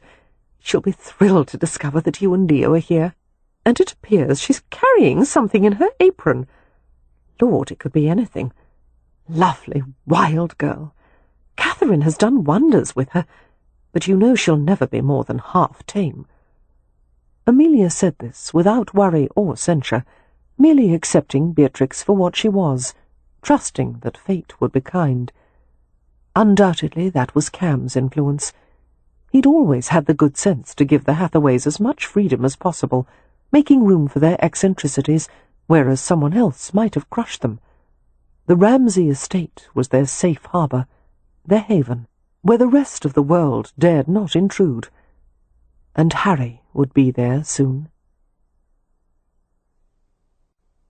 Chapter 21. Harry's journey to Hampshire had been long, dull, and uncomfortable, with no companionship except his own smouldering thoughts. He had tried to rest, but as a man who found sleep difficult in even the best of circumstances, trying to doze in a jolting carriage in the daytime was impossible. He had occupied himself with making up extravagant threats to bully his wife into obedience. Then he had fantasized about what he would do to Poppy in her chastised state, until those thoughts had made him aroused and aggravated. Damn her! He would not be left. Harry had never been given to introspection, finding the territory of his own heart too treacherous and tricky to examine.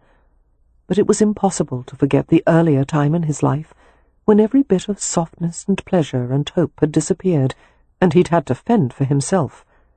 Survival had meant never allowing himself to need another person again. Harry tried to divert his thoughts by staring at the passing scenery, the summer sky still light as the hour approached 9. Of all the places in England he had visited, he had not yet gone to Hampshire. They were travelling south of the Downs, toward the thick wood and fertile grasslands near the New Forest and Southampton. The prosperous market town of Stony Cross was located in one of the most picturesque regions of England, but the town and its environs possessed something more than mere scenic appeal, a mystical quality, something difficult to put his finger on. It seemed they were travelling to a place out of time, the ancient woods harbouring creatures that could only exist in myth. As evening deepened, mist collected in the valley and crept across the roads in an otherworldly haze. The carriage turned onto the private road of the Ramsay estate, past 2 sets of open gates and a caretaker's house made of blue-grey stone. The main house was a composite of architectural styles that shouldn't have looked right together, but somehow did. Poppy was there. The knowledge spurred him, made him desperate to reach her. It was more than desperation. Losing Poppy was the one thing he couldn't recover from, and knowing that made him fearful and furious and caged. The feelings catalyzed into fury, into one impetus. He would not be kept apart from her. With all the patience of a baited badger, Harry strode to the front door, not waiting for a footman. He shoved his way into the entrance hall, 2 stories high, with immaculate cream panelling and a curving stone staircase at the back. Cam Rowan was there to greet him, casually dressed in a collarless shirt, trousers, and an open leather jerkin. "Rutledge," he said pleasantly, "we were just finishing supper. Will you have some?" Harry gave an impatient shake of his head. "How is Poppy?" "Come, let's have some wine, and we'll discuss a few things. Is she having supper as well?" "No. I want to see her, now." Cam's pleasant expression didn't change.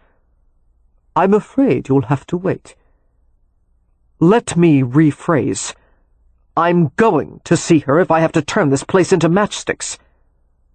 Cam received this imperturbably, his shoulders hitching in a shrug. "Outside, then." This ready acceptance of a brawl both surprised and gratified Harry. His blood was teeming with violence, his temper on the brink of explosion. Some part of his mind recognized that he wasn't quite himself, that the precise workings of his mind were off-kilter, his self-control dismantled. His usual cool logic had deserted him. All he knew was that he wanted Poppy, and if he had to fight for her, so be it. He would fight until he bloody well dropped. He followed Cam through the entrance, down a side hallway, and out to a small open conservatory and garden where a pair of torches burned. "I'll say this for you," the Roma remarked conversationally. "It's in your favor that your first question was not, 'Where is Poppy?' but 'How is Poppy?' Devil take you and your opinions. Harry growled, stripping off his coat and tossing it aside. I'm not asking for permission to take my wife back. She's mine, and I'll have her, and be damned to all of you. Cam turned to face him, the torchlight gleaming in his eyes and over the black layers of his hair. She's part of my tribe, he said, beginning to circle him. You'll go back without her, unless you can find a way to make her want you. Harry circled as well, the chaos of his thoughts settling as he focused on his opponent. No rules? He asked gruffly. No rules. Harry threw the first punch, and Cam dodged easily. Adjusting, calculating, Harry retreated as Cam threw a right. A pivot, and then Harry connected with a left cross. Cam had reacted a fraction too late, deflecting some of the blow's force, but not all. A quiet curse, a rueful grin, and Cam renewed his guard. Hard and fast, he said approvingly. Where did you learn to fight? New York. Cam lunged forward and flipped him to the ground. West London, he returned. Tucking into a roll, Harry gained his footing instantly. As he came up, he used his elbow in a backward jab into Cam's midriff. Cam grunted. Grabbing Harry's arm, he hooked a foot around his ankle and took him down again. They rolled once, twice, until Harry sprang away and retreated a few steps. Breathing hard, he watched as Cam leapt to his feet. You could have put a forearm to my throat, Cam pointed out, shaking a swathe of hair from his forehead. I didn't want to crush your windpipe, Harry said acidly. Before I made you tell me where my wife is. Cam grinned. Before he could reply, however, there was a commotion as all the Hathaways poured from the conservatory. Leo, Amelia, Wynne, Beatrix, Merrypen, and Catherine Marks. Everyone except Poppy, Harry noted bleakly. Where the hell was she? Is this the after-dinner entertainment? Leo asked sardonically, emerging from the group. Someone might have asked me. I would have preferred cards. You're next, Ramsay, Harry said with a scowl. After I finish with Rowan, I'm going to flatten you for taking my wife away from London. No, Merrypen said with deadly calm, stepping forward. I'm next, and I'm going to flatten you for taking advantage of my kinswoman. Leo glanced from Merrypen's grim face to Harry's, and rolled his eyes. Forget it, then, he said, going back into the conservatory. After Merrypen's done, there won't be anything left of him. Pausing beside his sisters, he spoke quietly to Wynne out of the side of his mouth. You'd better do something. Why? Because Cam only wants to knock a bit of sense into him, but Merrypen actually intends to kill him, which I don't think Poppy would appreciate. Why don't you do something to stop him, Leo? Amelia suggested acidly. Because I'm a peer. We aristocrats always try to get someone else to do something before we have to do it ourselves. He gave her a superior look. It's called noblesse oblige. Miss Marks's brows lowered. That's not the definition of noblesse oblige. It's my definition, Leo said, seeming to enjoy her annoyance. Kev, Wynne said calmly, stepping forward. I would like to talk to you about something. Merrypen, attentive as always to his wife, gave her a frowning glance. Now? Yes, now. Can't it wait? No, Wynne said equably. At his continued hesitation, she said, I'm expecting. Merrypen blinked. Expecting what? A baby. They all watched as Merrypen's face turned ashen. But how? He asked dazedly, nearly staggering as he headed to Wynne. How? Leo repeated. Merrypen, don't you remember that special talk we had before your wedding night? He grinned as Merrypen gave him a warning glance. Bending to Wynne's ear, Leo murmured, Well done. But what are you going to tell him when he discovers it was only a ploy? It's not a ploy, Wynne said cheerfully. Leo's smile vanished, and he clapped a hand to his forehead. Christ, he muttered. "Where's my brandy?" And he disappeared into the house. "I'm sure he meant to say congratulations," Beatrix remarked brightly, following the group as they all went inside. Cam and Harry were left alone. "I should probably explain," Cam said to Harry, looking somewhat apologetic. "Wynne used to be an invalid, and although she's recovered, Mary Penn is still afraid that childbirth may be difficult for her." He paused. "We all are," he admitted, "but Wynne is determined to have children, and God help anyone who tries to say no to a Hathaway." Harry shook his head in bemusement. "Your family—" "I know," Cam said. "You'll get used to us eventually." A pause, and then he asked in a matter-of-fact tone, "Do you want to take up the fight again, or shall we dispense with the rest of it and go have a brandy with Ramsay?" One thing was clear to Harry. His in-laws were not normal people.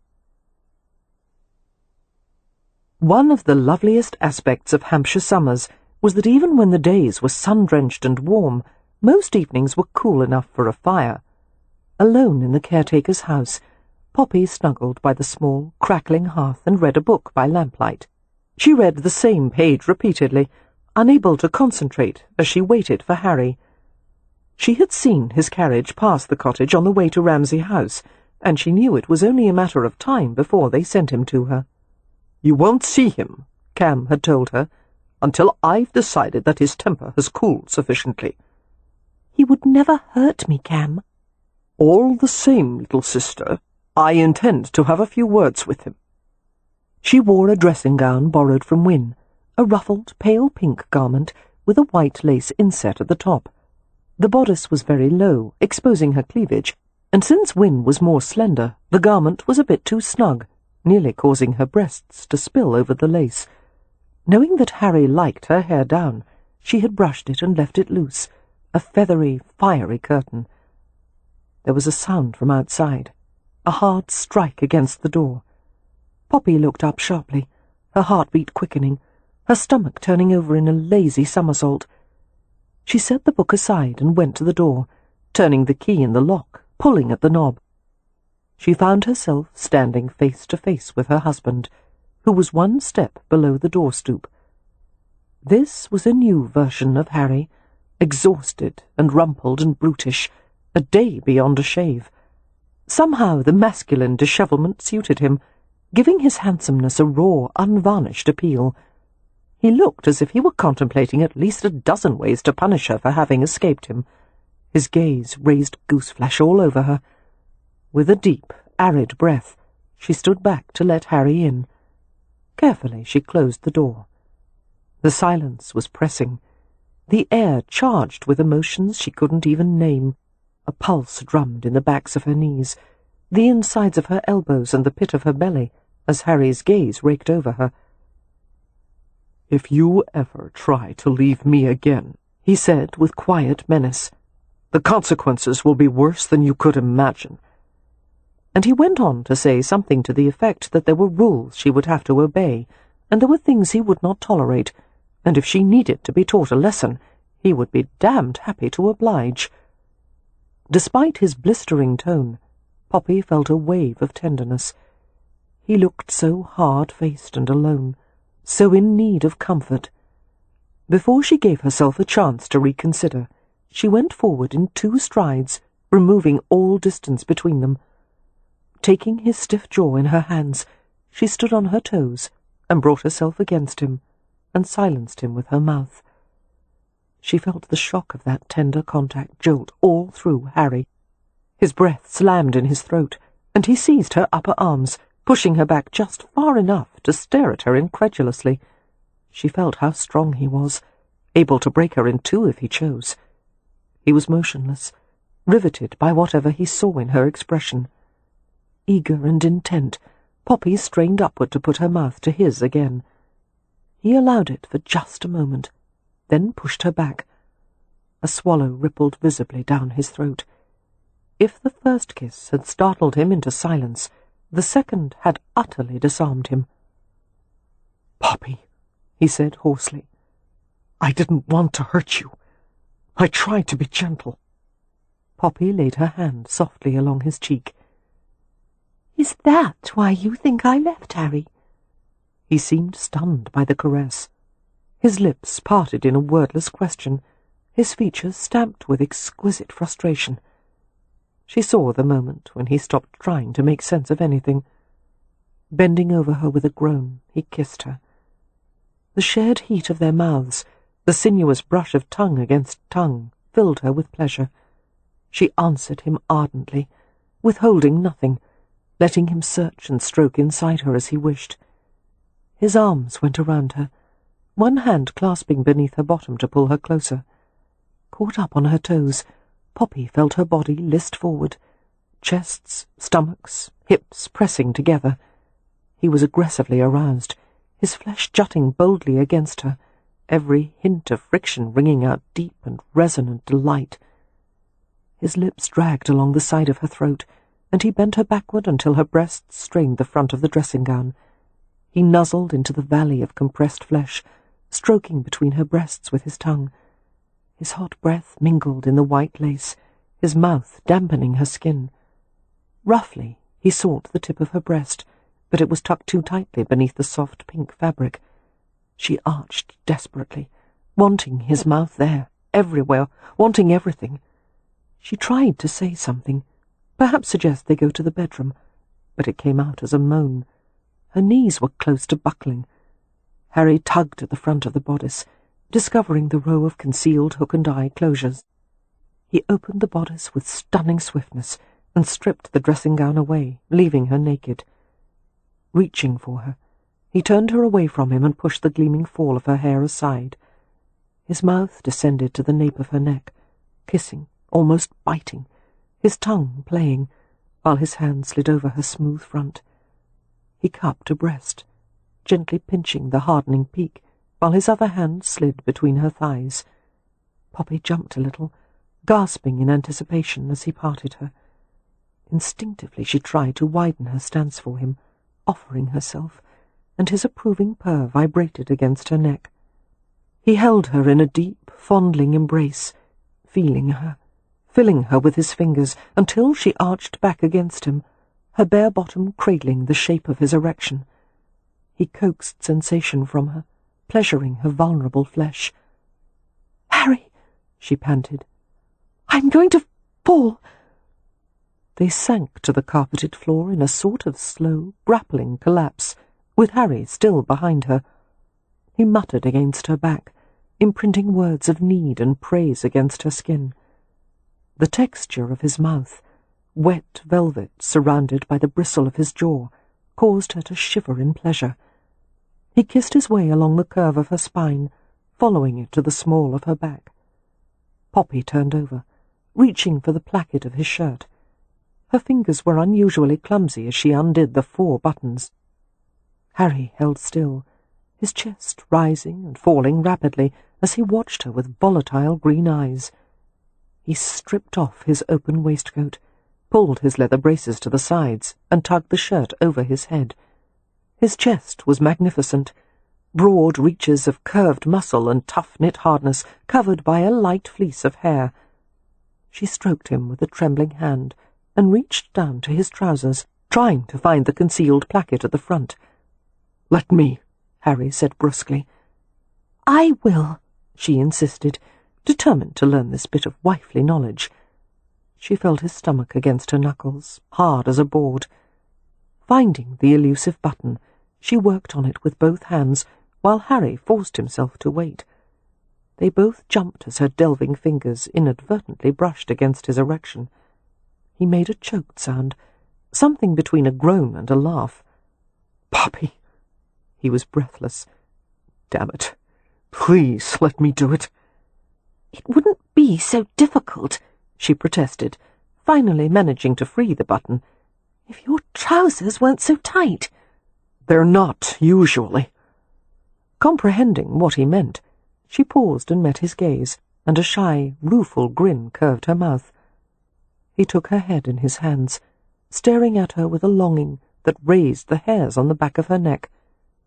"Poppy," he said raggedly, I thought about you every minute of that 12-hour carriage drive, about how to make you come back with me. I'll do anything. I'll buy you half of bloody London if that will suffice." "I don't want half of London," she said faintly. Her fingers tightened on the waist of his trousers. This was Harry as she had never seen him before, all defences down, speaking to her with raw honesty. "I know I should apologize for coming between you and Baining." "Yes, you should," she said. "I can't. I'll never be sorry about it. Because if I hadn't done it, you'd be his now. And he only wanted you if it was easy for him. But I want you any way I can get you. Not because you're beautiful or clever or kind or adorable, although the devil knows you're all those things. I want you because there's no one else like you, and I don't ever want to start a day without seeing you." As Poppy opened her mouth to reply, he smoothed his thumb across her lower lip, coaxing her to wait until he had finished. "Do you know what a balance wheel is?" She shook her head slightly. "There's one in every clock or watch. It rotates back and forth without stopping. It's what makes the ticking sound, what makes the hands move forward to mark the minutes. Without it, the watch wouldn't work. You're my balance wheel, Poppy." He paused, his fingers compulsively following the fine curve of her jaw up to the lobe of her ear. "I spent today trying to think of what I could apologize for, and maybe sound at least half sincere. And I finally came up with something." "What is it?" she whispered. "I'm sorry I'm not the husband you wanted." His voice turned gravelly. "But I swear on my life, if you'll tell me what you need, I'll listen. I'll do anything you ask. Just don't leave me again." Poppy stared at him in wonder. Perhaps most women wouldn't find this talk of watch mechanisms to be terribly romantic, but she did.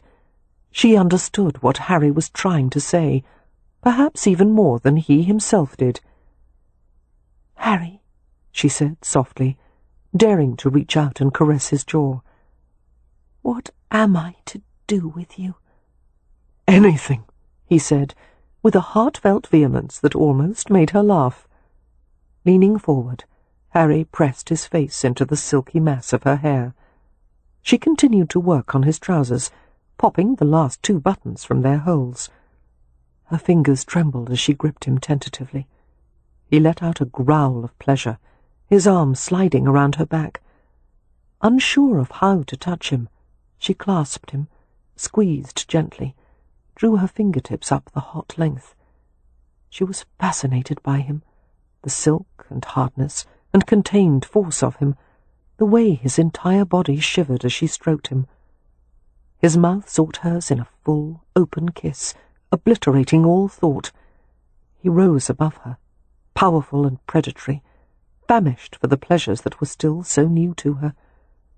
As he lowered her to the carpet, she realized that he was going to take her, now, here, instead of seeking the more civilized comforts of the bedroom. But he hardly seemed aware of where they were, his eyes focused only on her, his colour high, his lungs pumping like hearth bellows. Murmuring his name, she lifted her arms to him. He struggled out of the rest of his clothes and bent to feast on her breasts. Hot, wet mouth, restless tongue. She kept trying to pull him farther over her, seeking the weight of his body, needing to be anchored. She groped for the hard, aching length of him and urged him against her. "No," he said thickly. "Wait.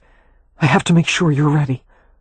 But she was determined, her grip insistent, and somewhere amid his groans and pants, a husky laugh emerged. He mounted her, adjusted her hips, and paused as he struggled for a measure of self-restraint. Poppy wriggled helplessly as she felt the gradual pressure of his entry, torturously slow, maddening, heavy, sweet. "Does it hurt?" Harry panted, hanging over her, bracing his weight on his arms to keep from crushing her. "Shall I stop?" The concern on his face was her undoing, filling her with warmth. Her arm slid around his neck, and she pressed kisses on his cheek, neck, ear, everywhere she could reach. Her body held him tightly down below. "I want more of you, Harry," she whispered. "All of you." He groaned her name and surged into her, alert to every subtle response, lingering when it pleased her, pressing deeper when she lifted, every slow plunge tamping more sensation inside her. She let her hands glide over his sleek, flexing back, the burning silk of his skin, loving the feel of him. Following the long lines of muscle, she went lower, until her palms smoothed circles over the tight curves of his backside. His response was electric, his thrusts turning more forceful, a quiet grunt escaping his throat. He liked that, she thought with a smile, or would have smiled if her mouth hadn't been so thoroughly occupied with his. She wanted to discover more about him, all the ways to please him, but the accumulating pleasure reached a tipping point and began to spill powerfully, inundating her, drowning all thought. Her body clenched him in strong spasms, extorting release, pulling it from him. He let out a harsh cry and sank into her with a last thrust, shuddering violently. It was indescribably satisfying to feel him climax inside her, his body powerful and yet vulnerable in that ultimate moment, and better still to have him lower into her arms, his head dropping on her soft shoulder. Here was the closeness she had always craved. She cradled his head, his hair a silky tickle against her inner wrist, his breath flowing over her in hot rushes. His unshaven bristle was scratchy against the tender skin of her breast, but she wouldn't have moved him for all the world. Their breathing slowed, and Harry's weight became crushingly heavy. Poppy realized he was falling asleep. She pushed at him. "Harry." He lurched upward, blinking, his gaze disoriented. "Come to bed," Poppy murmured, rising. "The bedroom is just over there." She murmured a few encouragements, urging him to follow. "Did you bring a travelling bag?" she asked. "Or a gentleman's case?" Harry glanced at her as if she'd spoken in a foreign language. "Case?" "Yes, with your clothes, toiletries, that sort of—" Perceiving how utterly exhausted he was, she smiled and shook her head. "Never mind. We'll sort it out in the morning." She towed him to the bedroom. "Come, we'll sleep. We'll talk later. A few more steps." The wooden bed was utilitarian, but easily large enough for two, and it was made up with quilts and fresh white linens. Harry went to it without hesitation, climbing beneath the covers, collapsing really, and he fell asleep with startling immediacy. Poppy paused to look down at the large, unshaven man in her bed. Even in his unkempt state, his dark angel handsomeness was breathtaking. His lids trembled infinitesimally as he succumbed to encroaching dreams. Complex, remarkable, driven man. Not incapable of love. Not at all. He merely needed to be shown how. And just as she had a few days earlier, Poppy thought, "This is the man I'm married to." Except that now she felt a stirring of gladness. Chapter 22. Harry had never known such sleep, so deep and restorative that it seemed he never experienced real sleep before, only an imitation. He felt drugged when he awoke, drunk on sleep, steeped in it. Squinting his eyes open, he discovered that it was morning, the curtained windows limned with sunlight. He felt no overwhelming need to leap out of bed as he usually did. Rolling to his side, he stretched lazily. His hand encountered empty space. Had Poppy shared the bed with him? A frown gathered on his forehead. Had he slept all night with someone for the first time and missed it? Turning to his stomach, he levered himself to the other side of the bed, hunting for her scent. Yes, there was a flowery hint of her on the pillow, and the sheets carried a whiff of her skin, a lavender-tinged sweetness that aroused him with every breath. He wanted to hold Poppy, to reassure himself that the previous night hadn't been a dream. In fact, it had been so preposterously good that he felt a twinge of worry. Had it been a dream? Frowning, he sat up and scrubbed his fingers through his hair. "Poppy," he said, not really calling out for her, just saying her name aloud. Quiet as the sound was, she appeared in the doorway as if she'd been waiting for him. "Good morning." She was already dressed for the day in a simple blue gown, her hair in a loose braid tied with a white ribbon. How apt it was that she'd been named for the showiest of wildflowers, rich and vivid, a gleaming finish to the bloom. Her blue eyes surveyed him with such attentive warmth that he felt a catch in his chest, a dart of pleasure-pain. "The shadows are gone," Poppy said softly. Seeing that he didn't follow, she added, "Beneath your eyes." Self-consciously, Harry looked away and rubbed the back of his neck. "What time is it?" he asked gruffly. Poppy went to a chair where his clothes had been set in a folded pile and rummaged for his pocket watch. Flipping open the gold case, she went to the windows and parted the curtains. Vigorous sunlight pushed into the room. 11:30, she said, closing the watch with a decisive snap. Harry stared at her blankly. Holy hell! Half the day was over. "I've never slept so late in my life." His disgruntled surprise seemed to amuse Poppy. "No stack of managers' reports, no one rapping at the door, no questions or emergencies. Your hotel is a demanding mistress, Harry, but today you belong to me." Harry absorbed that, a tug of inner resistance quickly vanishing into the pull of his enormous attraction to her. "Will you dispute it?" she asked, looking vastly pleased with herself. "That you're mine today?" Harry found himself smiling back at her, unable to help himself.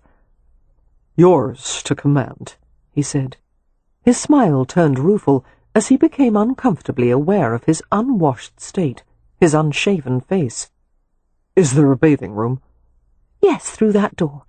The house is plumbed. There's cold water pumped directly from a well to the bathtub, and I have cans of hot water ready on the cook stove." She tucked the watch back into his waistcoat. Straightening, she glanced over his naked torso with covert interest. "They sent your things from the main house this morning, along with some breakfast. Are you hungry?" Harry had never been so ravenous, but he wanted to wash and shave and put on fresh clothes. He felt out of his element, needing to recapture a measure of his usual equanimity.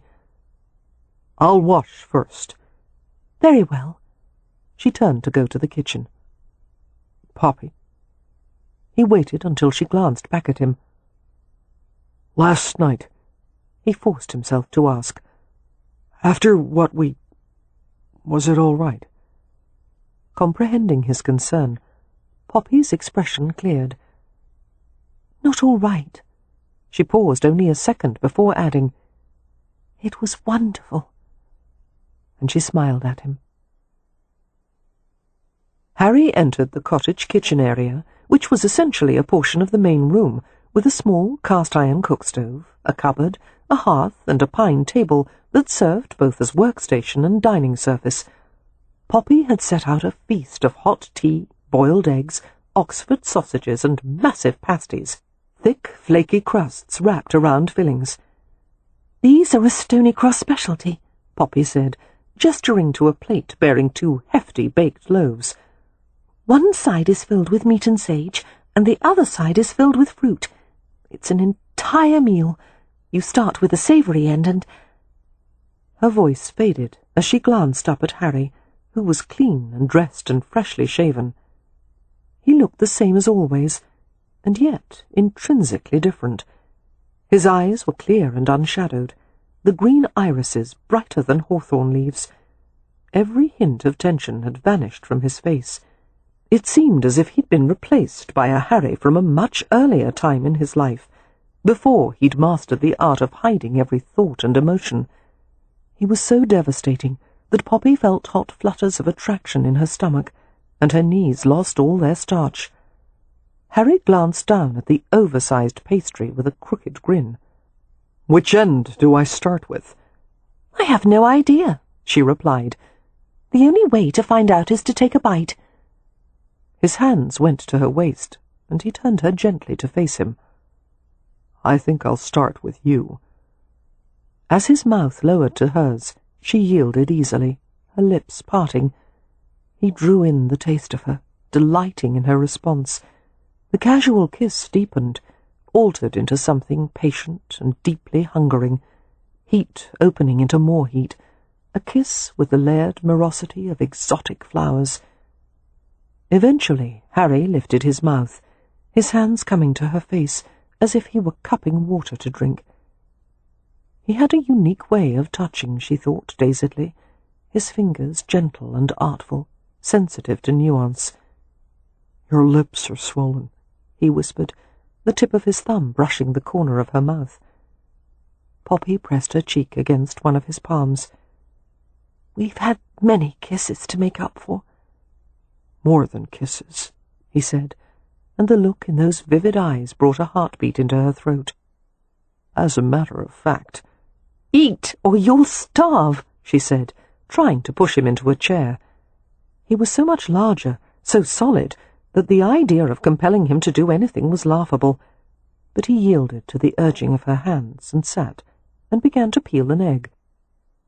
After Harry had consumed an entire pasty, 2 eggs, an orange, and a mug of tea, they went for a walk. At Poppy's urging, he left off his coat and waistcoat, a state of undress that could have gotten him arrested in certain parts of London. He even left the top buttons of his shirt undone and rolled up his sleeves. Charmed by Poppy's eagerness, he took her hand and let her tug him outside. They went across a field to a nearby wood, where a broad, leaf-carpeted path cut through the forest. The massive yews and furrowed oaks tangled their boughs in a dense roof, but the depth of shade was pierced by blades of sunlight. It was a place of abundant life, plants growing on plants. Pale green lichen frosted the oak branches, while tresses of woodbine dangled to the ground.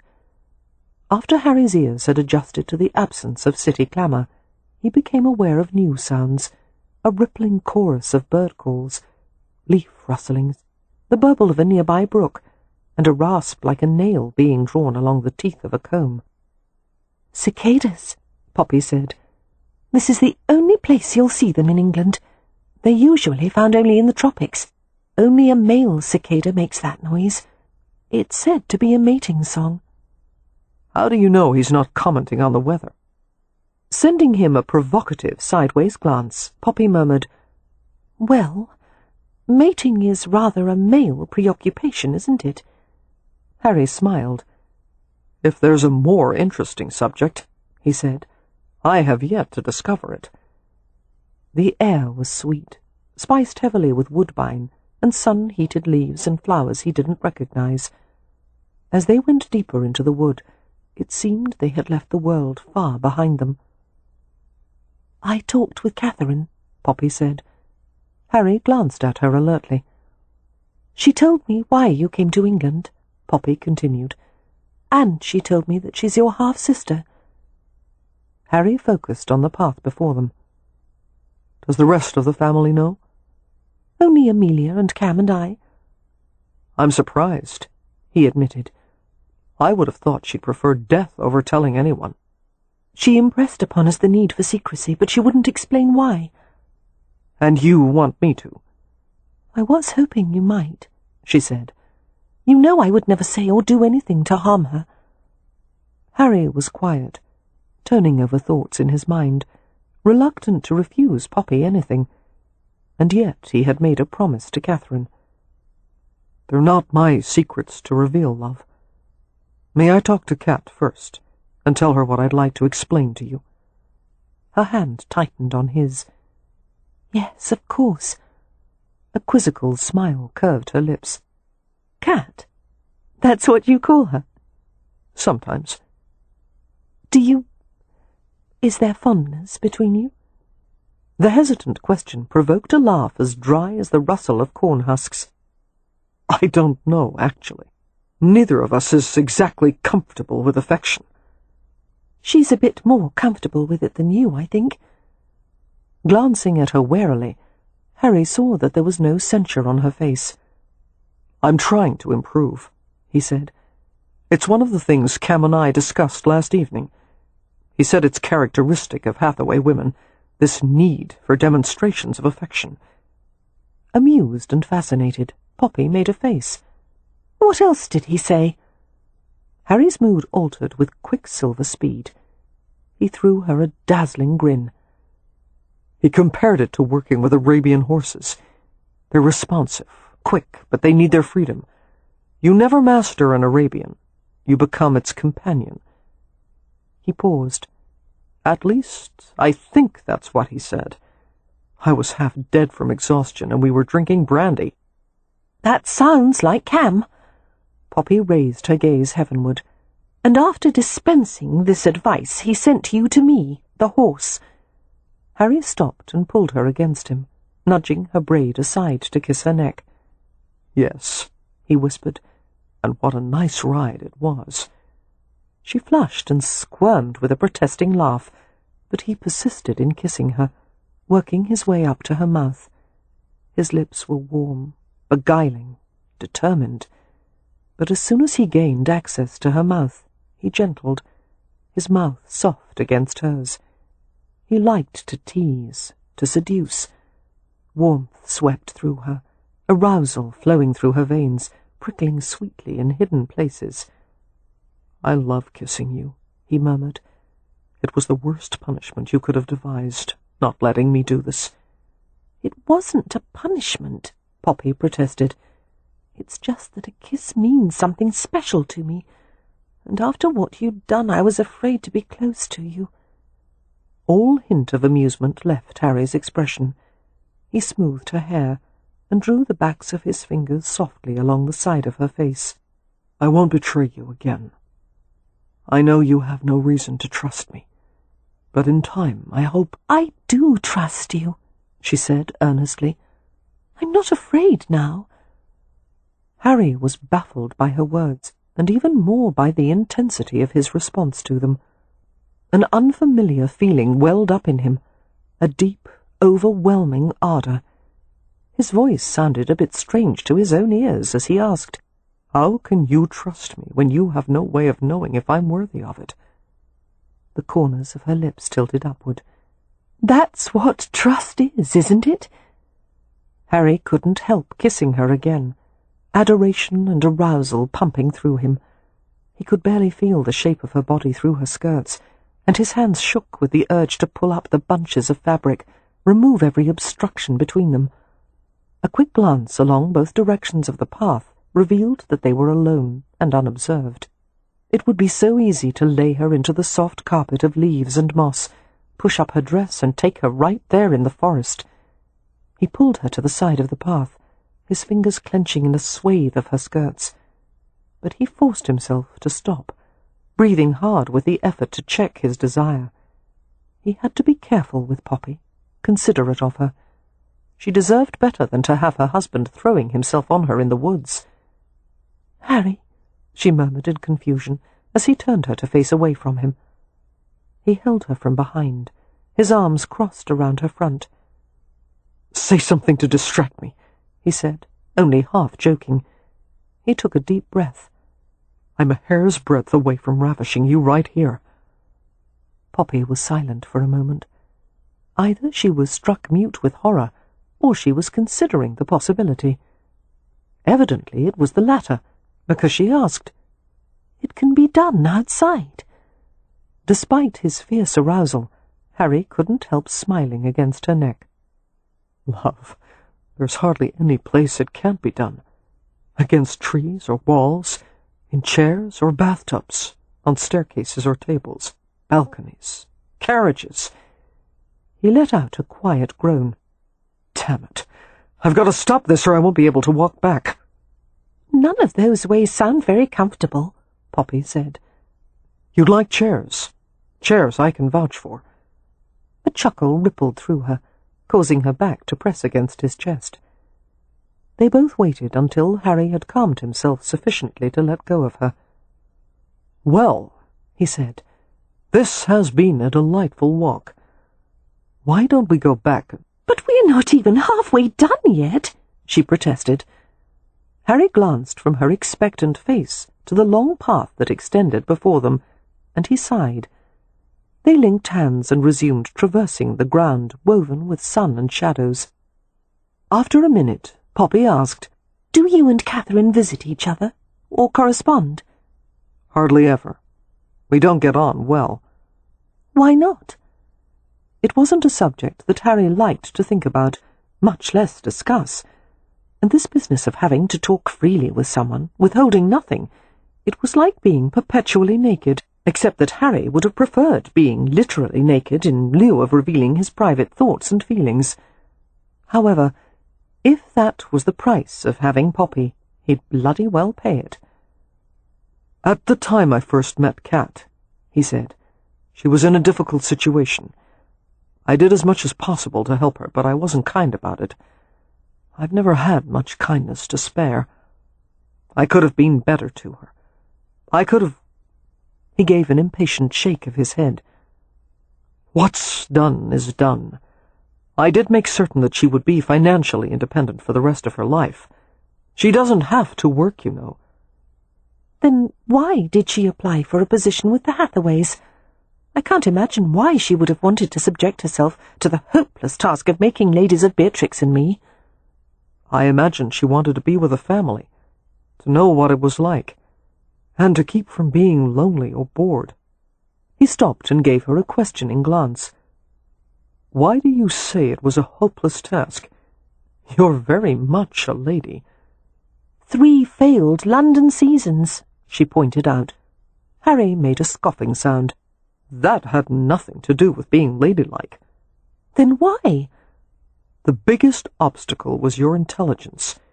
You don't bother to hide it. One of the things Kat never taught you was how to flatter a man's vanity, because she doesn't have any damned idea of how to do it. And none of those idiots could tolerate the idea of having a wife who was smarter than himself. Second, you're beautiful, which meant they would always have to worry about you being the target of other men's attentions. On top of that, your family is your family. Basically, you were too much to manage, and they all knew they were better off finding dull, docile girls to marry. All except Baining, who was so taken with you that the attraction eclipsed any other considerations. God knows I can't hold that against him." Poppy gave him a wry glance. "If I'm so forbiddingly intelligent and beautiful, then why did you want to marry me?" "I'm not intimidated by your brains, your family, or your beauty. And most men are too afraid of me to look twice at my wife." "Do you have many enemies?" she asked quietly. "Yes, thank God. They're not nearly as inconvenient as friends." Although Harry was perfectly serious, Poppy seemed to find that highly amusing. After her laughter slowed, she stopped and turned to face him with her arms folded. "You need me, Harry." He stopped before her, his head inclined over hers. "I've become aware of that." The sounds of stonechats perched overhead filled the pause, their chirps sounding like pebbles being struck together. "I've something to ask you," Poppy said. Harry waited patiently, his gaze resting on her face. "May we stay in Hampshire for a few days?" His eyes turned wary. "For what purpose?" She smiled slightly. "It's called a holiday. Haven't you ever gone on holiday before?" Harry shook his head. "I'm not sure what I would do." "You read, walk, ride, spend a morning fishing or shooting, perhaps go calling on the neighbours, tour the local ruins, visit the shops in town." Poppy paused as she saw the lack of enthusiasm on his face. "Make love to your wife?" "Done," he said promptly. "May we stay a fortnight?" 10 days. 11? she asked hopefully. Harry sighed.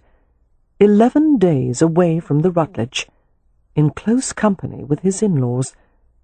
He was tempted to argue, but he wasn't fool enough to risk the ground he'd gained with Poppy. He'd come here with the expectation of a royal battle to get her back to London. But if Poppy would take him willingly into her bed, and then accompany him back with no fuss, it was worth a concession on his part. Still, 11 days. "Why not?" he muttered. "I'll probably go mad after 3 days." "That's all right," Poppy said cheerfully. "No one around here would notice." To Mr. Jacob Valentine, the Rutledge Hotel, Embankment and Strand, London. Valentine, I hope this letter finds you well. I am writing to apprise you that Mrs. Rutledge and I have decided to remain in Hampshire until month's end. In my absence, carry on as usual. Yours truly, J. H. Rutledge. Jake looked up from the letter with jaw-slackening disbelief. Carry on as usual? Nothing was usual about this. "Well, what does it say?" Mrs. Pennywhistle prompted, while nearly everyone in the front office strained to hear. "They're not coming back until month's end," Jake said, dazed. A strange, lopsided smile touched the housekeeper's lips. "Bless my soul! She's done it." "Done what?" Before she could reply, the elderly concierge sidled up to them and asked in a discreet tone, "Mrs. Pennywhistle, I couldn't help but overhear your conversation. Am I to understand that Mr. Rutledge is taking a holiday?" "No, Mr. Lufton," she said with an irrepressible grin. "He's taking a honeymoon." Chapter 23. In the following days, Harry learned a great deal about his wife and her family. The Hathaways were an extraordinary group of individuals, lively and quick-witted, with an instant collective willingness to try any ideas that came to them. They teased and laughed and squabbled and debated, but there was an innate kindness in the way they treated each other. There was something almost magical about Ramsay House. It was a comfortable, well-run home, filled with sturdy furniture and thick carpets, and piles of books everywhere, but that didn't account for the extra something. One felt it immediately after crossing the front threshold, something as intangible but life-giving as sunlight, a something that had always escaped Harry. Gradually, he came to realize that it was love. The second day after Harry's arrival in Hampshire, Leo toured him around the estate. They rode to visit some of the tenant farms, and Leo stopped to talk to various tenants and labourers. He exchanged informed comments with them about the weather, the soil, and the harvest, displaying a depth of knowledge that Harry would not have expected. In London, Leo played the part of disaffected rake to perfection. In the country, however, the mask of indifference dropped. It was clear that he cared about families who lived and worked on the Ramsay estate, and he intended to make a success of it. He had designed a clever system of irrigation that brought water along stone channels they had dug from the nearby river, relieving many of the tenants of the chore of hauling water. And he was doing his utmost to bring modern methods to local farming, including convincing his tenants to plant a new variety of hybrid wheat developed in Brighton that produced higher yields and stronger straw. "They're slow to accept change in these parts," Leo told Harry ruefully. "Many of them still insist on using the sickle and scythe instead of the threshing machine." He grinned. "I've told them the 19th century is going to be over before they ever decide to take part in it." It occurred to Harry that the Hathaways were making a solid success of the estate, not in spite of their lack of heuristic heritage, but because of it. No traditions or habits had been passed on to them. There had been no one to protest, "But this is how we've always done it." As a result, they approached estate management as both a business and a scientific undertaking, because they knew no other way to proceed. Leo showed Harry the estate timber yard, where the back-breaking work of cutting, hauling, and adsizing logs was all done by hand. Massive logs were carried on shoulders or with lug hooks, creating countless opportunities for injury. After supper that evening, Harry sketched some plans for moving timber with a system of rollers, run planks, and dollies. The system could be constructed at a relatively low expense, and it would allow for faster production and greater safety for the estate labourers. Mary Penn and Leah were both immediately receptive to the ideas. "It was very kind of you to draw up those schemes," Poppy told Harry later, when they had gone to the caretaker's house for the night. "Mary Penn was very appreciative." Harry shrugged casually, unfastening the back of her gown and helping to draw her arms from the sleeves. "I merely pointed out a few obvious improvements they could make." "Things that are obvious to you," she said, "aren't necessarily obvious to the rest of us. It was very clever of you, Harry." Stepping out of the gown, Poppy turned to face him with a satisfied smile. "I'm very glad my family is getting the chance to know you. They're beginning to like you. You're being very charming, and not at all condescending, and you don't make a fuss about things like finding a hedgehog in your chair." "I'm not fool enough to compete with Medusa for chair space," he said, and she laughed. "I like your family," he said, unhooking the front of her corset, gradually freeing her from the web of cloth and stays. "Seeing you with them helps me to understand you better." The corset made a soft thwack as he tossed it to the floor. Poppy stood before him in her chemise and drawers, flushing as he studied her intently. An uncertain smile crossed her face. "What do you understand about me?" Harry hooked a gentle finger beneath the strap of her chemise, easing it downward. "That it's your nature to form close attachments to the people around you." He moved his palm over the curve of her bared shoulder in a circling caress. "That you are sensitive and devoted to those you love, and, most of all, you need to feel safe." He eased the other strap of her chemise down, and felt the shivers that chased through her body. He drew her against him, his arms closing around her, and she moulded to him with a sigh. After a while, he murmured softly into the pale, fragrant curve of her neck, "I'm going to make love to you all night, Poppy, and the first time you're going to feel very safe. But the second time, I'm going to be a little bit wicked, and you'll like that even more. And the third time—" He paused with a smile as he heard her breath catch. "The third time, I'm going to do things that will mortify you when you remember them tomorrow." He kissed her gently. "And you'll love that most of all." Poppy couldn't quite fathom Harry's mood, devilish yet tender as he finished undressing her. He laid her back on the mattress with her legs dangling, and stood between them as he leisurely removed his shirt. As his gaze travelled over her, she blushed and tried to cover herself with her arms. Flashing a grin, Harry bent over her, pulling her hands away. "Love, if you only knew what pleasure it gives me to look at you." He kissed her lips, teasing them open, his tongue slipping inside the warm interior of her mouth. The hair on his chest brushed over the tips of her breasts, a sweet and ceaseless stimulation that drew a moan from low in her throat.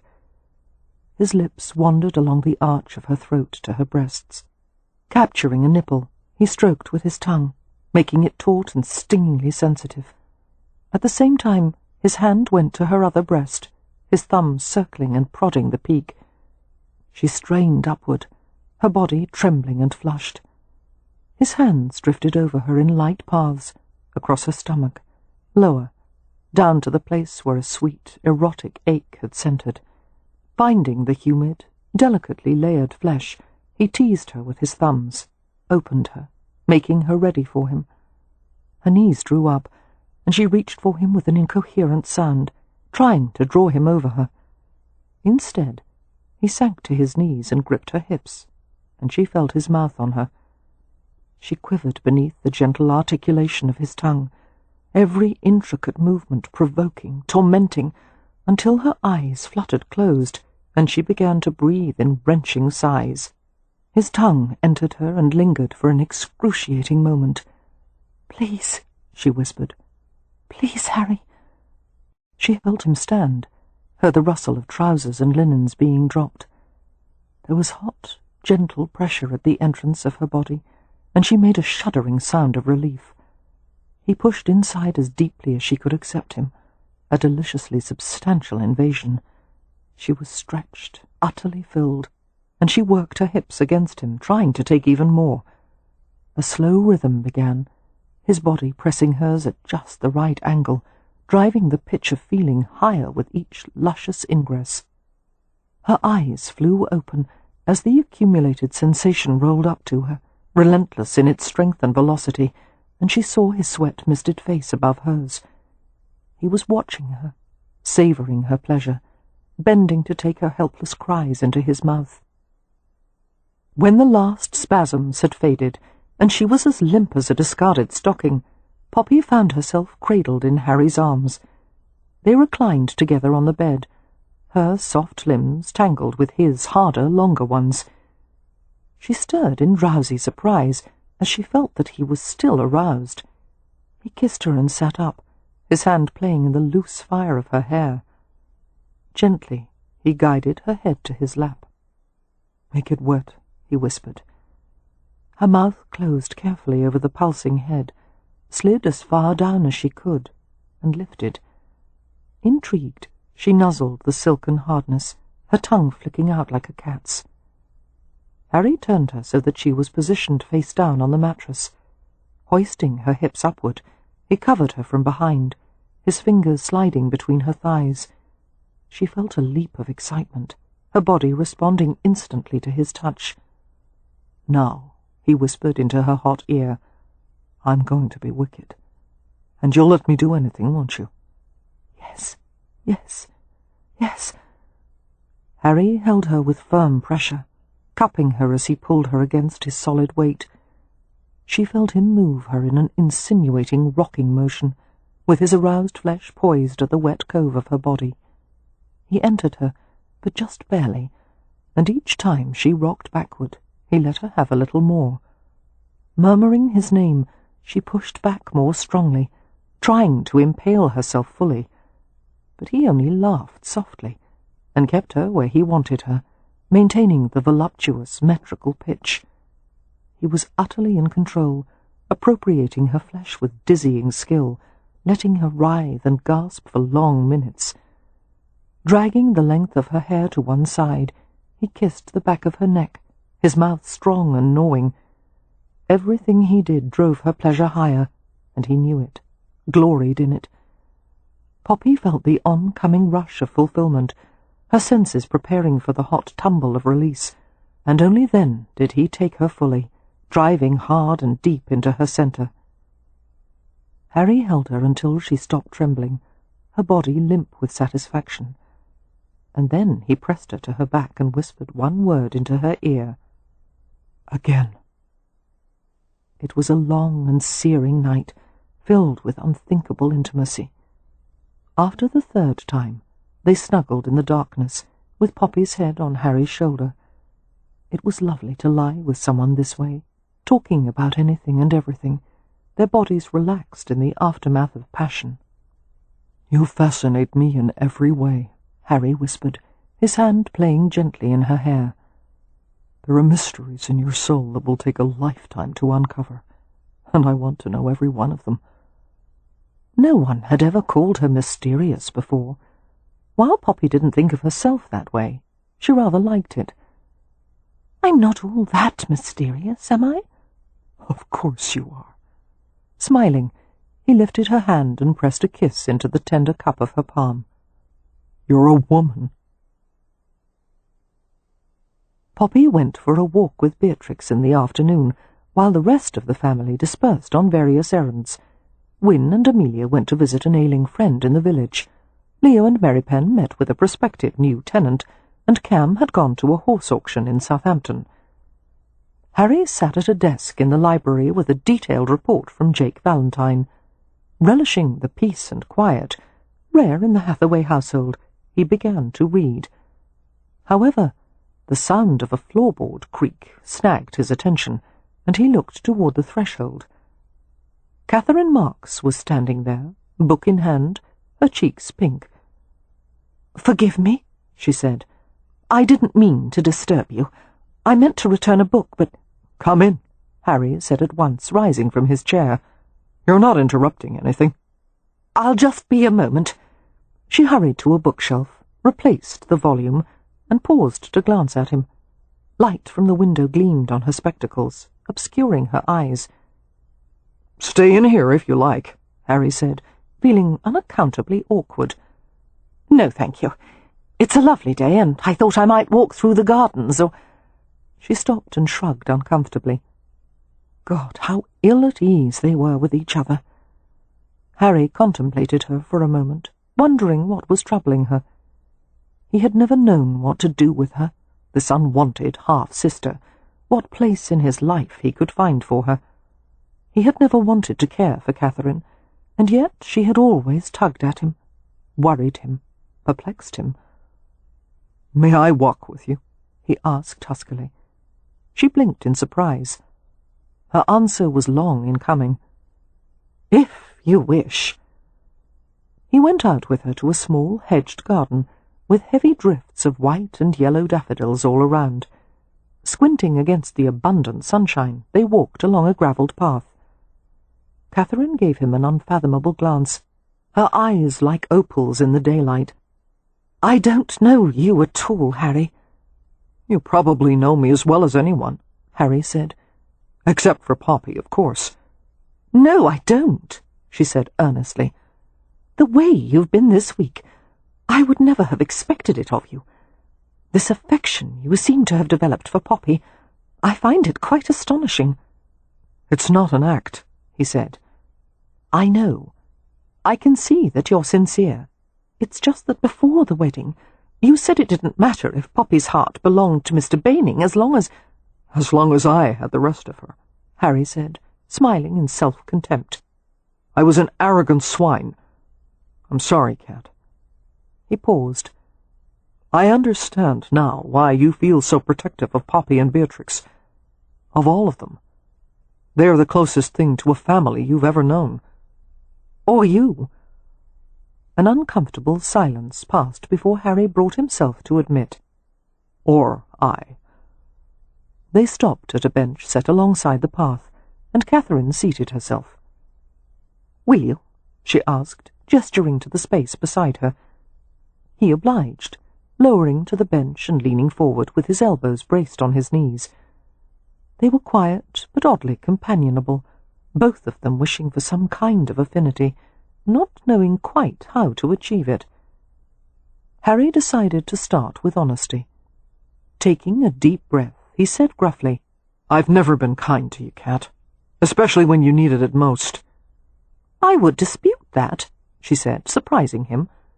"You rescued me from a very unpleasant situation, and you've given me the means to live handsomely without having to find employment, and you never demanded anything in return." "I owed that much to you." He stared at her, taking in the rich golden glitter of her hair, the small oval face, the porcelain fineness of her skin. A frown pulled at his brow. Averting his gaze, he reached up to rub the back of his neck. "You look too damned much like our mother." "I'm sorry," Catherine whispered. "No, don't be sorry. You're beautiful, just as she was. More so. But sometimes it's difficult to see the resemblance and not remember." He let out a taut sigh. "When I found out about you, I resented you for having had so many more years with her than I'd had. It was only later that I realized I was the fortunate one." A bitter smile touched her lips. "I don't think either of us could be accused of having had an excess of good fortune, Harry." He responded with a humorless chuckle. They continued to sit side by side, still and silent, close but not touching. The two of them had been raised not knowing how to give or receive love. The world had taught them lessons that would have to be unlearned. But sometimes life was unexpectedly generous, Harry mused. Poppy was proof of that. "The Hathaways were a stroke of luck for me," Catherine said, as if she had read his thoughts. She removed her spectacles and cleaned them with the edge of her sleeve. "Being with them these past 3 years, it's given me hope. It has been a time of healing." "I'm glad of it," Harry said gently. You deserve that and more. He paused, searching for words. Cat, I have something to ask you. Yes? Poppy wants to know more about my past. What may I tell her, if anything, about the part when I found you? Catherine replaced her spectacles and stared into a nearby blaze of daffodils. Tell her everything, she said eventually. She can be trusted with my secrets, and yours. Harry nodded, silently amazed by a statement he once could never have imagined her making. There's one more thing I want to ask of you. A favor. I understand the reasons we can't acknowledge each other in public. But in private, from now on, I hope you'll do me the honor of, well, letting me act as your brother. She glanced at him with wide eyes, seeming too stunned to reply. We won't have to tell the rest of the family until you're ready, Harry said. But I would rather not hide our relationship when we're in private. You're my only family. Catherine reached beneath her spectacles to wipe at an escaping tear. A feeling of compassion and tenderness came over Harry, something he had never felt for her before. Reaching out, he drew her close and kissed her forehead gently. Let me be your big brother, he whispered. And she watched in wonder as he went back to the house. For a few minutes afterward, Catherine sat alone on the bench, listening to the drone of a bee, the high, sweet chirps of common swifts, and the softer, more melodious twitters of skylarks. She wondered at the change that had come over Harry. She was half afraid he was playing some kind of game with her, with all of them except it had to be real. The emotion on his face, the sincerity in his eyes, all of it was undeniable. But how could someone's character alter so greatly? Perhaps, she mused, it wasn't so much that Harry was being altered as he was being revealed, layer by layer, the defences coming off. Perhaps Harry was becoming, or would become in time, the man he had always been meant to be, because he had finally found someone who mattered. Chapter 24. The mail coach had arrived at Stony Cross, and a footman was dispatched to fetch a stack of letters and parcels addressed to Ramsay House. The footman brought the deliveries to the back of the house, where Wynne and Poppy lounged on furniture that had been brought out to the brick-paved terrace. The largest parcel was addressed to Harry. "More reports from Mr. Valentine?" Poppy asked, sipping sweet red wine as she curled next to Wynne on a chaise. "It would appear so," Harry said, with a self-mocking grin. "It appears the hotel is managing brilliantly in my absence. Perhaps I should have taken a holiday sooner." Mary Penn went to Wynne and slipped his fingers beneath her chin. "How are you feeling?" he asked softly. She smiled up at him. "Splendid." He bent to kiss the top of Wynne's blonde head and sat in a nearby chair. One could see that he was trying to be at ease with the idea of his wife carrying a child, but his concern for her practically radiated from every pore. Harry took the other chair and opened his parcel. After reading the first few lines of the top page, he made a sound of discomfort and winced visibly. "Good God!" "What is it?" Poppy asked. "One of our regular guests, Lord Pencarrow, injured himself late last evening." "Oh, dear!" Poppy's brow furrowed.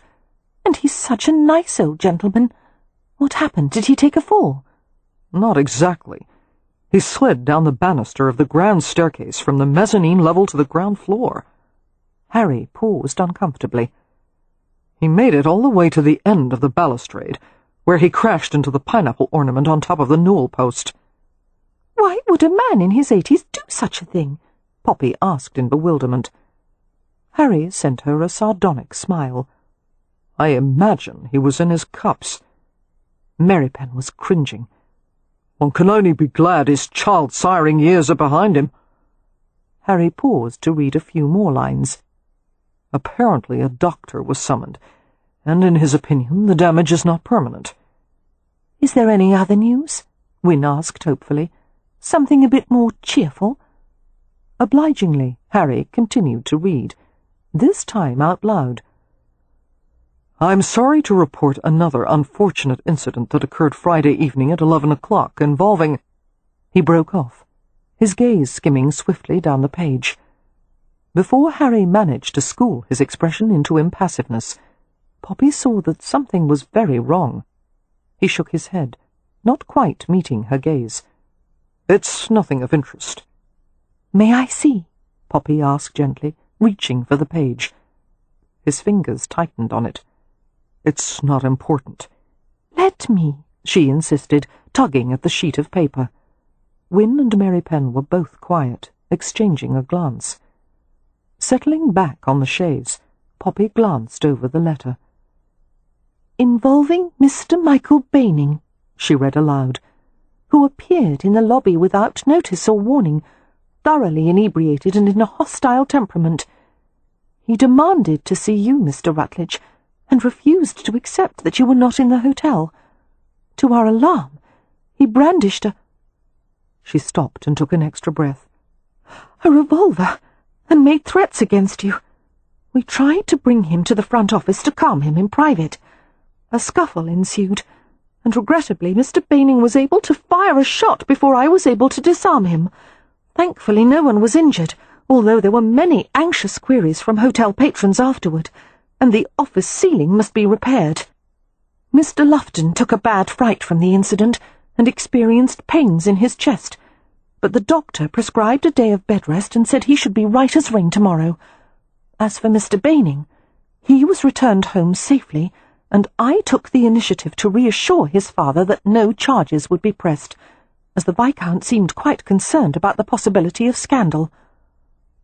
Poppy fell silent, feeling ill, shivering even though the sun was warm. "Michael," she whispered. Harry glanced sharply at her.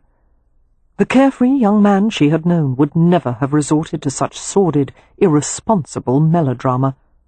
Part of her ached for him, and part of her was appalled, and part was simply furious. Coming to her home, for that was how she thought of the hotel, making a scene, and worst of all, endangering people.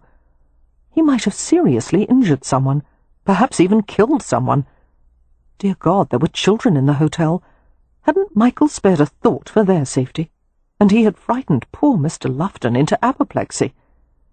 Poppy's throat went tight, anger and misery stinging like pepper. She wished she could go to Michael right then and shout at him, and she wanted to shout at Harry as well, because no one could deny that the incident was a consequence of his perfidy. Occupied with her roiling thoughts, she wasn't aware of how much time had passed before Harry broke the silence.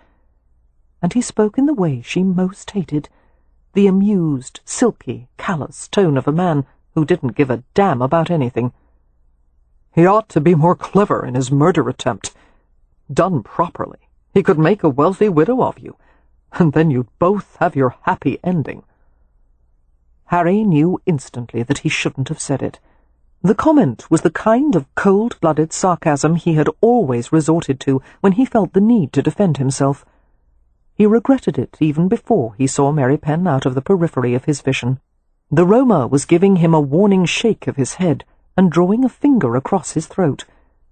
Poppy was red-faced, her brows drawn in a scowl. "What a dreadful thing to say!" Harry cleared his throat. "I'm sorry," he said brusquely. "I was joking.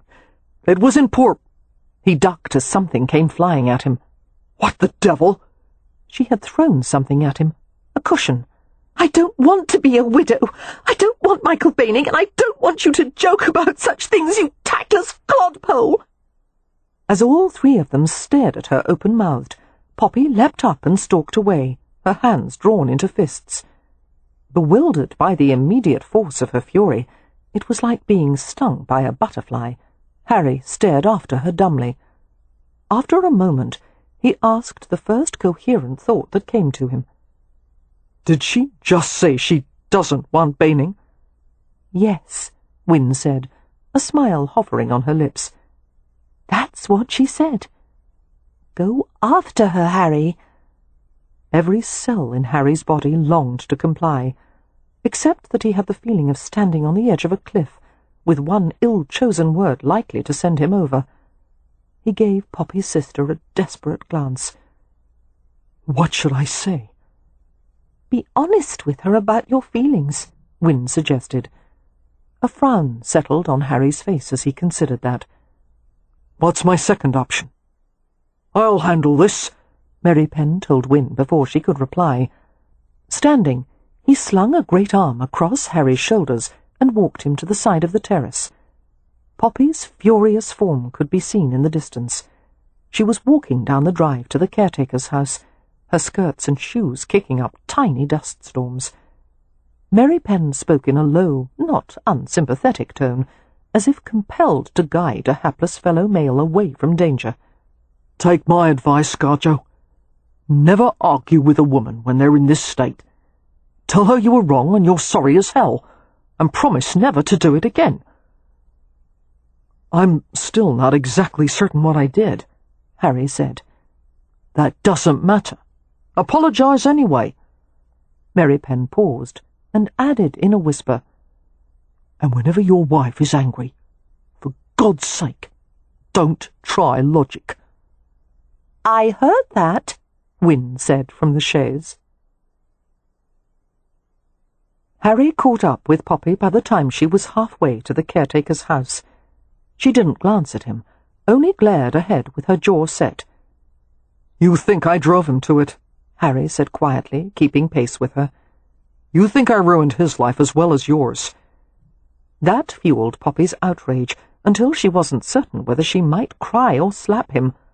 Blast him, he was going to drive her mad. She had been in love with a prince, and she had ended up in the arms of a villain, and it would be so much easier if she could continue to view everything in those simplistic terms, except that her prince was not nearly as perfect as he had seemed, and her villain was a caring, passionate man. It was finally becoming clear to her that love wasn't about finding someone perfect to marry.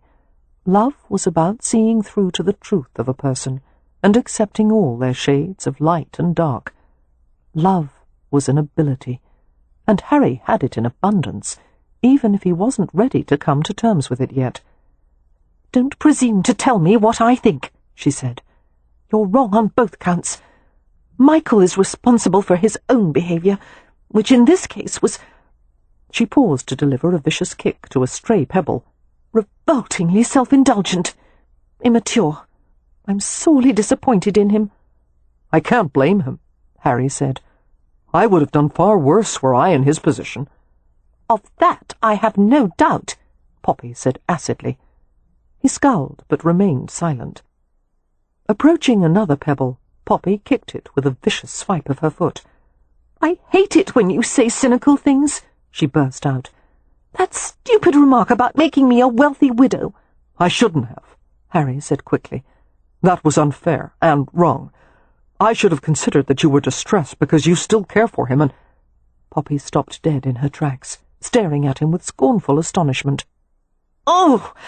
How can a man whom everyone considers so intelligent be such an imbecile?" Shaking her head, she continued to storm along the drive. Bewildered, Harry followed at her heels. "Does it not occur to you," her words came winging over her shoulder like angry bats, "that I might not like the idea of someone making threats against your life, that I might be just the least little bit bothered by someone coming to our home, waving a gun about with the intention of shooting you?" It took Harry a long time to answer. In fact, they had nearly reached the house by the time he replied, his voice thick and odd. "You're concerned for my safety. For me?" "Someone has to be," she muttered, stomping to the front door. "I'm sure I don't know why it's me." Poppy reached for the handle, but Harry stunned her by flinging it open, whisking her inside and slamming it shut. Before she could even draw breath, he had pushed her back up against the door, a bit rough in his eagerness. She had never seen him look quite this way, incredulous, anxious, yearning. His body crowded hers, his breath falling in swift strikes against her cheek. She saw a visible pulse in the strong plane of his throat. "Poppy, are you—" He was forced to pause, as if he were fumbling to speak in a foreign language, which he was in a way. Poppy knew what Harry wanted to ask, and yet she didn't want him to. He was forcing the issue. It was too soon. She wanted to beg him to be patient for both their sakes. He managed to get the words out. "Are you starting to care for me, Poppy?" "No," she said firmly, but that didn't seem to put him off at all. Harry leaned his face against hers, his lips parting against her cheek in a nuzzling half-kiss. "Not even a little?" he whispered. "Not the slightest bit." He pressed the side of his cheek to hers, his lips playing with the wisps of hair at her ear. "Why won't you say it?" He was so large and warm, and everything in her wanted to surrender to him. A fine trembling started inside her, radiating outward from her bones to her skin. "Because if I did, you wouldn't be able to run from me fast enough." "I would never run from you." "Yes, you would. You'd turn distant and push me away, because you're not nearly ready to take such a risk yet." Harry pressed the front of his body all along hers, his forearms braced on either side of her head. "Say it," he urged, tender and predatory. "I want to hear what it sounds like." Poppy had never thought it was possible to be amused and aroused at the same time. "No, you don't." Slowly her arms went around his lean waist. If only Harry knew the extent of what she felt for him. The very second she judged that he was ready, the moment she was certain it wouldn't cause their marriage to lose ground, she would tell him how dearly she loved him. She could hardly wait. "I'll make you say it," Harry said, his sensuous mouth covering hers, his hands going to the fastenings of her bodice. Poppy couldn't control a shiver of anticipation. No, he wouldn't. But for the next few hours, she would certainly enjoy letting him try. Chapter 25. To the Hathaways' general surprise, Leo had elected to return to London the same day as the Rutledges. His original intention had been to stay in Hampshire the remainder of the summer, but he had decided instead to take on a small commission to design a conservatory addition to a Mayfair mansion. Poppy wondered privately if his change of plan had anything to do with Miss Marks. She suspected they had quarrelled, because it seemed they were going to great extremes to avoid each other now, even more than usual. "You can't go," Mary Penn had said in outrage when Leo told him he was heading back to London. "We're preparing to sow the turnip crop.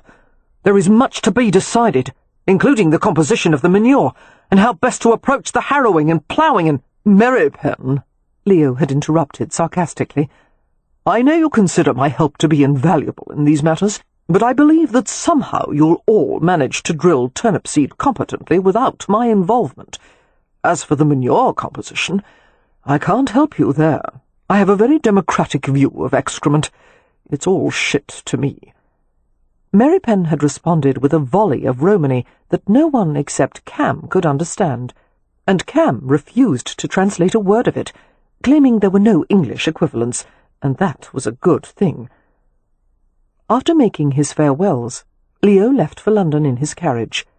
Harry and Poppy were slower to depart, having a last cup of tea, a last lingering glimpse of the green, summer-dressed estate. "I'm almost surprised you're letting me take her," Harry said to Cam, after handing his wife into the carriage. "Oh, we voted this morning, and it was a unanimous decision," his brother-in-law replied in a matter-of-fact tone. "You voted on my marriage?" "Yes, we decided you fit in with the family quite well." "Oh, God," Harry said, just as Cam closed the carriage door. After a pleasant and uneventful journey, the Rutledges arrived in London. To discerning outsiders, particularly the hotel employees, it was clear that Poppy and Harry had acquired the mysterious and intangible bond of two people who had made a promise to each other. They were a couple. Although Poppy was happy to return to the Rutledge, she had a few private concerns about how her relationship with Harry would proceed, if perhaps he might slip back into his former habits. To her reassurance, Harry had firmly set a new course, and he seemed to have no intention of deviating from it. The differences in him were observed with gratified wonder by the hotel staff the first full day of his return. Poppy had brought back gifts, including jars of honey for the managers and everyone in the front office, a length of bobbin lace for Mrs. Pennywhistle, cured Hampshire hams and sides of smoked bacon for Chef Broussard and Chef Rupert and the kitchen staff, and for Jake Valentine, a sheep hide that had been tanned and polished with smooth stones until the material had been worked into butter-soft glove leather. After delivering the presents, Poppy sat in the kitchen and chattered animatedly about her visit to Hampshire. "And we found a dozen truffles," she told Chef Broussard, "each one nearly as large as my fist, all at the roots of a beech tree and barely a half-inch beneath the soil. And guess how we discovered them? My sister's pet ferret. He ran over to them and started nibbling." Broussard sighed dreamily. "When I was a boy, I lived in Périgord for a time. The truffles there would make one weep. So delicious and dear, they were usually only eaten by nobles and their kept women." He looked at Poppy expectantly. "How did you prepare them?" "We chopped some leeks and sautéed them in butter and cream and—" She paused as she noticed the staff in a sudden flurry of activity, scrubbing, chopping, stirring. Glancing over her shoulder, she saw that Harry had entered the kitchen. "Sir?" Mrs. Pennywhistle said, while she and Jake stood to face him. Harry motioned for them to stay seated. "Good morning," he said with a slight smile. "Forgive me for interrupting." He came to stand beside Poppy, who was perched on a stool. "Mrs. Rutledge," he murmured, "I wonder if I might steal you away for just a few minutes. There's a—" His voice faded as he stared into his wife's face. She had looked up at him with a flirting little grin that had apparently disrupted his train of thought. And who could blame him, Jake Valentine thought, both amused and similarly mesmerized. Although Poppy Rutledge had always been a beautiful woman, there was an extra glow about her now, a new brilliance in her blue eyes. "The carriage maker," Harry said, recollecting himself. "They've just delivered your carriage. I hoped you might come look at it and make certain everything is to your satisfaction." "Yes, I'd love to." Poppy took another bite of her brioche, a warm puff of glazed bread touched with butter and jam. She held the last bit up to Harry's lips. "Help me finish." They all watched in astonishment as Harry took the tidbit obligingly into his mouth, and, holding her wrist in his hand, he nipped at her fingertip to remove a little spot of jam. "Delicious," he said, helping her from the stool. He glanced at the three of them. "I'll return her shortly. And Valentine—" "Yes, sir?" It's come to my attention that you haven't gone on holiday in far too long. I want you to arrange something for yourself immediately. I wouldn't know what to do on holiday, Jake protested, and Harry smiled. That, Valentine, is why you need one. After Harry had escorted his wife from the kitchen, Jake looked at the others with a dumbfounded expression. "He's an entirely different man," he said dazedly. Mrs. Pennywhistle smiled. "No, he'll always be Harry Rutledge. It's just that now he's Harry Rutledge with a heart." As the hotel was a virtual clearinghouse of gossip, Poppy was privy to scandals and private disclosures concerning people from every part of London. To her dismay, there were persistent rumours about the continuing decline of Michael Baining, his frequent public drunkenness, gambling, brawling, and all manner of behaviour unbecoming to a man of his position. Some of the rumours were linked to Poppy, of course, and her precipitate wedding to Harry. It saddened Poppy profoundly to hear what a mess Michael was making of his life, and she wished there was something she could do about it. "It's the one subject I can't discuss with Harry," she told Leo, visiting his terrace one afternoon. "It puts him in a dreadful temper. He gets very quiet and stern-faced, and last night we actually quarrelled about it." Taking a cup of tea from her, Leo arched a sardonic brow at the information. "Sis, as much as I would prefer to take your side in all things, why should you want to discuss Michael Baining with your husband? And what the devil is there to argue about? That chapter in your life is closed. Were I married, and thank God I never will be, I wouldn't welcome the subject of Baining with any more enthusiasm than Harry apparently does." Poppy frowned into her own cup of tea, slowly stirring a sugar lump into the steaming amber liquid. She waited until it had thoroughly dissolved before replying, "I'm afraid Harry took exception to a request I made. I said I wanted to visit Michael, and that perhaps I might be able to talk some sense into him." As she saw Leo's expression, she added defensively, "Only for a few minutes. A supervised visit.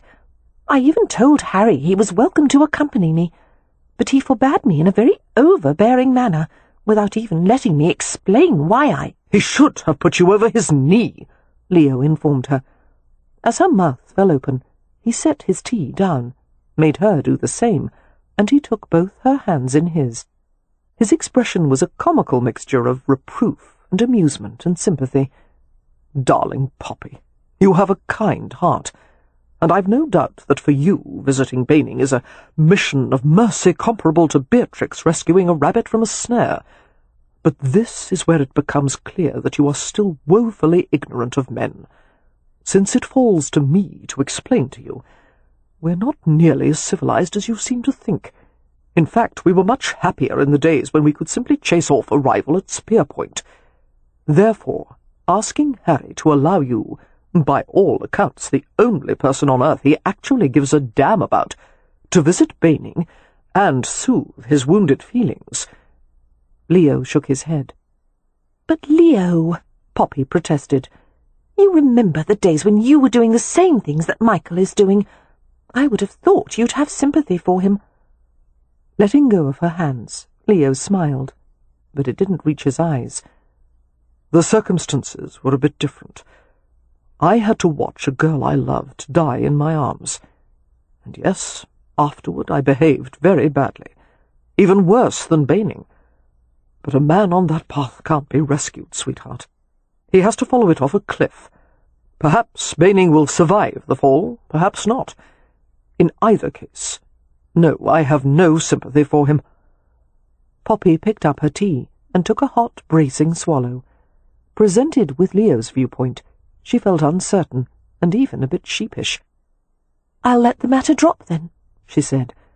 "I may have been wrong to ask it of Harry. Perhaps I should apologize to him." "Now that," Leo said softly, "is one of the things I've always adored about you, sis. The willingness to reconsider, and even change your mind." After her visit to her brother had concluded, Poppy went to the jeweller's shop on Bond Street. She retrieved a gift that she'd had made for Harry and returned to the hotel. Thankfully, she and Harry had planned to have supper sent up to their apartment that night. It would allow her the time and privacy she needed to discuss their argument of the previous evening, and she would apologize. In her desire to help Michael Baining, she hadn't stopped to consider Harry's feelings, and she wanted very much to atone. The situation reminded her of something her mother had often said about marriage. Never remember his mistakes, but always remember your own. After taking a perfumed bath, Poppy donned a light blue dressing gown and brushed out her hair, leaving it loose in the way he liked. Harry entered the apartment as the clock struck 7. He looked more like the Harry she remembered from the beginning of their marriage, his face grim and tired, his gaze wintry. "Hello," she murmured, going to kiss him. Harry held still, not rebuffing her, but he was hardly warm or encouraging. "I'll send for dinner," she said, "and then we can—" "None for me, thank you. I'm not hungry." Taken aback by his flat tone, Poppy regarded him with concern. "Did something happen today? You look all in." Harry shrugged out of his coat and laid it on a chair. "I've just returned from a meeting at the War Office. where I told Sir Gerald and Mr. Kinloch that I've decided not to work on the new gun design. They received my decision as nothing short of treason. Kinloch even threatened to lock me in a room somewhere until I'd come up with a set of drawings. I'm sorry. Poppy grimaced in sympathy. That must have been dreadful. Are you disappointed that you won't be doing the work for them? Harry shook his head. As I told them, there are better things I could do for my fellow countrymen. Working on agricultural technology, for one thing. Putting food in a man's belly is a vast improvement over inventing a more efficient way to put a bullet in him. Poppy smiled. That was well done of you, Harry. But he didn't return the smile, only levelled a cool, speculative stare at her. His head tilted a bit. Where were you today? Poppy's pleasure dissolved as she understood. He was suspicious of her. He thought she had gone to visit Michael. The injustice of that, and the hurt of being mistrusted, caused her face to stiffen. She answered in a brittle voice. I went out for an errand or two. What kind of errand? I'd rather not say. Harry's face was hard and implacable. I'm afraid I'm not giving you a choice. You will tell me where you went and whom you saw. Reddening in outrage, Poppy whirled away from him and clenched her fists. I don't have to account for every minute of my day, not even to you. Today you do. His eyes narrowed. Tell me, Poppy. She laughed incredulously. So you can verify my statements and decide whether I'm lying to you? His silence was answer enough. Hurt and furious, Poppy went to her reticule, which had been set on a small table, and rummaged in it. I went to visit Leo, she snapped without looking at him. He'll vouch for me, and so will the driver. And afterward I went to Bond Street to pick up something I had bought for you. I had wanted to wait for an appropriate moment to give it to you, but apparently that's not possible now. Extracting an object encased in a small velvet pouch, she resisted the temptation to throw it at him. Here's your proof, she muttered, pushing it into his hands. I knew you would never get one of these on your own. Harry opened the pouch slowly and let the object slide into his hand. It was a pocket watch with a solid gold casing, exquisitely simple except for the engraved initials J.H.R. on the lid. There was a perplexing lack of reaction from Harry. His dark head was bent so that Poppy couldn't even see his face. His fingers closed around the watch, and he let out a long, deep breath. Wondering if she had done the wrong thing, Poppy turned blindly to the bell-pull. I hope you like it, she said evenly. I'll ring for dinner now. I'm hungry, even if you're— All at once Harry seized her from behind, wrapping his arms around her, one hand still gripped around the watch. His entire body was trembling, powerful muscles threatening to crush her. His voice was low and remorseful. I'm sorry. Poppy relaxed against him as he continued to hold her. She closed her eyes. Damn it, he said into the loose sheaf of her hair. I'm so sorry. It's just that the thought of you having any feelings for Baining it doesn't bring out the best in me. There's an understatement, Poppy said darkly, but she turned in his arms and pressed against him, her hand sliding up to the back of his head. It tortures me, he admitted gruffly. I don't want you to care for any man but me, even if I don't deserve it. Poppy's hurt faded as she reflected that the experience of being loved was still very new to Harry. The problem wasn't a lack of trust in her, it was a result of his own self-doubt. Harry would probably always be possessive where she was concerned. Jealous, she accused softly, pulling his head down to her shoulder. Yes. Well, there's no need for it. The only feelings I have for Michael Baining are pity and kindness. She brushed her lips against his ear. Did you see the engraving on the watch? No? It's inside the lid. Look. But Harry didn't move, didn't do anything except hold her as if she were a lifeline. She suspected he was too overcome to do anything at the moment. It's a quote by Erasmus, she said helpfully. my father's favourite monk after Roger Bacon. The watch is inscribed, "It is the chiefest point of happiness that a man is willing to be what he is." At Harry's continued silence, she couldn't help throwing more words into the void. "I want you to be happy, you exasperating man. I want you to understand that I love you for exactly what you are." Harry's breathing turned hard and rough. He held her in a grip that would have taken 100 men to break. "I love you, Poppy," he said raggedly. "I love you so much that it's absolute hell." She tried to suppress a smile. "Why is it hell?" she asked sympathetically, stroking his nape. "Because I have so much to lose now. But I'm going to love you anyway, because there doesn't seem to be any way to stop doing it." He kissed her forehead, eyelids, cheeks. "I have so much love for you. I could fill rooms with it, buildings. You're surrounded by it wherever you go. You walk through it, breathe it. It's in your lungs and under your tongue and between your fingers and toes." His mouth moved passionately over hers, urging her lips apart. It was a kiss to level mountains and shake stars from the sky. It was a kiss to make angels faint and demons weep. A passionate, demanding, soul-searing kiss that nearly knocked the earth off its axis. Or at least that was how Poppy felt about it. Harry swept her up in his arms and carried her to the bed. He lowered over her and smoothed the rich tumble of her hair. "I never want to be apart from you," he said. "I'm going to buy an island and take you there.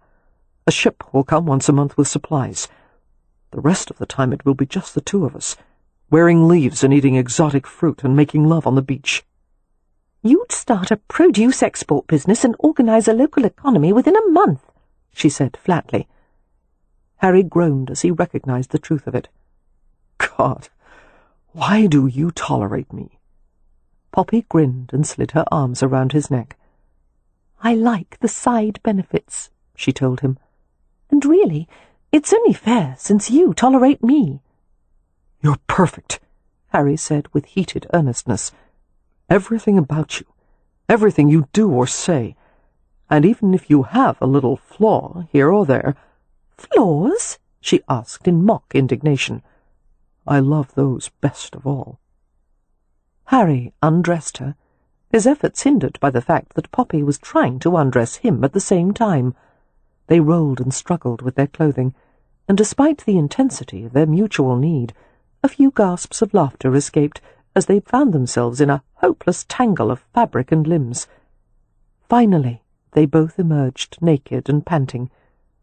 Harry hooked a hand beneath her knee, widening the spread of her thighs, and he took possession of her in a forceful plunge. Poppy cried out, quivering in surprise at the power of his rhythm. His body was elegant and strong, claiming her in demanding thrusts. Her breasts were cupped in his hands, his mouth covering a taut peak, and he suckled her in time to the lunges of his hips. A deep flush came over her, the hard slide of his flesh in hers offering exquisite relief and erotic torment.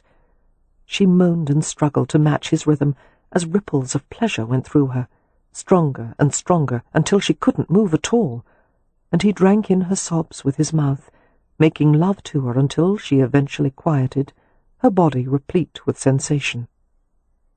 Harry stared down at her intently, his face gleaming with perspiration, eyes tiger-bright. Poppy wrapped her arms and legs around him, trying to absorb him, wanting him as close as physically possible. "I love you, Harry," she said. The words made him catch his breath, shudders resounding through his body. "I love you," she repeated, and he surged inside her, hard and deep, and found his release. She curled up against him afterward, while his hand played gently in her hair. They slept together, dreamed together, all barriers finally gone. And the next day, Harry disappeared. Chapter 26. For a man who revered schedules as much as Harry, being late was not only unusual, it was akin to atrocity. Therefore, when he didn't return to the hotel from an afternoon visit to his fencing club, Poppy was more than a little concerned. When 3 hours had passed, and her husband still wasn't back, she rang for Jake Valentine. The assistant came at once, his expression perturbed, his brown hair in disarray, as if he'd been tugging on it distractedly. "Mr. Valentine," Poppy said with a frown, "do you know anything about Mr. Rutledge's whereabouts at present?" "No, ma'am. The driver just returned without him." "What?" she asked, bewildered. "The driver waited at the usual time and place, and when Mr. Rutledge didn't appear after an hour, he went inside the club to make inquiries. A search was done. Apparently Mr. Rutledge was nowhere to be found on the premises.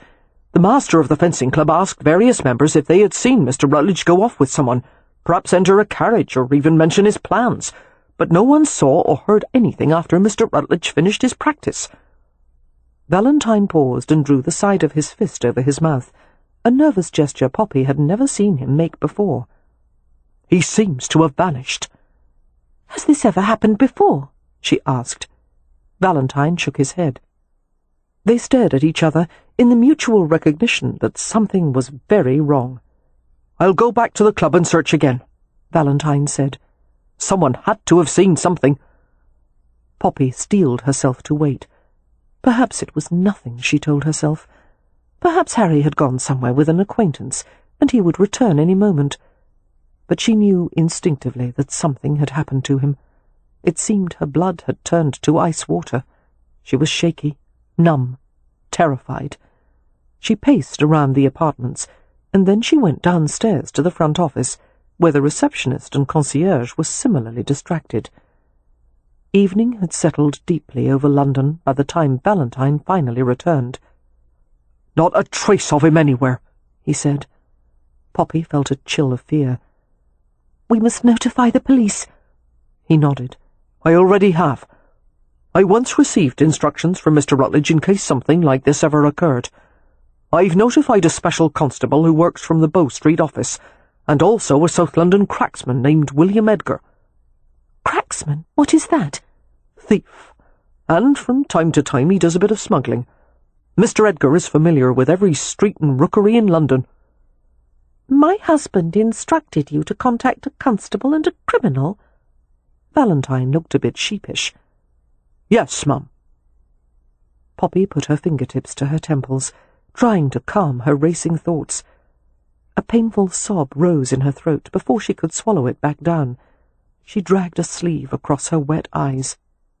"If he's not found by morning," she said, taking the handkerchief he handed to her, "I want to post a reward for any information that leads to his safe return." She blew her nose indelicately.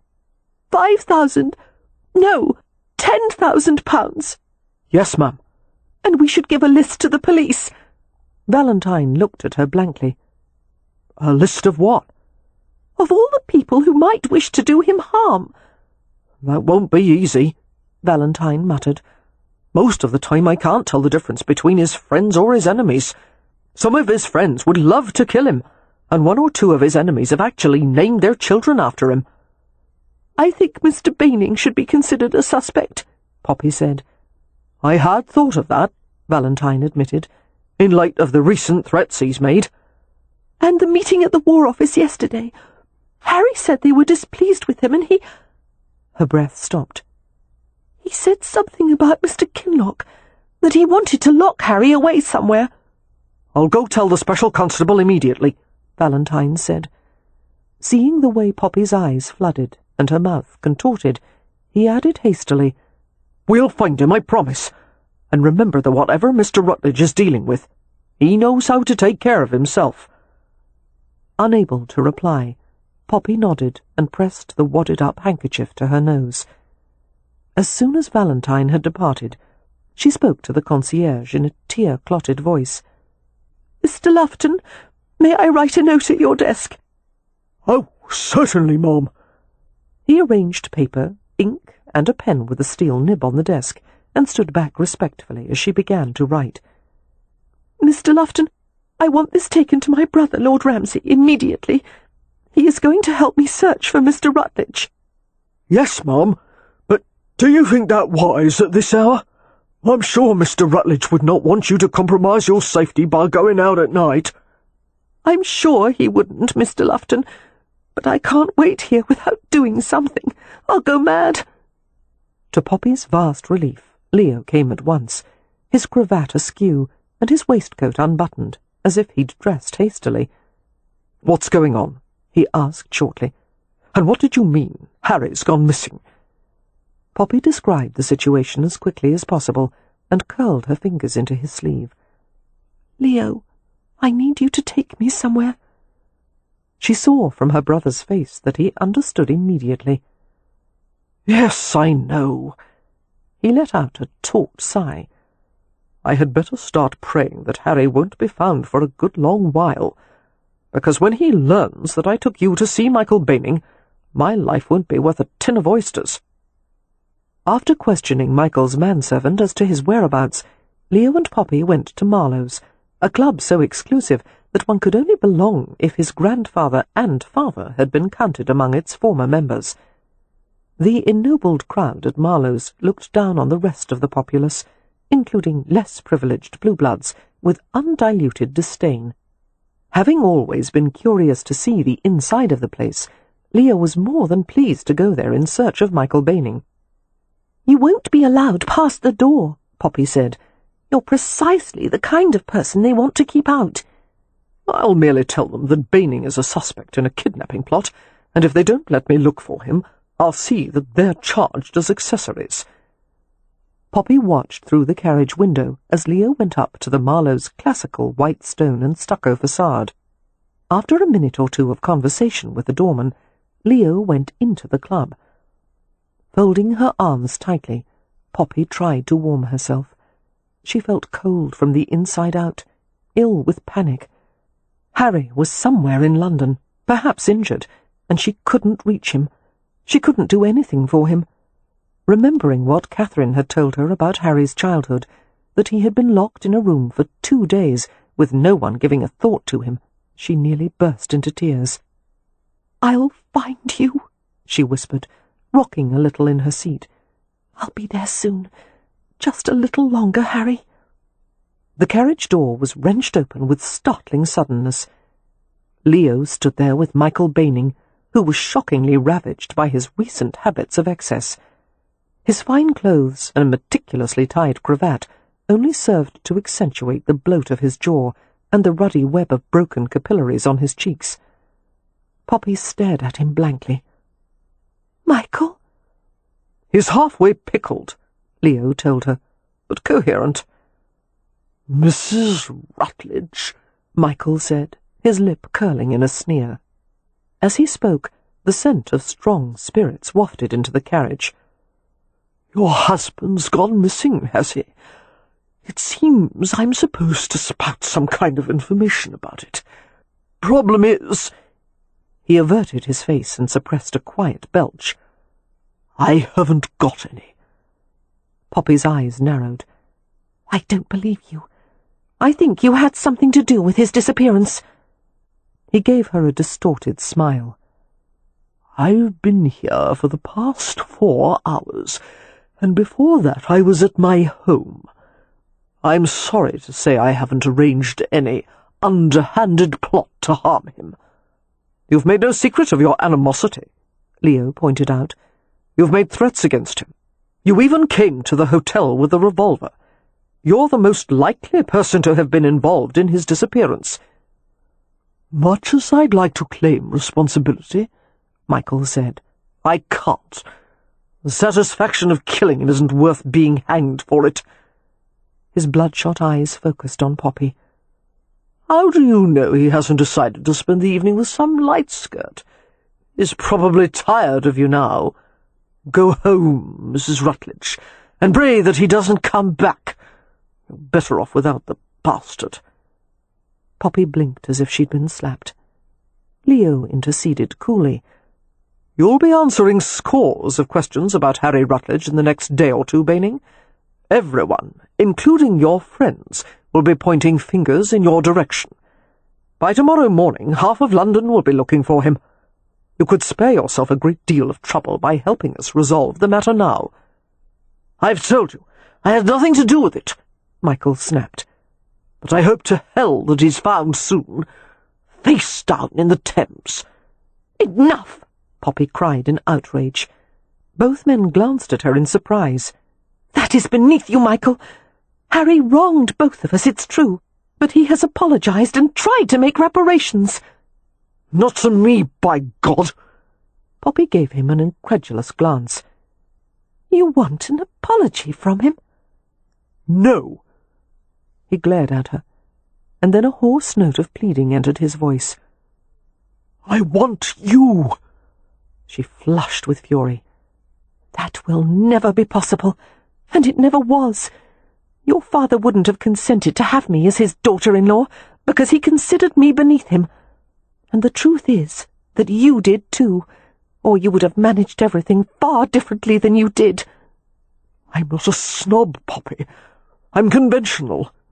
There's a difference. She shook her head impatiently. It was an argument she didn't want to waste precious time on. It doesn't matter. I've come to love my husband. I will never leave him. So for your sake as well as mine, stop making a spectacle and a nuisance of yourself, and go on with your life. You were meant for better things than this. Well said, Leo muttered, climbing into the carriage. Let's go, Poppy. We'll get nothing else out of him. Michael grabbed the edge of the door before Leo could close it. Wait, he said to Poppy. If it turns out that something has happened to your husband, will you come to me? She looked into his pleading face and shook her head, unable to believe he would ask such a thing. No, Michael, she said quietly. I'm afraid you're too conventional to suit me. And Leo closed the door in Michael Baning's astonished face. Poppy stared at her brother desperately. Do you think Michael had anything to do with Harry's disappearance? No. Leo reached up to signal the driver. He's not in a condition to plot anything other than where he's going to find his next drink. I think he's essentially a decent lad, drowning in self-pity. Seeing her distraught expression, he took her hand and squeezed it comfortingly. Let's go back to the hotel. Perhaps there'll be some word about Harry. She was silent and bleak, her thoughts taking the shape of nightmares. As the carriage jounced along the street, Leo sought for a remark to distract her. The interior of Marlowe's wasn't nearly as pleasant as I'd expected. Oh, there was quite a bit of mahogany panelling and nice carpeting, but the air was difficult to breathe. Why? Poppy asked glumly. Was it filled with cigar smoke? No, he said. Smugness. By morning, half of London was indeed looking for Harry. Poppy had spent a sleepless night waiting for news of her husband, while Leo and Jake Valentine had been out searching gentlemen's clubs, taverns, and gaming hells. Although Poppy was frustrated by her own enforced inactivity, she knew that everything possible was being done. The cracksman, Mr. Edgar, had promised to use his network of thieves to find any possible scrap of information about Harry's disappearance. Special Constable Hembry, for his part, had been exceedingly busy. Sir Gerald at the War Office had confirmed that Edward Kinloch had threatened Harry during their meeting. Subsequently, Hembry had procured a search warrant from one of the Bow Street magistrates and had questioned Kinloch early in the morning. However, a thorough search of Kinloch's residence had revealed no trace of Harry. The Home Secretary, who was the acting head of the Metropolitan Police Force, had directed his Criminal Investigation Unit, comprised of 2 inspectors and 4 sergeants, to apply their skills to the case. They were all engaged in questioning various individuals, including employees of the fencing club and some of Edward Kinloch's servants. It's as if he's disappeared into thin air, Jake Valentine said wearily, lowering himself into a chair in the Rutledge apartment, taking a cup of tea from Poppy. He gave her a haggard glance. Are there any problems with the hotel? I haven't seen the manager's reports. I went over them this morning, Poppy said scratchily, understanding that Harry would want his business to continue as usual. It gave me something to do. There are no problems with the hotel. She rubbed her face with both hands. "No problems," she repeated bleakly, "except that Harry is missing." "He'll be found," Valentine said. "Soon. There's no way he can not be found." Their conversation was interrupted as Leo entered the apartment. "Don't get comfortable, Valentine," he said. "Bow Street has just sent word that they have at least 3 men claiming to be Harry Rutledge, along with their rescuers.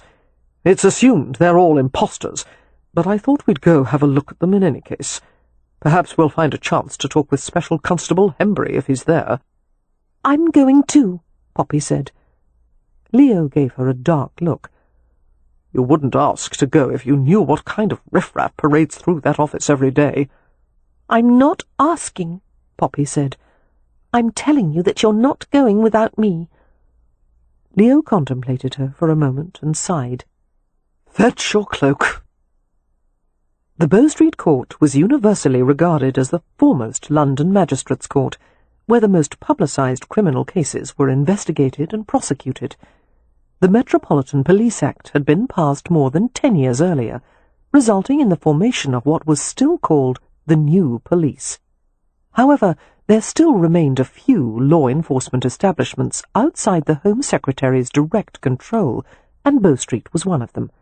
Its mounted patrol and half-dozen runners were answerable only to the Bow Street magistrates. Oddly, the Bow Street Enforcement Office had never been given a statutory basis for its authority, but that didn't seem to matter to anyone. When results were needed, one went to Bow Street. The 2 buildings that comprised the court and office, numbers 3 and 4, were plain and unassuming, giving little hint as to the power that was wielded inside. Poppy approached Bow Street with Leo and Valentine, her eyes widening as she saw throngs of people milling around the building and along the street. "Don't speak to anyone," Leo told her. "Don't stand close to anyone, and if you hear, smell, or see something offensive, don't say you weren't warned." As they entered number 3, they were surrounded by the mingled smells of bodies, sweat, brass polish, and plaster. A narrow hallway led to various holding rooms, charge rooms, and offices. Every inch of the hallway was occupied with jostling bodies, the air thick with exclamations and complaints. "Hembry!" Jake Valentine called out, and a lean man with close-cropped grey hair turned toward him. The man possessed a long, narrow face and intelligent dark eyes. "He's a special constable," Valentine told Poppy as the man made his way toward them. "Mr. Valentine," Hembry said, "I've just arrived to discover this lunatic gathering." "What's happening?" Leo asked. Hembry's attention switched to him. "My lord, Mr. Rutledge's disappearance was reported in the Times this morning, along with the promise of reward money, and his physical description was given, with the result that every tall, dark-haired swindler in London will appear at Bow Street today. The same thing is occurring at Scotland Yard." Poppy's jaw dropped as she glanced at the gathering in the hallway and realized that at least half of them were men who vaguely resembled her husband. They're all claiming to be Harry?" she asked dazedly. "It would seem so," Leo said, "accompanied by their heroic rescuers, who have their hands out for the reward money." "Come to my office," Special Constable Hembry urged, leading them along the hallway. "We'll have more privacy there, and I'll apprise you of my latest information. Leads have been pouring in. People claiming to have seen Rutledge drugged and put aboard a ship to China, or robbed at some brothel. Things of that nature." Poppy and Valentine followed Leo and Hembry. "This is abominable," she told Valentine in a low tone, glancing at the line of impostors. "All of them posturing and lying, hoping to profit from someone else's misfortune." They were forced to pause as Hembry tried to clear a path to the doorway of his office. One of the black-haired men nearest Poppy bowed theatrically. "Harry Rutledge at your service. And who might you be, my fair creature?" Poppy glared at him. "Mrs. Rutledge," she said curtly. Immediately, another man exclaimed, "Darling!" He held his arms out to Poppy, who shrank away and gave him an appalled glance. Idiots, Hembry muttered and raised his voice. Clerk, find some place to put all these damned Rutledges so they don't crowd the hallway. Yes, sir. They entered the office, and Hembry closed the door firmly. A pleasure to make your acquaintance, Mrs. Rutledge. I assure you we're doing everything possible to locate your husband. My brother, Lord Ramsay, she said, and Hembry bowed respectfully. What is the latest information? Leo asked. Hembry went to pull out a chair for Poppy, speaking all the while. A stable boy in the mews behind the fencing club said that around the time of Mr. Rutledge's disappearance he saw two men carrying a body through the alley out to a waiting carriage. Poppy sat hard in the chair. A body? She whispered, cold sweat breaking out on her face, nausea rising. I'm sure he was only unconscious, Valentine told her hastily. The stable boy had a glimpse of the carriage, Hembry continued, returning to his side of the desk. He described it to us as black lacquer with a small pattern of rose-mailed scrollwork across the boot. The description matches a broom in the mews of Mr. Kinloch's Mayfair residence. What next? Leo asked, his blue eyes hard. I intend to bring him here for questioning, and we'll proceed by taking inventory of Mr. Kinloch's other properties, his arms manufactory, realty he may own in town, and obtain warrants to search them methodically. How do you know for certain that Rutledge isn't being held in the Mayfair house? Leo asked. I went over every inch of it personally. I can assure you that he is not there. Is the warrant still applicable? Leo persisted. Yes, my lord. Then you can return to Kinloch's house for another search. Right now? The special constable looked perplexed. Yes, but why? I'd like to have a go at it, if I may. A flicker of annoyance appeared in Hembry's dark eyes. Clearly, he regarded Leo's request as nothing more than a bit of self-important showmanship. My lord, our previous search of the house and grounds was comprehensive. I have no doubt of that, Leo replied, but I trained as an architect several years ago, and I'll be able to look at the place from a draftsman's perspective. Jake Valentine spoke then. You think there's a hidden room, my lord? If there is, Leo said steadily, I'll find it. And if not, at least we'll annoy the devil out of Kinloch, which should have some entertainment value. Poppy held her breath as they waited for the special constable's reply. Very well, Hembry finally said. I can send you in with a constable while I bring Mr. Kinloch in for questioning. However, I will insist that you abide by our codes of practice during the execution of the search, and the constable will make certain you are aware of those rules. Oh, have no fear, Leo replied gravely. I always follow the rules. The special constable seemed rather unconvinced by the claim. If you'll wait but a moment, he said, I will confer with one of the magistrates, and he will assign the constable to escort you. As soon as he left the office, Poppy leapt up from her chair. Leo, she said, Yes, I know. You're going too. The Kinloch home was large and fashionably gloomy, the interiors done in dark crimson and green, the walls oak-panelled. The cavernous entrance hall was paved with uncovered stone slabs that caused their footsteps to echo repeatedly. What Poppy found most distinctive and unnerving about Edward Kinloch's house, however, was that instead of adorning the rooms and hallways with traditional artwork, he had filled the place with an astonishingly vast array of game trophies. They were everywhere. Dozens of pairs of glass eyes staring down at Poppy, Leo, Jake Valentine, and the constable assigned to accompany them. In the entrance hall alone, there were heads from a ram, a rhino, 2 lions, a tiger, stag, elk, caribou, leopard, and zebra, and other species that were entirely unfamiliar to her. Poppy hugged her arms around her middle as she turned a slow circle. I'm glad Beatrix can't see this. She felt Leo's hand settle comfortingly on her back. Apparently Mr. Kinloch enjoys sport hunting, Valentine commented, gazing at the ghastly assortment. Large game hunting isn't a sport, Leo said. It's only a sport when both sides are equally armed. Poppy felt cold prickles of unease as she stared at the tiger's frozen snarl. "Harry is here," she said. Leo glanced at her. "Why are you so certain?" "Mr. Kinloch likes to display his power, to dominate, and this house is where he brings all his trophies." She shot her brother a glance of barely suppressed panic. Her voice was very quiet. "Find him, Leo." He gave her a short nod. "I'm going to walk around the outside perimeter of the house." Jake Valentine touched Poppy's elbow and said, "We'll go through the rooms on this floor and inspect the moulding and panelling to see if there are discrepancies that would indicate a concealed door, and we'll also look behind the larger pieces of furniture, such as bookcases or wardrobes." "And fireplaces," Poppy said, remembering the one at the hotel. Valentine smiled briefly. "Yes." After conferring with the constable, he accompanied Poppy to the parlour. They spent a half-hour investigating every minute crack, edge, and surface elevation, running their hands over the walls, getting on their hands and knees, lifting edges of carpet.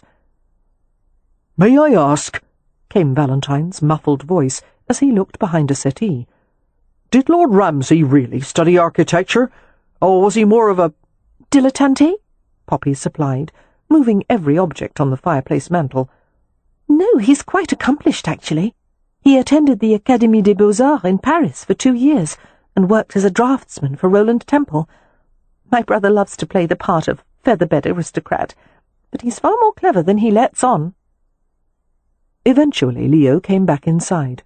He went from room to room, pacing the distance from one wall to another, pausing to make notes. Poppy and Valentine continued to search diligently, progressing from the parlour to the entrance hall stairwell. With every minute that passed, Poppy's anxiety sharpened. From time to time, a housemaid or footman passed, glancing at them curiously, but remaining silent. Surely one of them had to know something, Poppy thought in frustration. Why weren't they helping to find Harry? Did their misplaced loyalty to their master preclude any sense of human decency? As a young housemaid wandered by with an armload of folded linens, Poppy lost her patience. "Where is it?" she exploded, glaring at the girl. The maid dropped the linens in surprise. Her eyes went as round as saucers. "Where is what, ma'am?" she asked in a squeaky voice. "A hidden door, a secret room. There is a man being kept against his will somewhere in this house, and I want to know where he is." "I don't know nothing, ma'am," the housemaid quavered and burst into tears. Scooping up the fallen linens, she fled up the stairs. Valentine spoke quietly, his brown eyes filled with understanding. "The servants have already been questioned," he said. "Either they don't know, or they don't dare betray their employer." "Why would they keep their silence about something like this?" "There's little hope for a servant who is dismissed without references to find a job nowadays. It could mean devastation. Starvation." "I'm sorry," Poppy said, gritting her teeth, "but at the moment I don't care about anyone or anything, save my husband's welfare. And I know he's here somewhere, and I'm not leaving until he's found. I'll tear the house apart if I must." "That won't be necessary," came Leo's voice as he strode into the entrance hall. He jerked his head purposefully in the direction of a hallway that branched off the main entrance. "Come to the library, both of you." Galvanized, they hurried after him, while the constable followed as well. The library was a rectangular room filled with heavy mahogany furniture. 3 of the walls were fitted with shelved alcoves and bookcases, all topped by a cornice that was continuous with the wall joinery. The area of oak flooring uncovered by carpet was scarred and mellow with age. "This house," Leo said, going straight to the draped windows, "is a classical Georgian, which means that every design feature in this half of the house is a perfect reflection of the other side. Any deviation is felt as a deep flaw, and according to the form of strict symmetrical arrangement, this room should have 3 windows on that wall to match the corresponding room on the other side of the house. But obviously there are only 2 in here." Deftly, he tied back the drapes to admit as much daylight as possible. Waving impatiently at a cloud of dust motes in the air, Leo went to the second window, fastening those drapes as well. So I went outside and noticed the brickwork pointing is different on the section of the wall where a third window should be. And if you pace out this room and the one beside it, and compare the measurements with the exterior dimensions of the house, it appears there's an 8 to 10 foot space between these rooms with no apparent access. Poppy flew to the wall of bookcases, examining them desperately. "Is there a door here? How do we find it?" Leo joined her, lowering to his haunches and staring at the floor. Look for fresh scuff marks. The floorboards are never level in these older houses. Or look for fibres caught in the seams between the cases, or— "Harry!" Poppy shouted, using her fist to bang on a bookcase frame. "Harry!" They were all still, listening intently for a response. Nothing. "Here!" the constable said, pointing to a small white crescent scuff on the floor. "This is a new mark, and if the bookcase swung out, it would correspond." All four of them gathered around the bookcase. Leo pried, pushed, and pounded on the edge of the frame, but the unit remained firmly in place. "Well," he said ruefully, "I know how to find the room, but I'll be damned if I know how to get inside." Jake Valentine began to pull books from the shelves and toss them heedlessly to the floor. "The concealed doors we have at the hotel," he said, "are locked according to a pulley and dowel mechanism, with a wire running to a nearby object. When you tilt the object, the wire lifts the dowel and frees a doorstop wedge, and the door opens." Poppy grabbed books and tossed them aside as well. One of the volumes she found was stuck in place. "This one," she said breathlessly. Valentine slid his hand over the top of the book, found the wire, and pulled gently. The entire bookcase swung open with stunning ease, revealing a locked door. Leo pounded on the door with the heavy thump of his fist. "Rutledge!" They were all electrified by a distant, nearly inaudible reply, and the quiet vibration of the door being pounded from the other side. A few open-mouthed servants gathered at the library doorway, watching the proceedings. "He's in there," Poppy said, her heart thundering. "Can you open the door, Leo?" "Not without a bloody key." "Excuse me," Valentine said, shouldering his way to the door, pulling a small rolled cloth from his coat pocket. He extracted 2 thin metal implements, knelt beside the door, and set to work on the lock. Within 30 seconds, they heard a distinct clack as the tumblers shifted. The door opened. Poppy sobbed in relief as Harry emerged, dressed in fencing whites that were grey with dust. Her husband was pale and dirt-smudged, but remarkably composed considering the circumstances. Poppy launched herself at him, and he caught her and said her name hoarsely.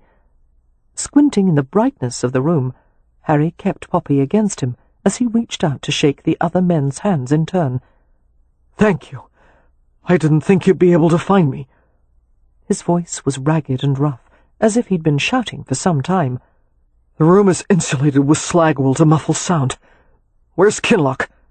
The constable replied, "He's at Bow Street office, sir, being questioned. What do you say to accompanying us there and making a report, so we can detain him indefinitely?"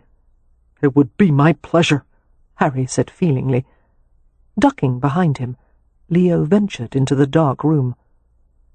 "Quite professional," the constable told Valentine, as he replaced the lockpicks in his pocket.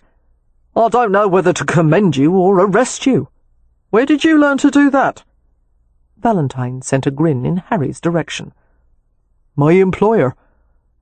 Leo emerged from the concealed room. "Little more than a desk, a chair and a blanket," he said grimly. "Commissioned you to do a bit of mechanical engineering, did he?" Harry nodded ruefully, reaching up to touch a tender spot on his skull. "The last thing I was aware of was something crashing down on my skull at the fencing club. I awoke here with Kinloch standing over me, ranting. I gathered the plan was to keep me locked away until I had developed a set of drawings that would result in a workable gun prototype. And after that," Valentine said darkly, "when you were no longer useful, what did he intend to do with you then?" Harry smoothed his hand over Poppy's back as he felt her tremble. We didn't discuss that part. Have you any idea whom his accomplices were? The constable asked. Harry shook his head. I didn't see anyone else. I promise you, sir, the constable vowed, we'll have Kinloch in the Bow Street strong room within the hour, and we'll obtain the names of everyone involved in this wretched business. Thank you. Are you hurt? Poppy asked anxiously, lifting her head from Harry's chest. Are you well enough to go to Bow Street? Because if not— I'm fine, love, he murmured, smoothing a stray wisp of hair back from her face. Just thirsty, and I wouldn't mind having some dinner when we return to the hotel. I was afraid for you, Poppy said, and her voice broke.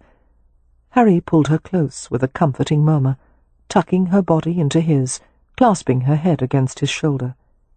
In tacit agreement, the other men drew away to allow them a moment of privacy. There was much to be said between them, too much, so Harry simply held her against him. There would be time later to disclose what was in their hearts. A lifetime, if he had his way. Harry lowered his mouth to Poppy's flushed ear. The princess rescues the villain, he whispered. It's a nice variation on the story. After what seemed an interminable time at Bow Street, Harry was finally allowed to return to the Rutledge. As he and Poppy left the police office, they were told that Edward Kinloch and 2 of his servants were already being held in the strong room, with runners in pursuit of another, yet unnamed suspect, and every last one of the charlatans trying to claim Harry's identity had been banished from the building. If there's one thing that today has made clear, Special Constable Hembrick quipped, it's that the world needs only one Harry Rutledge. The hotel employees were overjoyed at Harry's return, crowding around him before he could go upstairs to his apartments. They displayed a level of affectionate familiarity that they once wouldn't have dared, shaking Harry's hand, patting his back and shoulders, exclaiming their relief over his safe return.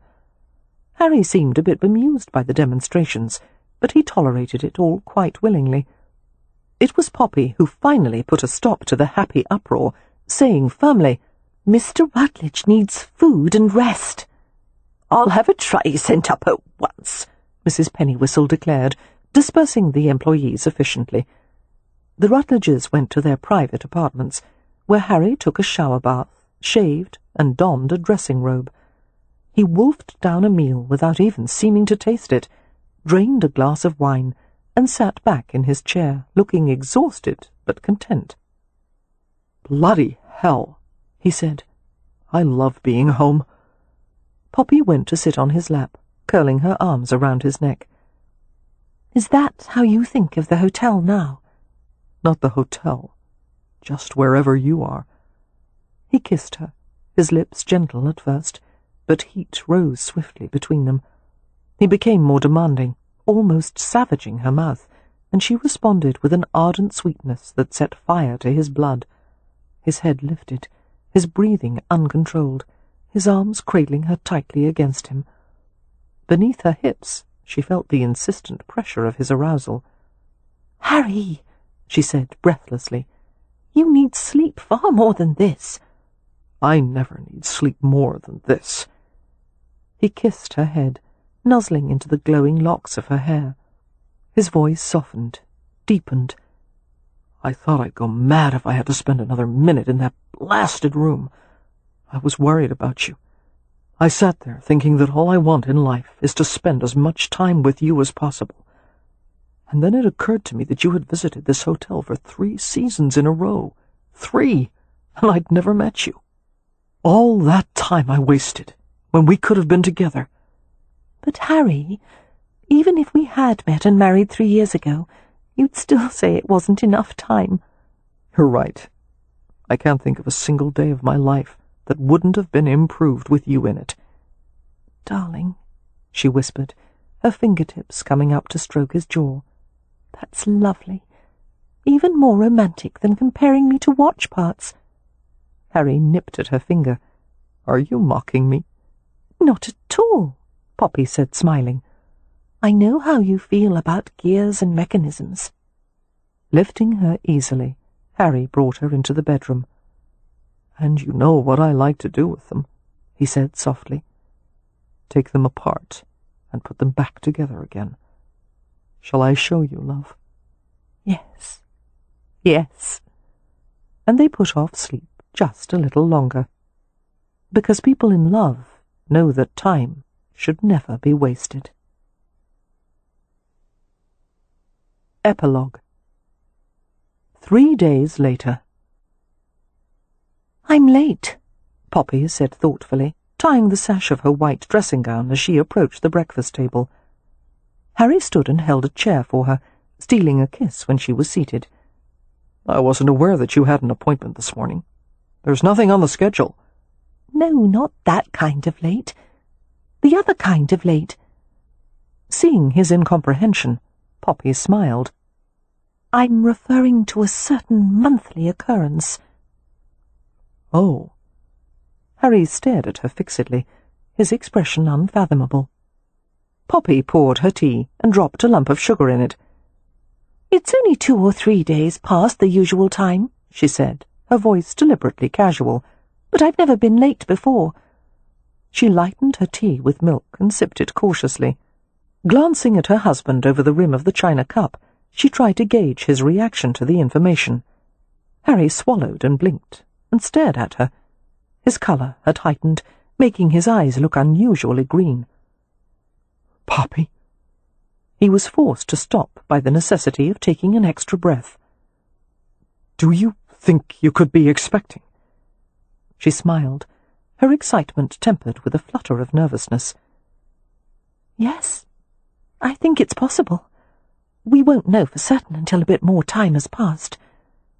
Her smile turned uncertain as Harry remained silent.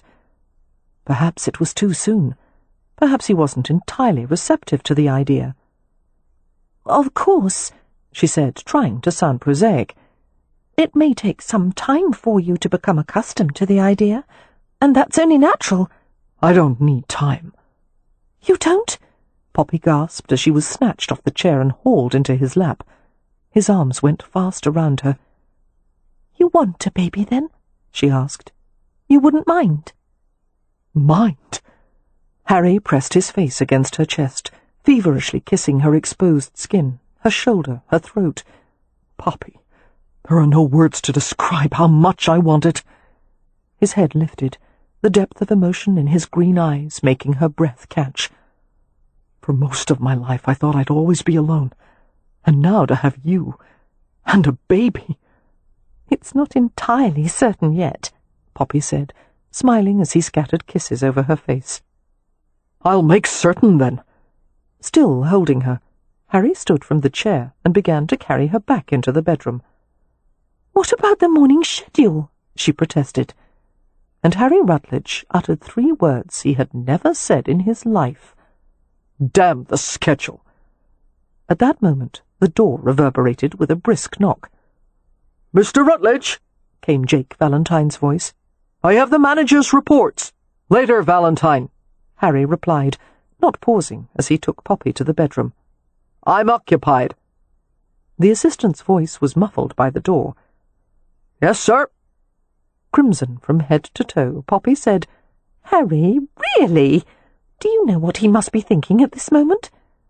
Lowering her to the bed, he tugged her dressing robe open. No, tell me. Poppy squirmed in protest, a helpless giggle escaping her as he began to kiss his way down her body. You are the most wicked man. Yes, Harry murmured in satisfaction. They both knew she wouldn't have him any other way.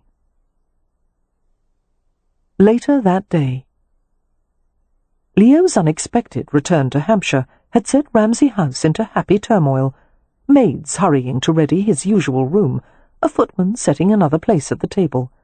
The family welcomed him warmly. Mary Penn poured glasses of excellent wine as they gathered in the parlour for a few minutes of conversation before dinner was served. What about the commission for the conservatory? Amelia asked. Did you change your mind? Leo shook his head. The project is so small I sketched something on the spot. They seemed pleased with it.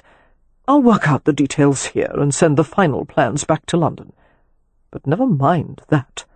I have some news I think you'll find of interest."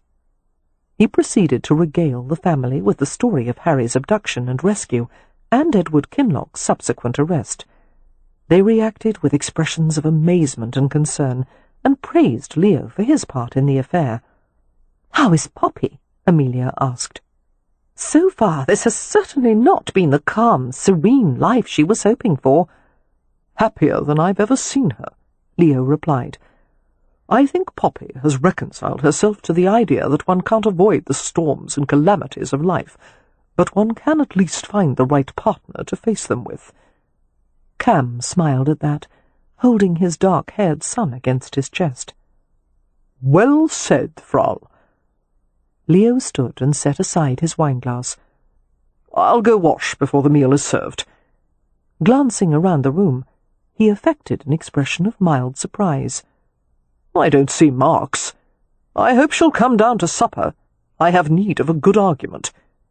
"The last time I saw her," Beatrix replied, "she was looking all around the house for her garters. Dodger stole every last one of them out of her dresser." "Bee," Wynne murmured, "it's better not to mention the word garters in mixed company." "All right, but I don't understand why. Everyone knows we wear them. Why do we have to pretend it's a secret?" As Wynne tried to explain tactfully, Leo grinned and went upstairs. Instead of heading to his own room, however, he went to the end of the hallway, turned to the right, and tapped on the door. Without waiting for an answer, he pushed his way in. Catherine Marks whirled to face him, gasping, "How dare you come into my room without—" Her voice faded as Leo closed the door and approached her. Dampening her lips with the tip of her tongue, she backed away until she had come up against the edge of a small dressing table. Her hair fell in pale silk streamers over her shoulders, her eyes darkening to the blue-grey of a turbulent ocean. As she stared at him, a flush rose in her cheeks. "Why did you come back?" she asked weakly. "You know why." Slowly, Leo braced his hands on the table, on either side of her. She shrank backward until no further movement was possible. The scent of her skin, mingled with bath soap and fresh garden blossoms, rose to his nostrils. The memory of sensation hovered around them, between them. As Leo saw the shiver that went through her, he felt a rush of unwanted heat, his blood turning to liquid fire. Struggling for self-discipline, Leo took a deep, steadying breath. "Cat, we have to talk about what happened."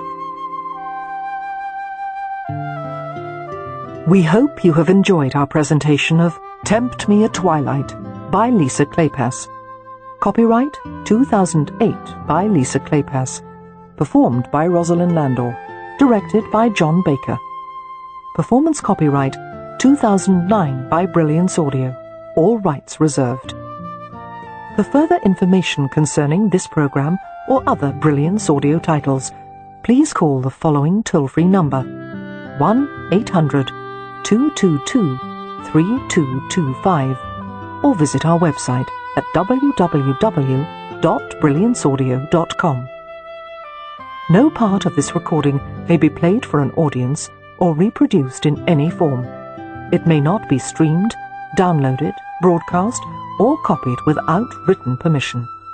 Address all inquiries to Brilliance Audio, P.O. Box 887, Grand Haven, Michigan, 49417.